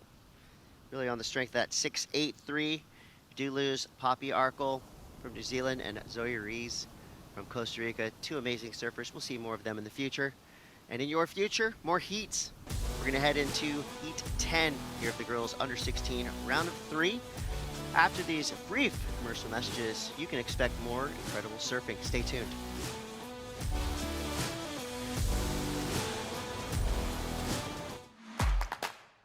Welcome to day one of the ISA World Junior Surfing Championships. From the host nation of Peru, Paul Huguet with an 8.83. Yeah, I feel pretty good. I learned to surf in this wave. Incredible to be here with my family, with my team. From the United States of America, Mackay Castle with an 8.5. Japan's Mirai Ikeda with an 8.67. Quick whip, throwing tons of spray. Yeah. She opts out. Surprised that she committed to the inside too. The Olympian Yang Su Chi from China with a 9.17. Wow. Oh, sets herself up with a, wow, a little bit wild. I feel light point wave is so good. I feel air wave is very good. It's my first time come free. Perfectly, speed, elegance, great style, all the way down the line. Tune in tomorrow for day 2 of the ISA World Junior Surfing Championships.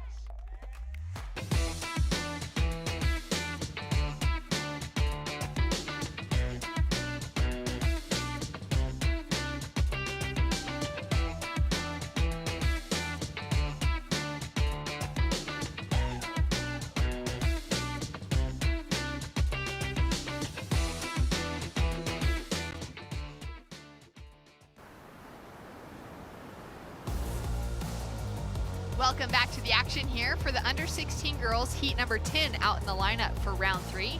This is the first round where our under 16 girls are getting the opportunity to surf here at Punta Rocas, which is our main podium. For those surfers who have been kind of victorious through rounds 1 and round 2, the Repicharge round for the under 16 girls did take place here a couple of days ago, and they got 5 heats in, so a couple of these surfers getting a little taste of the lineup before now. But for the majority, this is the first time we're getting to hear from them. It's the first time we're getting to see their surfing out at Punta Rocas, and so far it has really been a standout part of competition, as Nina is now up and riding on the inside section for Sweden, carving her way through to the inside, looking to see if that wave will offer the ending punch. It won't. A lot of waves have been dying out today, so that's no surprise. And we'll have a score to drop for first of Nina. We've also got a 1.5 on the board already for Lucia Christie for Costa Rica, and a score to drop for Meiva Gustala out of Brazil. It's just a 0.87, so quick in and out for her off takeoff. And then Australia's Lucy Dara is holding on to that priority now, having yet to catch her opening ride. My name is Shannon Hughes, joined in the booth by Sofia Milanovic. What a beautiful heat we have in our hands, really international heat, with Sweden, Costa Rica, Brazil, and Australia. Sure, we're gonna see some beautiful waves ridden by the surfers. Yeah, it's all different regions of the world represented, as well as different countries. A nice spread across the field. And it's been one of those really fun things about competition, you know, getting to check in and hear from these surfers at the end of their heats, those that are taking out victories. Hearing a little bit about their feelings here on Peru, you know, those moments of celebration with their teams as well. And we'll be hearing from one of these 4 surfers come the end of this 16.5 minutes. 20 minutes on the clock for all of our heats throughout competition this week as we head to finals day on Sunday. It's currently Thursday in Peru. And it looks like we've got a little bit of positioning. Everyone's a little bit on the outside of that wave, but doesn't look like it has too much scoring potential. We'll see if Lucy has a paddle for this wave. 16 minutes on the clock, and the Australian is now up and riding. Her first wave underway. Little wrap to start, pumping down the line, trying to gain some speed as this wave starts to stand up, offers her that opening corner to really connect with. Makes it around that next section and drives straight through the lip line as she kicks out. Beautiful surfing by Green to start this heat. Wow, she really went off on that wave, taking advantage of every section that the wave offered. That's her first wave, but the best wave of the heat, I would say, till now. You see her paddling really hard to go and find that backup. Yeah, really wanting to get back into that position quickly, knowing that there could be another set coming very soon. Lucy's from Gerringong, which is just south of Kiama on the New South Wales coastline, south of Sydney. It's got some really fun waves in the area. Sally Fitzgibbons, the 4-time ISA gold medalist and Olympian, now one of the VPs of the ISA. She's from Jiroa, which is about 8 minutes from Gerringong. So Lucy's growing up in an area that has bred one of the world's best surfers in Sally Fitzgibbons. Sally's such a good surfer, isn't she? She's so consistent with her surfing. How many ISA world titles has she won? She's got 4 golds. Incredible. Yeah. Shout out to Sal. Incredible, incredible performances. That's just from the World Surfing Games experiences. And she continues to show up year after year. I can't remember what year she's heading into her championship tour for this next season, but I feel like it's about 16 years. That's crazy. And, you know, the consistency with her surfing, the ability as well to adapt to surfing against different generations, you know, starting out in heats earlier in her life. Yeah, I was on tour. She was on tour when I was on tour. Yeah. I competed with her for years. And she's still surfing so good and such a good competitor and pumped every heat, trying her best. Yeah. Yeah. I'm a big fan of Sally. Yeah, it's been awesome to have her, you know, sitting in a few different seats now in professional surfing context. As we take a look now at Meiva for Team Brazil. Finds that opening wrap, and this wave's beginning to show its face, offering her a great lip line to finish with. She gives that clap of approval, and she'll kick out. Nice surfing by Red from Brazil. So we're waiting for the first of Lucy, first of Meiva to drop in. That's going to give us a better look at where this heat is sitting as we approach 13 minutes on the clock. Lucia sitting with that first priority next to her name, just has that 1.5 from an early kick out. And with 13 minutes on the clock, let's check in with another of our under 16 girls. Thank you so much. A great heat for you. You know, you were pretty patient at the beginning, getting a few in and outs. Talk to me about getting those 6s towards that back half, the middle half with that first 6, and then the other 6 at the end that helped you get that heat win. Oh, thanks so much. I'm really happy for this hit. And yeah, I kept one good right on the start, and I didn't like to surf it right, but I surfed too good, and I'm really happy of this. The left cat I like too much because here is the point of right. Then I'm really happy of this, and I want to thank all team of Brazil are helping me too much. My dad is here with me, and that's so special for me. Well, it's special to see the team camaraderie that you guys have. You've been on the left at El Bosque, so you've been loving that. What is it like moving over to this main podium where you have the options of both rights and lefts?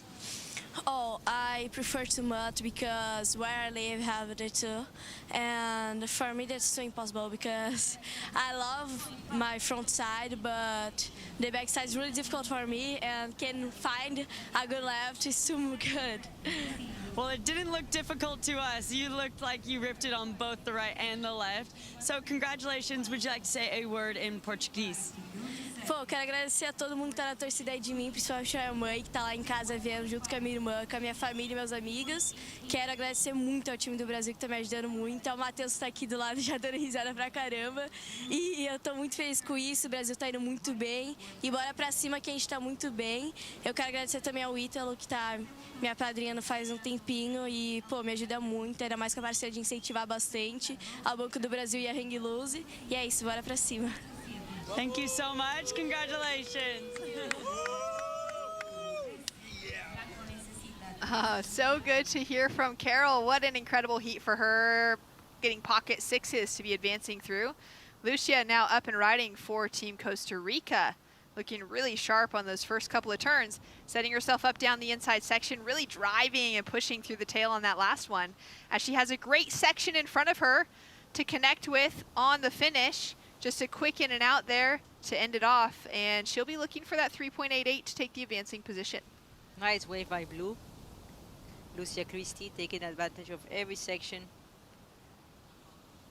finishing well. 10 minutes, 25 seconds on the clock. Lucy Dara drops in a 5.83 for her opening score. That sets her up with a nice leading position right now and a place to build from. Meiva with a 4.5 for her last wave, so those two setting themselves apart.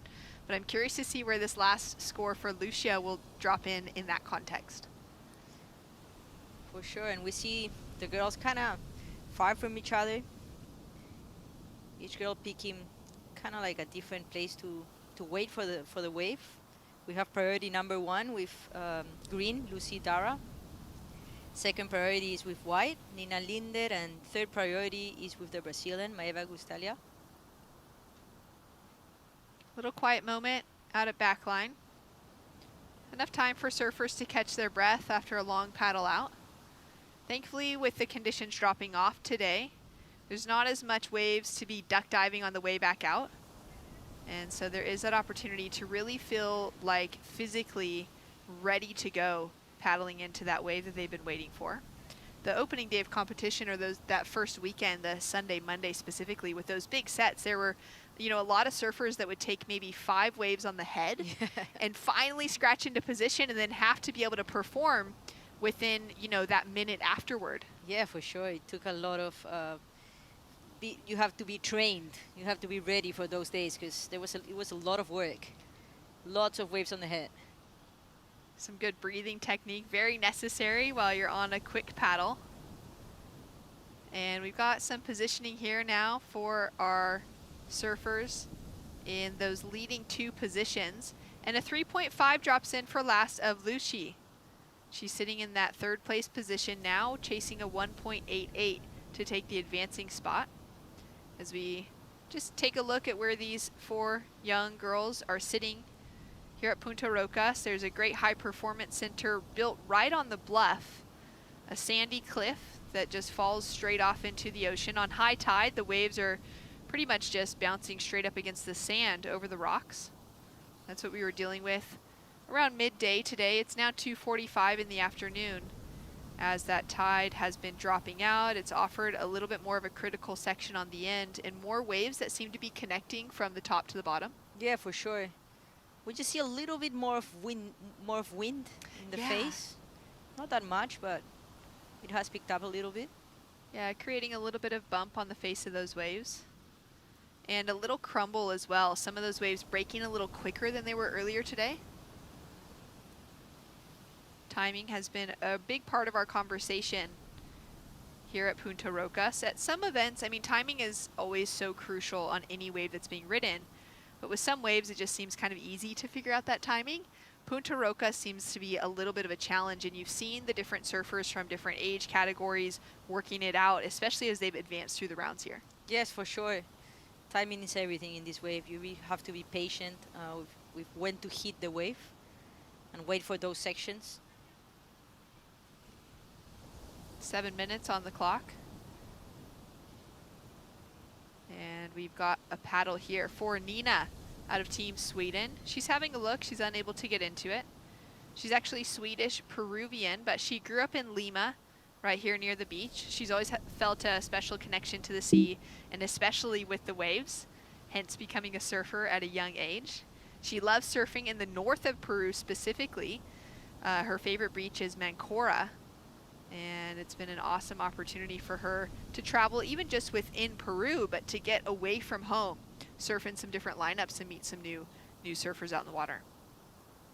Nice. I also love surfing up north. There's some amazing waves there. What's the wave at Mancora like? So fun. When there's waves, it's just such a beautiful high performance wave. But at the same time, it's easy for beginners too. So it's just an easy, fun wave. Is it another point break? Yeah, it's a left. It's a left that breaks in top of rocks. Team Australia, they're just looking on, seeing what's going to happen for Lucy Dara. That was Ziggy Aloha, unfortunately out of competition with a torn MCL for the under 16s, sorry, the under 18s, as Lucy's now up and riding on a great looking wave on her backhand, just linking together turn after turn. She got a very seamless style, connecting things together with power and flow, as we see Christy now on her forehand. She's looking to chase down that 1.88 to take the advancing position. Safe to say she'll have it with this wave, and that will put Maeva chasing a score. But Maeva might be able to scratch in, nearly does, and down the way, Nina able to grab this wave just under priority into that first wrap, trying to gain some speed and momentum for the surfer representing Sweden, but from Lima and at home here in Peru. A surfer that gets the opportunity to practice at Punta Rocas in the lead up to an event like this without needing to arrive a couple weeks early like the rest of the teams here, and just get some kind of pressure time to practice. Yeah, that was a nice wave by White. And that wave by Red, that was really good surfing. Amazing style. Great timing to all her moves. Super smooth. So a score to drop in for last of White, last of Blue, and last of Green. And Blue's wave was a nice wave too. Here comes Red. Red now with the opportunity. She opened up with that 4.5. She's just taking off pretty deep on this wave, but she's able to hold on to the takeoff. And so far, no major maneuvers, just kind of transitioning through that outside flat section here to the inside. And that wave isn't going to stand up and give her the reform she was hoping for. At this stage, with scores to drop, we'll likely see Red move down into that third position as Nina throws a lot of spray on that last turn. Looks like she's starting to feel more comfortable. Was able to snag this wave on the paddle back out quickly under priority from everyone else. Chasing down a 4.73 as she dropped a 2.13 for her opener and that 2.47 for the last wave. Last of Green, that beautiful wave she got on her backside with that smooth, beautiful surfing. She got a 5.37. Great campaign for the Australian. Amazing surfer. Love her surfing. She has an amazing style. Some of the local crew down here just celebrating a big event at Punta Rocas this week for the ISA World Junior Surfing Championships. As we've got Lucia up and riding again on her forehand, drives through that first turn. I like the way she's got those hands open wide, kind of guiding her as she puts that board on rail. She's up into second now as Lucy Dara throws the fins out on that first turn. Can't quite get the ride out. And she dropped in a 5.37 for her last wave, so sitting on 2 5s. She's in that leading position for the Australians. She really pushed her tail on that last move, risked a lot. Unfortunately, she didn't make it. Yeah, that was awesome to see her starting to open up like that, though. She's already got those couple 5s on the board, so she's in a great position to start chasing down something that could offer, you know, a 7+ score, whether it's through wave selection or pushing her surfing to the next level. For sure, she seems like she can get those high scores if the wave give her the opportunity. She just looks like such a good surfer from Australia. They always have such good surfers, huh? Yeah, it's just like surfing's like the national sport, you know? It's like every Australian has ridden a surfboard at some stage in their life. Yeah. With so much of the population specifically living on the coastlines, because you can't really live in the middle of Australia. And to be able to see just the high quality level of the average surfer there, then that in the context of their competitive surfers coming forward. As we take a look now at Maeva, up and riding on her backhand. And just driving through the sections, turn after turn. Looking to really find herself with a more critical section. This wave looking a little flatter from the angle as we take a look down the cliff. Finds that critical section on the finish right in front of a rock.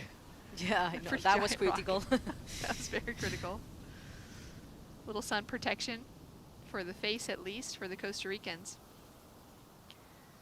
And some important scores to drop for Maeva on that last wave. Chasing down a 2.70. Last of Lucia, besides the 1.87 from her previous wave, was a 3.7 to improve that 3.5. And we're already down to 50 seconds on the clock. This heat has absolutely flown by. And it's the Australian who's in that leading position. Having a look there for Nina, she's unable to get into it. And for Lucy, she'll be feeling pretty comfortable. She's holding on to priority, taking a little look around to see where either of the surfers in a lower position are at, if she needs to sit on anyone. But at this stage, she's in that winning spot. With a decent requirement in the 6-point range, it would well and truly be the highest wave of the heat for Maeva to be able to take away the win. And it's a 3.33 for last of Maeva. It does give her that second place position to hold on to as we hear the Brazilians. Things are getting heated. Brazilians are on fire.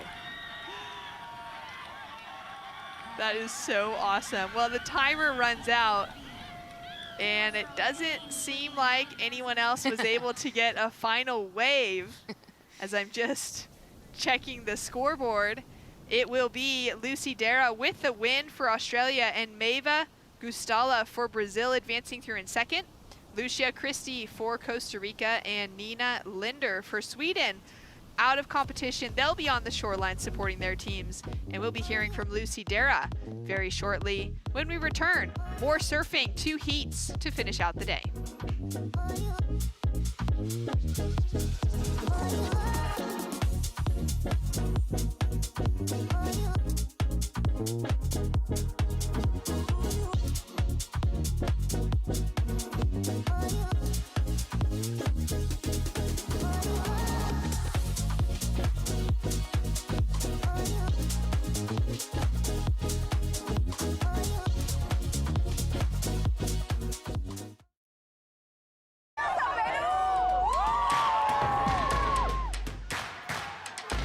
Hello everybody in Peru for the ISA World Junior Surfing Championship. I'm sure you guys are having already an incredible time with the beautiful waves of Punta Rocas. I'm very, very happy to see this record amount of countries, record amount of competitors, and record amount of participants. Between surfers and their support team, there's almost 700 people in Peru. This is amazing. So I wish everybody the best time in Peru.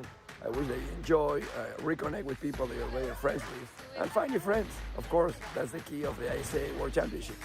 Finally, I would like to thank our host, FENTA, the Peruvian Institute of Sports, and in general the government of Peru and the people of Peru for such an amazing hosting of this event. Thank you everybody, good luck, and enjoy the competition.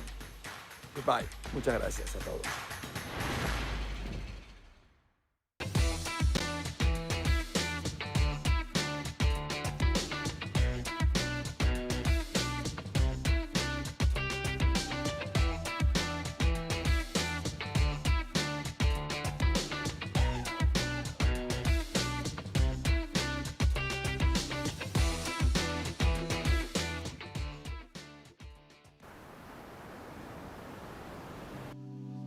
Welcome back to the action here. Just 2 more heats to round out our 6th day of competition for the ISA World Junior Surfing Championships. 9 days in total this week before we have those closing ceremonies and we see the medals draped around the necks of 16 surfers here this week. Mel Canoto out of Portugal, now up and riding in the green jersey. This will be her first wave, just a quick in and out. We've got a 2.17 already on the board for Leanne Bodine out of France. Her teammate Rose Calvez is also in the lineup for France wearing red. And Panama's Shakti Martinez is in the water wearing blue. 1.6 on the board for the opener of Mel out of Portugal. And now waiting for Rose and Shakti to get their opening waves underway.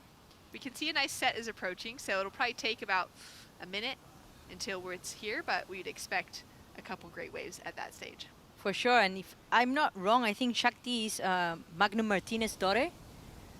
Wow, that's amazing to watch. Magnum, so much respect for Magnum. What an amazing person, amazing surfer, amazing coach. So, hola Magnum.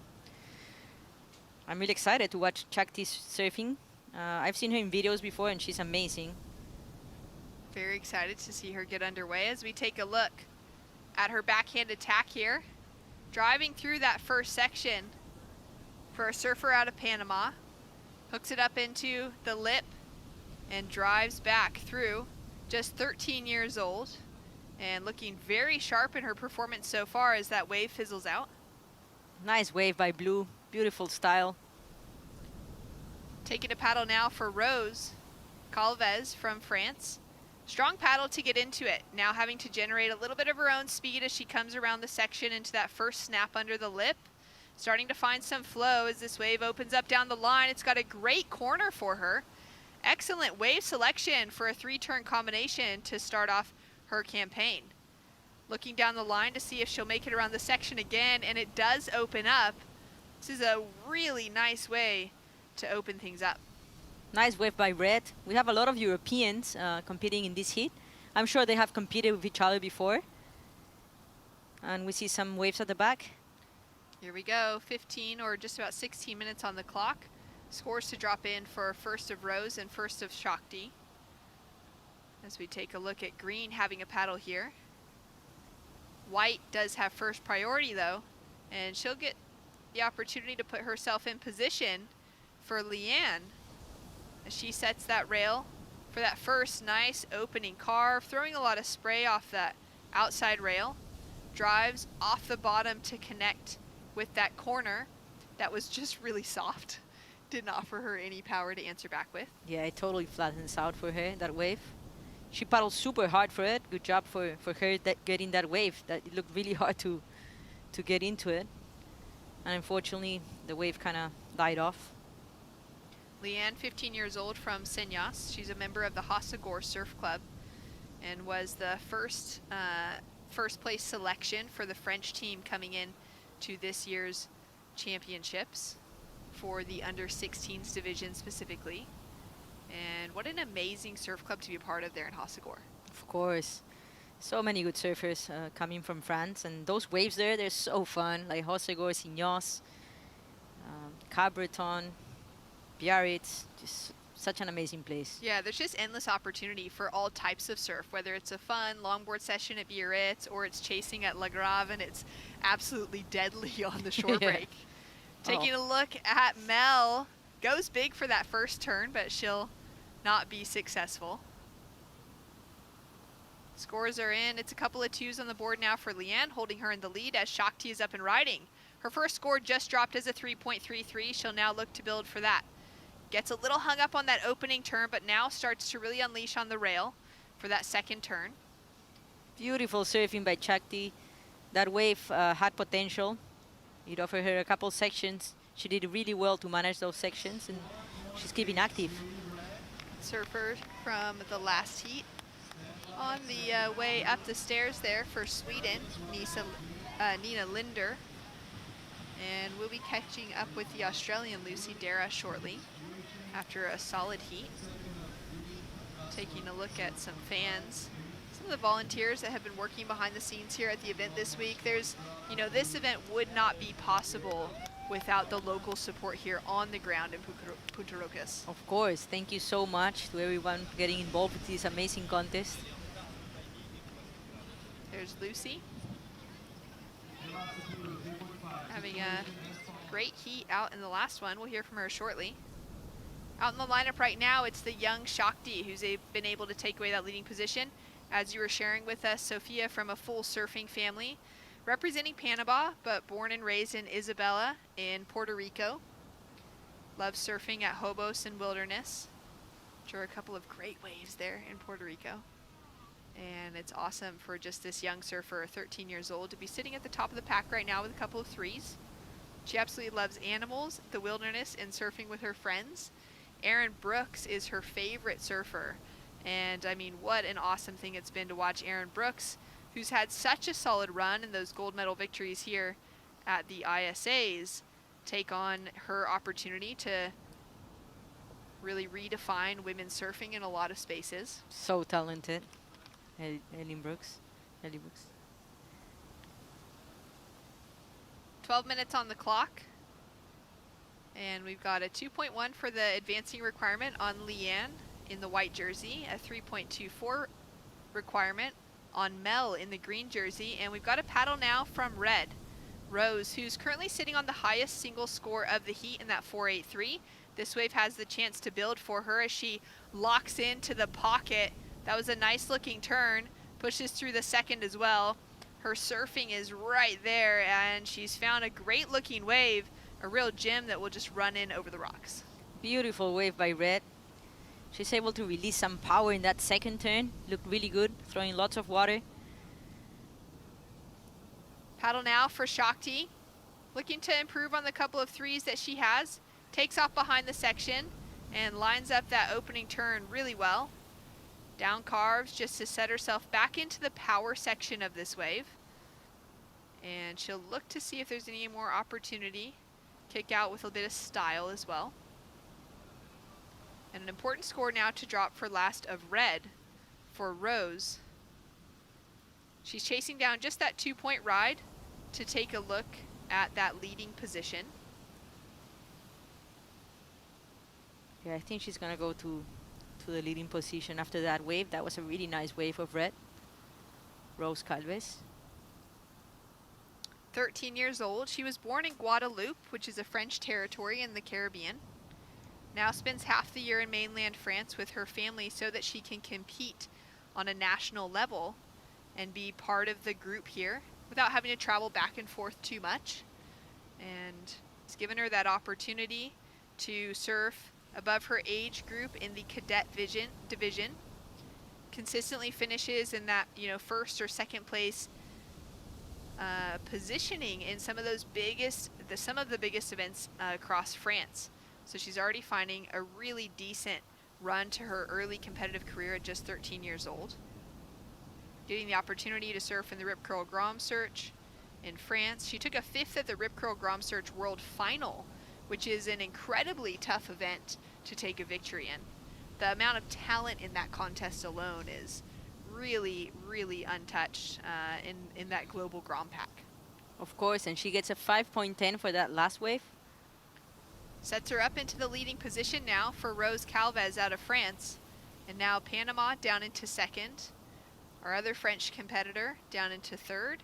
And Portugal sitting in fourth. We've got 9.5 minutes remaining on the clock.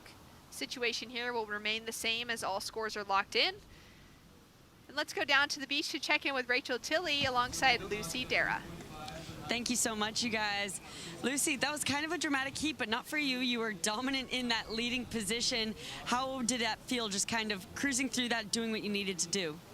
Yeah, it was a super dramatic heat. Like, all I could hear the whole time was just the whole beach erupting with cheers and like screaming from the Brazilians. So, no, but it was so good to have a heat out there. First heat on the main bank. I've been mainly surfing the backup bank, so yeah, it was so good to have a heat out there. Well, now that we have you on the glass here for the first time, let's take a moment to look at what you have had as an incredible year as a whole of successful competitive results. Now to finish off your year here at the ISA World Junior Championships, what are you taking away from those results throughout the year to apply here, and what are your goals? Yeah, I've gained like so much experience and like knowledge from all the comps I've done this year. So I guess just bringing that to this event, it also just gives me a little bit more confidence. This is the world stage, like best girls for my age. So yeah, it's a big event, but yeah, I'm so stoked to be here. Outside of course, trying to earn a gold medal for yourself and your team, are there any other personal goals that you're trying to achieve here? Yeah, I think I just want to like enjoy the experience as much as I can, because I know how amazing this event is. I've heard from some of my mates who've done this event before how like amazing it is and how much they miss it, like how much of a sick comp it is. So I guess just enjoying the experience, trying to surf my best, and yeah. Well, you're doing just that, and it's been great to see. So congratulations, and we look forward to seeing you moving on. Thank you. Thanks so much. Great to hear from Lucy, and walking through an event like this, very focused on competition, but also that great opportunity for surfers to make new friends, to have the opportunity to, just build in some lifelong memories. Here's the replay for White's last wave. Wave kind of holds a little bit for her, kind of dies. Not the best wave, but she decides to keep going, try and find that last section. Unfortunately, the wave doesn't really cooperate much. Yeah, she does well to make it through an extremely flat section, but it's not giving her very much scoring potential as we take a look at this last wave of Mel. This is the last wave of green.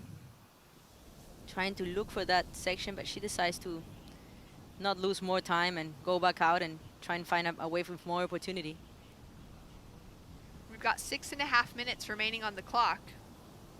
4.93 is the requirement on Mel, She's had a bit of a slow start to this heat, hasn't been able to find a score above that 2-point range to really put herself into the conversation. And now she's sitting down in that third priority spot. There is still plenty of time with 6 minutes remaining.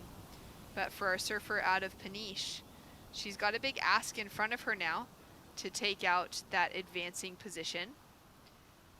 Surfer Mel now up and riding.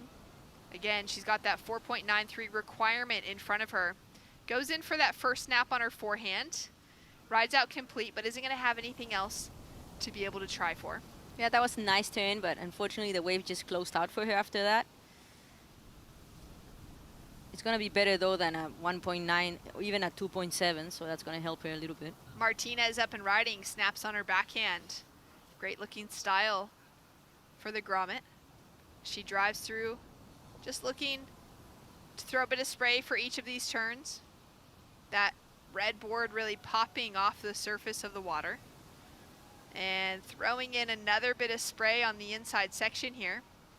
She's got some great basics to her surfing. Yeah, that first turn was amazing. It was super vertical. And it's incredible how much of a good surfer she is for her age. Super mature surfing. Yeah, just 13 years old, as we see Rose have a paddle. Currently holding on to that leading position. She also had priority going into this wave. Just a little setup. And unfortunately, that wave doesn't amount to anything. She'll lose that priority positioning and the chance to improve her lead over the rest of the field. As we can see, this little almost looks like a Christmas tree as we're coming up on Christmas of that whitewater line. I think there's a lot of lefts that are going unridden, and people are not really paying attention to the potential of lefts. Those lefts have provided some decent scoring potential through competition this week. 4 minutes remaining on the clock. And it's Rose Calva is currently sitting in that leading position. Shakti Martinez in second. Leanne and Mel with an ask in front of them. We do have scores to drop in for both. And we could just see kind of off in the distance of that drone shot that one of our surfers locked into a decent looking wave. So we can see that Shakti's just got that long paddle in front of her to get back out into position. That last wave of Shakti was a good wave. I think that's probably going to be her best wave. Let's see what the judges think. That's really going to help her campaign if it is 4 points. A 4.00, there it is. That's going to increase her positioning in that second place. Requirements now just a little bit higher, with a 4.67 requirement on blue and a 4.8 requirement now on green for Mel. As we can see, the surfer is just getting this set breaking a little bit deeper than where they're currently positioned. We can see a paddle now for a surfer in the white jersey for Leanne with a great opportunity in front of her. Carving back in that first section. We'll see if this wave stands up, and there she meets up with Mel. We do have a score to drop for Mel, and I'm curious if it was a decent looking left, because I've got a feeling that she found a real gem on the paddle back out and had decided, instead of paddling out on the rights, to actually start looking at the lefts. Judges have also been taking a little bit of time to drop that score in, and I think it will be for a wave that we haven't had sight of. And there it is, it's a 6.17. She was able to sneak into a left. We just saw a flare of that first turn from the drone angle, and I wasn't sure at the time if it was in this heat or if it was actually far enough over to be in the boys division, as we saw so much spray flying from that first turn. Rose now up and riding. She's still holding on to second as the situation changed just before. Just taps the section. Really pleasant surfing from Rose as she drives down the line, looking to put herself in position on the inside. And on the answer back now with that first priority, it's Mel Canoto, who was able to drop a 6.17 off her last wave. Now looking to build even more speed and momentum as she flies down the line. And she's currently looking to improve on a 2.7, which will make the question a lot bigger on the rest of our field in that 3rd and 4th place positioning. Yeah, Mel jumps straight to that 2nd place, and Rose Calves is still in the lead. She got a really nice wave that last of reds. Let's see what the judges think, but I think it's going to improve on that 4.83 with less than a minute to go. Things get really interesting in this heat. Taking a look here at this last of white. This is the last of white. She does one nice turn. Wave kind of dies after that. And then for Mel, the replay of last of green. Unfortunately, the wave doesn't really have that much opportunity. So she's looking to improve on just a 2.70 to increase the requirements on the rest of the field. Finishes off on the inside here. That 6.17 now is the highest wave of the heat. And we actually didn't get a sight of it here on broadcast, as it was way down on the left within the contest site. And again, like it was kind of just as you were saying, that you felt like the surfers were missing the potential on the lefts. Yeah. They're absolutely out there, and I'm curious to see if the surfers in the next heat or last of the day will take note of that as well. As we take a look now at Leanne, just up and riding after the buzzer, but showcasing some beautiful surfing. Would have been great to see her on something with some scoring potential like that before it was too late. And we do have scores to come through for last of Martinez in the blue jersey, and for last of Mel in the green jersey as well. Blue would require a 4.88 to take the advancing position over green. We also know that green will likely improve on the 2.70 that she needs to make that requirement bigger on this 3rd place surfer. For our surfer in 2nd in the green jersey there, Mel, as we see some great camaraderie as the girls are paddling in, she would need a 3.96 to take the lead away from Rose Calves. Another great heat here as we get ready to round out our day of competition. Scores are locking in. Last of blue, unfortunately not enough for Shakti Martinez, and officially we will see Rose Calves advancing through alongside Mel Canoto. France and Portugal will be in tomorrow. We've got more action, our final heat of the day, paddling out right after this.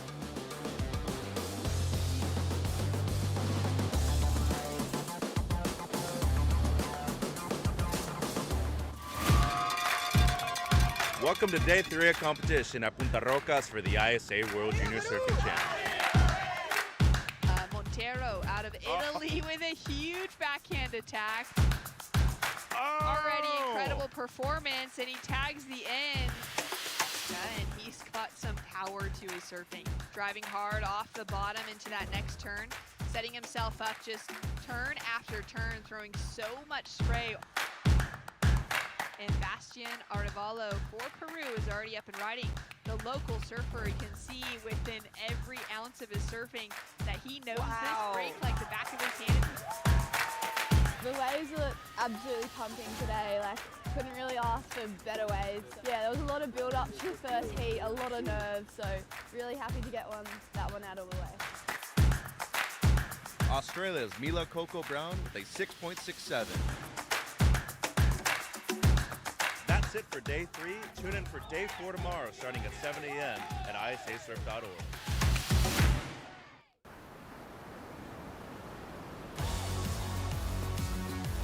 Welcome back to our final heat of the day. It's the under 16 girls main round 3 in the lineup right now for the 2025 ISA World Junior Surfing Championship. Taking place here at Punta Rocas. It's the first time that most of the girls in this division are getting a look at Punta Rocas, and so far they're rising to the occasion.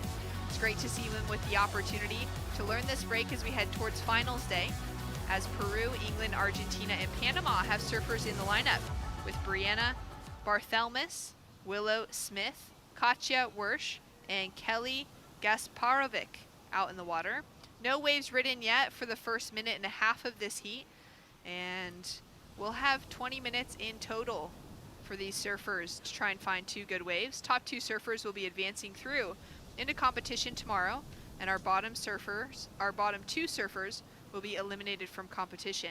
which has been a newer thing introduced into this year's ISA World Juniors, the elimination of the actual repechage round throughout the majority of our competition. Of course, every surfer had the opportunity to surf twice at this event through their main round, their opening round of competition, and then if they fell out of that, they went into a single repechage round with a chance to battle back to our main rounds.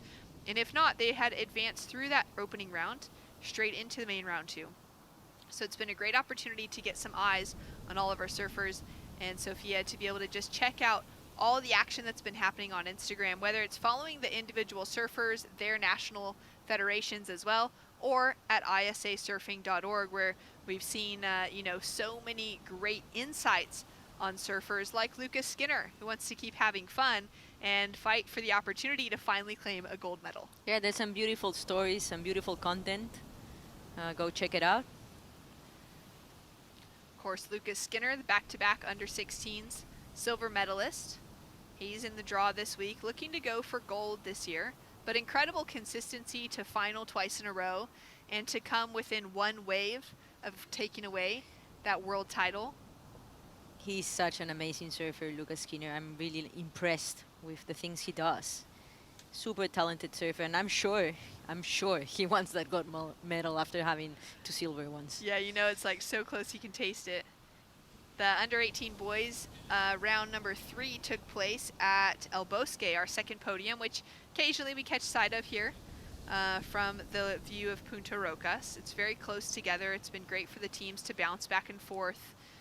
And whether it's surfers or teammates, family members as well. Brianna taking a look at this opening ride for the Peruvian. Just a quick in and out to get her feet in the wax and officially put a score on the board. Great surfer from San Bartolo, Oriana Bartelme. Super consistent competitor, always getting good scores. Really smart competitor too. I'm a big fan of her surfing. Excited to see her be able to find a wave with some decent scoring potential. Of course, she's been training probably for months in this break, so she knows what kind of wave she needs to get that score. And we've got positioning now for 3 of our surfers. At the moment, there's no priority established, so it's going to be whoever takes off with the inside position. There is, of course, an A-frame peak here with rights and lefts available, so if 2 surfers happen to take off, it's, whichever direction they're heading in where it's the predominant right or left that would take priority. Willow Smith now for England. She had a great victory in her repechage round, now having her second opportunity to surf here at Punta Rocas with the chance to get her feet into the wax once again. And she'll have that quick in and out. The blue jersey, the blue board out in the lineup looking really nice together. She drops a 2.5. And a paddle now for Kelly out of Panama. Setting herself up down the line. First small turn as that wave will close out in front of her. Couple waves ridden, nothing of consequence. But still feels good to just throw the nerves on those first waves and just kind of understand that if you need to get better ones, right, to go through the heat. Yeah, exactly. Here you can see Kelly really just putting the kick on to try and get that paddle positioning ahead of Willow. Nice little testing moment for 2 of our surfers on the paddle battle. The good old paddle battle. Never gets old. Super entertaining. So entertaining. Gets that heart pumping if you're involved in one as well. Yeah. Wanting to get that upper hand on priority. They still got a decent amount of time to paddle before they're out to the lineup, but at the moment it's Kelly who was the last to ride a wave who's taking that jump on Willow. And looks like you can kind of just see them surrender to that initial bit of anxiety with it. Katja now, she'll be looking to get her opening wave for Argentina, the only surfer not to get her feet on the board in this heat. And she is sitting with first priority to her name. So pretty slow start to this one. In a few of the other heats, at least most of the other heats I feel like we've probably at least seen a 3 to 4 point ride on the board by this 13-minute mark. Now the 2.5 being the highest of them. Yeah, It's been a slow start for sure. I think there's some waves coming at the back. I've said that like 100 times now. The other day, Chris was saying like, you always say that. I'm like, well, there's so many waves. I have you to just say know, it. you have faith that it's going to come, and it always does. We got to just believe you that there is opportunity. We've got a paddle here, and we'll see if anyone's able to get a piece of it, as blue and red are having a look. And it's going to be red, taking off on that inside positioning for Brianna, for Peru, the local in the lineup now. Again, like you were saying, Sophia, just training so much time, spending so much time here getting to know Punta Rocas in advancement of this event. As we take a look now at Katja, getting her opening ride. And she's got some power to her surfing as she drives through those couple of sections, trying to just find that momentum, setting herself up off the bottom, then extending through that inside. And this wave is starting to unleash, give her some speed, and she matches it as well. We're going to go now quickly to check in with Rachel Tilley on sidelines. When we return, we'll have replays and scores. Thank you so much, you guys. A great heat. We're going to have one question in English, right? So congratulations on that. You're the youngest French surfer on the team this year, 13 years old. Lots of winning experience you already have back in France. How is it now being on the world stage? I'm so happy to win my heat. The wave's so cool. I'm so happy to be here. And yeah. That was perfect. Great job. Now, would you like to say a word in French? Bah, je suis super contente d'être là. Merci à tous ceux qui regardent. C'est trop bien le soutien de l'équipe et tout. Et voilà, je suis trop contente d'être là et hâte de voir la suite. Perfect. Congratulations. Thank you so much. And we'll see you in the next one. Thanks so much. Well done to Rose. I think one of the coolest things about this contest is the opportunity for these Groms to learn how to do post heats and to practice their English. That's incredible for her, to answer that first question in a language that's not her first. As we take a look at Willow for Team England, finding some power and strength as she drives down the line, pumping and putting this board on rail, looking for that finishing turn and trying to find another successful heat out here. Nice wave by Blue. Unfortunately, the wave never really offered her like a good open section. But talking about open and good critical sections, that last one of Red, I think that was, she did one turn that was really, really good. Let's see what the judges think. This is the replay of White. Beautiful turn up the top of White. Second good turn. Unfortunately, she kind of loses control there. Looks like that was the second wave of White for Kelly. Drops in as a 3.33, currently has her in second. Brianna now up and riding. Just tags the section for the start of that wave. We're just seeing now that a 5-point ride has dropped in for her previous score as she makes it around the section here. Locks into another nice backhand attack, and she's gonna just start showcasing her familiarity with this break on wave selection. Seeing a lot of great backhand surfing from her. I just love how confident she looks. She just is attacking each section that comes to her. She knows she has to do that to be able to make this heat, like heats are starting to get really stacked. So you need to go for it to make it.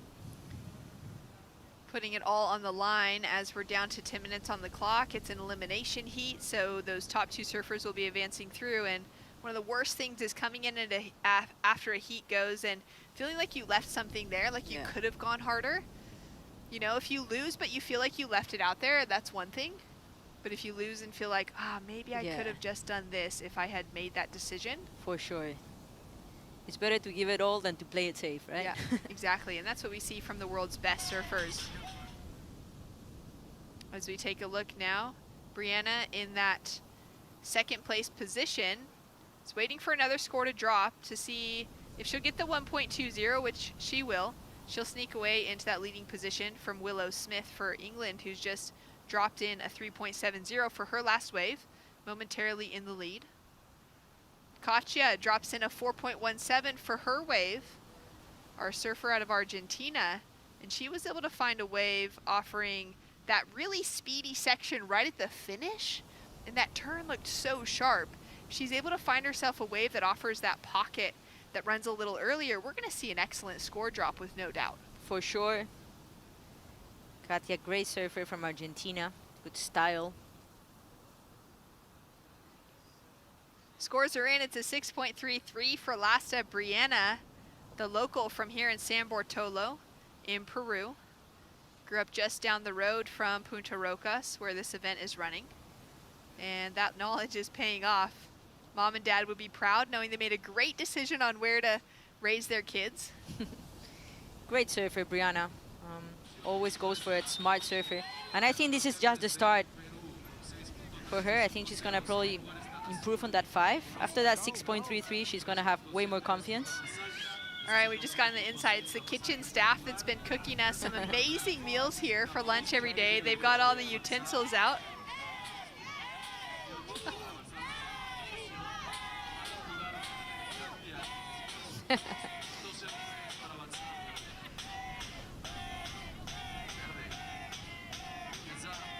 That is so awesome. I love that they're getting to watch the surfing and celebrate. As we take a look at Katja with a great looking wave, those first 2 turns looked really sharp. She's setting herself up here through the inside section, looking to try and gain some momentum. Won't be able to connect through for the finishing turn. Got some work done on the outside, chasing down a 2.03 as we take a better look at it here. This is the replay from Katja. She's such a powerful surfer, isn't she? She goes through that section, totally overpowers that boil. And she keeps going. The wave unfortunately doesn't really offer her that much, but good surfing from Green. Then we see Brianna in this last wave.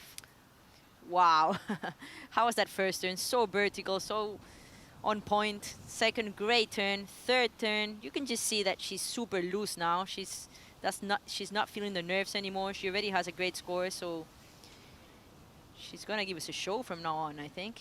Yeah, she's just locked in the zone. It's gonna be a tough one to take away that leading position from her.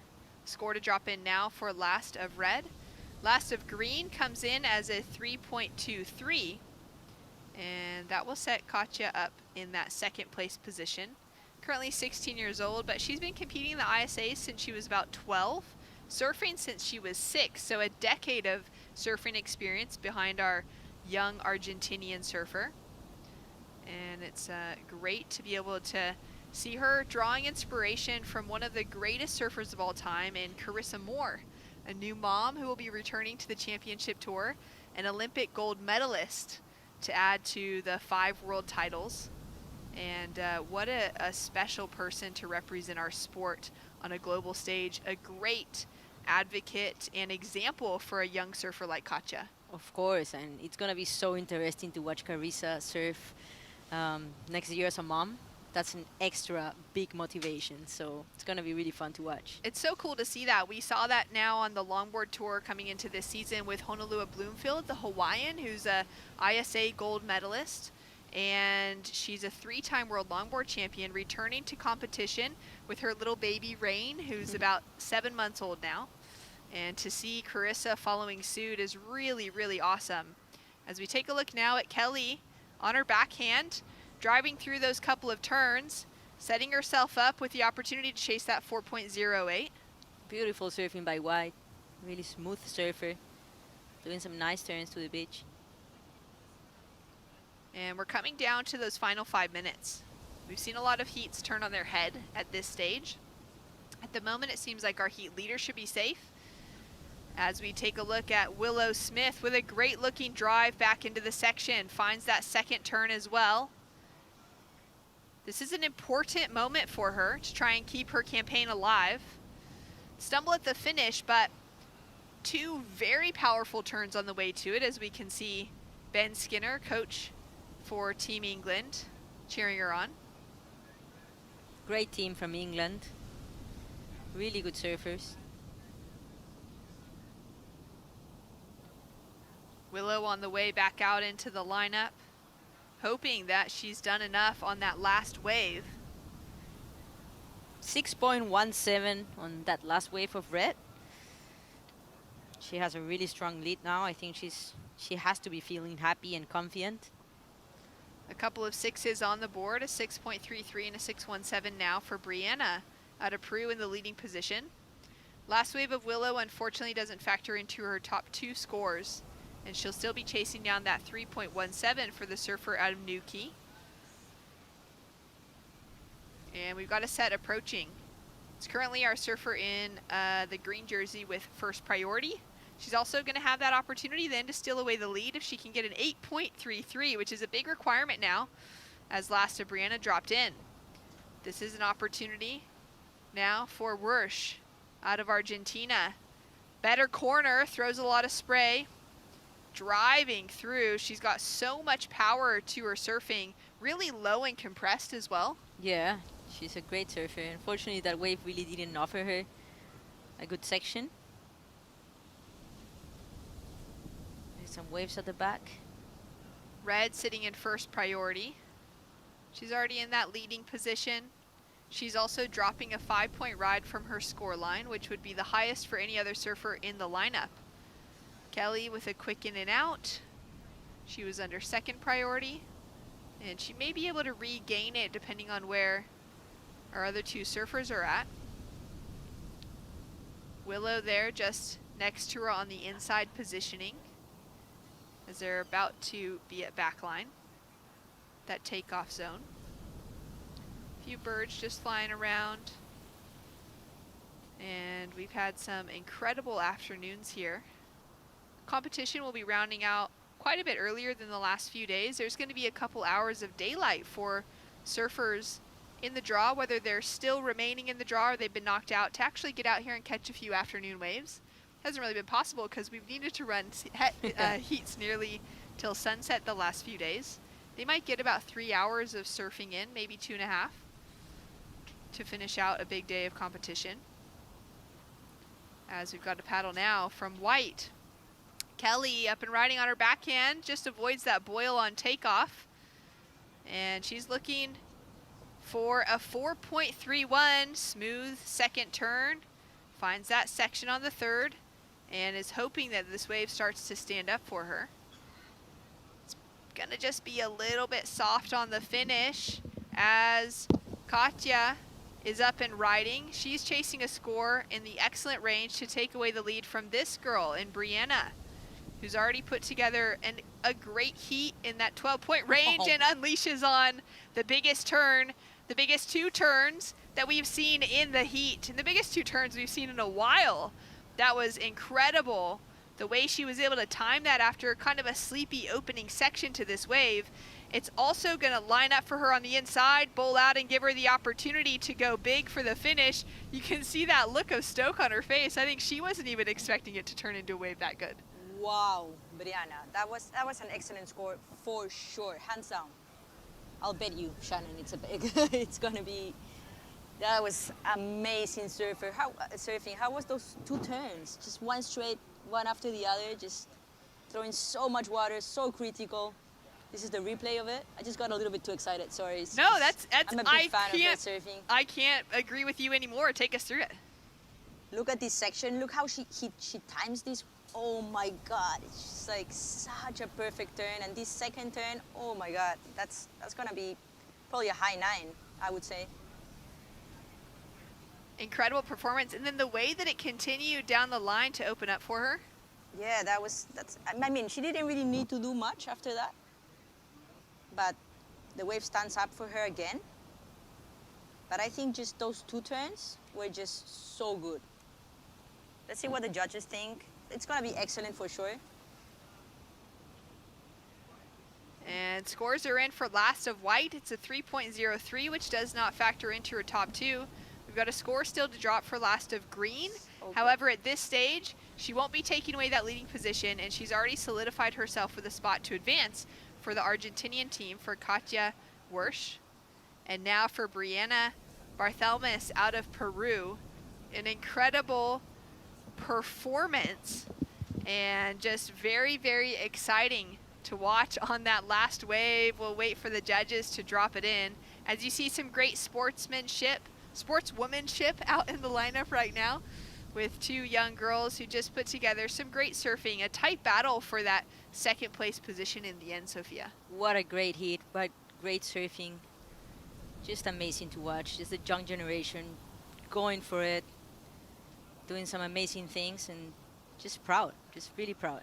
Yeah, we're going to see so much more from these young surfers. Again, it's the under 16 girls, so surfers from here could be surfing, you know, at least the next 2 years in the under 18s. They could be 11, 12 years old in the draw and surfing for, you know, 7 more years at this event, which is really awesome to see. Scores still dropping for Lasta Brianna. The judges taking a good look at the replays. And of course, we know that she's going to be taking away that victory, and we'll be hearing from her in just a moment. But wow, just what a great way for her to finish out that heat. And we are expecting big things from the judges panel now. Yeah, it would be really interesting to see how much she gets for that.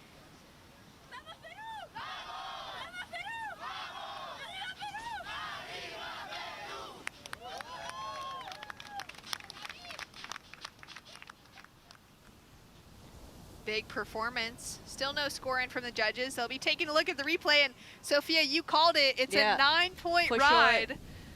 Wow. That was amazing surfing by Brianna Barthelme. That was incredible.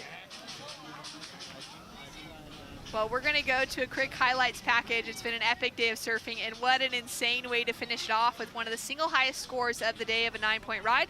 Let's check out these highlights, and when we return, we'll hear from Brianna.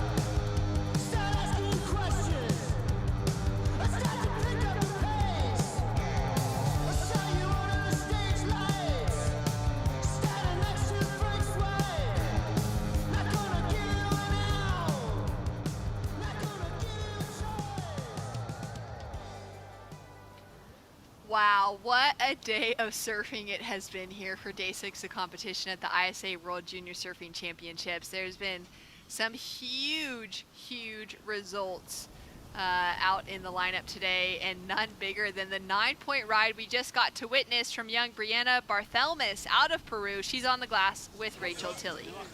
We're getting that board in position and excited to talk to the winner. What a way to end that last heat. So huge. Tell me about that. Yeah, I'm really happy to have got in that last wave because, like, I had 2 good ones, but I really wanted to show how I surf. And that's exactly what you did in Peru. They were showing vision of that throughout your heat, the flags, the cheering. How is it hearing that out from the water? Yeah, I'm really happy to get to surf World Juniors at my home.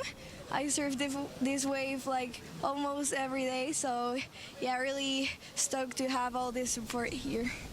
And when you talk about wanting to surf your best and put on that performance, what are those things that you're trying to really demonstrate in your surfing that you want people to see?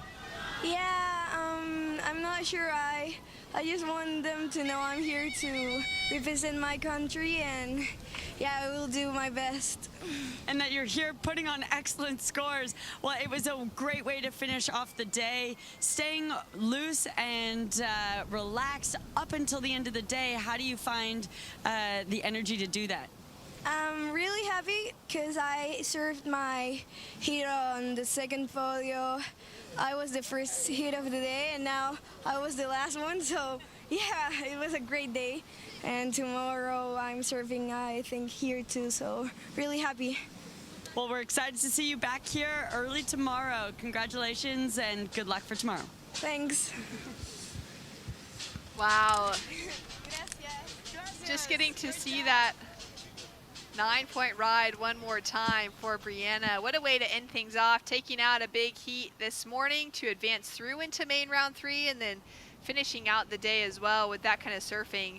She's got a lot to show for what she's been putting in behind the scenes, and we are here to see it. Incredible surfing by Brianna. I am so proud of her. Wow, that was amazing to watch. And I like how she said she wanted to show how good she can surf, and that's just the start for her. Yeah, I mean, that's so exciting. If she's able to find a wave like that, you know, to be able to have that confidence moving forward now for the rest of competition, a 9-point ride behind her name, it's going to be a really great run to see how she goes through the rest of this event. For sure, I think it's going to give her a lot of confidence. She knows this wave better than anyone, so yeah, it's going to be exciting. Well, it was a huge day of surfing here on Punta Rocas, our main podium for our girls, under 18s and the under 16s. Very excited for us to get sight of this new generation, the younger pack coming into the conversation. And we're going to see more of them throughout competition as we continue to move forward. But it's been an incredible day of surfing, an incredible week of surfing. And Sophia, we're not even to finals day yet. Yeah, I mean, the hits today have been mind-blowing. And there's more hits, more stacked hits to come, so don't miss any of the hits because they're going to be fire. That's right. Well, we've got so much more action to come as it's only Thursday here. We've got finals day on Sunday with the closing ceremonies. 2 more days of competition to line up our finals, and we know they're going to be incredible. Be sure to tune in. We'll be back here bright and early, 7 a.m. tomorrow morning for some great conditions, and can't wait to see how the surfing shapes up. We'll see you then. See you tomorrow.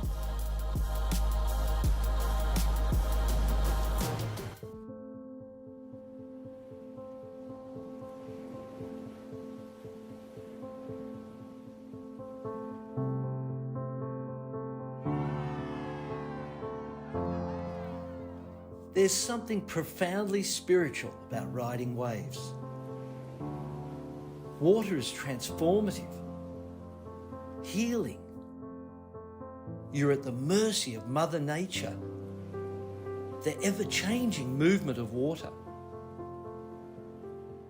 The ocean is the great equalizer. You don't need to belong to a certain race, religion, or gender to surf. The pursuit of these fleeting walls transcends sport. It's a way of life. And surfing has the power to change the world and has now taken its place on the world's greatest sporting stage, the Olympic Games. The International Surfing Association is the world's governing body of surfing, recognised by the International Olympic Committee with member nations around the globe. This is the International Surfing Association. This is a better world through surfing.